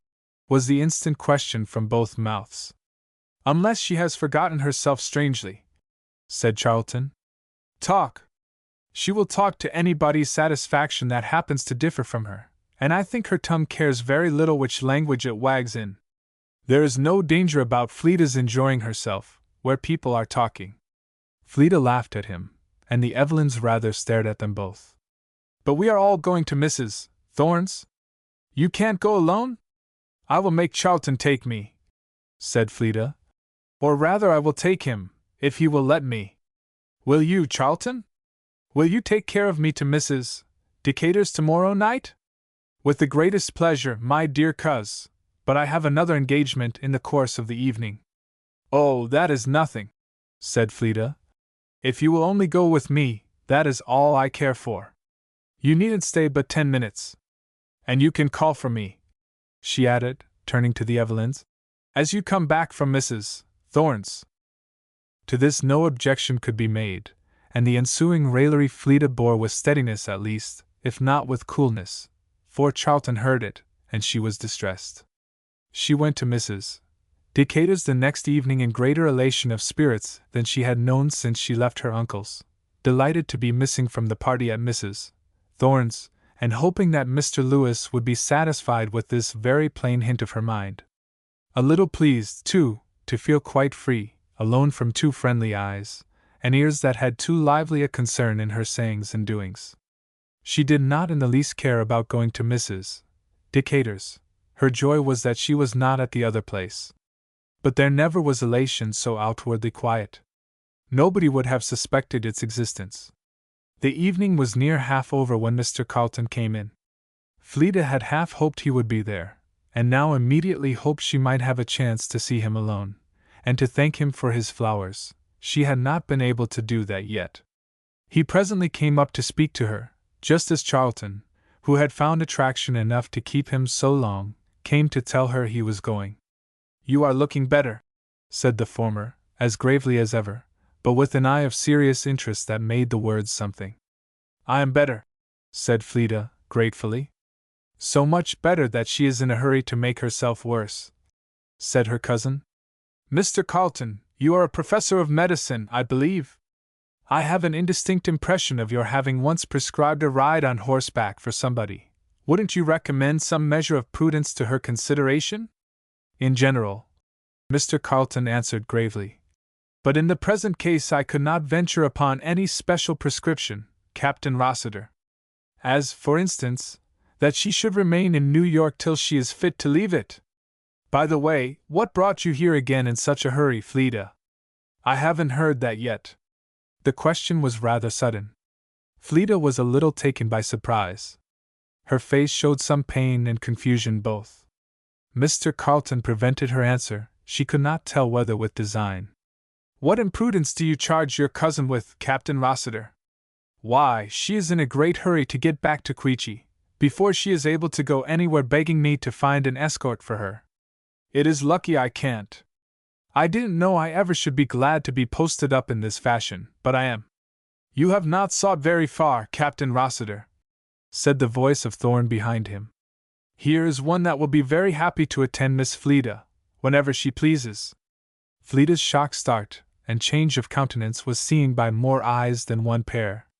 Thorne's fell, and a shade crossed his countenance, too, for an instant, that Fleda's vision was too dazzled to see. Mr. Carleton moved away. "Why are you going to Queechy?" said Charlton, astonished. His friend was silent a moment, perhaps for want of power to speak. Fleda dared not look at him. "It is not impossible unless this lady forbid me. I am not a fixture." "But what brought you here, man, to offer your services?" said Charlton. "Most ungallantly leaving so many pairs of bright eyes to shine upon your absence. Mr. Thorne will not find himself in darkness here, Captain Rossiter," said Mrs. Decatur. "It's my opinion he ought, ma'am," said Charlton. "It is my opinion every man ought, who makes his dependence on gleams of sunshine," said Mr. Thorne, rather cynically. "I cannot say I was thinking of brightness, before or behind me." "I should think not," said Charlton. "You don't look as if you had seen any in a good while." "A light goes out every now and then," said Thorne, "and it takes one's eyes some time to get accustomed to it." "What a singular world we live in, Mrs. Decatur!" "That is so new an idea," said the lady, laughing, "that I must request an explanation." "What new experience of its singularity has your wisdom made?" said his friend. "I thought you and the world knew each other's faces pretty well before." "Then you have not heard the news?" "What news?" "I suppose it is not about yet," said Thorne, composedly. "No, you haven't heard it." "But what, man?" said Charlton. Let's hear your news, for I must be off. Why, but it is no more than rumor yet, but it is said that strange things are coming to light about a name that used to be held in very high respect. In this city? In this city? Yes, it is said proceedings are afoot against one of our oldest citizens, on charge of a very grave offense. Who and what offense? What do you mean? Is it a secret, Mr. Thorne? Said Mrs. Decatur. If you have not heard, perhaps it is as well not to mention names too soon. If it comes out, it will be all over directly. Possibly the family may hush it up, and in that case, the less said the better. But those have it in hand that will not let it slip through their fingers. Mrs. Decatur turned away, saying, How shocking such things were! And Thorne, with a smile which did not, however, light up his face, said, You may be off, Charlton, with no concern for the bright eyes you leave behind you. I will endeavor to atone for my negligence elsewhere, by my mindfulness of them. Don't excuse you, said Charlton, but his eye catching at the moment another attraction opposite in the form of man or woman, instead of quitting the room, he leisurely crossed it to speak to the newcomer, and Thorne, with an entire change of look and manner, pressed forward, and offered his arm to Fleda, who was looking perfectly white. If his words had needed any commentary, it was given by his eye as it met hers, in speaking the last sentence to Mrs. Decatur. No one was near whom she knew, and Mr. Thorne led her out to a little back room where the gentlemen had thrown off their cloaks, where the air was fresher, and placing her on a seat, stood waiting before her till she could speak to him. What do you mean, Mr. Thorne? Fleda looked as much as said, when she could meet his face. I may rather ask you what you mean, Miss Fleda, he answered gravely. Fleda drew breath painfully. I mean nothing, she said, lowering her head again. I have done nothing. Did you think I meant nothing when I agreed to do all you wished? I thought you said you would do it freely, she said, with a tone of voice that might have touched anybody, there was such a sinking of heart in it. Didn't you understand me? And is it all over now? Said Fleda, after a pause. Not yet, but it soon may be. A weak hand may stop it now, it will soon be beyond the power of the strongest. And what becomes of your promise that it should no more be heard of? Said Fleda, looking up at him with a colorless face, but eyes that put the question forcibly, nevertheless. Is any promise bound to stand without its conditions? I made no conditions, said Fleda, quickly. Forgive me. But did you not permit me to understand them? No. Or if I did, I could not help it. Did you say that you wished to help it? Said he gently. I must say so now, then, Mr. Thorne, said Fleda, withdrawing the hand he had taken. I did not mean or wish you to think so, but I was too ill to speak almost to know what I did. It was not my fault. You do not make it mine, that I chose such a time, selfishly I grant, to draw from your lips the words that are more to me than life? Cannot you be generous? For once, she was very near saying, Where you are concerned, I do not know how. Fleda was silent a moment, and then bowed her face in her hands. May I not ask that question of you? Said he, bending down and endeavoring to remove them. Will you not say or look that word that will make others happy beside me? I cannot, sir. Not for their sakes? He said calmly. Can you ask me to do for theirs what I would not for my own? Yes, for mine, he said, with a meaning deliberateness. Fleda was silent, with a face of white determination. It will be beyond eluding, as beyond recall, the second time. I may seem selfish, I am selfish, but dear Miss Ringdon, you do not see all you, who make me so, can make me anything else with a touch of your hand. It is selfishness that would be bound to your happiness, if you did but entrust it to me. Fleda neither spoke nor looked at him, and rose up from her chair. Is this your generosity? He said pointedly, though gently. That is not the question now, sir, said Fleda, who was trembling painfully. I cannot do evil that good may come. But evil? Said he, detaining her. What evil do I ask of you? To remove evil, I do. Fleda clasped her hands, but answered calmly. I cannot make any pretenses, sir. I cannot promise to give what is not in my power. In whose power, then? Said he quickly. A feeling of indignation came to Fleeta's aid, and she turned away. But he stopped her still. "Do you think I do not understand?" he said, with a covert sneer that had the keenness, and hardness, and the brightness of steel. "I do not, sir," said Fleeta. "Do you think I do not know whom you came here to meet?" Fleeta's glance of reproach was a most innocent one, but it did not check him. "Has that fellow renewed his old admiration of you?" he went on, in the same tone. "Do not make me desire his old protection," said Fleeta, her gentle face roused to a flush of displeasure. "Protection," said Charlton, coming in. "Who wants protection? Here it is. Protection from what?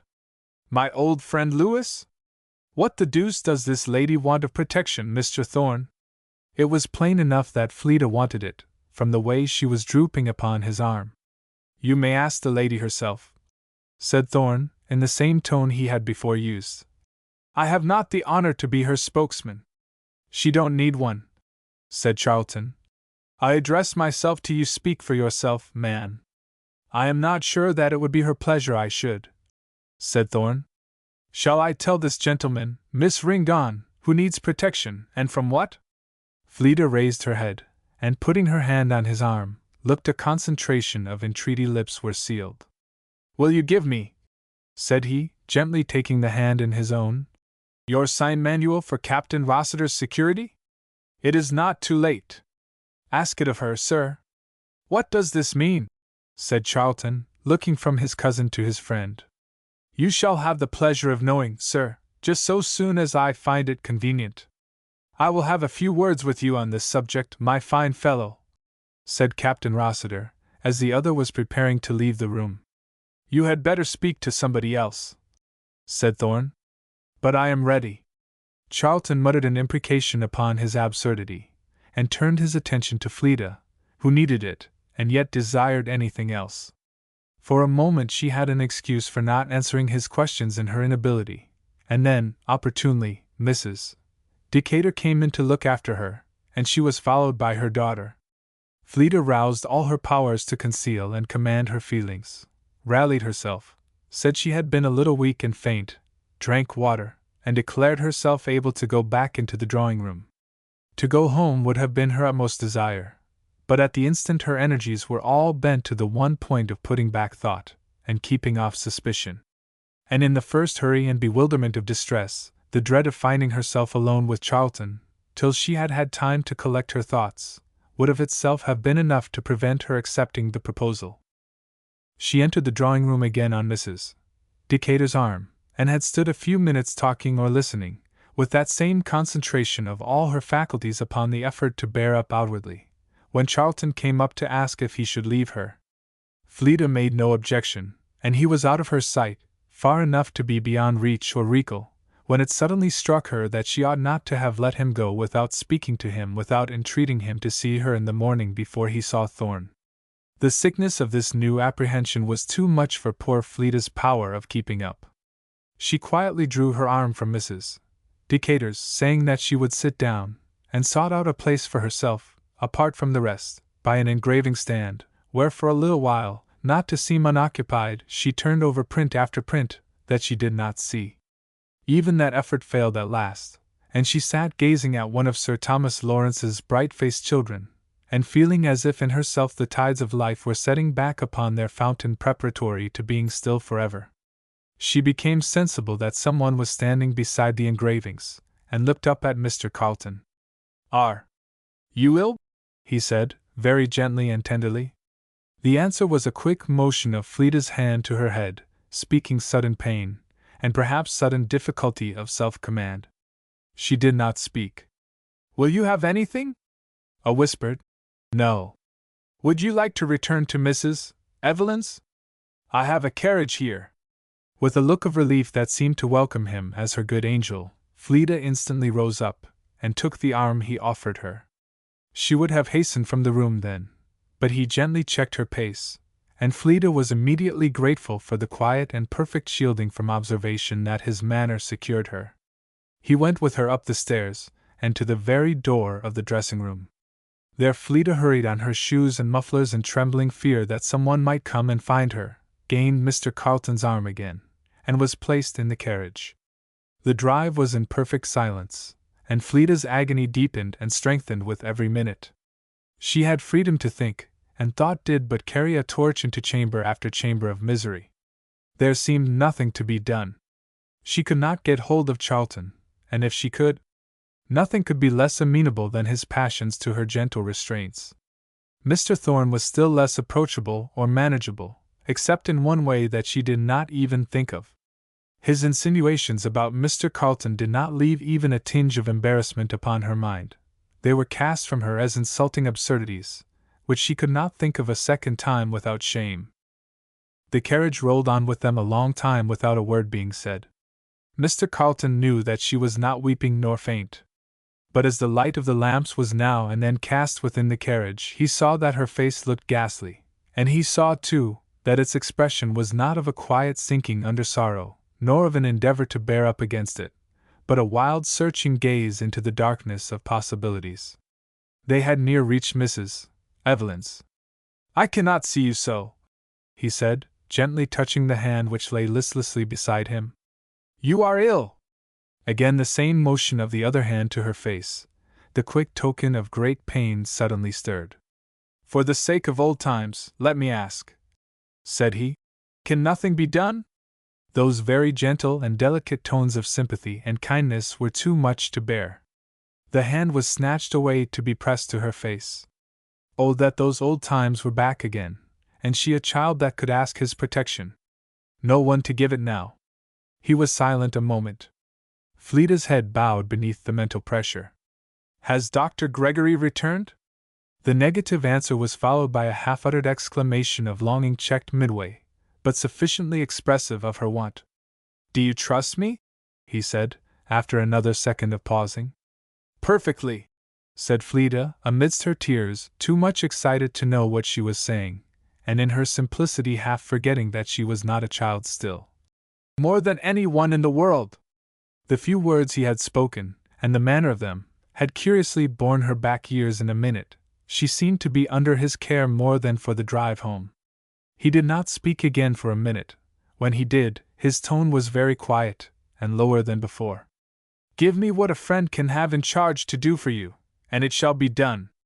Fleeta raised her head, and looked out of the window, in a silence of doubt. The carriage stopped at Mrs. Evelyn's.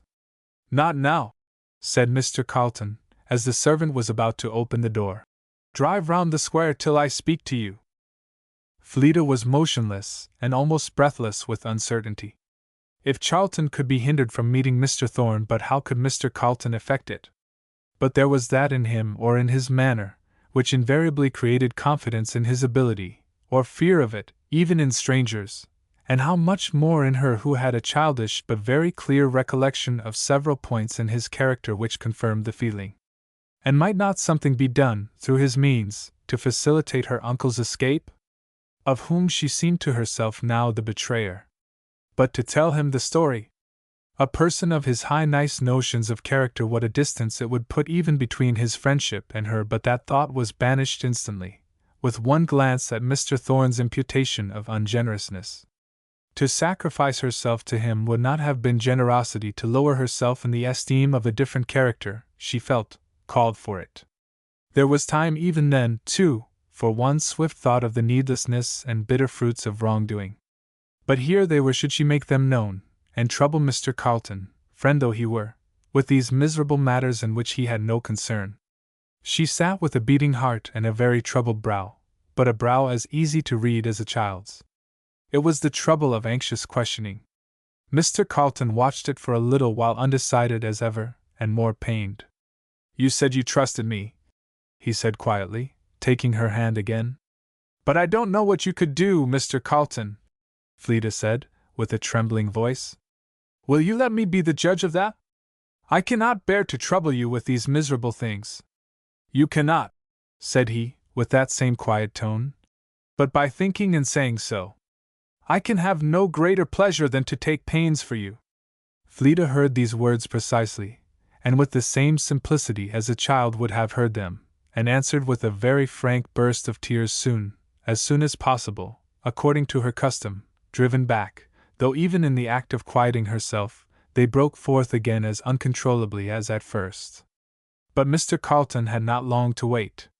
She raised her head again after a short struggle, with the wonted look of patience sitting upon her brow, and wiping away her tears, paused merely for breath and voice.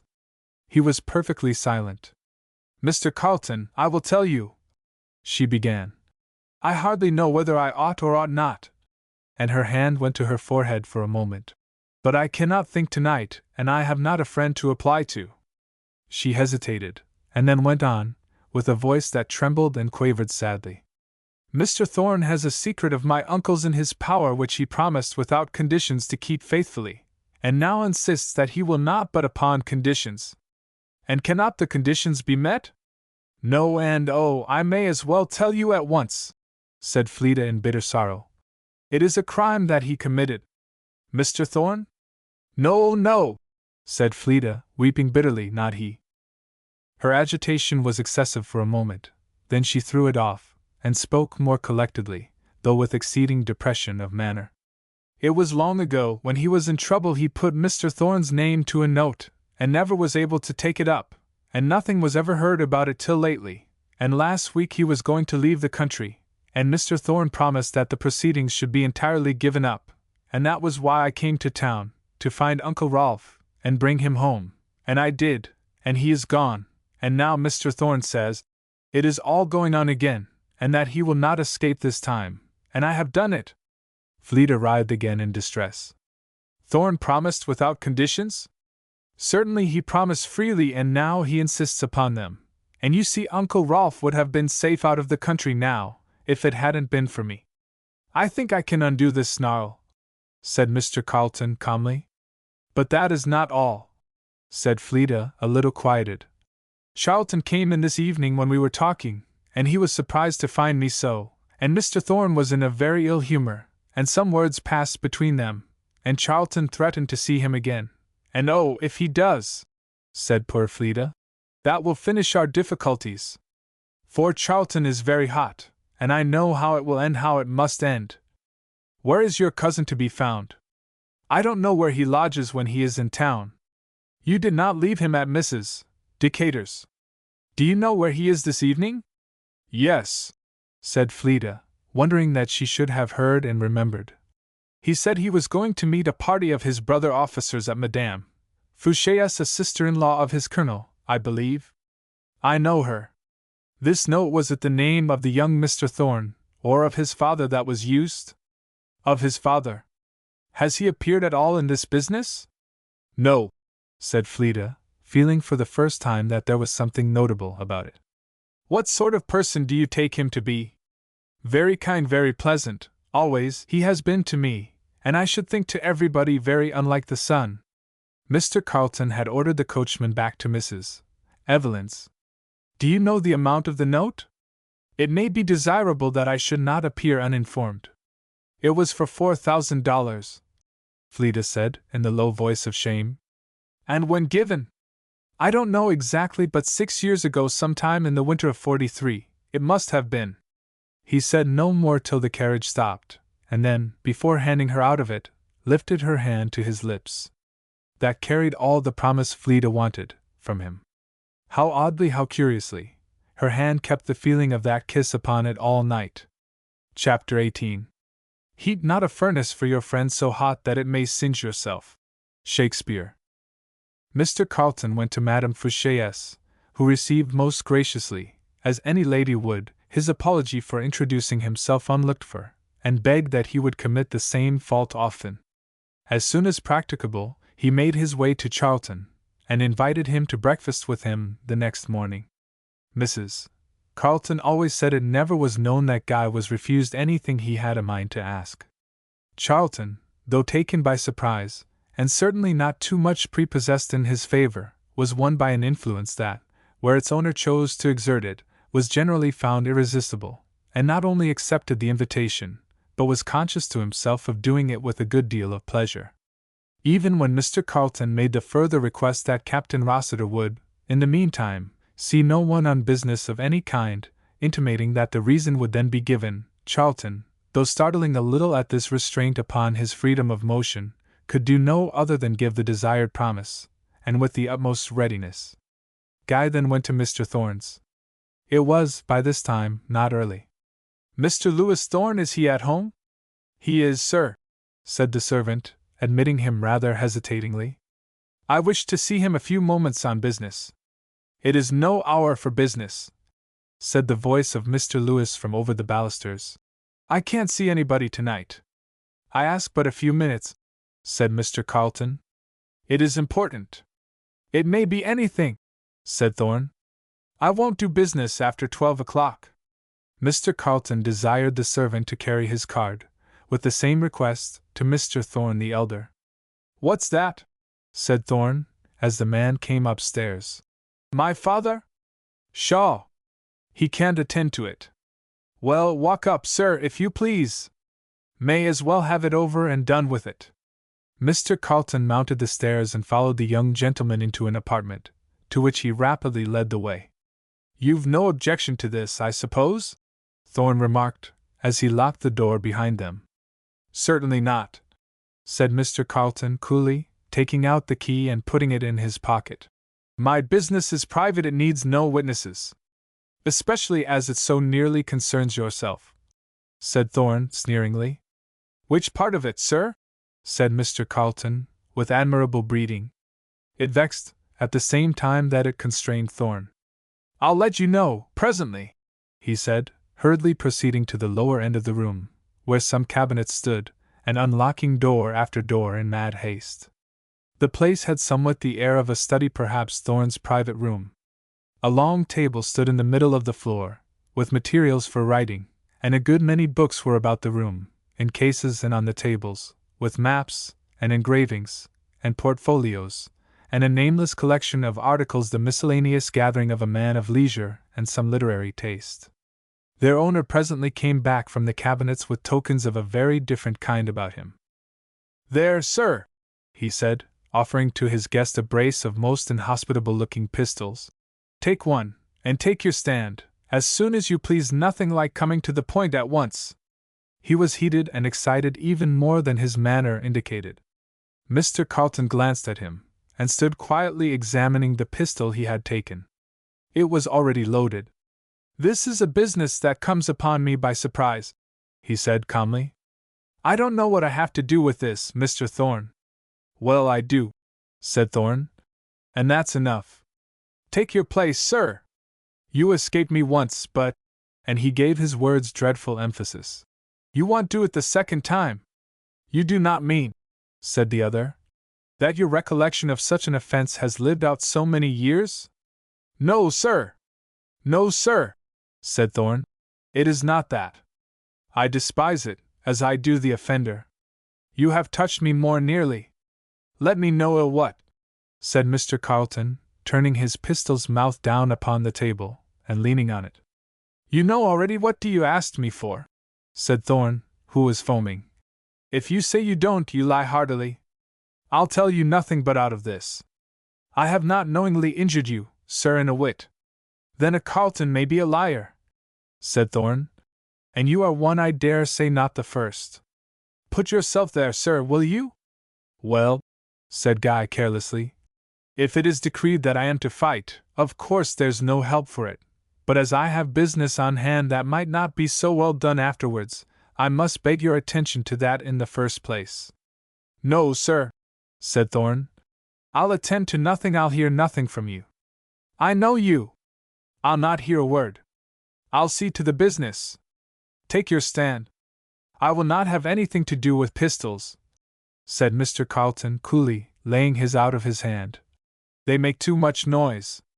"Who cares for the noise?" said Thorne. "It won't hurt you, and the door is locked." "But people's ears are not," said Guy. Neither tone, nor attitude, nor look, had changed in the least its calm gracefulness. It began to act upon Thorne. "Well, in the devil's name, have your own way," said he, throwing down his pistol too, and going back to the cabinets at the lower end of the room. "There are rapiers here, if you like them better. I don't, the shortest the best for me, but here they are, take your choice." Guy examined them carefully for a few minutes, and then laid them both, with a firm hand upon them, on the table. "I will choose either, Mr. Thorne, till you have heard me," I came here to see you on the part of others. I should be a recreant to my charge if I allowed you or myself to draw me into anything that might prevent my fulfilling it. That must be done first. Thorn looked with a lowering brow on the indications of his opponent's eye and attitude. They left him plainly but one course to take. Well, speak and have done, he said, as in spite of himself. But I know it already. I am here as a friend of Mr. Rossiter. Why don't you say a friend of somebody else, and come nearer the truth? Said Thorn. There was an intensity of expression in his sneer, but pain was there as well as anger, and it was with even a feeling of pity that Mr. Carleton answered. The truth will be best reached, sir, if I am allowed to choose my own words. There was no haughtiness in the steady gravity of this speech, whatever there was in the quiet silence he permitted to follow. Thorn did not break it. I am informed of the particulars concerning this prosecution of Mr. Rossiter. I am come here to know if no terms can be obtained. No, said Thorn. No terms. I want speak of terms. The matter will be followed up now till the fellow is lodged in jail, where he deserves to be. Are you aware, sir, that this, if done, will be the cause of very great distress to a family who have not deserved it? That can't be helped, said Thorn. Of course, it must cause distress, but you can't act upon that. Of course, when a man turns rogue, he ruins his family. That's part of his punishment, and a just one. The law is just, said Mr. Carleton, but a friend may be merciful. I don't pretend to be a friend, said Thorn viciously, and I have no cause to be merciful. I like to bring a man to public shame when he has forfeited his title to anything else, and I intend that Mr. Rossiter shall become intimately acquainted with the interior of the state's prison. Did it ever occur to you that public shame might fall upon other than Mr. Rossiter, and without the state prison? Thorn fixed a somewhat startled look upon the steady, powerful eye of his opponent, and did not like its meaning. You must explain yourself, sir, he said haughtily. I am acquainted with all the particulars of this proceeding, Mr. Thorn. If it goes abroad, so surely will they. She told you, did she? Said Thorn, in a sudden flash of fury. Mr. Carleton was silent, with his air of imperturbable reserve, telling and expressing nothing but a cool independence that put the world at a distance. Ha! Said Thorn. It is easy to see why our brave Englishman comes here to solicit terms for his honest friend Rossiter. He would not like the scandal of franking letters to Sing Sing. Come, sir, he said, snatching up the pistol. Our business is ended. Come, I say, or I won't wait for you. But the pistol was struck from his hand. Not yet, said Mr. Carleton calmly. You shall have your turn at these, mind, I promise you, but my business must be done first. Till then, let them alone. Well, what is it? Said Thorn impatiently. Rossiter will be a convict, I tell you, so you'll have to give up all thoughts of his niece, or pocket her shame along with her. What more have you got to say? That's all your business, I take it. You are mistaken, Mr. Thorn, said Mr. Carleton gravely. Am I? In what? In every position of your last speech. It don't affect your plans and views, I suppose, personally, whether this prosecution is continued or not? It does not in the least. It is indifferent to you, I suppose, what sort of a queen consort you carry to your little throne of a provinciality down yonder. I will reply to you, sir, when you come back to the subject, said Mr. Carleton coldly. You mean to say that your pretensions have not been in the way of mine? I have made none, sir. Doesn't she like you? I have never asked her. Then, what possessed her to tell you all this tonight? Simply because I was an old friend, and the only one at hand, I presume. And you do not look for any reward of your services, of course? I wish for none, sir, but her relief. Well, it don't signify, said Thorn, with a mixture of expressions in his face. If I believed you, which I don't, it don't signify a hair what you do, when once this matter is known. I should never think of advancing my pretensions into a felon's family. You know that the lady in whose welfare you take so much interest will in that case suffer aggravated distress as having been the means of hindering Mr. Rossiter's escape. Can't help it, said Thorn, beating the table with a ruler. So she has. She must suffer for it. It isn't my fault. You are willing, then, to abide the consequences of a full disclosure of all the circumstances. For part will not come out without the whole. There is happily nobody to tell them, said Thorn with a sneer. Pardon me, they will not only be told, but known thoroughly in all the circles in this country that know Mr. Thorn's name. The lady, said Thorn in the same tone, would hardly relish such a publication of her name. Her welfare would be scantily advantaged by it. I will take the risk of that upon myself, said Mr. Carlton quietly. And the charge of the other. You dare not, said Thorn. You shall not go alive out of this room to do it. Let me have it, sir. You said you would. His passion was at a fearful height, for the family pride which had been appealed to felt a touch of fear, and his other thoughts were confirmed again, besides the dim vision of a possible thwarting of all his plans. Desire almost concentered itself upon revenge against the object that threatened them. He had thrown himself again towards the weapons which lay beyond his reach, but was met and forcibly withheld from them. Stand back, said Mr. Carlton.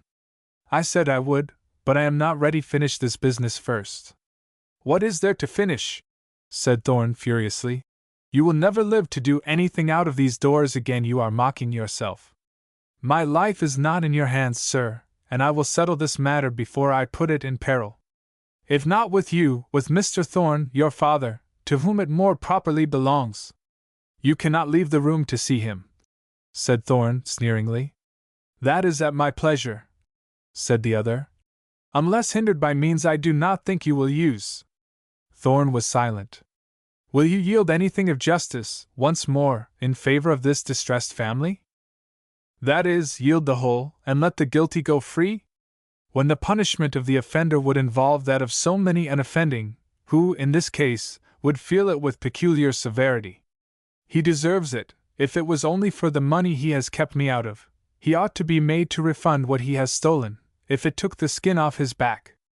That part of his obligation, said Mr. Carlton, I am authorized to discharge, on condition of having the note given up. I have a check with me which I am commissioned to fill up, from one of the best names here.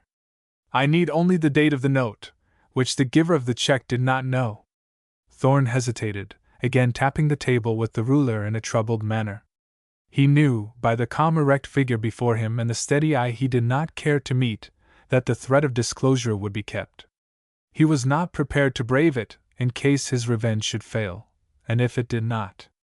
It is deuced folly, he said at length, with a half-laugh. For I shall have it back again in 5 minutes if my eye don't play me a trick. However, if you will have it so, I don't care. There are chances in all things. He went again to the cabinets, and presently brought the endorsed note. Mr. Carlton gave it a cool and careful examination, to satisfy himself of its being the true one, and then delivered him the check, the blank duly filled up. There are chances in nothing, sir, he said, as he proceeded to burn the note effectually in the candle. What do you mean? I mean that there is a supreme disposer of all things, who, among the rest, has our lives in his hand. And now, sir, I will give you that chance at my life for which you have been so eagerly wishing. Well, take your place, said Thorn, seizing his pistol. And take your arms, put yourself at the end of the table, never mind the noise. I shall stand here, said Mr. Carlton, quietly folding his arms. You may take your place where you please. But you are not armed, said Thorn impatiently. Why don't you get ready? What are you waiting for? I have nothing to do with arms, said Mr. Carlton, smiling. I have no wish to hurt you, Mr. Thorn. I bear you no ill will. But you may do what you please with me. But you promised, said Thorn in desperation. I abide by my promise, sir. Thorn's pistol hand fell. He looked dreadfully. There was a silence of several minutes. Well, said Mr. Carlton, looking up and smiling. I can do nothing unless you will, said Thorn, hoarsely, and looking hurriedly away. I am at your pleasure, sir. But, on my own part, I have none to gratify. There was silence again, during which Thorn's face was pitiable in its darkness. He did not stir. I did not come here in enmity, Mr. Thorn, said Guy, after a little, approaching him. I have none now. If you believe me, you will throw away the remains of yours, and take my hand in pledge of it. Thorn was ashamed and confounded, in the midst of passions that made him at the moment a mere wreck of himself. He inwardly drew back exceedingly from the proposal. But the grace with which the words were said wrought upon all the gentlemanly character that belonged to him, and made it impossible not to comply. The pistol was exchanged from Mr. Carleton's hand. "I need not assure you," said the latter, "that nothing of what we have talked of tonight shall ever be known or suspected, in any quarter, unless by your means." Thorn's answer was merely a bow, and Mr. Carleton withdrew, his quondam antagonist lighting him ceremoniously to the door. It was easy for Mr. Carleton the next morning to deal with his guests at the breakfast table. The appointments of the service were such as of themselves to put Charlton in a good humor, if he had not come already provided with that happy qualification, and the powers of manner and conversation which his entertainer brought into play, not only put them into the background of Captain Rossiter's perceptions, but even made him merge certain other things in fascination, and lose all thought of what probably had called him there. Once before, he had known Mr. Carleton come out in a like manner, but this time he forgot to be surprised. The meal was 2/3 over before the business that had drawn them together was alluded to. "I made an odd request of you last night, Captain Rossiter," said his host. "You haven't asked for an explanation." "I had forgotten all about it," said Rossiter candidly. "I am inconsequent enough myself not to think everything odd that requires an explanation." "Then I hope you will pardon me if mine seem to touch upon what is not my concern. You had some cause to be displeased with Mr. Thorn's behavior last night?" "Who told you as much?" was in Rossiter's open eyes and upon his tongue, but few ever asked naughty questions of Mr. Carleton. Charlton's eyes came back, not indeed to their former dimensions, but to his plate, in silence. "He was incomprehensible," he said after a minute, "and didn't act like himself. I don't know what was the matter. I shall call him to account for it. Captain Rossiter, I am going to ask you a favor." "I will grant it with the greatest pleasure," said Charlton, "if it lie within my power." "A wise man's addition," said Mr. Carleton. "But I trust you will not think me extravagant. I will hold myself much obliged to you, if you will let Mr. Thorn's folly, or impertinence, go this time without notice." Charlton absolutely laid down his knife in astonishment, while at the same moment this slight let to the assertion of his dignity roused it to uncommon pugnaciousness. "Sir Mr. Carleton," he stammered, "I would be very happy to grant anything in my power, but this, sir, really goes beyond it." "Permit me to say," said Mr. Carleton, "that I have myself seen Thorn upon the business that occasioned his discomposure, and that it has been satisfactorily arranged, so that nothing more is to be gained or desired from a second interview." "Who gave you authority to do any such thing?" was again in Charlton's eyes, and an odd twinge crossed his mind, but as before his thoughts were silent.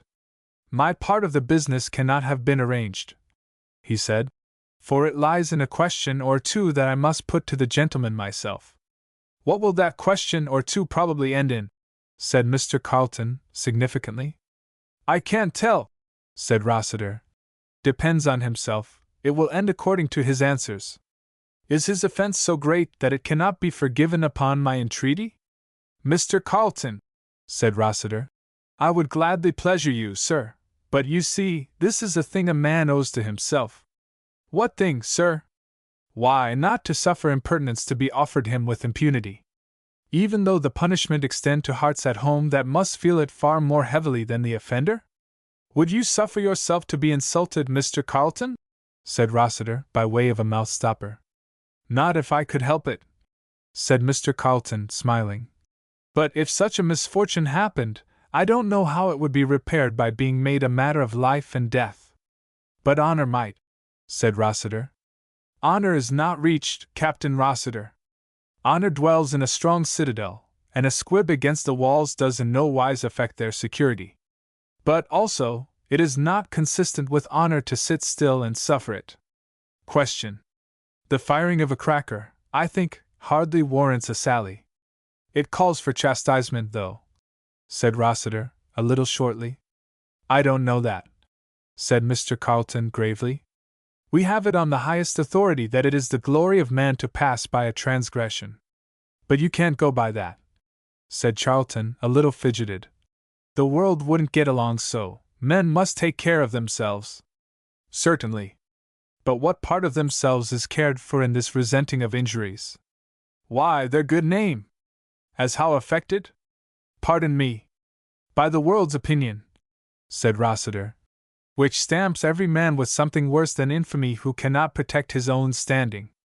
That is to say, said Mr. Carleton seriously, that Captain Rossiter will punish a fool's words with death, or visit the last extremity of distress upon those who are dearest to him, rather than leave the world in any doubt of his prowess. Mr. Carleton, said Rossiter, coloring, what do you mean by speaking so, sir? Not to displease you, Captain Rossiter. Then you count the world's opinion for nothing? For less than nothing compared with the regards I have named. You would brave it without scruple? I do not call him a brave man who would not, sir. I remember, said Charlton, half laughing. You did it yourself once, and I must confess I believe nobody thought you lost anything by it. But forgive me for asking, said Mr. Carleton, is this terrible world a party to this matter? In the request which I made and which I have not given up, sir, do I presume upon any more than the sacrifice of a little private feeling? Why, yes, said Charlton, looking somewhat puzzled. For I promised a fellow I would see to it, and I must keep my word. And you know how that will of necessity issue. I can't consider that, sir, that is a secondary matter. I must do what I told him I would. At all hazards?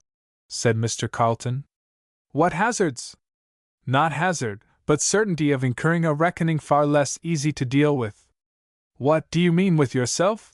Said Rossiter. No, sir, said Mr. Carleton, a shade of even sorrowful expression crossing his face. I mean with one whose displeasure is a more weighty matter, one who has declared very distinctly, thou shalt not kill. I am sorry for it, said Rossiter, after a disturbed pause of some minutes. I wish you had asked me anything else, but we can't take this thing in the light you do, sir. I wish Thorn had been in any spot of the world but at Mrs. Decatur's last night, or that Fleeta hadn't taken me there. But since he was, there is no help for it. I must make him account for his behavior, to her as well as to me. I really don't know how to help it, sir. Let me beg you to reconsider that, Mr. Carleton said, with a smile which disarmed offense. For if you will not help it, I must. Charlton looked in doubt for a moment, and then asked how he would help it. In that case, I shall think it my duty to have you bound over to keep the peace. He spoke gravely now, and with that quiet tone which always carries conviction. Charlton stared unmistakably, and in silence. You are not in earnest? He then said.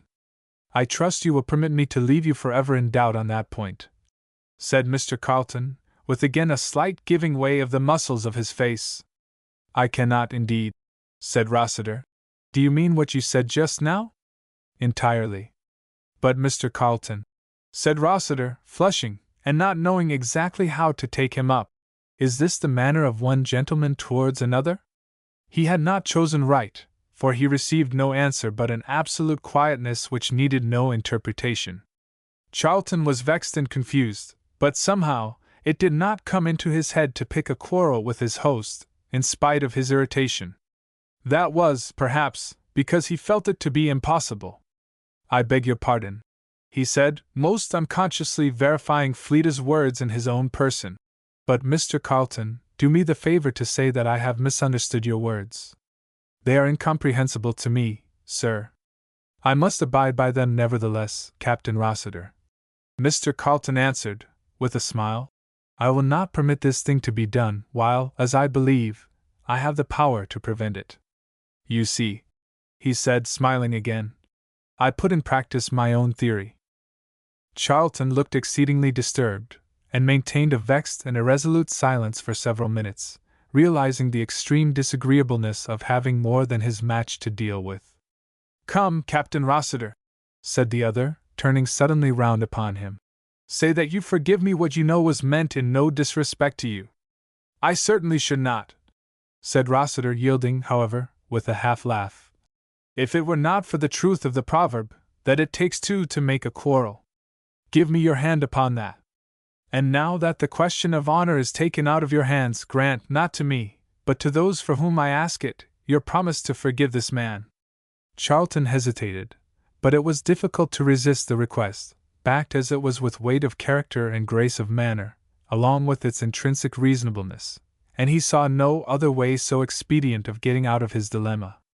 "I ought to be angry with somebody," he said, half laughing and a little ashamed. "If you will point out any substitute for Thorn, I will let him go, since I cannot help myself, with pleasure." "I will bear it," said Mr. Carleton, lightly. "Give me your promise for Thorn, and hold me your debtor in what amount you please." "Very well, I forgive him," said Rossiter. "And now, Mr. Carleton, I shall have a reckoning with you some day for this. I will meet it. When you are next in England, you shall come down to Shire, and I will give you any satisfaction you please." They parted in high good humor, but Charlton looked grave as he went down the staircase, and very oddly, all the way down to Whitehall his head was running upon the various excellencies and perfections of his cousin Fleda. Chapter 19. "There is a fortune coming towards you, dainty, that will take thee thus, and set thee aloft." Ben Jonson.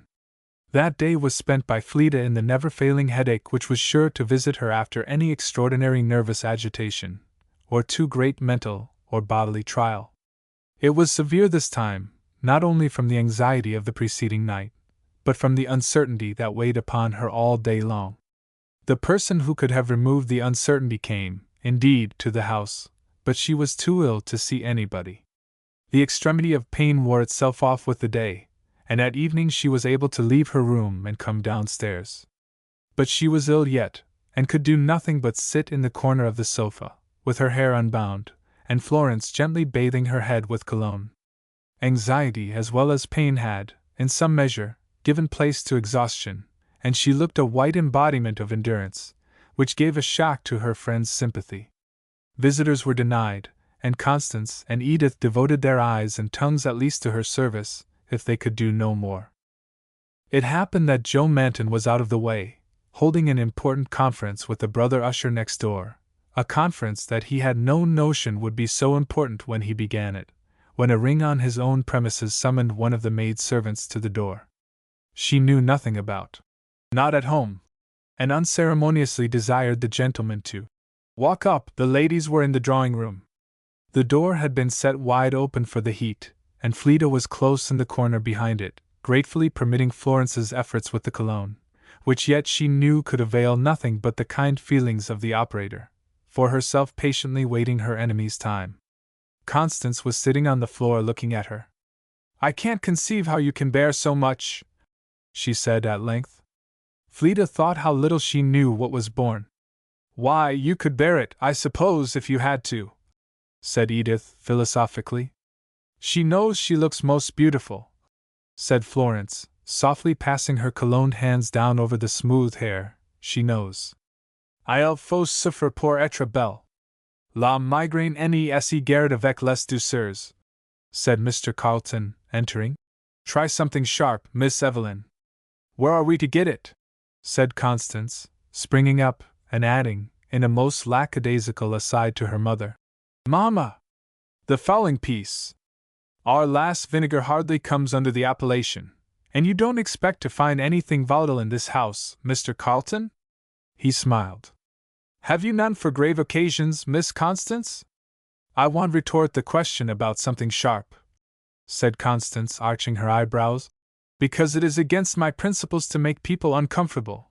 But you have certainly brought in some medicine with you, for Miss Ringgan's cheeks, a little while ago, were as pure as her mind from a tinge of any sort, and now you see." "My dear Constance," said her mother, "Miss Ringgan's cheeks will stand a much better chance if you come away and leave her in peace. How can she get well with such a chatter in her ears? Mr. Carleton and I, Mamma, are conferring upon measures of relief, and Miss Ringgan gives token of improvement already." "For which I am very little to be thanked," said Mr. Carleton, "but I am not a bringer of bad news, that she should look pale at the sight of me." "Are you a bringer of any news?" said Constance. "Oh, do let us have them, Mr. Carleton. I am dying for news. I haven't heard a bit today." "What is the news, Mr. Carlton?"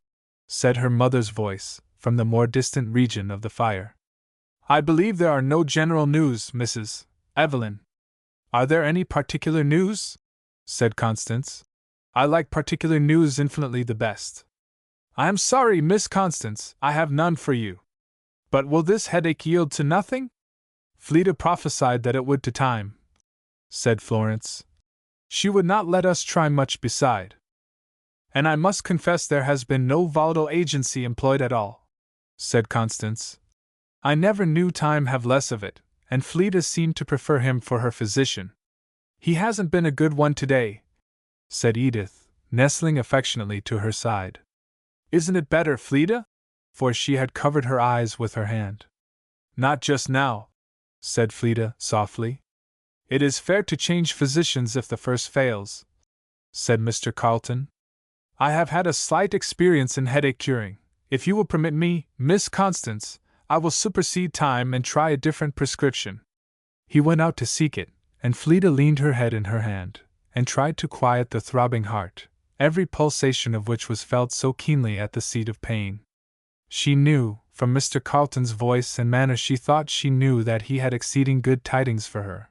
Once assured of that, she would soon be better, but she was worse now.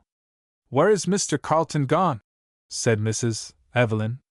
"I haven't the least idea, Mamma. He has ventured upon an extraordinary undertaking, and has gone off to qualify himself, I suppose. I can't conceive why he didn't ask Miss Ringan's permission to change her physician instead of mine." "I suppose he knew there was no doubt about that," said Edith, hitting the precise answer of Fleda's thoughts.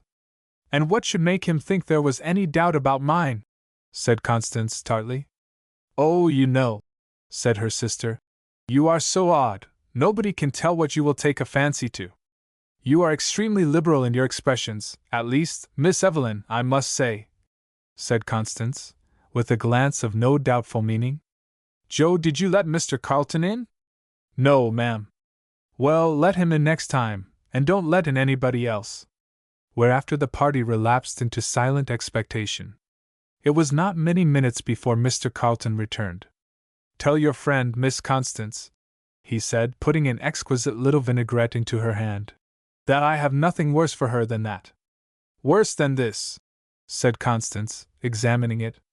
"Mr. Carlton, I doubt exceedingly whether smelling this will afford Miss Ringan any benefit." "Why, Miss Constance?" "Because it has made me sick only to look at it." "There will be no danger for her," he said, smiling. "Want there?"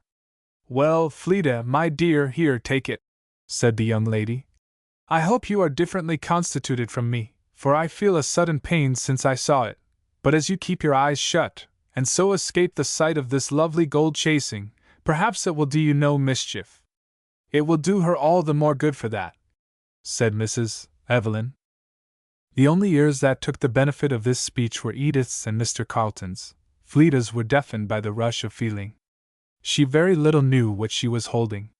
Mr. Carlton stood with rather significant gravity, watching the effect of his prescription, while Edith beset her mother to know why the outside of the vinaigrette, being of gold, should make it do Fleda any more good, the disposing of which question effectually occupied Mrs. Evelyn's attention for some time.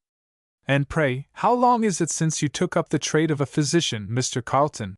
said Constance. "It is just about 9 years, Miss Constance," he answered gravely.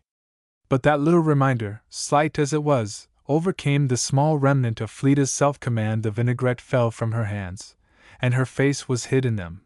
Whatever became of pain, tears must flow. "Forgive me," said Mr. Carlton, gently, bending down towards her, "for speaking when I should have been silent. Miss Evelyn, and Miss Constance, will you permit me to order that my patient be left in quiet?" And he took them away to Mrs. Evelyn's quarter, and kept them all three engaged in conversation, too busily to trouble Fleda with any attention, till she had had ample time to try the effect of the quiet and of the vinegar both. Then he went himself to look after her. "Are you better?" said he, bending down, and speaking low. Fleda opened her eyes and gave him, what a look! Of grateful feeling. She did not know the half that was in it, but he did. That she was better, was a very small item. "Ready for the coffee?" said he, smiling. "Oh, no," whispered Fleeta. "It don't matter about that, never mind the coffee." But he went back with his usual calmness to Mrs. Evelyn, and begged that she would have the goodness to order a cup of rather strong coffee to be made. "But Mr. Carlton, sir," said that lady, "I am not at all sure that it would be the best thing for Miss Ringon. If she is better, I think it would do her far more good to go to rest, and let sleep finish her cure, before taking something that will make sleep impossible. Did you ever hear of a physician, Mrs. Evelyn," he said, smiling, "that allowed his prescriptions to be interfered with? I must beg you will do me this favor." "I doubt very much whether it will be a favor to Miss Ringon," said Mrs. Evelyn, however. And she rang the bell, and gave the desired order, with a somewhat disconcerted face. But Mr. Carlton again left Fleeta to herself, and devoted his attention to the other ladies, with so much success, though with his usual absence of effort, that good humor was served long before the coffee. Then, indeed, he played the physician's part again, made the coffee himself, and saw it taken, according to his own pleasure, skillfully, however, seeming all the while, except to Fleeta, to be occupied with everything else. The group gathered round her anew. She was well enough to bear their talk by this time. By the time the coffee was drunk, quite well. "Is it quite gone?" asked Edith. "The headache?" "Yes." "You will owe your physician a great many thanks, my dear Fleeta," said Mrs. Evelyn. Fleeta's only answer to this, however, was by a very slight smile, and she presently left the room, to go upstairs and arrange her yet disarranged hair. "That is a very fine girl," remarked Mrs. Evelyn, preparing half a cup of coffee for herself in a kind of amused abstraction. "My friend Mr. Thorne will have an excellent wife of her, provided she marries him," said Constance somewhat shortly. "I am sure I hope she won't," said Edith. "And I don't believe she will. What do you think of his chances of success, Mr. Carlton? Your manner of speech would seem to imply that they are very good, Mrs. Evelyn," he answered coolly. "Well, don't you think so?" said Mrs. Evelyn, coming back to her seat with her coffee cup, and apparently dividing her attention between it and her subject. "It's a great chance for her. Most girls in her circumstances would not refuse it. I think he's pretty sure of his ground." "So I think," said Florence. "It don't prove anything if he is," said Constance drily. "I hate people who are always sure of their ground." "What do you think, Mr. Carlton?" said Mrs. Evelyn, taking little satisfied sips of her coffee. "May I ask, first, what is meant by the chance, and what by the circumstances?" "Why, Mr. Thorne has a fine fortune, you know, and he is of an excellent family. There is not a better family in the city, and very few young men of such pretensions would think of a girl that has no name nor standing, unless she had qualities that would command them," said Mr. Carlton. "But Mr. Carlton, sir," said the lady, "do you think that can be? Do you think a woman can fill, gracefully, a high place in society, if she has had disadvantages in early life to contend with, that were calculated to unfit her for it?" "But, mamma," said Constance, "Fleeta don't show any such thing." "No, she don't show it," said Mrs. Evelyn. "But I am not talking of Fleeta, I am talking of the effect of early disadvantages." "What do you think, Mr. Carlton?" "Disadvantages of what kind, Mrs. Evelyn?" "Why, for instance, the strange habits of intercourse, on familiar terms, with rough and uncultivated people. Such intercourse, for years in all sorts of ways in the field and in the house, mingling with them as one of them, it seems to me, it must leave its traces on the mind, and on the habits of acting and thinking." "There is no doubt it does," he answered, with an extremely unconcerned face. "And then, there's the actual want of cultivation," said Mrs. Evelyn, warming. "Time taken up with other things, you know, usefully and properly, but still taken up so as to make much intellectual acquirement and accomplishments impossible. It can't be otherwise, you know, neither opportunity nor instructors, and I don't think anything can supply the want in after life. It isn't the mere things themselves which may be acquired, the mind should grow up in the atmosphere of them. Don't you think so, Mr. Carlton?" He bowed. "Music, for instance, and languages, and converse with society, and a great many things, are put completely beyond reach, Edith, my dear. You are not to touch the coffee, nor Constance either. No, I will not let you, and there could not be even much reading, for want of books, if for nothing else. Perhaps I am wrong, but I confess I don't see how it is possible in such a case. She checked herself suddenly, for Fleda, with the slow, noiseless step that weakness imposed, had come in again, and stood by the center table. We are discussing a knotty question, Miss Ringon, said Mr. Carlton, with a smile, as he brought a Bergera for her. I should like to have your voice on it. There was no seconding of his motion. He waited till she had seated herself, and then went on. What, in your opinion, is the best preparation for wearing prosperity well? A glance at Mrs. Evelyn's face, which was opposite her, and at one or two others, which had, undeniably, the air of being arrested, was enough for Fleda's quick apprehension. She knew they had been talking of her. Her eye stopped short of Mr. Carlton's, and she colored, and hesitated. No one spoke. By prosperity you mean rank and fortune, said Florence, without looking up. Marrying a rich man, for instance, said Edith, and having one's hands full. This peculiar statement of the case occasioned a laugh all round, but the silence which followed seemed still to wait upon Fleda's reply. Am I expected to give a serious answer to that question? She said, a little doubtfully.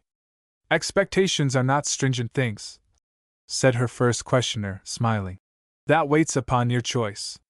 They are horridly stringent, I think, said Constance. We shall all be disappointed, if you don't, Fleda, my dear. By wearing it well, you mean making a good use of it? And gracefully, said Mrs. Evelyn. I think I should say then, said Fleda, after some little hesitation, and speaking with evident difficulty. Such an experience as might teach one both the worth and the worthlessness of money. Mr. Carlton's smile was a sufficiently satisfied one, but Mrs.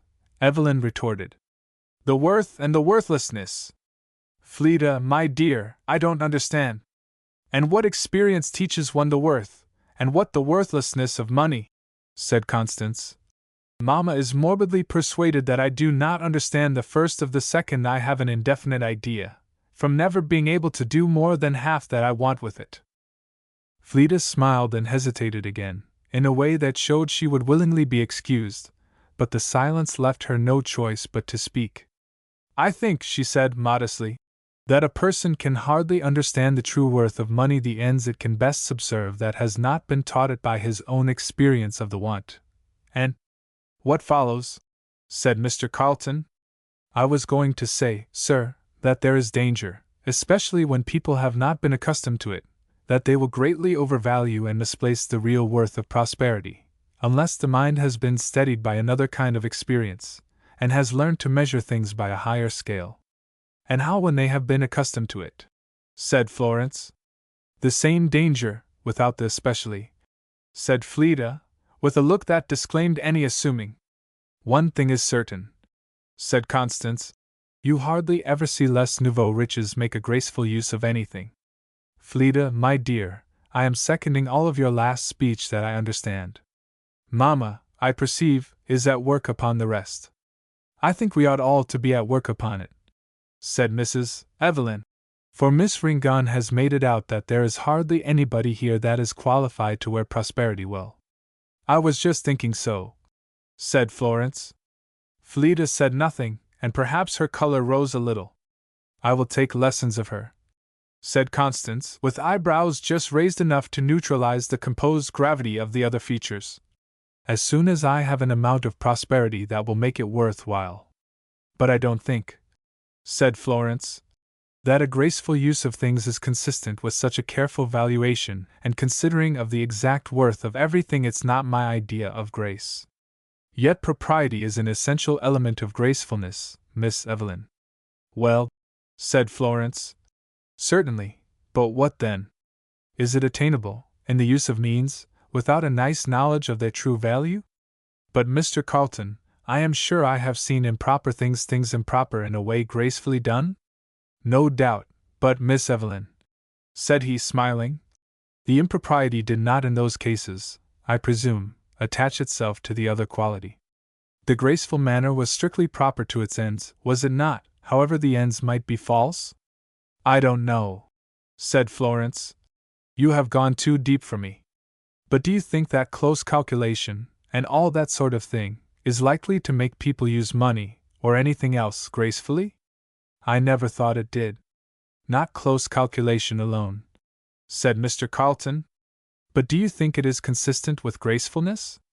The largest and grandest views of material things that man has ever taken, Miss Evelyn, stand upon a basis of the closest calculation. Florence worked at her worsted, and looked very dissatisfied. Oh, Mr. Carlton, said Constance, as he was going, don't leave your vinaigrette, there it is on the table. He made no motion to take it up. Don't you know, Miss Constance, that physicians seldom like to have anything to do with their own prescriptions? It's very suspicious of them, said Constance. But you must take it, Mr. Carlton, if you please, for I shouldn't like the responsibility of its being left here, and I am afraid it would be dangerous to our peace of mind besides. I shall risk that, he said, laughing. Its work is not done. And then, Mr. Carlton, said Mrs. Evelyn, and Fleda knew with what a look. You know physicians are accustomed to be paid when their prescriptions are taken. But the answer to this was only a bow, so expressive in its air of haughty coldness, that any further efforts of Mrs. Evelyn's wit were chilled for some minutes after he had gone. Fleda had not seen this. She had taken up the vinaigrette, and was thinking with acute pleasure that Mr. Carlton's manner last night and tonight had returned to all the familiar kindness of old times. Not as it had been during the rest of her stay in the city. She could be quite contented now to have him go back to England, with this pleasant remembrance left her.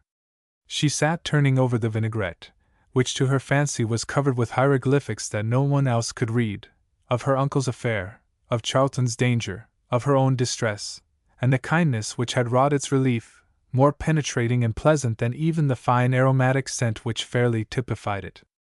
Constance's voice broke in upon her musings. Isn't it awkward? She said, as she saw Fleda handling and looking at the pretty toy. Isn't it awkward? I shan't have a bit of rest now for fear something will happen to that. I hate to have people do such things.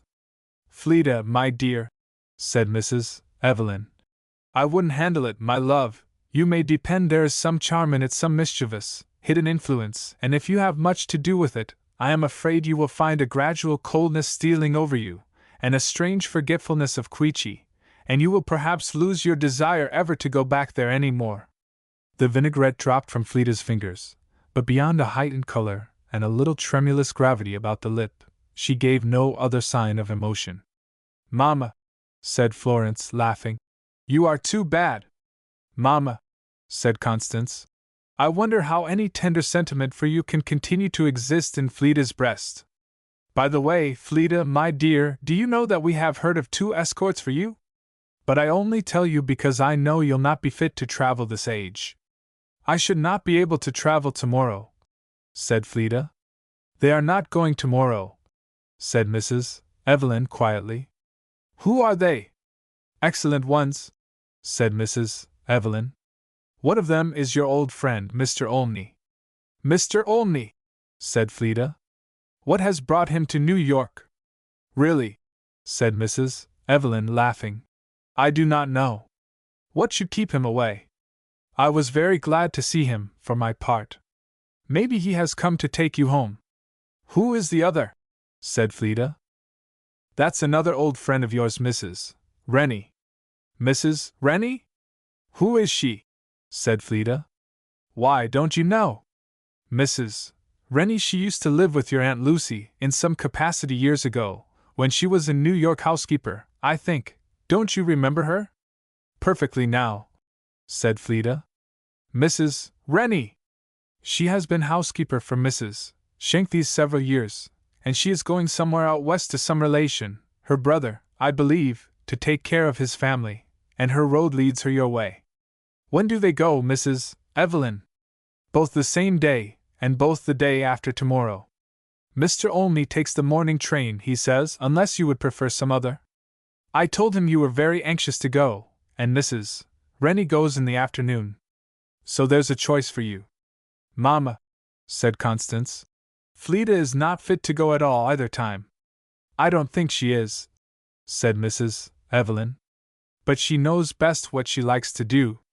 Thoughts and resolutions come swiftly one after another into Fleeta's mind, and were decided upon in as quick succession. First, that she must go the day after tomorrow at all events. Second, that it should not be with Mr. Olney. Third, that to prevent that, she must not see him in the meantime, and therefore no help for it, must refuse to see any one that called the next day. There was to be a party in the evening, so then she would be safe. No doubt Mr. Carleton would come, to give her a more particular account of what he had done, and she wished unspeakably to hear it, but it was not possible that she should make an exception in his favor and admit him alone. That could not be. If friends would only be simple, and straightforward, and kind, one could afford to be straightforward too. But as it was, she must not do what she longed to do, and they would be sure to misunderstand. There was, indeed, the morning of the day following left her, if Mr. Olney did not take it into his head to stay. And it might issue in her not seeing Mr. Carleton at all, to bid good-bye and thank him? He would not think her ungrateful, he knew better than that, but still well. So much for kindness. What are you looking so grave about? Said Constance. Considering ways and means, Fleeta said with a slight smile. Ways and means of what? Going. You don't mean to go the day after tomorrow? Yes. It's too absurd for anything. You shan't do it. I must, indeed. Mamma, said Constance, if you permit such a thing, I shall hope that memory will be a fingerboard of remorse to you. Pointing to Miss Ringan's pale cheeks. I shall charge it entirely upon Miss Ringan's own fingerboard, said Mrs. Evelyn, with her complacently amused face.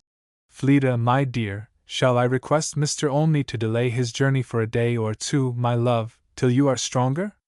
Not at all, Mrs. Evelyn. I shall go then.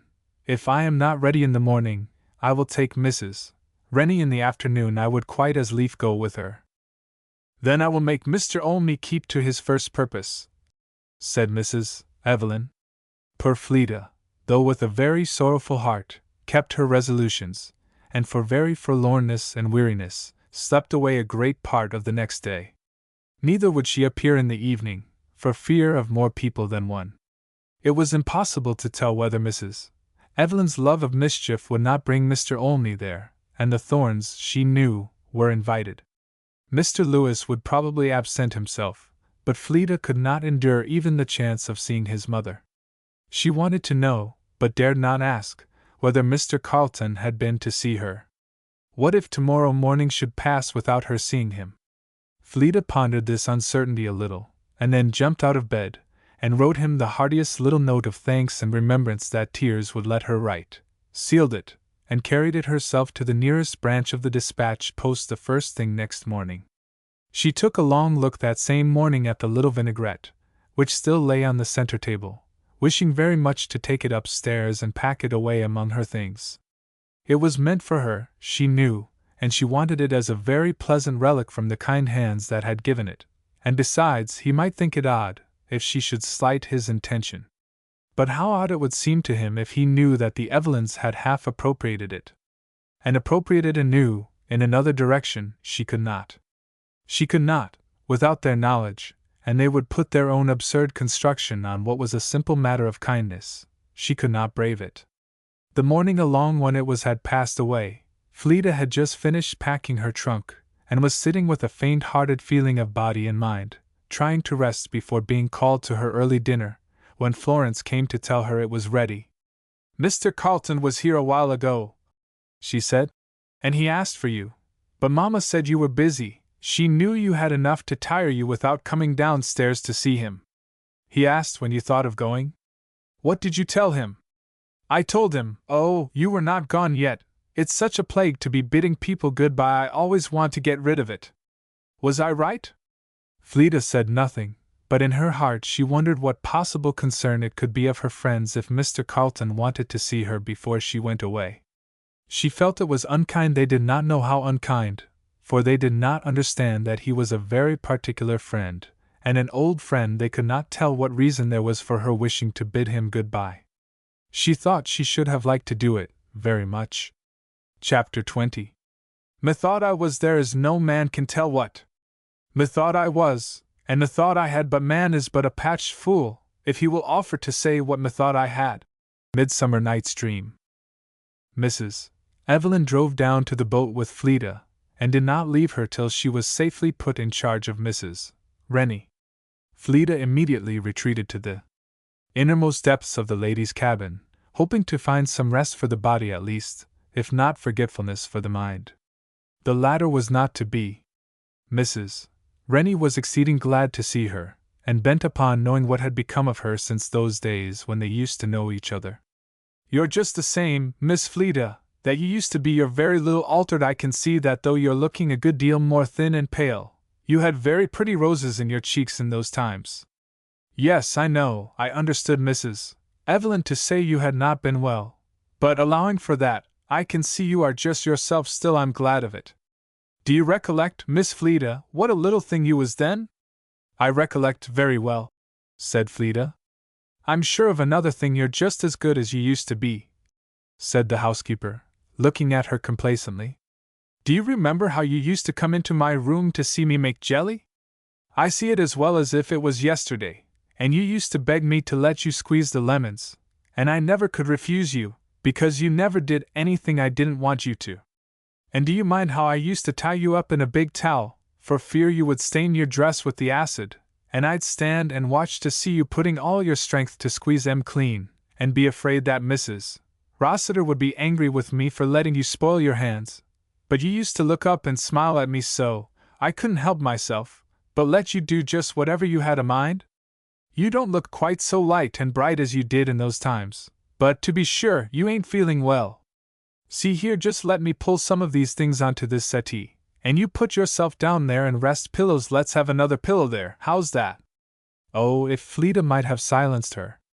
She thought it was rather hard that she should have two talkative companions on this journey of all others. The housekeeper paused no longer than to arrange her couch, and see her comfortably laid down. "And then Mr. Hugh would come in to find you and carry you away. He never could bear to be long from you." "How is Mr. Hugh, Miss Fleda?" "He used to be always a very delicate-looking child. I remember you and him used to be always together. He was a very sweet boy. I have often said I never saw such another pair of children. How does Mr. Hugh have his health, Miss Fleda?" "Not very well, just now," said Fleda, gently, and shutting her eyes that they might reveal less. There was need, for the housekeeper went on to ask particularly after every member of the family, and where they had been living, and as much as she conveniently could about how they had been living. She was very kind through it all, or she tried to be, but Fleda felt there was a difference since the time when her aunt kept house in State Street, and Mrs. Rennie made jellies for her. When her neighbors' affairs were exhausted, Mrs. Rennie fell back upon her own, and gave Fleda a very circumstantial account of the occurrences that were drawing her westward. How so many years ago her brother had married and removed thither.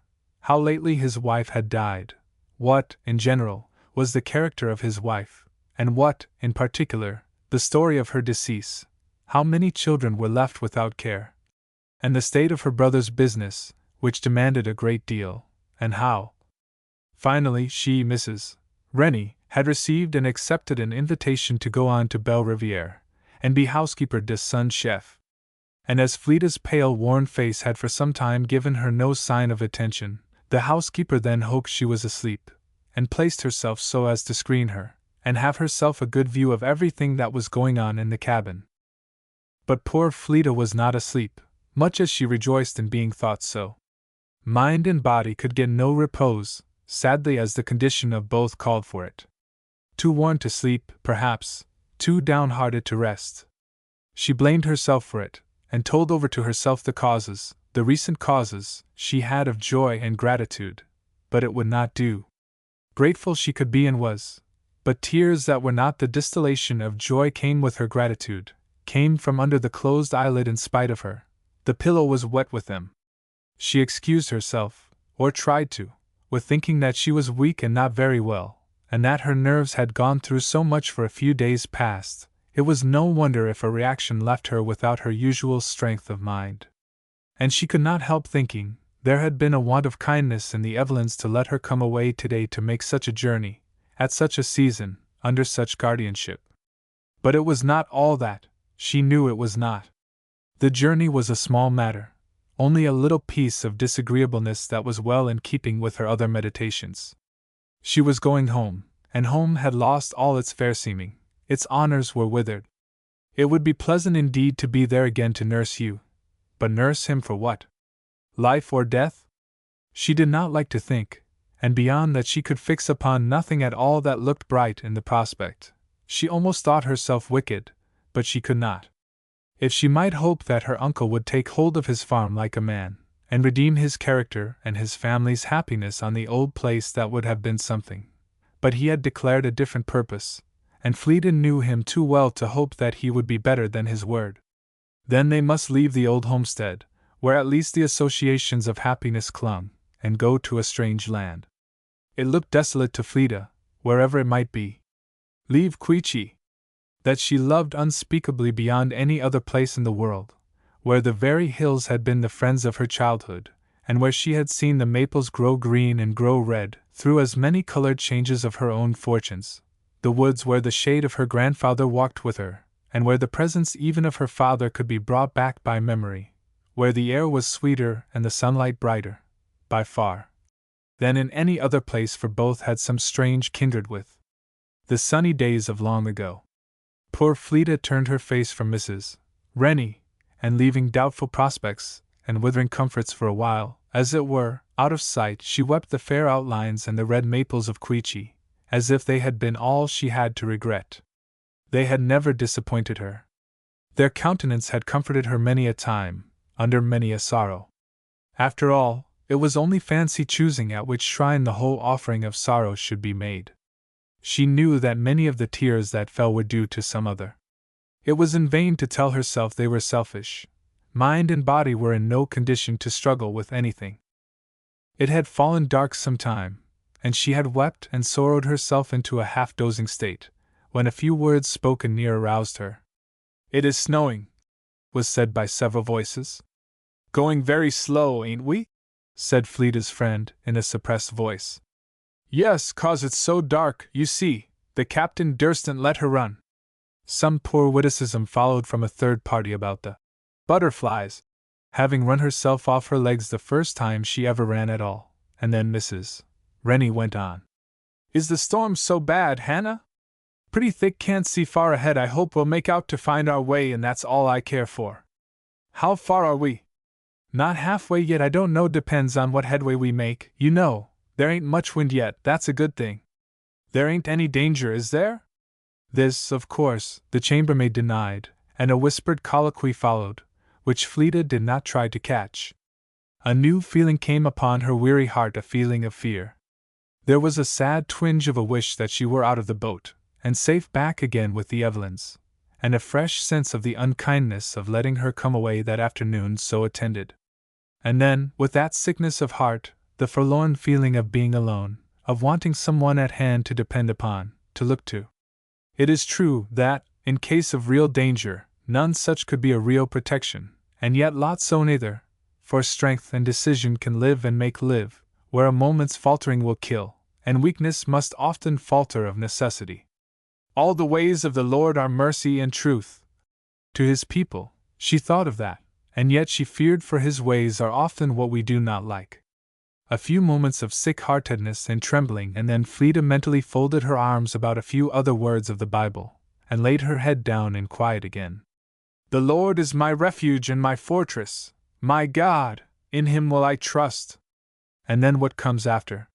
"He shall cover thee with His feathers, and under His wings shalt thou trust. His truth shall be thy shield and buckler." Fleda lay quiet till she was called to tea.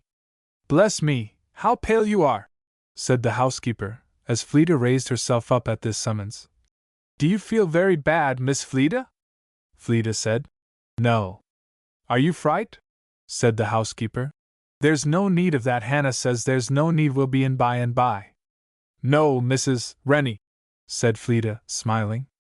"I believe I am not very strong yet." The housekeeper and Hannah both looked at her with strangely touched faces, and again begged her to try the refreshment of tea. But Fleeta would not go down, so they served her up there, with great zeal and tenderness. And then she waited patiently and watched the people in the cabin, as they sat gossiping in groups, or stupefying in solitude, and thought how miserable a thing is existence where religion and refinement have not taught the mind to live in somewhat beyond and above its everyday concerns. Late at night the boat arrived safe at Bridgeport. Mrs. Rennie and Fleeta had resolved to stay on board till morning, when the former promised to take her to the house of a sister she had living in the town, as the cars would not leave the place till near 11 o'clock. Rest was not to be hoped for meantime in the boat, on the miserable couch which was the best the cabin could furnish. But Fleeta was so thankful to have finished the voyage in safety, that she took thankfully everything else, even lying awake. It was a wild night. The wind rose soon after they reached Bridgeport, and swept furiously over the boat, rattling the tiller chains, and making Fleeta so nervously alive to possibilities that she got up 2 or 3 times to see if the boat were fast to her moorings. It was very dark, and only by a fortunately placed lantern she could see a bit of the dark wharf and one of the posts belonging to it, from which the lantern never budged. So, at last quieted, or tired out, nature had her rights, and she slept. It was not refreshing rest after all, and Fleeta was very glad that Mrs. Rennie's impatience for something comfortable made her willing to be astir as early as there was any chance of finding people up in the town. Few were abroad when they left the boat, they too. Not a foot had printed the deep layer of snow that covered the wharf. It had fallen thick during the night. Just then it was not snowing. The clouds seemed to have taken a recess, for they hung threatening yet. One uniform leaden canopy was over the whole horizon. "The snow ain't done yet," said Mrs. Rennie. "No, but the worst of our journey is over," said Fleeta. "I am glad to be on the land. I hope we'll get something to eat here," said Mrs. Rennie, as they stepped along over the wharf. "They ought to be ashamed to give people such a mess, when it's just as easy to have things decent. My! How it has snowed! I declare, if I'd known, I'd waited till somebody had tracked a path for us. But I guess it's just as well we didn't. You look as like a ghost as you can, Miss Fleeta. You'll be better when you get some breakfast. You'd better catch on to my arm. I'll waken up the 7 sleepers, but I'll have something to put life into you directly." Fleeta thanked her, but declined the proffered accommodation, and followed her companion in the narrow beaten path a few travelers had made in the street, feeling enough like a ghost, if want of flesh and blood reality were enough. It seemed a dream that she was walking through the grey light, and the empty streets of the little town. Everything looked and felt so wild and strange. If it was a dream, she was soon waked out of it. In the house, where they were presently received and established in sufficient comfort, there was such a little specimen of masculine humanity as never showed his face in dreamland, yet a little bit of reality, enough to bring any dreamer to his senses. He seemed to have been brought up on stove heat, for he was all glowing yet from a very warm bed he had just tumbled out of somewhere, and he looked at the pale thin stranger by his mother's fireplace, as if she were an anomaly in the comfortable world. If he could have contented himself with looking! But he planted himself firmly on the rug, just 2 feet from Fleeta, and with a laudable and most persistent desire to examine into the causes of what he could not understand, he commenced inquiring. "Are you cold? Say! Are you cold? Say!" in a tone most provokingly made up of wonder and dullness. In vain Fleeta answered him that she was not very cold, and would soon not be cold at all by that good fire. The question came again, apparently in all its freshness, from the interrogator's mind. "Are you cold? Say!" And silence and words, looking grave and laughing, were alike thrown away. Fleeta shut her eyes at length, and used the small remnant of her patience to keep herself quiet till she was called to breakfast. After breakfast she accepted the offer of her hostess to go upstairs and lie down till the cars were ready, and there got some real and much-needed refreshment of sleep and rest. It lasted longer than she had counted upon. For the cars were not ready at 11 o'clock. The snow last night had occasioned some perplexing delays. It was not till near 3 o'clock that the often dispatched messenger to the depot brought back word that they might go as soon as they pleased. It pleased Mrs. Rennie to be in a great hurry, for her baggage was in the cars, she said, and it would be dreadful if she and it went different ways. So Fleeta and her companion hastened down to the station house and chose their places some time before anybody else thought of coming. They had a long, very tiresome waiting to go through, and room for some uneasy speculations about being belated and a night journey. But Fleeta was stronger now, and bore it all with her usual patient submission. At length, by degrees, the people dropped in and filled the cars, and they set off. "How early do you suppose we shall reach Greenfield?" said Fleeta. "Why, we ought to get there between 9 and 10 o'clock, I should think," said her companion. "I hope the snow will hold up till we get there." Fleeta thought it a hope very unlikely to be fulfilled. There were as yet no snowflakes to be seen nearby, but, at a little distance, the low clouds seemed already to enshroud every clump of trees, and put a mist about every hill. They surely would descend more palpably soon. It was pleasant to be moving swiftly on again towards the end of their journey, if Fleeta could have rid herself of some qualms about the possible storm and the certain darkness. They might not reach Greenfield by 10 o'clock, and she disliked traveling in the night at any time. But she could do nothing, and she resigned herself anew to the comfort and trust she had built upon last night. She had the seat next the window, and with a very sober kind of pleasure watched the pretty landscape they were flitting by, misty as her own prospects, darkening as they. No, she would not allow that thought. "Surely I know that it shall be well with them that fear God, and I can trust Him." And she found a strange sweetness in that naked trust and clinging of faith, that faith never tried never knows. But the breath of daylight was already gone, though the universal spread of snow gave the eye a fair range yet, white, as far as the view could reach, with that light misty drapery round everything in the distance, and merging into the soft grey sky, and every now and then, as the wind served, a thick wreath of white vapor came by from the engine and hid all, eddying past the windows, and then skimming off away over the snowy ground from which it would not lift, a more palpable veil for a moment of the distant things, and then broken, scattered, fragmentary, lovely in its frailty, and evanishing.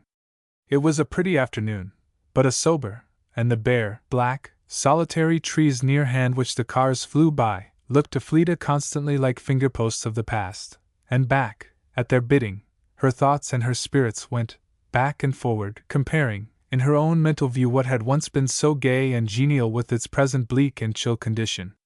And from this, in sudden contrast, came a strangely fair and bright image of heaven, its exchange of peace for all this turmoil, of rest for all this weary bearing up of mind and body against the ills that beset both of its quiet home for this unstable strange world, where nothing is at a standstill, of perfect and pure society for the unsatisfactory and wearying friendships that the most are here. The thought came to Fleeta like one of those unearthly clear northwestern skies from which a storm cloud has rolled away, that seem almost to mock earth with their distance from its defilement and agitations. "Truly I know that it shall be well with them that fear God." She could remember Hugh, she could not think of the words without him, and yet say them with the full bounding assurance. And in that weary and uneasy afternoon, her mind rested and delighted itself with 2 lines of George Herbert, that only a Christian can well understand. "Thy power and love, my love and trust, make one place everywhere." But the night fell, and Fleeta at last could see nothing but the dim rail fences they were flying by, and the reflection from some stationary lantern on the engine, or one of the forward cars, that always threw a bright spot of light on the snow. Still she kept her eyes fastened out of the window, anything but the view inboard. They were going slowly now, and frequently stopping, for they were out of time, and some other trains were to be looked out for. Nervous work, and whenever they stopped, the voices which at other times were happily drowned in the rolling of the car wheels, rose and jarred in discords far less endurable. Fleeta shut her ears to the words, but it was easy enough without words to understand the indications of coarse and disagreeable natures in whose neighborhood she disliked to find herself, of whose neighborhood she exceedingly disliked to be reminded. The muttered oath, the more than muttered jest, the various laughs that tell so much of head or heart emptiness, the shadowy but sure tokens of that in human nature which one would not realize, and which one strives to forget, Fleeta shrank within herself, and would gladly have stopped her ears, did sometimes covertly. Oh, if home could be but reached, and she out of this atmosphere. How well she resolved that never another time, by any motive of delicacy, or otherwise, she would be tempted to trust herself in the like again without more than womanly protection. The hours rolled wearily on. They heard nothing of Greenfield yet. They came at length to a more obstinate stop than usual. Fleda took her hands from her ears to ask what was the matter. "I don't know," said Mrs. Rennie. "I hope they won't keep us a great while waiting here." The door swung open, and the red comforter and tarpaulin hat of one of the brakemen showed itself a moment. Presently after, "Can't get on," was repeated by several voices in the various tones of assertion, interrogation, and impatience. The women folks, having nobody to ask questions of, had nothing for it but to be quiet and use their ears. "Can't get on," said another man, coming in. "There's nothing but snow out o' doors, tracks all foul." A number of people instantly rushed out to see. "Can't get on any further tonight?" asked a quiet old gentleman of the newsbringer. "Not another inch, sir. Worse off than old Dobbs was in the millpond. We've got halfway, but we can't turn and go back." "And what are we going to do?" said an unhappy wight, not quick in drawing conclusions. "I suppose we'll all be stiff by the morning," answered the other, gravely. "Unless the wood holds out, which ain't likely." How much there is in even a cheery tone of voice. Fleda was sorry when this man took his away with him. There was a most uncheering confusion of tongues for a few minutes among the people he had left, and then the car was near deserted.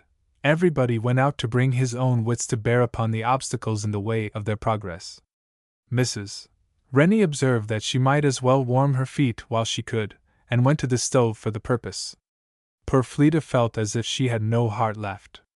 She sat still in her place, and leaned her head upon the back of the deserted chair before her, in utter inability to keep it up. The night journey was bad enough, but this was more than she had counted upon. Danger, to be sure, there might be none in standing still there all night, unless, perhaps, the danger of death from the cold. She had heard of such things. But to sit there till morning among all those people, and obliged to hear their unloosed tongues, Fleda felt almost that she could not bear it, a most forlorn feeling, with which came anew a keen reflection upon the Evelyns, for having permitted her to run even the hazard of such trouble. And in the morning, if well it came, who would take care of them in all the subsequent annoyance and difficulty of getting out of the snow? It must have taken very little time for these thoughts to run through her head, for half a minute had not flown, when the vacant seat beside her was occupied, and a band softly touched one of hers which lay in her lap. Fleda started up in terror, to have the hand taken, and her eye met by Mr. Carleton. "Mr. Carleton! Oh, sir, how glad I am to see you!" was said by eye and cheek, as unmistakably as by word. "Have you come from the clouds?" "I might rather ask that question of you," said he, smiling. "You have been invisible ever since the night when I had the honor of playing the part of your physician. I could not help it, sir. I was sure you would believe it. I wanted exceedingly to see you, and to thank you as well as I could, but I was obliged to leave it." She could hardly say so much. Her swimming eye gave him more thanks than he wanted. But she scolded herself vigorously, and after a few minutes, was able to look and speak again. "I hoped you would not think me ungrateful, sir, but in case you might, I wrote to let you know that you were mistaken." "You wrote to me?" said he. "Yes, sir, yesterday morning, at least it put in the post yesterday morning. It was more unnecessary than you are aware of," he said, with a smile, and turning one of his deep looks away from her. "Are we fast here for all night, Mr. Carleton?" she said presently. "I am afraid so. I believe so. I have been out to examine, and the storm is very thick." "You need not look so about it for me," said Fleda. "I don't care for it all now." And a long-drawn breath half told how much she had cared for it, and what a burden was gone. "You look very little like breasting hardships," said Mr. Carleton, bending on her so exactly the look of affectionate care that she had often had from him when she was a child, that Fleda was very near overcome again. "Oh, you know," she said, speaking by dint of great force upon herself, "you know the will is everything, and mine is very good." But he looked extremely unconvinced and unsatisfied. "I am so comforted to see you sitting there, sir," Fleda went on gratefully. that I am sure I can bear patiently all the rest." His eye turned away, and she did not know what to make of his gravity. But a moment after, he looked again, and spoke with his usual manner. "That business you entrusted to me," he said in a lower tone, "I believe you will have no more trouble with it." "So I thought." "So I gathered the other night," said Fleda, her heart and her face suddenly full of many things. "The note was given up. I saw it burned." Fleda's two hands clasped each other mutely. "And will he be silent?" "I think he will choose to be so, for his own sake." The only sake that would avail in that quarter, Fleda knew. How had Mr. Carleton ever managed it? "And Charlton?" she said, after a few minutes' cheerful musing. "I had the pleasure of Captain Rossiter's company to breakfast the next morning, and I am happy to report that there is no danger of any trouble arising there." "How shall I ever thank you, sir?" said Fleda, with trembling lips. His smile was so peculiar, she almost thought he was going to tell her. But just then, Mrs. Rennie, having accomplished the desirable temperature of her feet, came back to warm her ears, and placed herself on the next seat, happily not the one behind, but the one before them, where her eyes were thrown away, and the lines of Mr. Carleton's mouth came back to their usual quiet expression. "You were in particular haste to reach home?" he asked. Fleda said no, not in the abstract. It made no difference whether today or tomorrow. "You had heard no ill news of your cousin?" "Not at all, but it is difficult to find an opportunity of making the journey, and I thought I ought to come yesterday." He was silent again, and the baffled seekers after ways and means, who had gone out to try arguments upon the storm, began to come pouring back into the car, and bringing with them not only their loud and coarse voices, with every shade of disagreeableness, aggravated by ill humor, but also an average amount of snow upon their hats and shoulders. The place was soon full of a reeking atmosphere of greatcoats. Fleda was trying to put up her window, but Mr. Carleton gently stopped her, and began bargaining with a neighboring fellow traveler for the opening of his. "Well, sir, I'll open it if you wish it," said the man civilly. "But they say we shan't have nothing to make fires with more than an hour or two longer, so maybe you'll think we can't afford to let any too much cold in." The gentleman, however, persisting in his wish, and the wish being moreover backed with those arguments to which every grade of human reason is accessible, the window was opened. At first the rush of fresh air was a great relief, but it was not very long before the raw snowy atmosphere, which made its way in, was felt to be more dangerous, if it was more endurable, than the close pent-up one it displaced. Mr. Carleton ordered the window closed again, and Fleda's glance of meek grateful patience was enough to pay any reasonable man for his share of the suffering. Her share of it was another matter. Perhaps Mr. Carleton thought so, for he immediately bent himself to reward her and to avert the evil, and for that purpose brought into play every talent of manner and conversation that could beguile the time, and make her forget what she was among. If success were his reward, he had it. He withdrew her attention completely from all that was around her, and without tasking it, she could not have borne that. He did not seem to task himself, but without making any exertion, he held her eye and ear, and guarded both from communication with things disagreeable. He knew it. There was not a change in her eye's happy interest, till, in the course of the conversation, Fleda happened to mention Hugh, and he noticed the saddening of the eye immediately afterwards. "Is he ill?" said Mr. Carleton. "I don't know," said Fleda, faltering a little. "He was not very but a few weeks ago." Her eye explained the broken sentences which there, in the neighborhood of other ears, she dared not finish. "He will be better after he has seen you," said Mr. Carleton gently. "Yes." A very sorrowful and uncertain "yes," with an "if" in the speaker's mind, which she did not bring out. "Can you sing your old song yet?" said Mr. Carleton softly. "Yet one thing secures us, whatever betide?" But Fleda burst into tears. "Forgive me," he whispered earnestly, "for reminding you of that. You did not need it, and I have only troubled you." "No, sir, you have not," said Fleda. "It did not trouble me, and Hugh knows it better than I do. I cannot bear anything tonight, I believe." "So you have remembered that, Mr. Carleton?" she said a minute after. "Do you remember that?" said he, putting her old little Bible into her hand. Fleda seized it, but she could hardly bear the throng of images that started up around it. The smooth, worn cover brought so back the childish happy days when it had been her constant companion, the shadows of the Queechy of old, and Cynthia and her grandfather, and the very atmosphere of those times when she had led a light-hearted, strange, wild life all alone with them, reading the encyclopedia, and hunting out the wood springs. She opened the book and slowly turned over the leaves where her father's hand had drawn those lines of remark and affection round many a passage. The very look of them she knew, but she could not see it now, for her eyes were dim, and tears were dropping fast into her lap. She hoped Mr. Carleton did not see them, but she could not help it. She could only keep the book out of the way of being blotted. And there were other and later associations she had with it too. How dear! How tender! How grateful! Mr. Carleton was quite silent for a good while till the tears had ceased.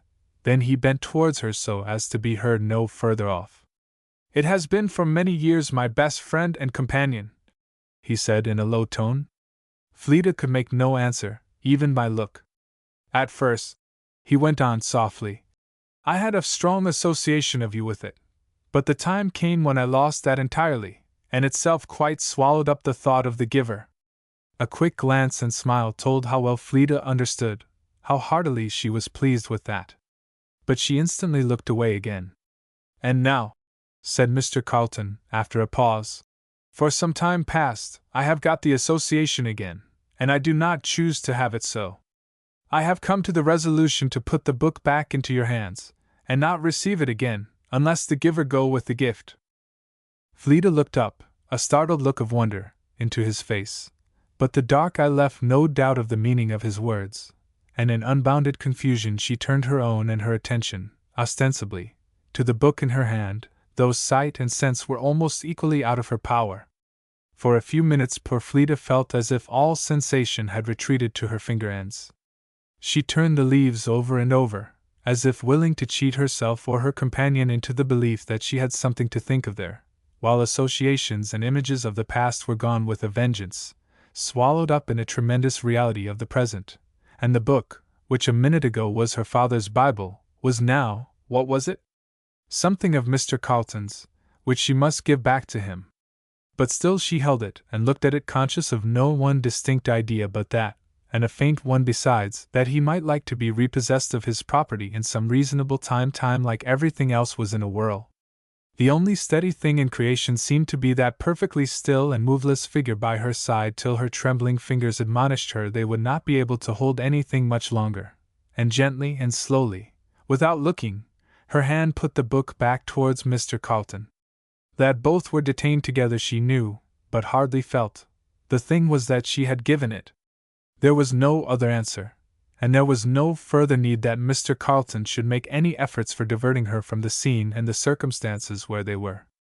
Probably he knew that, for he made none. He was perfectly silent for a long time, and Fleda was deaf to any other voice that could be raised, near or far. She could not even think. Mrs. Rennie was happily snoring, and most of the other people had descended into their coat collars, or, figuratively speaking, had lowered their blinds by tilting over their hats in some uncomfortable position that signified sleep, and comparative quiet had blessed the place for some time, as little noticed, indeed, by Fleda, as noise would have been. The sole thing that she clearly recognized in connection with the exterior world was that clasp in which one of her hands lay. She did not know that the car had grown quiet, and that only an occasional grunt of ill humor or waking up colloquy testified that it was the unwanted domicile of a number of human beings, who were harboring there in a disturbed state of mind. But this state of things could not last. The time came that had been threatened, when their last supply of extrinsic warmth was at an end. Despite shut windows, the darkening of the stove was presently followed by a very sensible and fast increasing change of temperature, and this addition to their causes of discomfort roused every one of the company from his temporary lethargy. The growl of dissatisfied voices awoke again, more gruff than before. The spirit of jesting had long languished, and now died outright, and in its stead came some low, and deep, and bitter-spoken curses. Poor Mrs. Rennie shook off her somnolency and shook her shoulders, a little business shake, admonitory to herself to keep cool, and Fleeta came to the consciousness that some very disagreeable chills were making their way over her. "Are you warm enough?" said Mr. Carlton, suddenly, turning to her. "Not quite," said Fleeta, hesitating. "I feel the cold a little." "Please don't, Mr. Carlton," she added earnestly as she saw him preparing to throw off his cloak, the identical black fox which Constance had described, with so much vivacity. "Pray do not. I am not very cold, I can bear a little, I am not so tender as you think me, I do not need it, and you would feel the want very much after wearing it. I won't put it on." But he smilingly bade her stand up, stooping down and taking one of her hands to enforce his words, and giving her, at the same time, the benefit of one of those looks of good-humored wilfulness to which his mother always yielded, and to which Fleeta yielded instantly, though with a color considerably heightened at the slight touch of peremptoriness in his tone. "You are not offended with me, Elfie?" he said, in another manner, when she had sat down again, and he was arranging the heavy folds of the cloak. "Offended?" a glance answered. "You shall have everything your own way," he whispered gently, as he stooped down to bring the cloak under her feet. "Except yourself." What good care should be taken of that exception was said in the dark eye at which Fleeta hardly ventured half a glance. She had much ado to command herself. She was shielded again from all the sights and sounds within reach. She was in a maze. The comfort of the fur cloak was curiously mixed with the feeling of something else, of which that was an emblem, a surrounding of care and strength which would effectually be exerted for her protection, somewhat that Fleeta had not known for many a long day, the making up of the old want. Fleeta had it in her heart to cry like a baby. Such a dash of sunlight had fallen at her feet that she hardly dared look at it for fear of being dazzled, but she could not look anywhere that she did not see the reflection. In the meantime the car full of people settled again into sullen quietude. The cold was not found propitious to quarreling. Those who could subsided again into lethargy. Those who could not gathered in their outposts to make the best defense they might of the citadel. Most happily it was not an extreme night, cold enough to be very disagreeable, and even, without a fur cloak, dangerous, but not enough to put even noses and ears in immediate jeopardy. Mr. Carlton had contrived to procure a comfortable wrapper for Mrs. Rennie, from a Yankee, who, for the sake of being a warm man, as to his pockets, was willing to be cold otherwise for a time. The rest of the greatcoats and cloaks, which were so alert and erect a little while ago, were doubled up on every side in all sorts of despondent attitudes. A dull quiet brooded over the assembly, and Mr. Carlton walked up and down the vacant space. Once he caught an anxious glance from Fleeta, and came immediately to her side. "You need not be troubled about me," he said, with a most genial smile. "I am not suffering, never was farther from it in my life." Fleeta could neither answer nor look.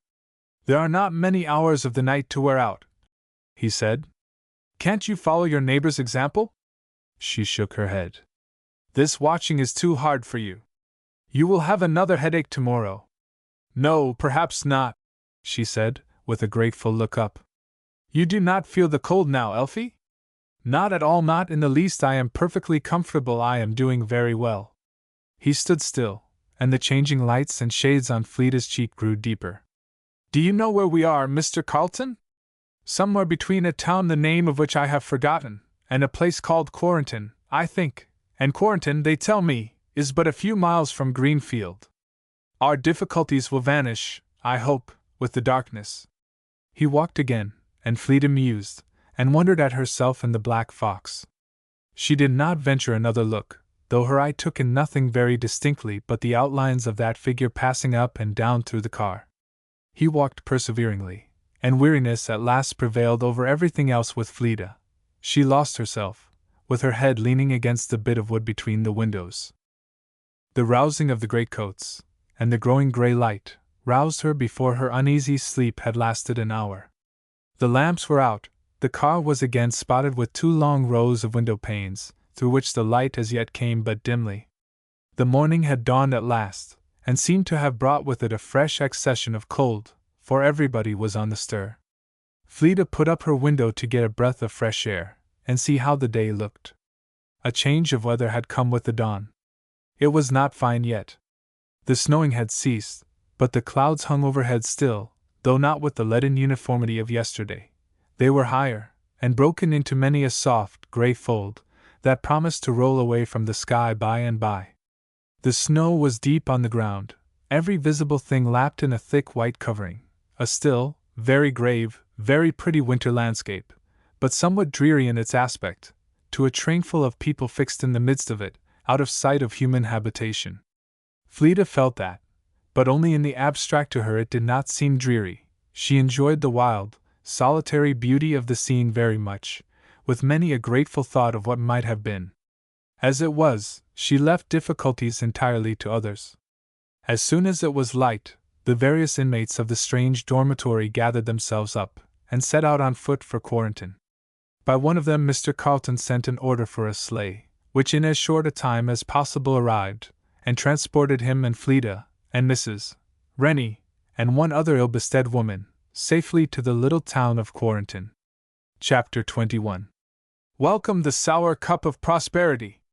Affliction may one day smile again, and till then, sit thee down, sorrow! Love's labor lost. It had been a wild night, and the morning looked scared. Perhaps it was only the particular locality, for if ever a place showed bleak and winter-stricken, the little town of Quarrenton was in that condition that morning. The snow overlaid and enveloped everything, except where the wind had been at work, and the wind and the grey clouds seemed the only agencies abroad. Not a ray of sunlight to relieve the uniform sober tints, the universal grey and white, only varied where a black house roof, partially cleared, or a black or bare branch tree, gave it a sharp interruption. There was not a solitary thing that bore an indication of comfortable life, unless the curls of smoke that went up from the chimneys, and Fleda was in no condition to study their physiognomy. A little square hotel, perched alone on a rising ground, looked the especial bleak and unpromising spot of the place. It bore, however, the imposing title of the Pocahontas, and there the sleigh set them down. They were ushered upstairs into a little parlor, furnished in the usual style, with one or two articles a great deal too showy for the place, and a general dearth as to the rest. A lumbering mahogany sofa, that showed as much wood and as little promise as possible, a marble-top center table, chairs in the minority, and curtains minus, and the hearth-rug providently turned bottom upwards. On the center table lay a pile of penny magazines, a volume of selections of poetry from various good authors, and a sufficient complement of newspapers. The room was rather cold, but of that the waiter gave a reasonable explanation in the fact that the fire had not been burning long. Furs, however, might be dispensed with, or Fleda thought so, and taking off her bonnet, she endeavored to rest her weary head against the sharp-cut top of the sofa back, which seemed contrived expressly to punish and forbid all attempts at ease-seeking. The mere change of position was still comparative ease. But the black fox had not done duty yet. Its ample folds were laid over the sofa, cushion, back, and all, so as at once to serve for pillow and mattress, and Fleda, being gently placed upon it, laid her face down again upon the soft fur, which gave a very kindly welcome not more to the body than to the mind. Fleda almost smiled as she felt that.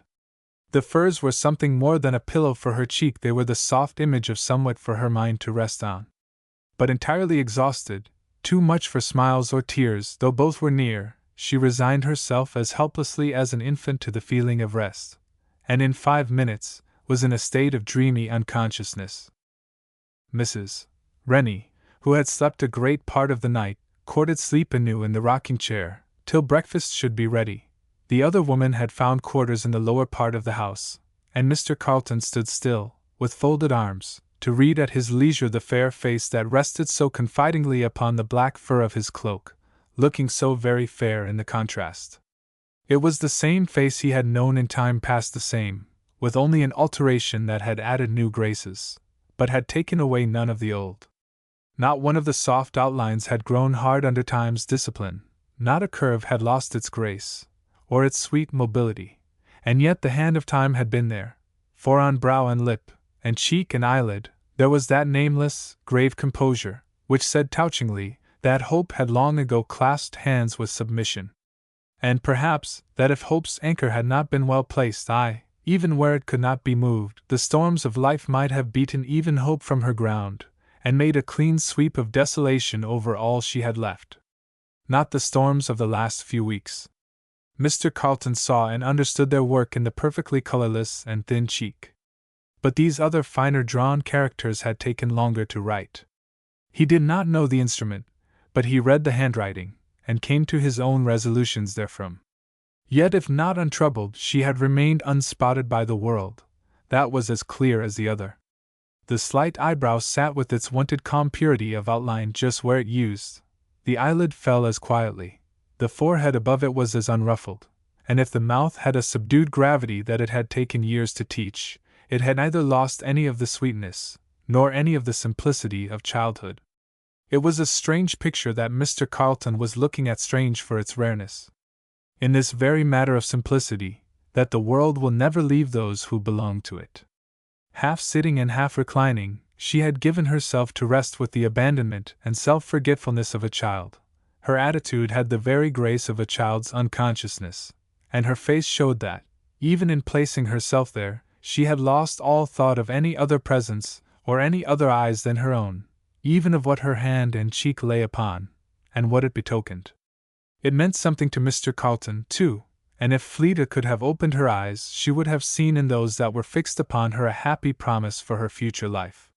She was beyond making any such observations, and Mrs.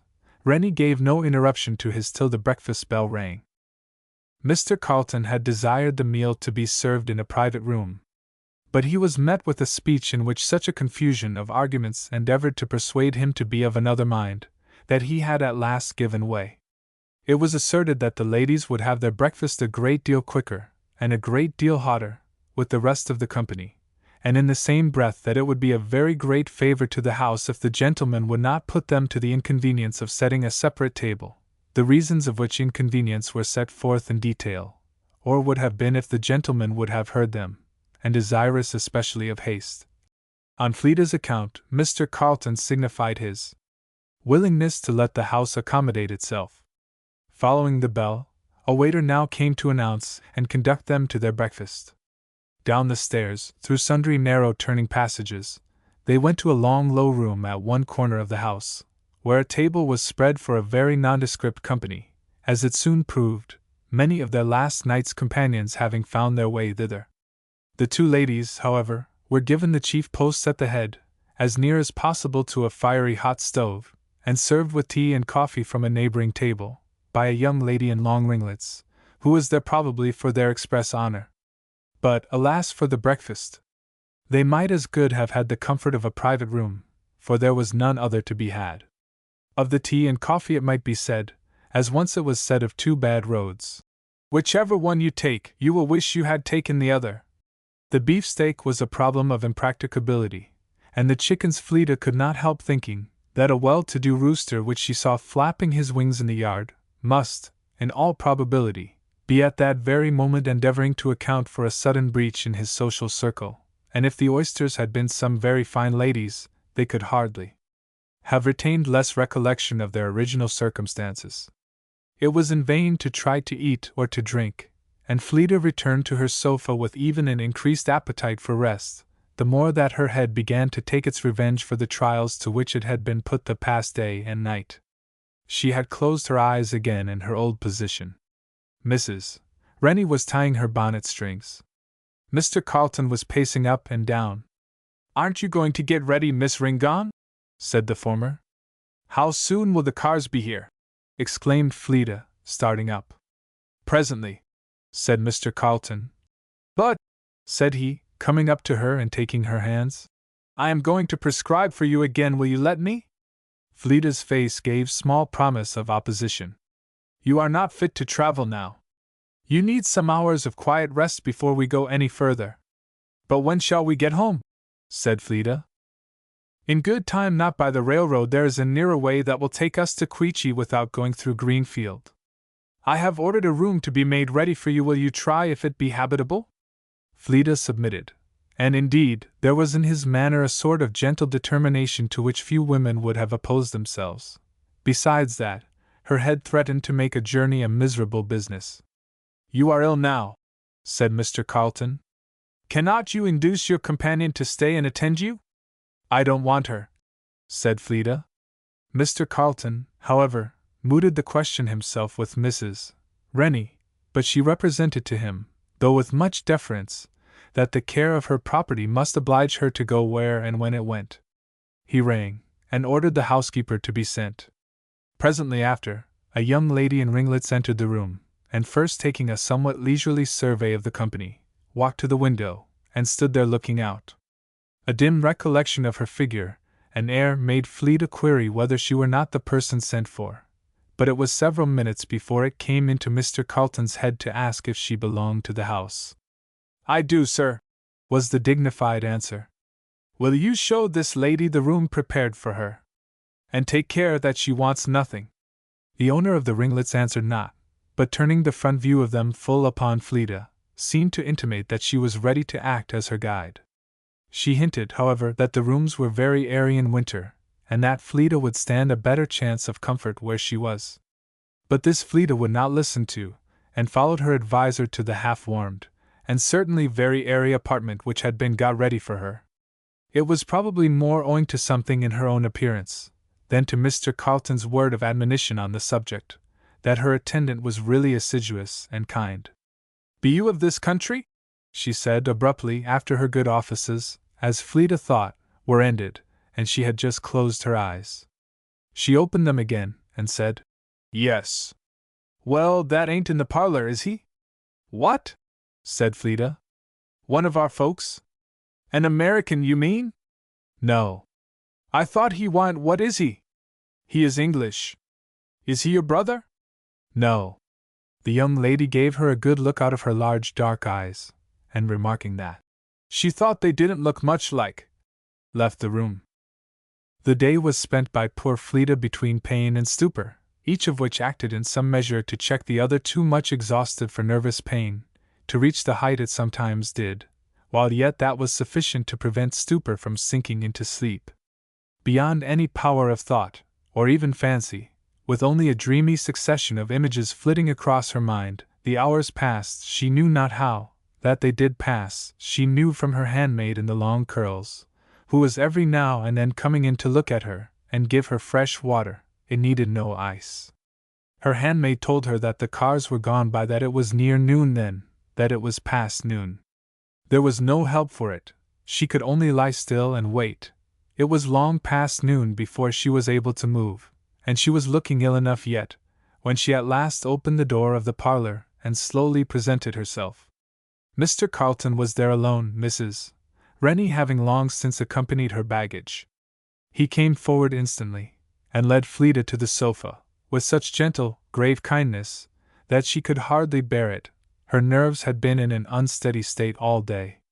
A table was set, and partially spread with evidently much more care than the one of the morning, and Fleda sat looking at it, afraid to trust herself to look anywhere else. For years she had been taking care of others, and now there was something so strange in this feeling of being cared for, that her heart was full. Whatever Mr. Carlton saw or suspected of this, it did not appear. On the contrary, his manner and his talk on different matters was as cool, as quiet, as graceful, as if either he nor Fleda had anything particular to think of, avoiding even an allusion to whatever might in the least distress her. Fleda thought she had a great many reasons to be grateful to him, but she never thanked him for anything more than at that moment she thanked him for the delicacy which so regarded her delicacy, and put her in a few minutes completely at her ease as she could be. The refreshments were presently brought, and Fleda was served with them in a way that went, as far as possible, towards making them satisfactory. But though a great improvement upon the morning, they furnished still but the substitute for a meal. There was a little pause then, after the horses were ordered. "I am afraid you have wanted my former prescription today," said Mr. Carlton, after considering the little improved color of Fleda's face. "I have indeed. Where is it?" Fleda hesitated, and then, in a little confusion, said she supposed it was lying on Mrs. Evelyn's center table. "How happens that?" said he, smiling. "Because I could not help it, Mr. Carlton," said Fleda, with no little difficulty. "I was foolish, I could not bring it away." He understood, and was silent. "Are you fit to bear a long ride in the cold?" he said compassionately, a few minutes after. "Oh, yes, it will do me good. You have had a miserable day, have you not?" "My head has been pretty bad," said Fleda, a little evasively. "Well, what would you have?" said he lightly. "Doesn't that make a miserable day of it?" Fleda hesitated and colored, and then, conscious that her cheeks were answering for her, colored so exceedingly that she was fain to put both her hands up to hide what they only served the more plainly to show. No advantage was taken. Mr. Carleton said nothing. She could not see what answer might be in his face. It was only by a peculiar quietness in his tone whenever he spoke to her afterwards that Fleda knew she had been thoroughly understood. She dared not lift her eyes. They had soon employment enough around her. A sleigh and horses, better than anything else Quarrenton had been known to furnish, were carrying her rapidly towards home. The weather had perfectly cleared off, and in full brightness and fairness the sun was shining upon a brilliant world. It was cold indeed, though the only wind was that made by their progress. But Fleda had been again unresistingly wrapped in the furs, and was, for the time, beyond the reach of that or any other annoyance. She sat silently and quietly enjoying, so quietly that a stranger might have questioned there being any enjoyment in the case.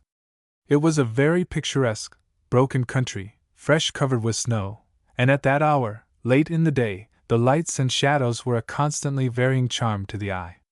Clumps of evergreens stood out in full disclosure against the white ground. The bare branches of neighboring trees in all their barrenness had a wild perspective or retrospective beauty peculiar to themselves.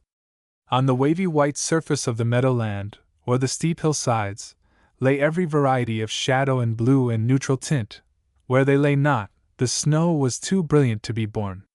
And afar off, through a heaven bright and cold enough to hold the canopy over winter's head, the ruler of the day was gently preparing to say good-bye to the world.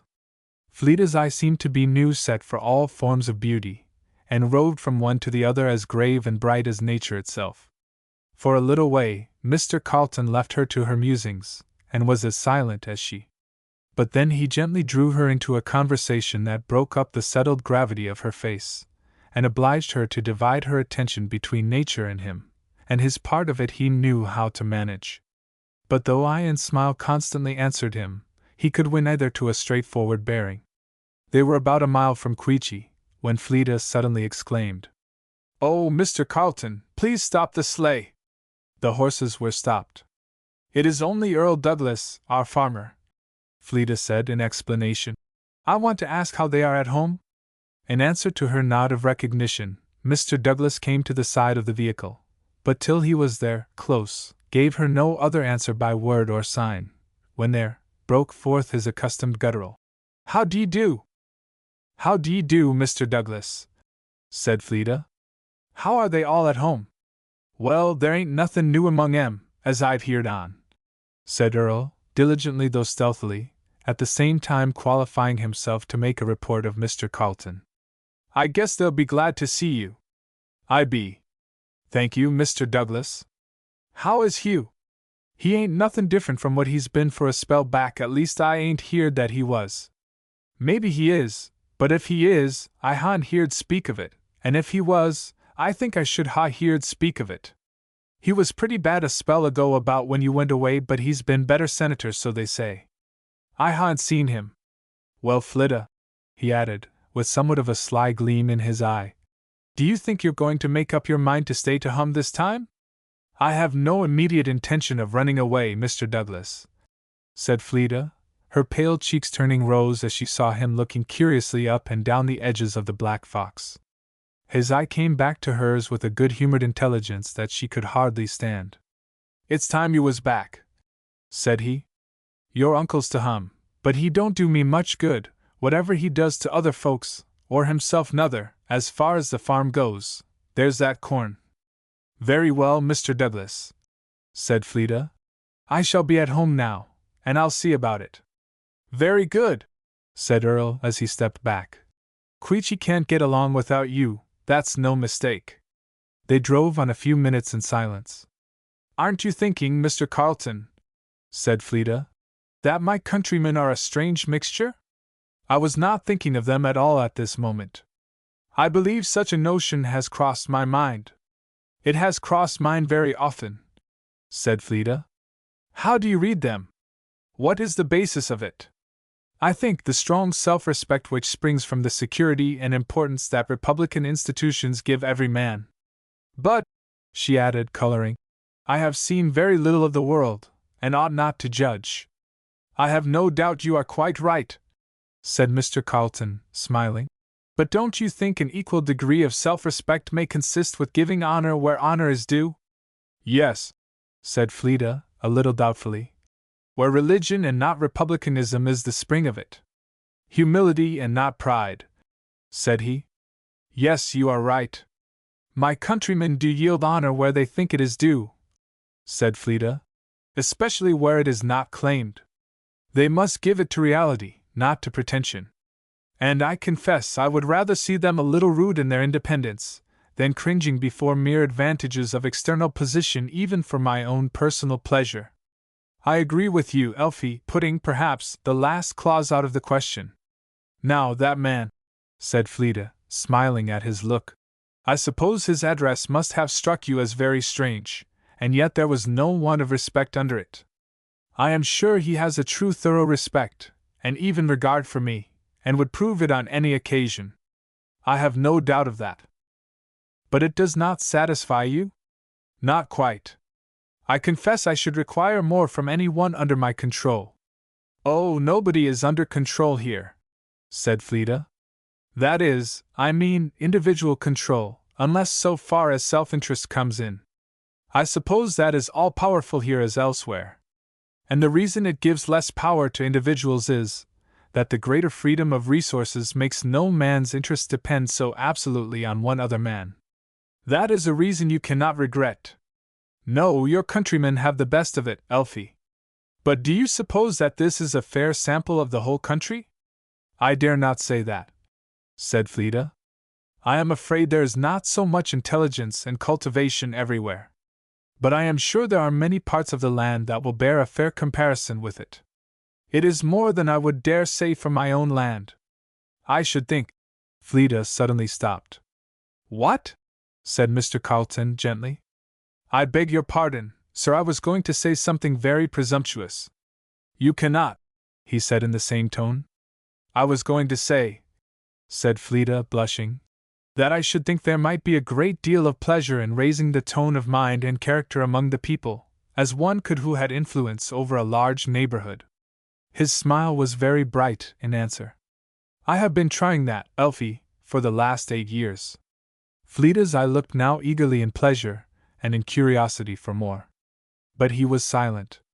I was thinking a little while ago, he said, of the time, once before, when I rode here with you when you were beginning to lead me to the problem I have been trying to work out ever since.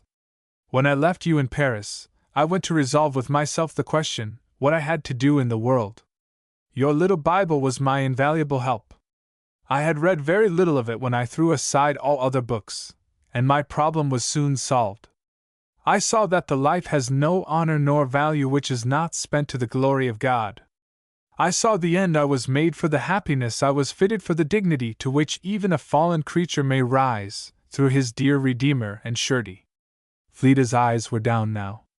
Mr. Carleton was silent a moment, watching one or two bright witnesses that fell from them. The next conclusion was easy, that my work was at home. I have wanted my good fairy. Mr. Carleton went on, smiling. But I hope she will be contented to carry the standard of Christianity, without that of republicanism. But Christianity tends directly to republicanism, Mr. Carleton, said Fleda, trying to laugh. I know that, said he, smiling, and I am willing to know it. But the leaven of truth is one thing, and the powder train of the innovator is another. Fleda sat thinking that she had very little in common with the layers of powder trains. She did not know the sleigh was passing Deepwater Lake, till Mr. Carleton said, I am glad, my dear Elfie, for your sake, that we are almost at the end of your journey. I should think you might be glad for your own sake, Mr. Carleton. No, my journey is not ended. Not? No, it will not be ended till I get back to New York, or rather till I find myself here again. I shall make very little delay there. But you will not go any further tonight? Said Fleda, her eye this time meeting his fully. Yes, I must take the first train to New York. I have some reason to expect my mother by this steamer. Back to New York, said Fleda. Then taking care of me has just hindered you in your business. But even as she spoke, she read the truth in his eye, and her own fell in confusion. My business? Said he, smiling. You know it now, Elfie. I arrived at Mrs. Evelyn's just after you had quitted it, intending to ask you to take the long-talked-of drive, and learned, to my astonishment, that you had left the city and, as Edith kindly informed me, under no better guardianship than that in which I found you. I was just in time to reach the boat. And you were in the boat night before last? Certainly. I should have felt a great deal easier if I had known that, said Fleda. So should I, said he. But you were invisible, till I discerned you in the midst of a crowd of people before me in the car. Fleda was silent, till the sleigh stopped, and Mr. Carleton had handed her out. What's going to be done with this here trunk? Said her driver, trying a tug at one handle. I will send somebody down to help you with it, said Fleda. It is too heavy for one alone. Well, I reckon it is, said he. I guess you didn't know I was a cousin, did you? No, said Fleda. I believe I be. Who are you? I am Pearson Barnes. I lived to Quarrenton for a year back. Squire Joshua Springer's your uncle, ain't he? Yes, my father's uncle. Well, he's mine too. His sister's my mother. I'll send somebody to help you, Mr. Barnes. She took Mr. Carleton's arm, and walked half the way up to the house without daring to look at him. Another specimen of your countrymen, he said, smiling. There was nothing but quiet amusement in the tone, and there was not the shadow of anything else in his face. Fleda looked, and thanked him mentally, and drew breath easier. At the house door he made a pause. You are coming in, Mr. Carleton? Not now. It is a long drive to Greenfield, Mr. Carleton. You must not turn away from a country house till we have shown ourselves unworthy to live in it.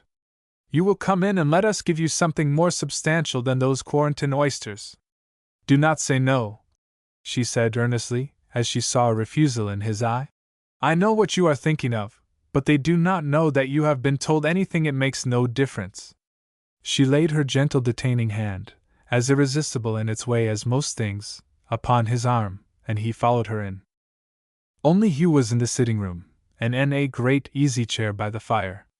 It struck to Fleda's heart, but there was no time but for a flash of thought.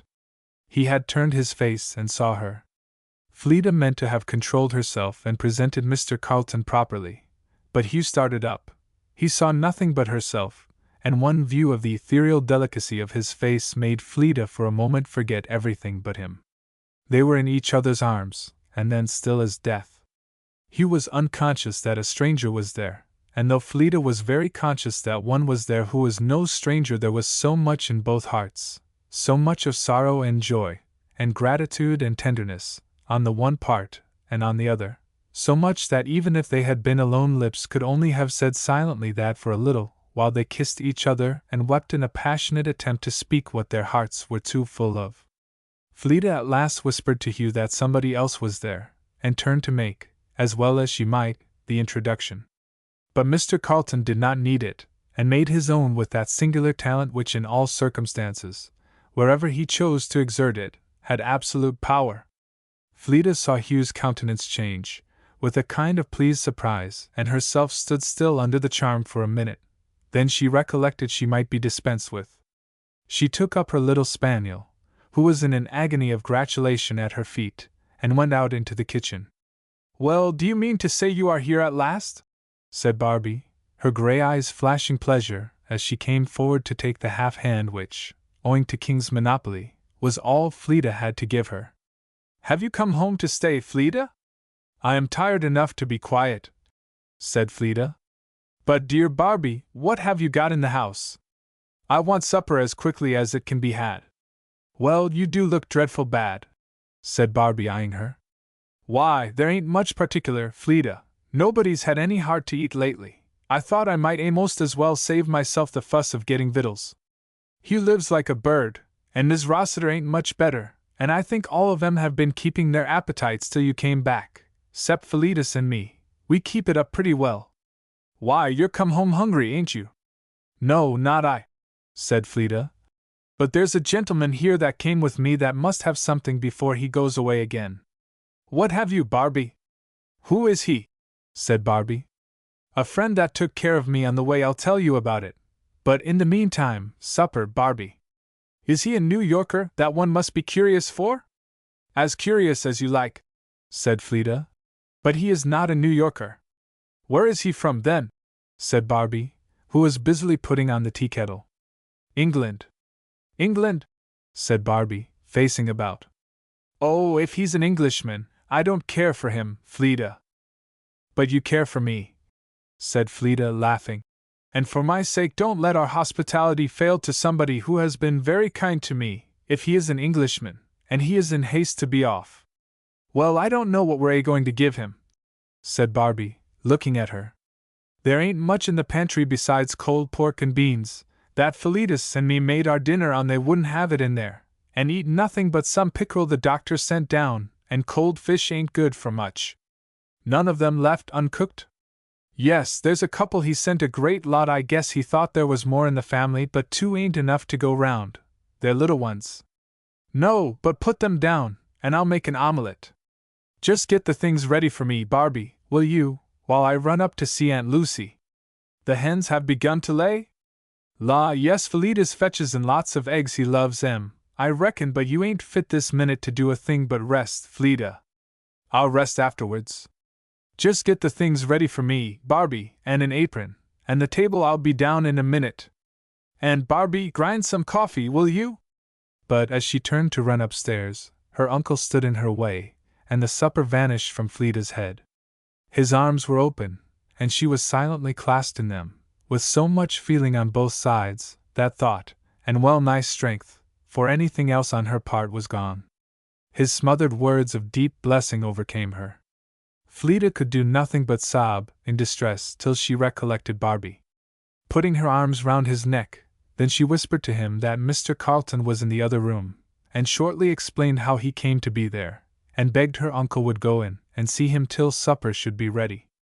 Enforcing this request with a parting kiss on his cheek, she ran off upstairs. Mr. Rossiter looked extremely moody and cloudy for a few minutes, and then went in and joined his guest. Mrs. Rossiter and her daughter could not be induced to show themselves. Little Rolf, however, had no scruples of any kind. He presently edged himself into the room to see the stranger, whom he no sooner saw than, with a joyous exclamation, he bounded forward to claim an old friend. "Why, Mr. Carleton!" exclaimed Mr. Rossiter, in surprise. "I was not aware that this young gentleman had the honor of your acquaintance." "But I have," said Rolf. "In London, sir, I had that pleasure," said Mr. Carleton. "I think it was I had the pleasure," said Rolf, pounding one hand upon Mr. Carleton's knee. "Where is your mother?" "She wouldn't come down," said Rolf. "But I guess she will when she knows who is here." And he was darting away to tell her, when Mr. Carleton, within whose arms he stood, quietly restrained him, and told him he was going away presently, but would come again and see his mother another time. "Are you going back to England, sir?" "By and by." "But you will come here again first?" "Yes, if Mr. Rossiter will let me." "Mr. Carleton knows he commands his own welcome," said that gentleman, somewhat stately. "Go and tell your Aunt Fleda that tea is ready, Rolf." "She knows," said Rolf. "She was making an omelette. I guess it was for this gentleman," whose name he was not clear of yet. Mr. Rossiter looked vexed, but Hugh laughed, and asked if his aunt gave him leave to tell that.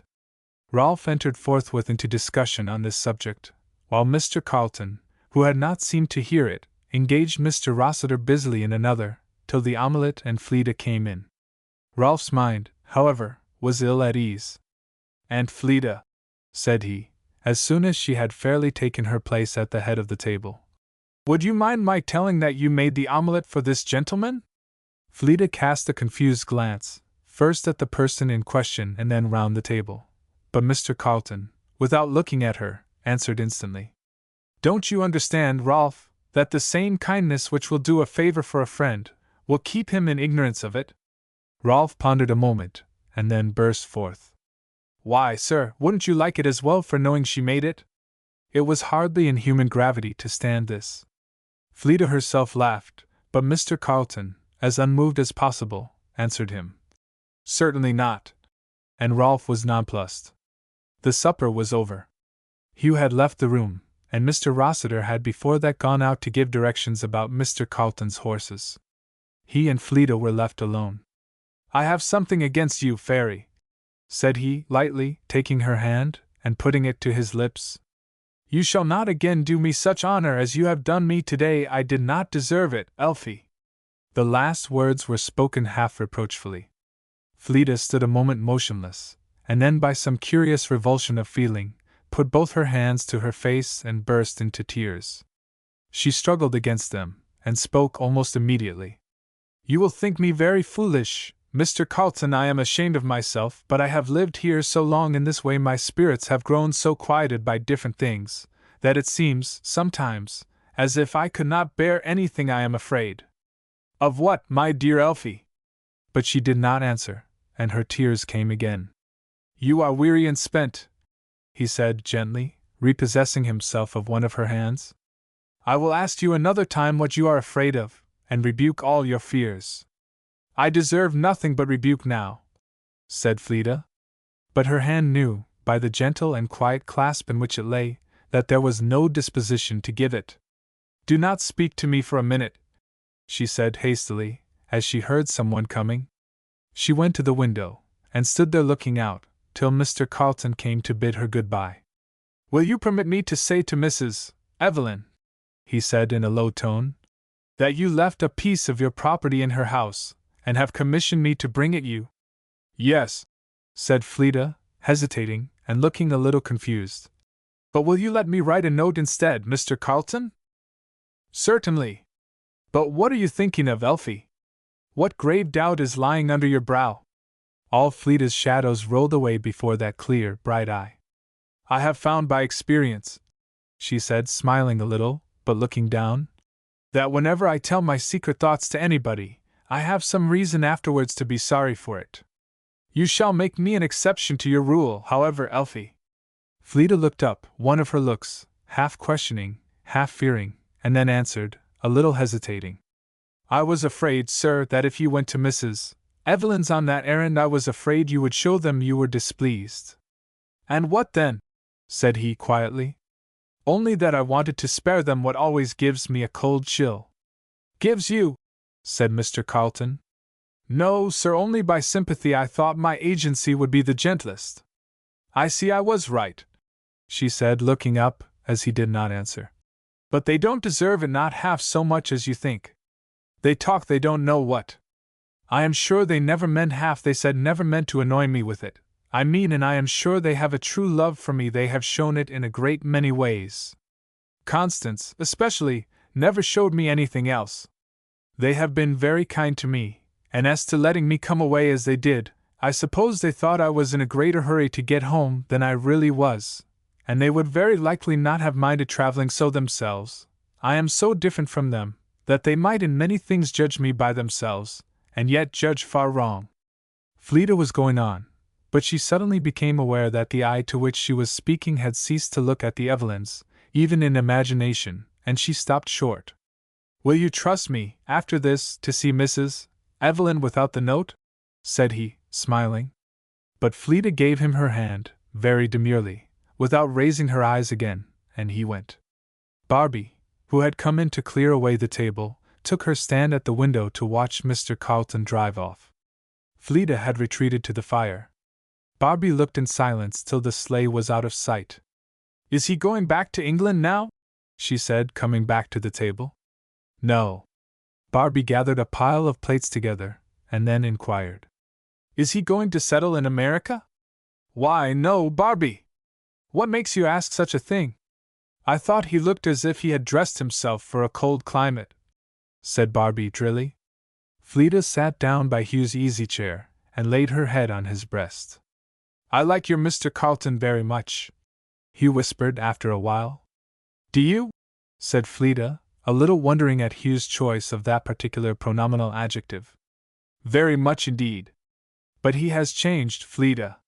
Yes, in some things, some great things. He says he is coming again, said Hugh. Fleeta's heart beat. She was silent. I am very glad, repeated Hugh. I like him very much. But you won't leave me, Fleeta, will you? Leave you? Said Fleeta, looking at him. Yes, said Hugh, smiling, and drawing her head down again. I always thought what he came over here for. But you will stay with me while I want you, Fleeta? While you want me, said Fleeta again. Yes, it won't be long. What won't be long? Said Hugh quietly. Not long. I am very glad I shall not leave you alone, dear Fleeta, very glad. Promise me you will not leave me any more. Don't talk so, dear Hugh. But it is true, Fleeta, said Hugh gently. I know it. I shan't be here, but a little while. I am so glad you are come home, dear Fleeta. You will not let anybody take you away till I am gone first? Fleeta drew her arm close around Hugh's neck, and was still even to his ear for a good while. A hard battle must be fought, and she must not be weak, for his sake, and for everybody's sake. Others of the family had come, or were coming into the room. Hugh waited till a short breath, but freer drawn, told him he might speak. Fleeta, he whispered. What? I am very happy. I only want your promise about that. I can't talk to you, Hugh. No, but promise me. What? That you will not let anybody take you away while I want you. I am sure he would not ask it, said Fleeta, hiding her cheeks and eyes at once in his breast. Chapter 22. Do you think I shall not love a sad Pamela as well as a joyful? Sidney. Mr. Carlton came back without his mother. She had chosen to put off her voyage till spring. He took up his quarters at Montepoole, which, far though it was yet the nearest point where his notions of ease could have freedom enough. One would have thought that saw him those most nearly concerned almost did think that in his daily coming to Queechy, Mr. Carlton sought everybody's pleasure rather than his own. He was Fleeta's most gentle and kind assistant in taking care of Hugh, soon dearly valued by the sick one, who watched for and welcomed his coming as a bright spot in the day, and loved particularly to have Mr. Carlton's hand do anything for him, rather than almost any other. His mother's was too feeling, Fleeta's, Hugh often feared, was weary, and his father's, though gentle to him as to an infant, yet lacked the mind's training. And though Marian was his sister in blood, Guy was his brother in better bonds. The deep blue eye that little Fleeta had admired, Hugh learned to love and rest on singularly. To the rest of the family, Mr. Carlton's influence was more soothing and cheering than any cause beside. To all but the head of it. Even Mrs. Rossiter, after she had once made up her mind to see him, could not bear to be absent when he was in the house. The dreaded contrast with old times gave no pain, either to her or Marian. Mr. Carlton forgot so completely that there was any difference, that they were charmed into forgetting it too. But Mr. Rossiter's pride lay deeper, or had been less humbled by sorrow. The recollections that his family let slip never failed to gall him, when Mr. Carlton was present, and if now and then, for a moment, these were banished by his guest's graces of mind and manner, the next breath was a sigh for the circles and the pleasures they served to recall, now seeming forever lost to him. Mr. Carlton perceived that his company gave pain and not pleasure to his host, and for that reason was the less in the house, and made his visits to Hugh at times when Mr. Rossiter was not in the way. Fleeta he took out of the house and away with him, for her good and his own. To Fleeta, the old childish feeling came back, that she was in somebody's hands who had a marvelous happy way of managing things about her, and even of managing herself. A kind of genial atmosphere, that was always doing her good, yet so quietly and so skillfully, that she could only now and then get a chance even to look her thanks. Quietly and efficiently he was exerting himself to raise the tone of her mind, to brighten her spirits, to reach those sober lines that years of patience had drawn round her eye and mouth, and charmed them away. So gently, so indirectly, by efforts so wisely and gracefully aimed, he set about it, that Fleeta did not know what he was doing, but he knew. He knew when he saw her brow unbend, and her eye catch its old light sparkle, that his conversation and the thoughts and interests with which he was rousing her mind or fancy were working and would work all he pleased. And though the next day he might find the old look of patient gravity again, he hardly wished it not there, for the pleasure of doing it away. Hugh's anxious question to Fleda had been very uncalled for, and Fleda's assurance was well grounded. That subject was never touched upon. Fleda's manner with Mr. Carleton was peculiar and characteristic. In the house, before others, she was as demure and reserved as though he had been a stranger. She never placed herself near him, nor entered into conversation with him, unless when he obliged her. But when they were alone there was a frank confidence and simplicity in her manner that most happily answered the high-bred delicacy that had called it out. One afternoon of a pleasant day in March, Fleda and Hugh were sitting alone together in the sick-room. Hugh was weaker than usual, but not confined to his bed. He was in his great easy chair, which had been moved upstairs for him again. Fleda had been repeating hymns. "You are tired," Hugh said. "No. There's something about you that isn't strong," said Hugh fondly. "I wonder where is Mr. Carleton today? It is very pleasant, isn't it? Very pleasant and warm. It is like April. The snow all went off yesterday, and the ground is dry except in spots. I wish he would come and give you a good walk. I have noticed how you always come back looking so much brighter after one of your walks or rides with him." "What makes you think so, dear Hugh?" said Fleda, a little troubled. "Only my eyes," said Hugh, smiling. "It does me as much good as you, Fleda. I never want to go and leave you, Hugh. I am very glad there is somebody to take you. I wish he would come. You want it this minute. I don't think I shall let him take me if he comes." "Whither? And whom?" said another voice. "I didn't know you were there, sir," said Fleda, suddenly rising. "I am but just here. Rolf admitted me as he passed out." Coming in between them, and still holding the hand of one, Mr. Carleton bent down towards the other. "How is Hugh today?" It was pleasant to see that meeting of eyes, the grave kindliness on the one side, the confident affection on the other. But the wasted features said as plainly as the tone of Hugh's gentle reply, that he was passing away fast. "What shall I do for you?" "Take Fleda out and give her a good walk. She wants it." "I will presently." "You are weary. What shall I do to rest you?" "Nothing," said Hugh, closing his eyes with a very placid look. "Unless you will put me in mind of something about heaven, Mr. Carleton." "Shall I read to you?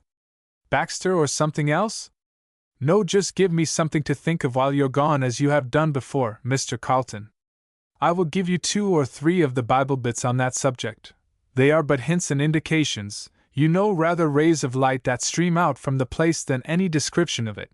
But you have only to follow one of these indications and see whither it will lead you. The first I recollect is that one spoken to Abraham, 'Fear not, I am thy shield, and thy exceeding great reward.' Don't go any further, Mr. Carleton," said Hugh, with a smile. "Fleda, do you remember?" They sat all silent, quite silent, all three, for nobody knew how long. "You were going to walk," said Hugh, without looking at them. Fleda, however, did not move till a word or two from Mr. Carleton had backed Hugh's request. Then she went. "Is she gone?" said Hugh. "Mr. Carleton, will you hand me that little desk?" It was his own. Mr. Carleton brought it. Hugh opened it, and took out a folded paper, which he gave to Mr. Carleton, saying that he thought he ought to have it. "Do you know the handwriting, sir?" "No." "Ah. She has scratched it so. It is Fleda's." Hugh shut his eyes again, and Mr. Carleton, seeing that he had settled himself to sleep, went to the window with the paper. It hardly told him anything he did not know before, though set in a fresh light. "Cold blew the east wind, and thick fell the rain. I looked for the tops of the mountains in vain. Twilight was gathering, and dark grew the west, and the wood fire's crackling toned well with the rest. Speak, fire, and tell me thy flickering flame fell on me in years past. Say, am I the same? Has my face the same brightness in those days at war? My foot the same lightness, as it crosses the floor? Methinks there are changes. I am weary tonight. I once was as tireless as the bird on her flight. My bark, in full measure, threw foam from the prow. Not even for pleasure would I care to move now. 'Tis not the foot only that leeth thus still. I am weary in spirit, I am listless in will. My eye vainly peereth through the darkness, to find some object that cheereth, some light for the mind. What shadows come o'er me, what things of the past, bright things of my childhood that fled all too fast. The scenes where light roaming, my foot wandered free, come back through the gloaming, come all back to me. The cool autumn evening, the fair summer morn, the dress and the aspect some dear ones have worn, the sunshiny places, the shady hillside, the words and the faces that might not abide. Die out, little fire eye, blacken and pine. So have paled many lights that were brighter than thine. I can quicker thy embers again with a breath, but the others lie cold in the ashes of death. Mr. Carlton had read near through the paper before Fleda came in. I have kept you a long time, Mr. Carlton, she said, coming up to the window. I found Aunt Lucy wanted me. But she saw with a little surprise the deepening eye which met her, and which showed, she knew, the working of strong feeling. Her own eye went to the paper in search of explanation. What have you there? Oh, Mr. Carlton, she said, putting her hand over it. Please to give it to me. Fleda's face was very much in earnest. He took the hand, but did not give her the paper, and looked his refusal. I am ashamed you should see that. Who gave it to you? You shall wreak your displeasure on no one but me, he said, smiling. But have you read it? Yes. I am very sorry. I am very glad, my dear Elfie. You will think what wasn't true. It was just a mood I used to get into once in a while. I used to be angry with myself for it, but I could not help it. One of those listless fits would take me now and then. I understand it, Elfie. I am very sorry you should know I ever felt or wrote so. Why? It is very foolish and wrong. Is that a reason for my not knowing it? No, not a good one. But you have read it now, won't you let me have it? No, I shall ask for all the rest of the portfolio, Elfie, he said, as he put it in a place of security. Pray do not, said Fleda, most unaffectedly. Why? Because I remember Mrs.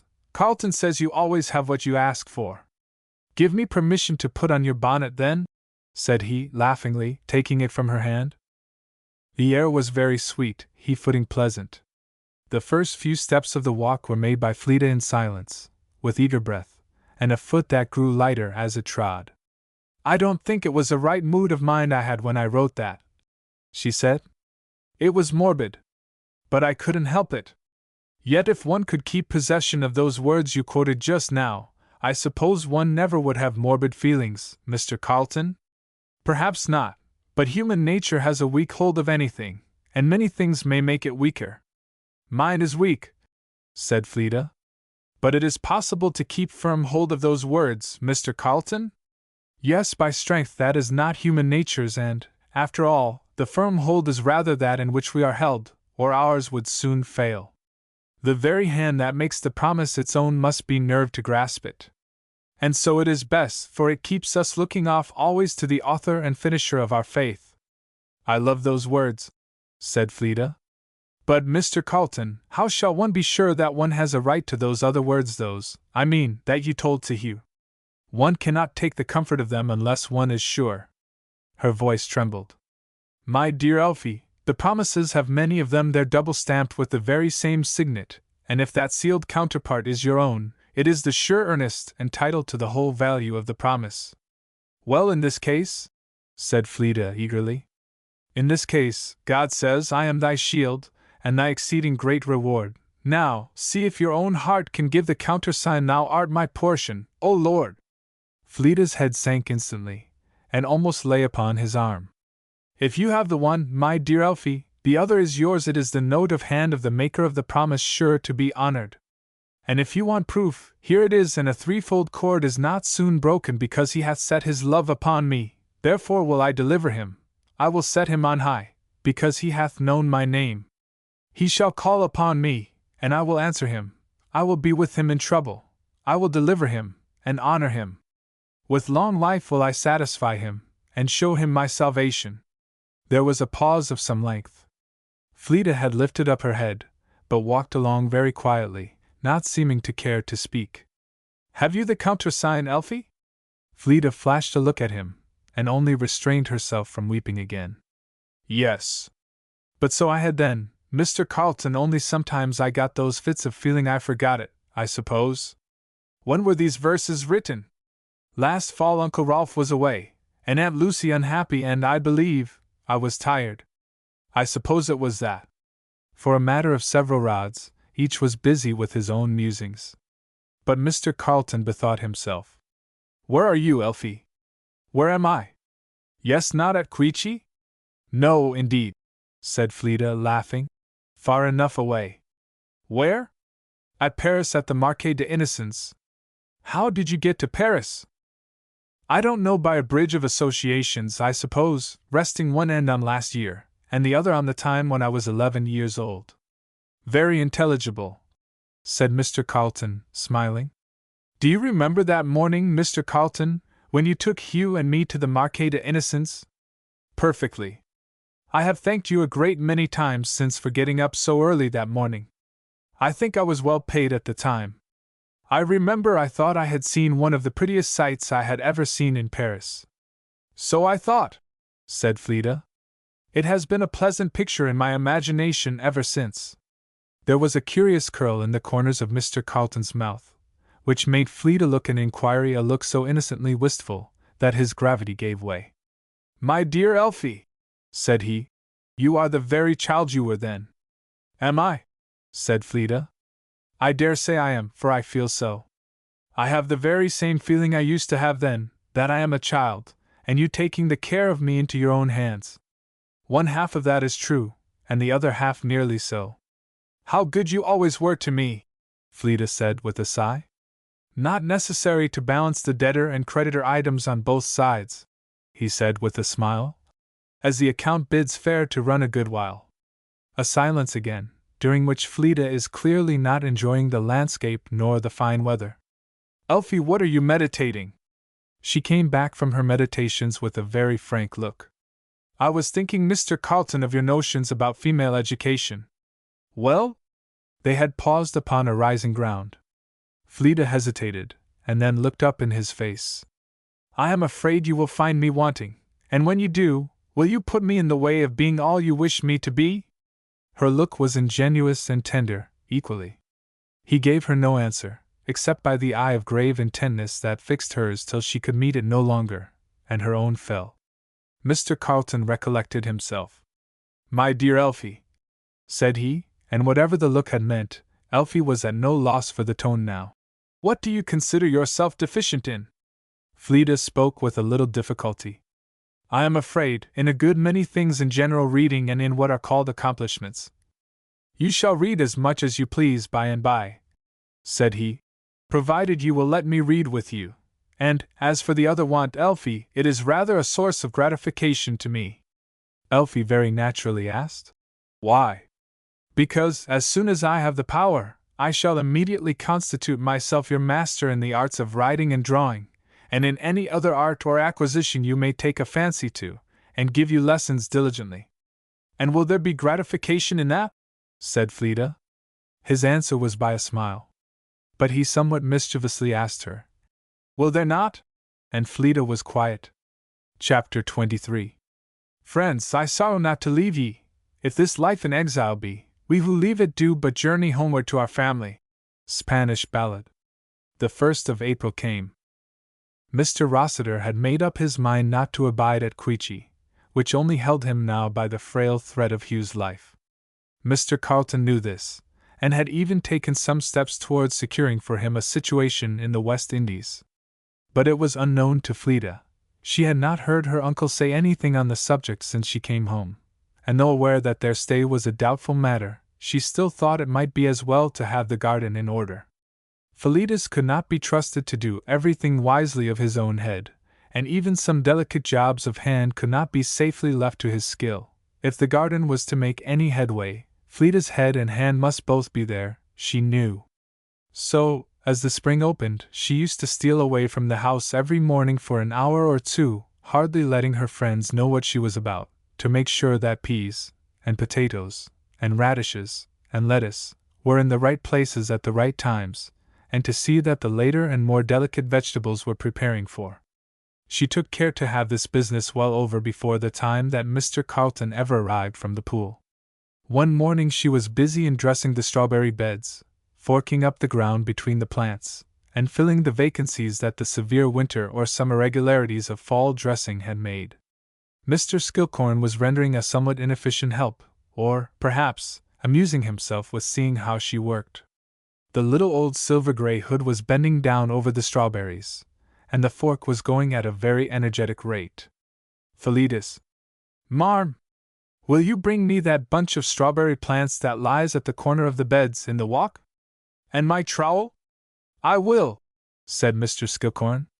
It was another hand, however, that brought them and laid them beside her, but Fleda, very intent upon her work, and hidden under her close hood, did not find it out.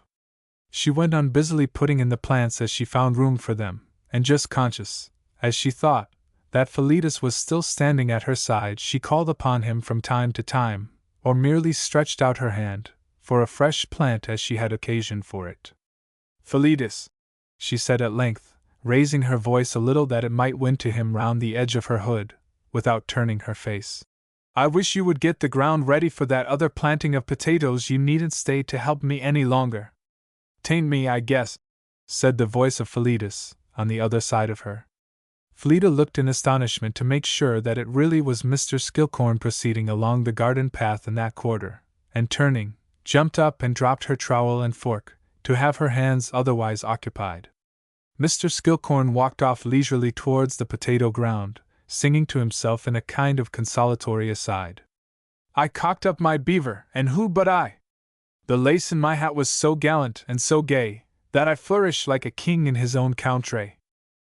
There's one of your countrymen that is an odd variety, certainly, said Mr. Carleton, looking after him with a very comic expression of eye. Is he not? Said Fleda. And hardly a common one. There never was a line more mathematically straight than the course of Philetus's ideas. They never diverge, I think, to the right hand or the left, a jot from his own self-interest. You will be an invaluable help to me, Elfie, if you can read my English friends as closely. I am afraid you will not let me come as close to them, said Fleda, laughing. Perhaps not. I shouldn't like to pay too high a premium for the knowledge. How is Hugh today? Fleda answered, with a quick change of look and voice, that he was much as usual. My mother has written me that she will be here by the Europa, which is due tomorrow. I must set off for New York this afternoon, therefore I came so early to Queechy. Fleda was instinctively pulling off her gardening gloves, as they walked towards the house. Aunt Miriam wants to see you, Mr. Carleton. She begged I would ask you to come there some time. With great pleasure. Shall we go there now, Elfie? I will be ready in 5 minutes. Mrs. Rossiter was alone in the breakfast room when they went in. Hugh, she reported, was asleep, and would be just ready to see Mr. Carleton by the time they got back. They stood a few minutes talking, and then Fleda went to get ready. Both pair of eyes followed her as she left the room, and then met with perfect understanding. Will you give your child to me, Mrs. Rossiter? Said the gentleman. With all my heart, exclaimed Mrs. Rossiter, bursting into tears. Even if I were left alone entirely. Her agitation was uncontrolled for a minute, and then she said, with feelings seemingly too strong to be kept in. If I were only sure of meeting her in heaven, I could be content to be without her till then. What is in the way, my dear madam? Said Mr. Carleton, with a gentle sympathy that touched the very spring he meant it should. Mrs. Rossiter waited a minute, but it was only till tears would let her speak, and then said like a child, Oh, it is all darkness. Except this, said he, gently and clearly, that Jesus Christ is a sun and a shield, and those that put themselves at his feet are safe from all fear, and they who go to him for light shall complain of darkness no more. But I do not know how. Ask him, and he will tell you. But I am unworthy even to look up towards him, said Mrs. Rossiter, struggling, it seemed, between doubts and wishes. He knows that, and yet he has bid you come to him. He knows that, and knowing it, he has taken your responsibility, and paid your debt, and offers you now a clean discharge if you will take it at his hand, and for the other part of this unworthiness, that blood cannot do away, blood has brought the remedy. Shall we, who are evil, give good things to our children, and shall not our Father, which is in heaven, give his Holy Spirit to them that ask him? But must I do nothing? Said Mrs. Rossiter, when she had remained quiet, with her face in her hands, for a minute or two after he had done speaking. Nothing but be willing to have Christ in all his offices, as your teacher, your king, and your Redeemer. Give yourself to him, dear Mrs. Rossiter, and he will take care of the rest. I am willing, she exclaimed. Fresh tears came, and came freely. Mr. Carlton said no more, till, hearing some noise of opening and shutting doors above stairs, Mrs. Rossiter hurriedly left the room, and Fleda came in by the other entrance. May I take you a little out of the way, Mr. Carlton? She said, when they had passed through the Deepwater settlement. I have a message to carry to Mrs. Elster, a poor woman out here beyond the lake. It is not a disagreeable place. And what if it were? I should not, perhaps, have asked you to go with me, said Fleda, a little doubtfully. You may take me where you will, Elfie, he said gently. I hope to do as much by you some day. Fleda looked up at the piece of elegance beside her, and thought what a change must have come over him if he would visit poor places. He was silent and grave, however, and so was she, till they arrived at the house they were going to. Certainly it was not a disagreeable place. Barb's much less strong-minded sister had at least a good share of her practical nicety. The little board path to the door was clean and white still, with possibly a trifle less brilliant effect. The room and its old inhabitants were very comfortable and tidy, the patchwork counterpane as gay as ever. Mrs. Elster was alone, keeping company with a snug little wood fire, which was near as much needed in that early spring weather as it had been during the winter. Mr. Carlton had come back from his abstraction, and stood, taking half unconscious note of these things, while Fleda was delivering her message to the old woman. Mrs. Elster listened to her implicitly, with, every now and then, an acquiescing nod or ejaculation, but so soon as Fleda had said her say, she burst out, with a voice that had never known the mufflings of delicacy, and was now pitched entirely beyond its owner's ken.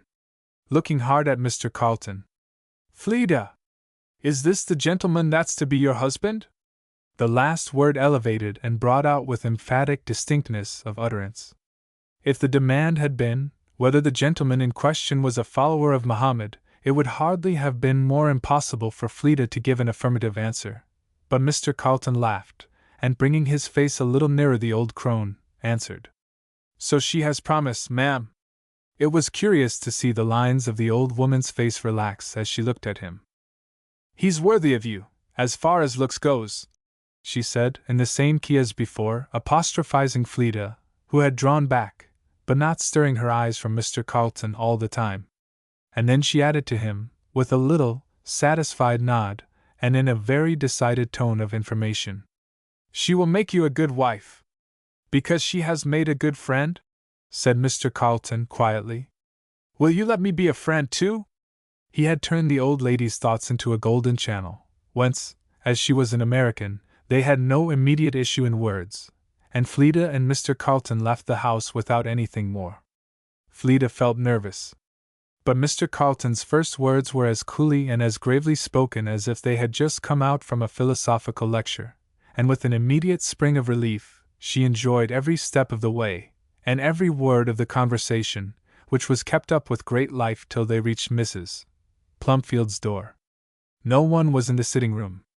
Fleda left Mr. Carlton there, and passed gently into the inner apartment, the door of which was standing ajar. But her heart absolutely leaped into her mouth, for Dr. Quackenboss and Mr. Olney were there on either side of her aunt's bed. Fleda came forward and shook hands. This is quite a meeting of friends, said the doctor blandly, yet with a perceptible shading of the whilom broad sunshine of his face. Your aunt, my dear Miss Ringon, is in a most extraordinary state of mind. Fleda was glad to hide her face against her aunt's, and asked her how she did. Dr. Quackenboss thinks it extraordinary, Fleda, said the old lady, with her usual cheerful sedateness, that one who has trusted God, and had constant experience of his goodness and faithfulness for 40 years, should not doubt him at the end of it. You have no doubt of any kind, Mrs. Plumfield? said the clergyman. Not the shadow of a doubt, was the hearty, steady reply. You mistake, my dear madam, said Dr. Quackenboss. Pardon me, it is not that. I would be understood to say, merely, that I do not comprehend how such security can be attained respecting what seems so elevated and difficult to know. Only by believing, said Mrs. Plumfield, with a very calm smile. He that believeth on him shall not be ashamed, shall not be ashamed, she repeated slowly. Dr. Quackenboss looked at Fleda, who kept her eyes fixed upon her aunt. But it seems to me, I beg pardon, perhaps I am arrogant, he said with a little bow. But it appears to me almost in a manner almost presumptuous, not to be a little doubtful in such a matter until the time comes. Do you disapprove of me, Mr. Olney? Mr. Olney silently referred him for his answer to the person he had first addressed, who had closed her eyes while he was speaking. Sir, she said, opening them, it can't be presumption to obey God, and He tells me to rejoice. And I do. Let all those that love thee rejoice in thee, and be glad in thee. But mind, she added energetically, fixing her strong grey eye upon him. He does not tell you to rejoice, do not think it not while you stand aloof from His terms of peace. Take God at His word, and be happy, but if not, you have nothing to do with the song that I sing. The doctor stared at her till she had done speaking, and then slunk out of her range of vision behind the curtains of the bedpost. Not silenced, however. But Mr. Olney, said he, hesitating, don't you think that there is in general a becoming modesty in people that have done wrong, as we all have, putting off being sure until they are so? It seems so to me. Come here, Dr. Quackenboss, said Aunt Miriam.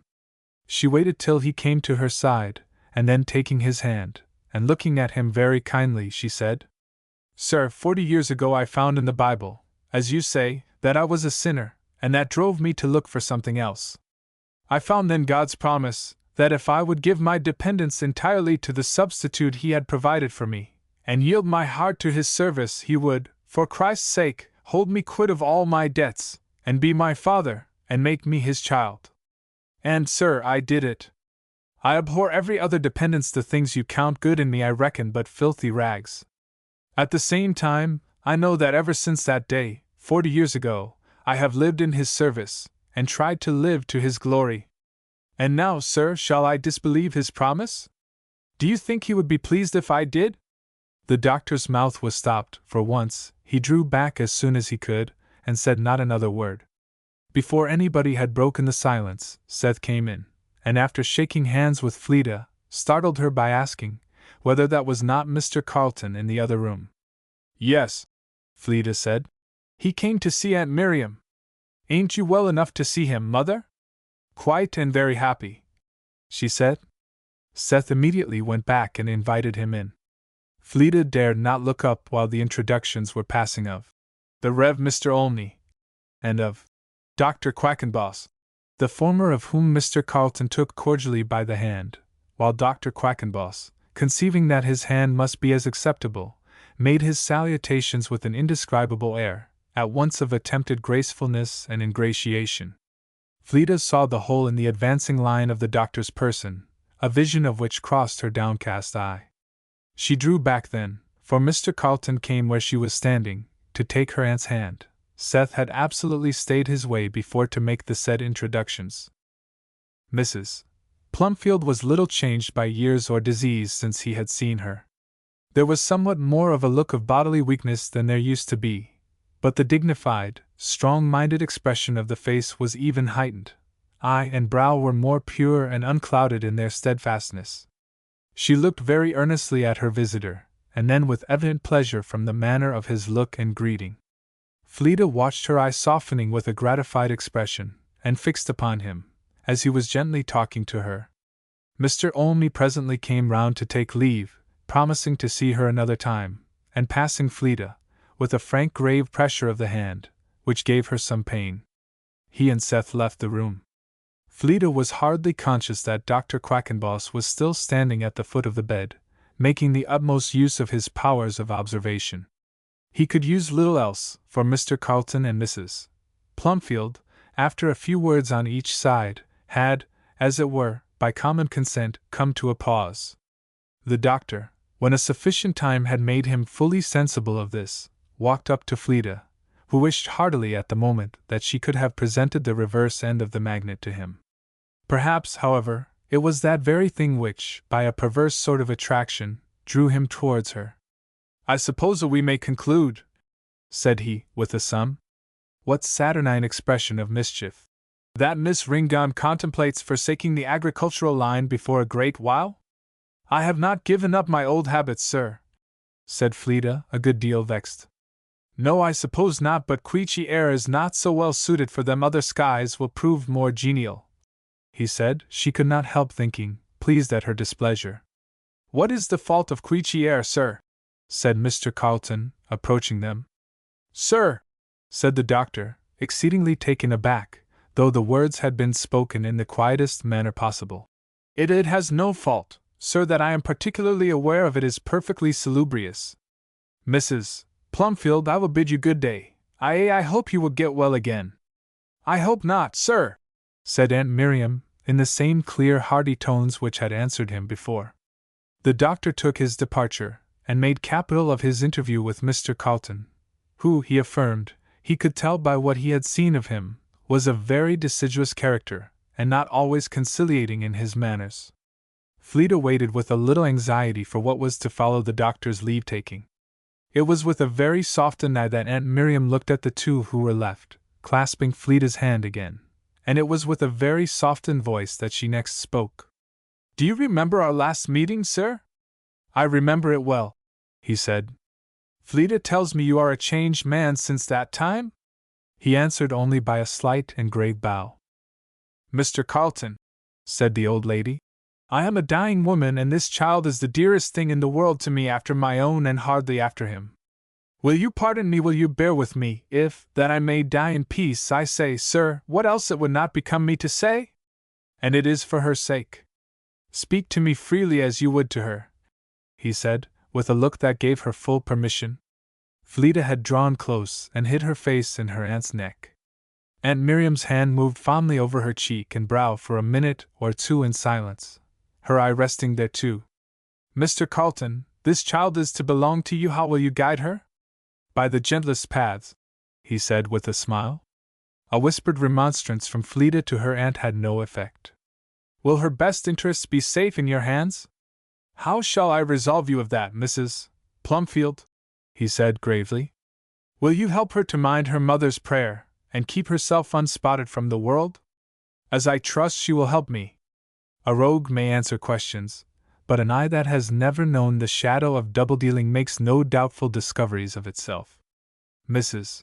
Plumfield read it, and gave it her very thorough respect.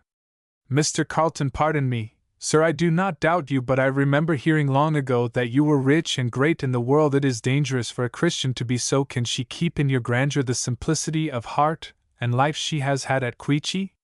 May I remind you of your own words, my dear madam? By the blessing of God all things are possible. These things you speak of are not in themselves evil. If the mind be set on somewhat else, they are little beside a larger storehouse of material to work with and increased stewardship to account for. She has been taking care of others all her life," said Aunt Miriam tenderly. "It is time she was taken care of, and these feet are very unfit for rough paths, but I would rather she should go on struggling, as she has done, with difficulties, and live and die in poverty, than that the luster of her heavenly inheritance should be tarnished even a little. I would, my darling. But the alternative is not so," said Mr. Carleton, with gentle grace, touching Fleda's hand, who he saw was a good deal disturbed. "Do not make her afraid of me, Mrs. Plumfield." "I do not believe I need," said Aunt Miriam. "And I am sure I could not, but, sir, you will forgive me?" "No, madam, that is not possible. One cannot stand where I do," said the old lady, "without learning a little the comparative value of things, and I seek my child's good. That is my excuse. I could not be satisfied to take her testimony." "Take mine, madam," said Mr. Carleton. "I have learned the comparative value of things too, and I will guard her highest interests as carefully as I will every other, as earnestly as you can desire." "I thank you, sir," said the old lady, gratefully. I am sure of it. I shall leave her in good hands. I wanted this assurance. And if ever there was a tender plant that was not fitted to grow on the rough side of the world, I think this is one," said she, kissing earnestly the face that yet Fleda did not dare to lift up. Mr. Carlton did not say what he thought. He presently took kind leave of the old lady, and went into the next room, where Fleda soon rejoined him, and they set off homewards. Fleda was quietly crying all the way down the hill. At the foot of the hill, Mr. Carlton resolutely slackened his pace. "I have one consolation," he said. "My dear Elfie, you will have the less to leave for me." She put her hand with a quick motion upon his, and roused herself. "She is a beautiful rebuke to unbelief. But she is hardly to be mourned for, Elfie." "Oh, I was not crying for Aunt Miriam," said Fleda. "For what then?" he said gently. "Myself." "That needs explanation," he said in the same tone. "Let me have it, Elfie." "Oh, I was thinking of several things," said Fleda, not exactly wishing to give the explanation. "Too vague," said Mr. Carlton, smiling. "Trust me with a little more of your mind, Elfie." Fleda glanced up at him, half smiling, and yet with filling eyes, and then, as usual, yielded to the winning power of the look that met her. "I was thinking," she said, keeping her head carefully down, "of some of the things you and Aunt Miriam were saying just now, and how good for nothing I am." "In what respect?" said Mr. Carlton, with praiseworthy gravity.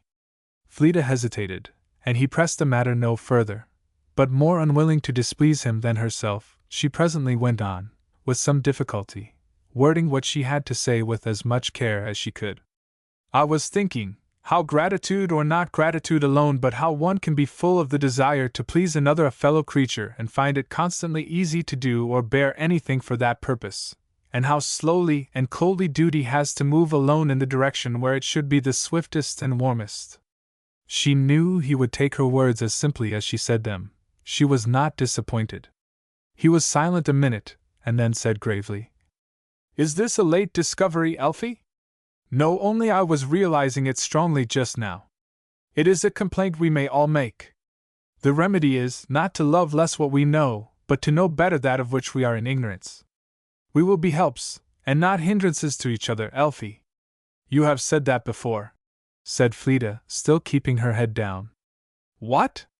"About my being a help to you." "It will not be the first time," said he, smiling. "Nor the second. Your little hand first held up a glass to gather the scattered rays of truth that could not warm me, into a center where they must burn." "Very innocently," said Fleda, with a little unsteady feeling of voice. "Very innocently," said Mr. Carlton, smiling. "A veritable lens could hardly have been more unconscious of its work, or more pure of design." "I do not think that was quite so either, Mr. Carlton," said Fleda. "It was so, my dear Elfie, and your present speech is nothing against it. This power of example is always unconsciously wielded. The medium ceases to be clear so soon as it is made anything but as medium. The bits of truth you aimed at me wittingly would have been nothing, if they had not come through that medium. Then apparently one's prime efforts ought to be directed to oneself. One's first efforts, certainly your silent example was the first thing that moved me." "Silent example," said Fleda, catching her breath a little. "Mine ought to be very good, for I can never do good in any other way. You used to talk pretty freely to me." "It wasn't my fault, I am certain," said Fleda, half laughing. "Besides, I was sure of my ground. But, in general, I never can speak to people about what will do them any good.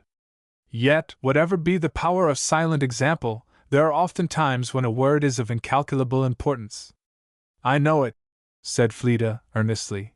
"I have felt it very often, and grieved that I could not say it, even at the very moment when I knew it was wanting. Is that right, Elfie?" "No," said Fleda, with quick watering eyes.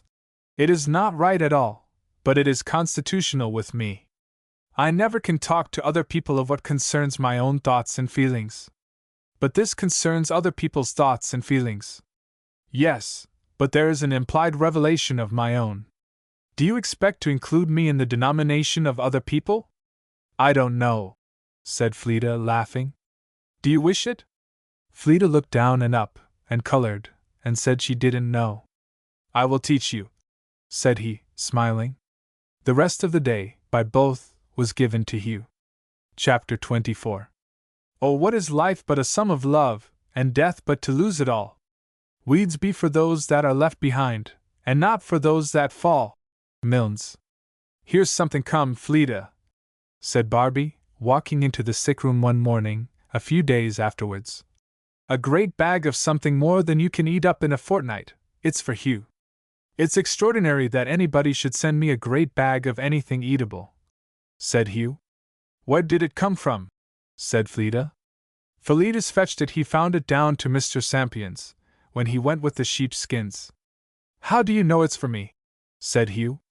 'Cause it's written on, as plain as a pikestaff. I guess it's a mistake, though. Why? Said Fleda. And what is it? Oh, I don't much think 'twas meant for him, said Barbie. It's oysters. Oysters. Yes, come out and look at 'em. You never see such fine fellows. I've heerd say, said Barbie, abstractedly, as Fleda followed her out, and she displayed to view some magnificent ostrations. I've heerd say that an English shilling was worth 2 American ones, but I never understood it rightly till now. To all intents and purposes those were English oysters, and worth twice as much as any others, Fleda secretly confessed. That evening, up in the sick room, it was quite evening, and all the others of the family were taking rest, or keeping Mr. Rossiter company downstairs. Fleda was carefully roasting some of the same oysters for Hugh's supper. She had spread out a glowing bed of coals on the hearth, and there lay 4 or 5 of the big bivalves, snapping and sputtering in approbation of their quarters, in a most comfortable manner, and Fleda, standing before the fire, tended them with a double kind of pleasure. From one friend, and for another, those were most odorous oysters. Hugh sat watching them and her, the same in happy simplicity that he had been at 11 years old. How pleasant those oysters smell, said he. Fleda, they remind me so of the time when you and I used to roast oysters in Mrs. Rennie's room for lunch, do you recollect? And sometimes in the evening, when everybody was gone out, you know, and what an airing we used to have to give the dining room afterwards. How we used to enjoy them, Fleda, you and I, all alone. Yes, said Fleda, in a tone of doubtful enjoyment. She was shielding her face with a paper, and making self-sacrificing efforts to persuade a large oyster shell to stand so on the coals as to keep the juice. Don't, said Hugh. I would rather the oysters should burn than you. Mr. Carleton wouldn't thank me for letting you do so. Never mind, said Fleda, arranging the oysters to her satisfaction. He isn't here to see. Now, Hugh, my dear, these are ready as soon as I am. I am ready, said Hugh. How long it is since we had a roast oyster, Fleda! They look good, don't they?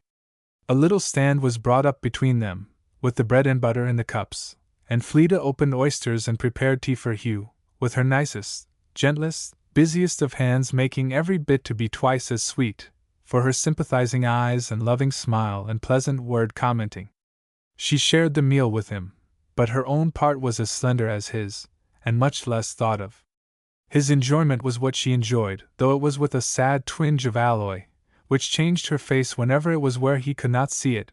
When turned upon him, it was only bright and affectionate, and sometimes a little too tender, but Fleda was too good a nurse to let that often appear. Mr. Carleton did not bargain for your opening his oysters, Fleda. How kind it was of him to send them. Yes. How long will he be gone, Fleda? I don't know, he didn't say. I don't believe many days. Hugh was silent a little, while she was putting away the stand and the oyster shells. Then she came and sat down by him. You have burnt yourself over those things, said he, sorrowfully. You shouldn't have done it. It is not right. Dear Hugh, said Fleda, lightly laying her head on his shoulder. I like to burn myself for you. That's just the way you have been doing all your life. Hush, she said softly. It is true for me and for everybody else. It is time you were taken better care of, dear Fleda. Don't, dear Hugh. I am right, though, said he. You are pale and worn now with waiting upon me, and thinking of me. It is time you were gone. But I think it is well I am going too, for what should I do in the world without you, Fleeta? Fleeta was crying now, intensely, though quietly, but Hugh went on with feeling, as calm as it was deep. What should I have done all these years, or any of us? How you have tired yourself for everybody in the garden and in the kitchen, and with Earl Douglas how we could let you, I don't know, but I believe we could not help it. Fleeta put her hand upon his mouth. But he took it away and went on. How often I have seen you sleeping all the evening on the sofa with a pale face, tired out, dear Fleeta, said he, kissing her cheek. I am glad there's to be an end put to it. And all the day you went about with such a bright face, that it made Mother and me happy to look at you, and I knew then, many a time, it was for our sakes. Why do you cry so, Fleeta? I like to think of it, and to talk of it, now that I know you won't do so any more. I know the whole truth, and it went to the bottom of my heart, but I could do nothing but love you. I did that. Don't cry so, Fleeta. You ought not. You have been the sunshine of the house. My spirit never was so strong as yours. I should have been borne to the ground, I know, in all these years, if it had not been for you. And Mother, you have been her life. You have been tired too, Fleeta whispered. Yes, at the sawmill. And then you would come up there through the sun to look at me, and your smile would make me forget everything sorrowful for the rest of the day except that I couldn't help you. Oh, did you help me always, Hugh? Not much. I couldn't help you when you were sewing for me and Father till your fingers and eyes were aching, and you never would own that you were anything but a little tired. It made my heart ache. Oh, I knew it all, dear Fleeta. I am very, very glad that you will have somebody to take care of you now, that will not let you burn 4 fingers for him or anybody else. It makes me happy. You make me very unhappy, dear Hugh. I don't mean it, said Hugh tenderly. But I don't believe there is anybody else in the world that I could be so satisfied to leave you with. Fleeta made no answer to that. She sat up and tried to recover herself. I hope he will come back in time, said Hugh, settling himself back in the easy chair with a weary look, and closing his eyes.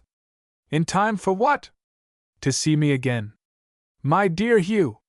He will, to be sure, I hope. He must make haste, said Hugh. But I want to see him again very much, Fleeta. For anything in particular?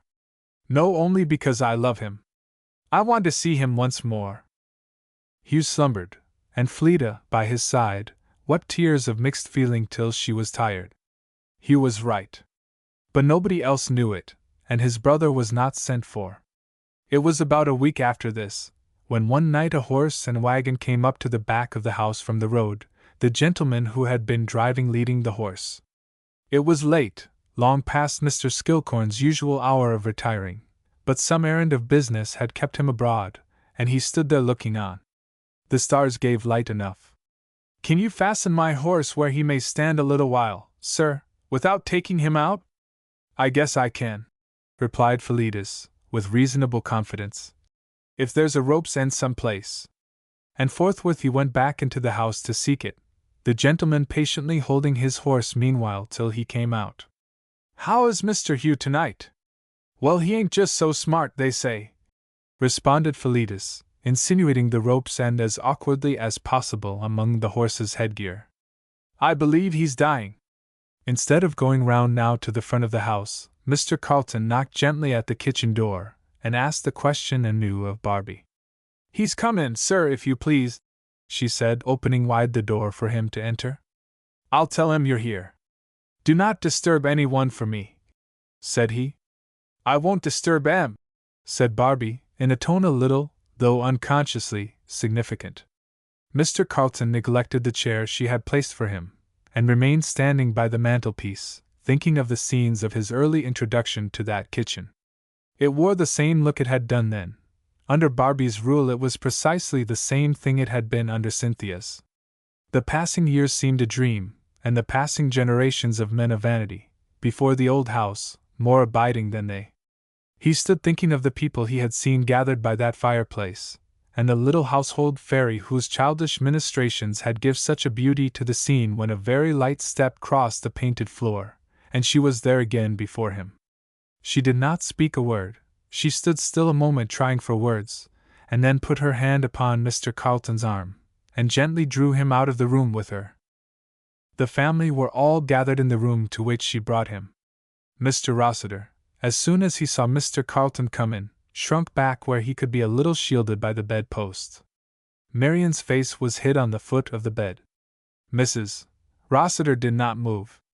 Leaving Mr. Carlton on the near side of the bed, Fleda went round to the place she seemed to have occupied before at Hugh's right hand, and they were all still, for he was in a little doze, lying with his eyes closed, and the face as gently and placidly sweet as it had been in his boyhood. Perhaps Mr. Rossiter looked at it, but no other did just then, except Mr. Carlton. His eye rested nowhere else. The breathing of an infant could not be more gentle, the face of an angel not more peacefully at rest. So he giveth his beloved sleep, thought he, gentlemen, as he gazed on the brow from which all care, if care there had ever been, seemed to have taken flight. Not yet, not quite yet, for Hugh suddenly opened his eyes, and without seeing anybody else said, "Father!" Mr. Rossiter left the bedpost, and came close to where Fleda was standing, and leaning forward, touched his son's head, but did not speak. "Father," said Hugh, in a voice so gentle that it seemed as if strength must be failing, "what will you do when you come to lie here?" Mr. Rossiter put his hands to his face. "Father, I must speak now if I never did before. Once I must speak to you. What will you do when you come to lie where I do? What will you trust to?" The person addressed was as motionless as a statue. Hugh did not move his eyes from him. "Father, I will be a living warning and example to you, for know that I shall live in your memory. You shall remember what I say to you, that Jesus Christ is a dear friend to those that trust in him, and if he is not yours it will be because you will not let him. You shall remember my testimony, that he can make death sweeter than life. In his presence is fullness of joy, at his right hand there are pleasures forevermore. He is better, he is more to me, even than you all, and he will be to you a better friend than the poor child you are losing, though you do not know it now. It is he that has made my life in this world happy, only he, and I have nothing to look to but him in the world I am going to. But what will you do in the hour of death, as I am, if he isn't your friend, Father?" Mr. Rossiter's frame swayed like a tree that one sees shaken by a distant wind, but he said nothing. "Will you remember me happily, Father, if you come to die without having done as I begged you? Will you think of me in heaven, and not try to come there too? Father, will you be a Christian? Will you not? For my sake, for little Hugh's sake, as you used to call him? Father!" Mr. Rossiter knelt down and hid his face in the coverings, but he did not utter a word. Hugh's eye dwelt on him for a moment with unspeakable expression, and his lip trembled. He said no more. He closed his eyes, and for a little time there was nothing to be heard but the sobs, which could not be restrained, from all but the two gentlemen. It probably oppressed Hugh, for after a while he said, with a weary sigh, and without opening his eyes, "I wish somebody would sing." Nobody answered at first. "Sing what, dear Hugh?" said Fleda, putting aside her tears, and leaning her face towards him. "Something that speaks of my want," said Hugh. "What do you want, dear Hugh?" "Only Jesus Christ," he said with a half-smile. But they were silent as death. Fleda's face was in her hands, and her utmost efforts after self-control wrought nothing but tears. The stillness had lasted a little while, when, very softly and sweetly, the notes of a hymn floated to their ears, and though they floated on and filled the room, the voice was so nicely modulated that its waves of sweetness broke gently upon the nearest ear. "Jesus, the sinner's friend, to thee, lost and undone, for aid I flee, weary of earth, myself, and sin, open thine arms and take me in. Pity and save my sin-sick soul, 'tis thou alone canst make me whole. Dark, till in me thine image shine, and lost I am, till thou art mine. At length I own it cannot be, that I should fit myself for thee, here now to thee I all resign. Thine is the work, and only thine. What shall I say thy grace to move? Lord, I am sin, but thou art love. I give up every plea beside, Lord, I am lost, but thou hast died."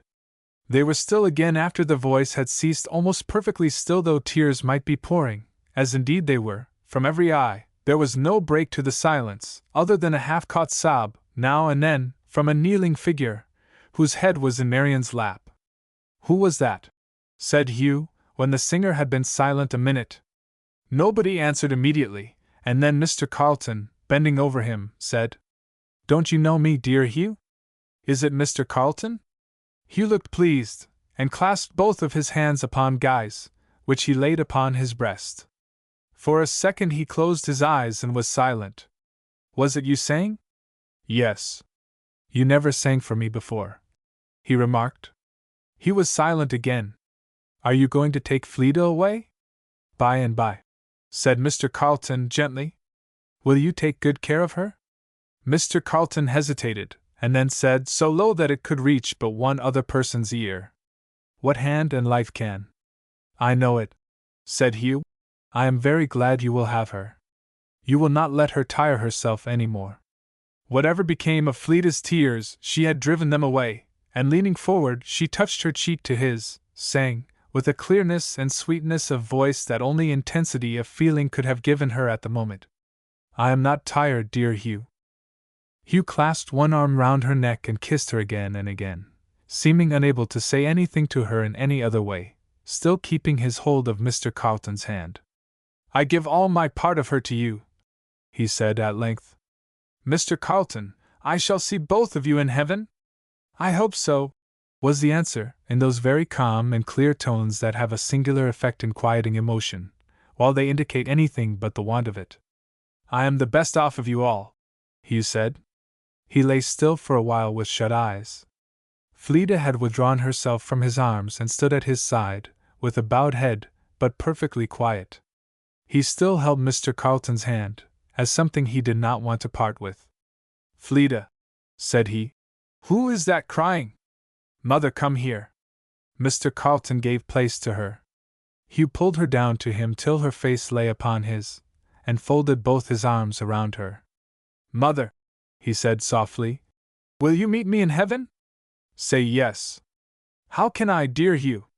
"You can, dear mother," said he, kissing her with exceeding tenderness of expression.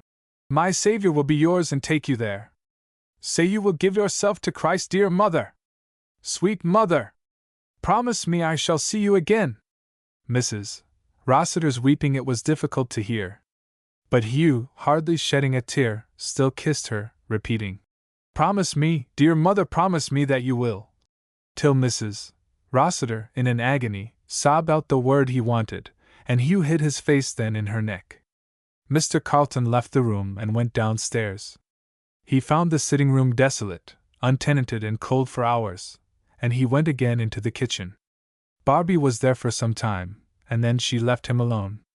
He had passed a long while in thinking, and walking up and down, and he was standing musing by the fire, when Fleda again came in. She came in silently to his side, and putting her arm within his, laid her face upon it with a simplicity of trust and reliance that went to his heart, and she wept there for a long hour. They hardly changed their position in all that time, and her tears flowed silently, though incessantly, the only tokens of his part being such a gentle caressing, smoothing of her hair, or putting it from her brow as he had used when she was a child. The bearing of her hand and head upon his arm, in time showed her increasingly weary. Nothing showed him so. "Elfie, my dear Elfie," he said at last, very tenderly, in the same way that he would have spoken 9 years before. "Hugh gave his part of you to me, I must take care of it." Fleda tried to rouse herself immediately. "This is poor entertainment for you, Mr. Carlton," she said, raising her head, and wiping away the tears from her face. "You are mistaken," he said gently. "You never gave me such pleasure but twice before, Elfie." Fleda's head went down again instantly, and this time there was something almost caressing in the motion. "Next to the happiness of having friends on earth," he said soothingly, "is the happiness of having friends in heaven. Don't weep any more tonight, my dear Elfie." "He told me to thank you," said Fleda. But stopping short and clasping with convulsive energy the arm she held, she shed more violent tears than she had done that night before. The most gentle soothing, the most tender reproof, availed at last to quiet her, and she stood clinging to his arm still, and looking down into the fire. "I did not think it would be so soon," she said. "It was not soon to him, Elfie. He told me to thank you for singing. How little while it seems since we were children together, how little while since before that when I was a little child here, how different. No, the very same, said he, touching his lips to her forehead. You are the very same child you were then, but it is time you were my child, for I see you would make yourself ill. No, said he, softly, taking the hand Fleeta raised to her face. No more tonight. Tell me how early I may see you in the morning, for, Elfie, I must leave you after breakfast. Fleeta looked up inquiringly. My mother has brought news that determines me to return to England immediately. To England? I have been too long from home. I am wanted there. Fleeta looked down again, and did her best not to show what she felt. I do not know how to leave you and now, but I must. There are disturbances among the people, and my own are infected. I must be there without delay. Political disturbances? Said Fleeta. Somewhat of that nature, but partly local. How early may I come to you? But you are not going away tonight? It is very late. That is nothing, my horse is here. Fleeta would have begged in vain, if Barbie had not come in and added her word, to the effect that it would be a mess of work to look for lodgings at that time of night, and that she had made the west room ready for Mr. Carlton. She rejected with great sincerity any claim to the thanks with which Fleeta as well as Mr. Carlton repaid her. There want no trouble about it, she said. Mr. Carlton, however, found his room prepared for him with all the care that Barbie's utmost ideas of refinement and exactness could suggest. It was still very early the next morning when he left it and came into the sitting-room, but he was not the first there. The firelight glimmered on the silver and china of the breakfast table, all set. Everything was in absolute order, from the fire to the 2 cups and saucers which were alone on the board. A still silent figure was standing by one of the windows looking out. Not crying, but that Mr. Carlton knew from the unmistakable lines of the face was only because tears were waiting another time. Quiet now, it would not be by and by. He came and stood at the window with her. Do you know, he said after a little, that Mr. Rossiter purposes to leave Queechy? Does he? Said Fleeta, rather starting, but she added not another word, simply because she felt she could not safely. He has accepted, I believe, a consulship at Jamaica. Jamaica? Said Fleeta.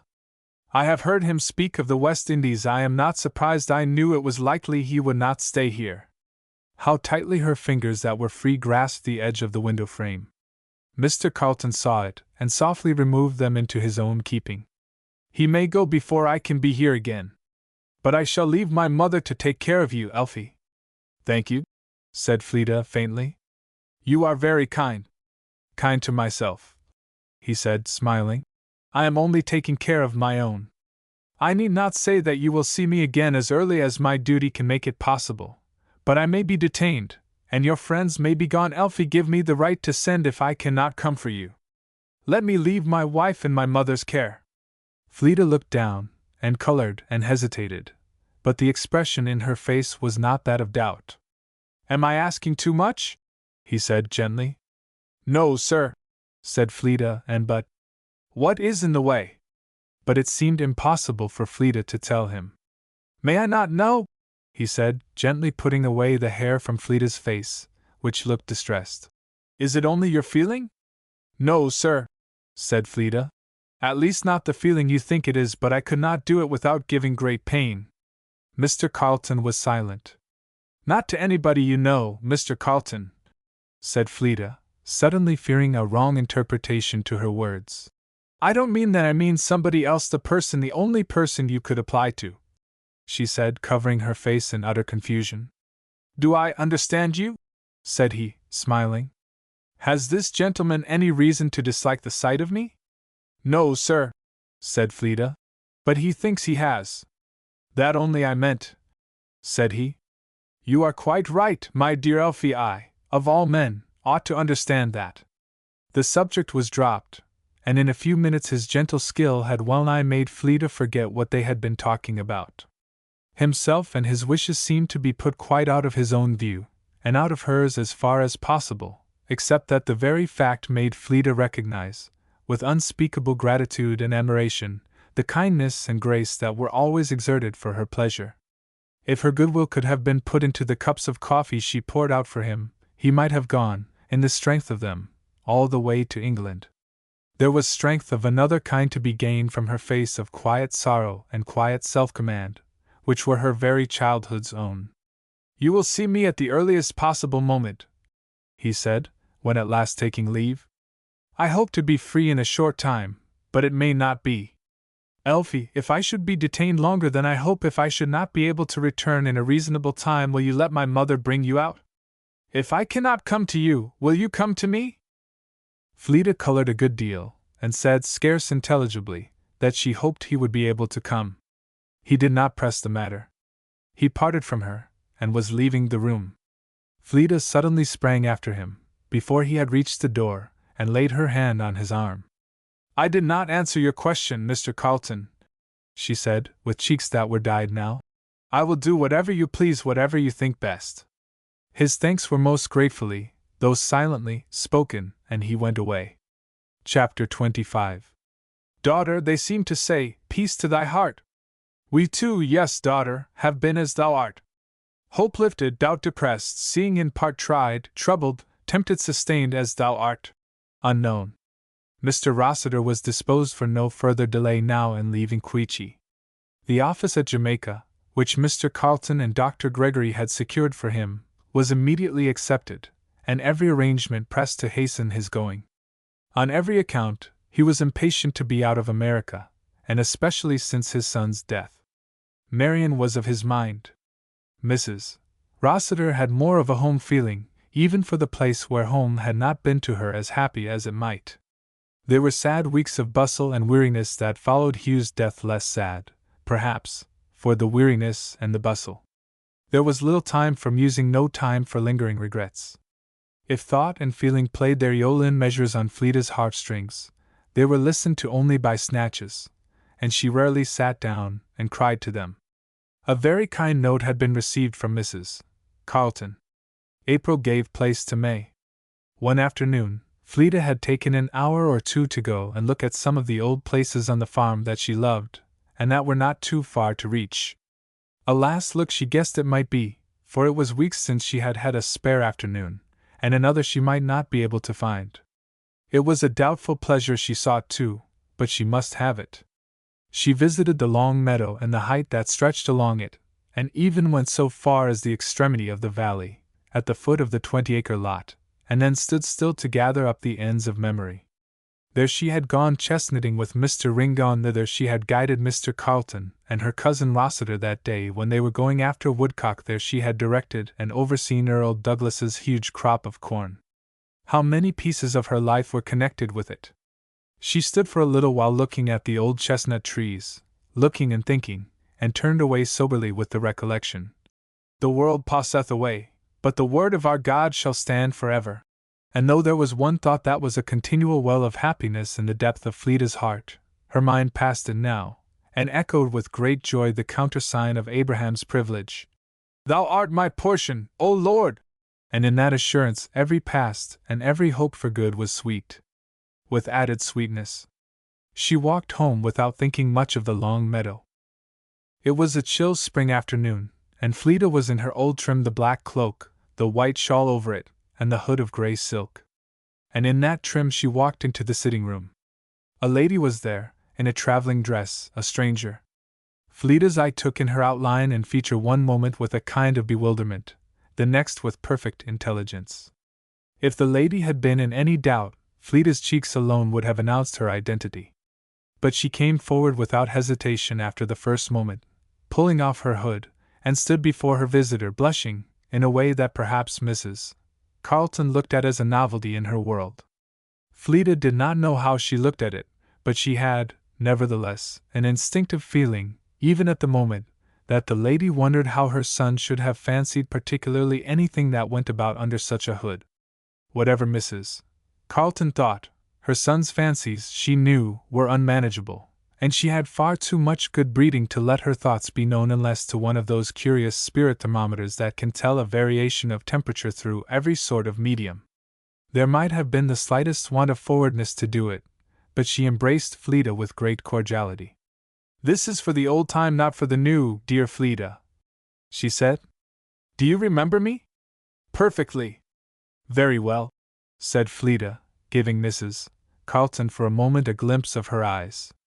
I do not easily forget. Your look promises me an advantage from that, which I do not deserve, but which I may as well use as another. I want all I can have, Fleda. There was a half look at the speaker that seemed to deny the truth of that, but Fleda did not otherwise answer. She begged her visitor to sit down, and throwing off the white shawl and black cloak, took tongs in hand, and began to mend the fire. Mrs. Carleton sat considering a moment the figure of the fire-maker, not much regardful of the skill she was bringing to bear upon the sticks of wood. Fleda turned from the fire to remove her visitor's bonnet and wrappings, but the former was all Mrs. Carleton would give her. She threw off shawl and tippet on the nearest chair. It was the same Mrs. Carleton of old Fleda saw while this was doing, unaltered almost entirely. The fine figure and bearing were the same. Time had made no difference. Even the face had paid little tribute to the years that had passed by it, and the hair held its own without a change. Bodily and mentally she was the same. Apparently she was thinking the like of Fleda. I remember you very well, she said, with kindly accent, when Fleda sat down by her. I have never forgotten you. A dear little creature you were. I always knew that. Fleda hoped privately the lady would see no occasion to change her mind, but for the present she was bankrupt in words. I was in the same room this morning at Montepoole where we used to dine, and it brought back the whole thing to me, the time when you were sick there with us. I could think of nothing else. But I don't think I was your favorite, Fleda. Such a rush of blood again answered her as moved Mrs. Carleton, in common kindness, to speak of common things. She entered into a long story of her journey, of her passage from England, of the steamer that brought her, of her stay in New York, all which Fleda heard very indifferently well. She was more distinctly conscious of the handsome travelling dress, which seemed all the while to look as its wearer had done, with some want of affinity, upon the little grey hood which lay on the chair in the corner. Still she listened and responded as became her, though, for the most part, with eyes that did not venture from home.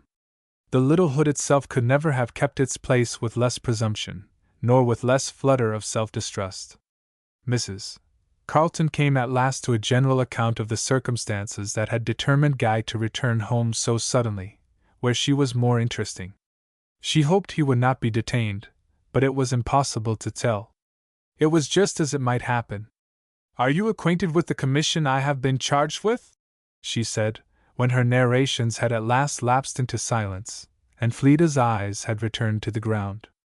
I suppose so, ma'am, said Fleda, with a little smile. It is a very pleasant charge, said Mrs. Carleton, softly kissing her cheek. Something in the face itself must have called forth that kiss, for this time there were no requisitions of politeness. Do you recognize my commission, Fleda? Fleda did not answer. Mrs. Carleton sat a few minutes thoughtfully drawing back the curls from her forehead, Mr. Carleton's very gesture, but not by any means with his fingers, and musing, perhaps, on the possibility of a hood's having very little to do with what it covered. Do you know, she said, I have felt as if I were nearer to Guy since I have seen you. The quick smile and color that answered this, both very bright, wrought in Mrs.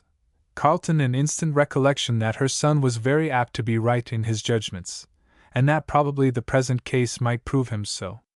The hand which had played with Fleda's hair was put round her waist, very affectionately, and Mrs. Carleton drew near her. I am sure we shall love each other, Fleda, she said. It was said like Fleda, not like Mrs. Carleton, and answered as simply. Fleda had gained her place. Her head was in Mrs. Carleton's neck, and welcomed there. At least I am sure I shall love you, said the lady, kissing her. And I don't despair on my own account for somebody else's sake. No, said Fleda, but she was not fluent today. She sat up and repeated, I have not forgotten old times either, Mrs. Carleton. I don't want to think of the old time, I want to think of the new. She seemed to have a great fancy for stroking back those curls of hair. I want to tell you how happy I am, dear Fleda. Fleda did not say whether she was happy or unhappy, and her look might have been taken for dubious. She kept her eyes on the ground, while Mrs. Carleton drew the hair off from her flushing cheeks, and considered the face laid bare to her view, and thought it was a fair face, a very presentable face, delicate and lovely, a face that she would have no reason to be ashamed of, even by her son's side. Her speech was not precisely to that effect. You know now why I have come upon you at such a time. I need not ask pardon. I felt that I should be hardly discharging my commission if I did not see you till you arrived in New York. My wishes I could have made to wait, but not my trust. So I came. I am very glad you did. She could fain have persuaded the lady to disregard circumstances, and stay with her, at least till the next day, but Mrs. Carleton was unpersuadable. She would return immediately to Montepoole. And how long shall you be here now? She said. A few days, it will not be more than a week. Do you know how soon Mr. Rossiter intends to sail for Jamaica? As soon as possible. He will make his stay in New York very short, not more than a fortnight, perhaps, as short as he can. And then, my dear Fleda, I am to have the charge of you for a little while, am I not? Fleda hesitated, and began to say, "Thank you," but it was finished with a burst of very hearty tears. Mrs. Carleton knew immediately the tender spot she had touched.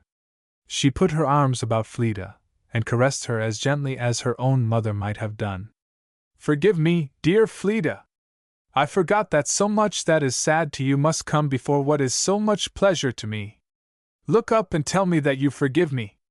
Fleda soon looked up, but she looked very sorrowful, and said nothing. Mrs. Carleton watched her face for a little while, really pained. "Have you heard from Guy since he went away?" she whispered. "No, ma'am." "I have." And therewith she put into Fleda's hand a letter, not Mrs. Carleton's letter, as Fleda's first thought was. It had her own name, and the seal was unbroken. But it moved Mrs. Carleton's wonder to see Fleda cry again, and longer than before. She did not understand it. She tried soothing, but she ventured no attempt at consoling, for she did not know what was the matter. "You will let me go now, I know," she said smilingly, when Fleda was again recovered, and standing before the fire with a face not so sorrowful, Mrs. Carleton saw. "But I must say something. I shall not hurt you again." "Oh no, you did not hurt me at all. It was not what you said. You will come to me, dear Fleda? I feel that I want you very much." "Thank you, but there is my Uncle Orrin, Mrs. Carleton, Dr. Gregory." "Dr. Gregory? He is just on the eve of sailing for Europe. I thought you knew it." "On the eve? So soon?" "Very soon, he told me." "Dear Fleda, shall I remind you of my commission, and who gave it to me?" Fleda hesitated still. At least, she stood looking into the fire, and did not answer. "You do not own his authority yet," Mrs. Carleton went on, "but I am sure his wishes do not weigh for nothing with you, and I can plead them." Probably it was a source of some gratification to Mrs. Carleton to see those deep spots on Fleda's cheeks. They were a silent tribute to an invisible presence that flattered the lady's affection or her pride. "What do you say, dear Fleda, to him and to me?" she said, smiling and kissing her. "I will come, Mrs. Carleton." The lady was quite satisfied, and departed on the instant, having got, she said, all she wanted, and Fleda cried till her eyes were sore. The days were few that remained to them in their old home, not more than a week, as Fleda had said. It was the first week in May. The evening before they were to leave Queechy, Fleda and Mrs. Rossiter went together to pay their farewell visit to Hugh's grave. It was some distance off. They walked there arm in arm without a word by the way. The little country graveyard lay alone on a hillside, a good way from any house, and out of sight even of any but a very distant one. A sober and quiet place, no tokens of busy life immediately near, the fields around it being used for pasturing sheep, except an instance or two of winter grain now nearing its maturity. A byroad not much traveled led to the graveyard, and led off from it over the broken country, following the ups and down of the ground to a long distance away, without a moving thing upon it in sight near or far.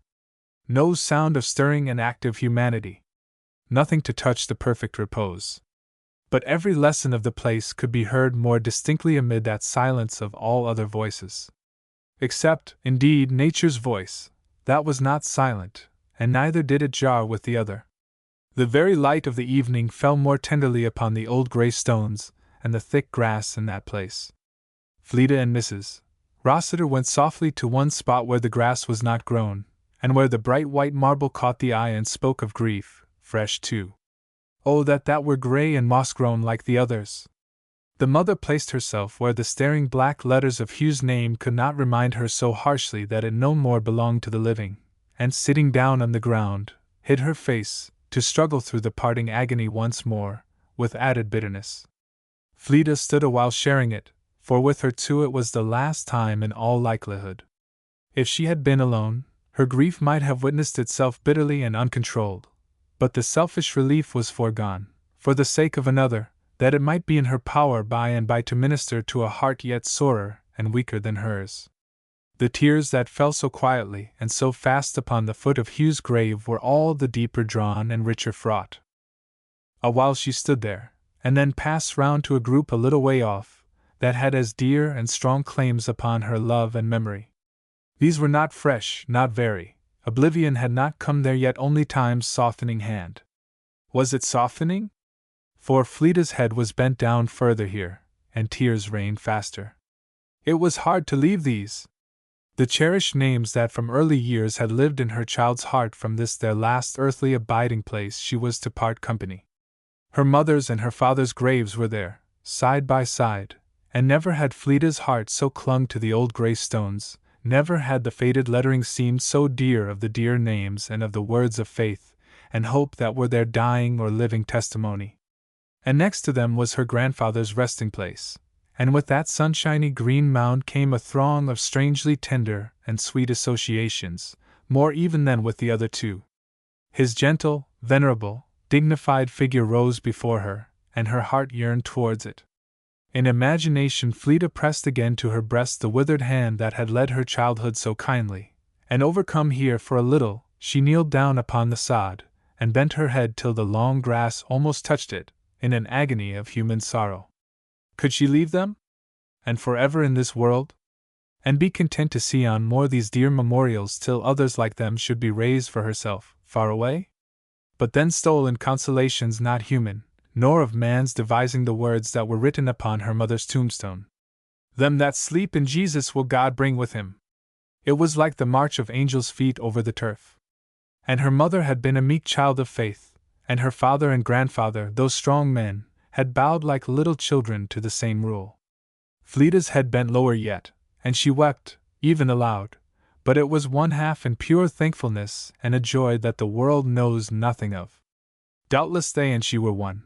Doubtless, though the grass now covered their graves, the heavenly bond in which they were held would bring them together again in light, to a new and more beautiful life that should know no severing. Asleep in Jesus, and even as he had risen so should they and others that she loved, all whom she loved best.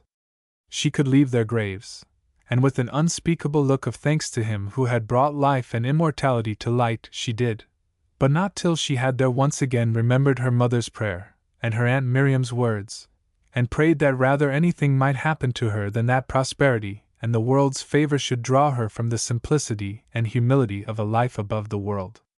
Rather than not meet them in joy at the last, oh, let her want what she most wished for in this world. If riches have their poisonous snares, Fleda carried away from this place a strong antidote. With a spirit strangely simple, pure, and calm, she went back to her aunt. Poor Mrs.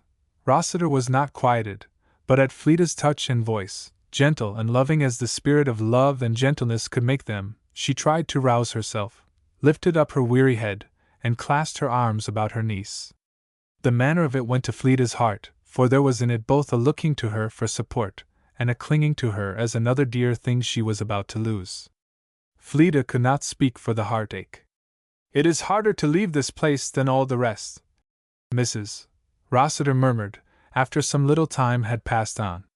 "He is not here," said Fleda's soothing voice. It set her aunt to crying again. "No, I know it," she said. "We shall see him again. Think of that." "You will," said Mrs. Rossiter very sadly. "And so will you, dear Aunt Lucy, you promised him?" Yes, sobbed Mrs. Rossiter. I promised him, but I am such a poor creature. So poor that Jesus cannot save you? Or will not? No, dear Aunt Lucy, you do not think that. Only trust him, you do trust him now, do you not? A fresh gush of tears came with the answer, but it was in the affirmative, and, after a few minutes, Mrs. Rossiter grew more quiet. I wish something were done to this, she said, looking at the fresh earth beside her. If we could have planted something. I have thought of it 1,000 times, said Fleda, sighing. I would have done it long ago if I could have got here, but it doesn't matter, Aunt Lucy. I wish I could have done it. You, said Mrs. Rossiter. My poor child. You have been wearing yourself out working for me. I never was worth anything, she said, hiding her face again. When you have been the dearest and best mother to me? Now that is not right. Aunt Lucy, look up and kiss me. The pleading sweet tone of voice was not to be resisted. Mrs. Rossiter looked up and kissed her earnestly enough, but with unabated self-reproach. I don't deserve to kiss you, for I have let you try yourself beyond your strength. How you look! Oh, how you look! Never mind how I look, said Fleda, bringing her face so close that her aunt could not see it. You helped me all you could. Aunt Lucy, don't talk so, and I shall look well enough by and by. I am not so very tired. You always were so! Exclaimed Mrs. Rossiter, clasping her in her arms again. And now I am going to lose you, too. My dear Fleda! That gives me more pleasure than anything else in the world. But it was a pleasure well cried over. We shall all meet again, I will hope, said Mrs. Rossiter meekly, when Fleda had risen from her arms. Dear Auntie! But before that, in England you will come to see me. Uncle Rolf will bring you. Even then, Fleda could not say even that without the blood mounting to her face. Mrs. Rossiter shook her head, and sighed, but smiled a little, too, as if that delightful chink of possibility let some light in. I shouldn't like to see Mr. Carlton now, she said, for I could not look him in the face.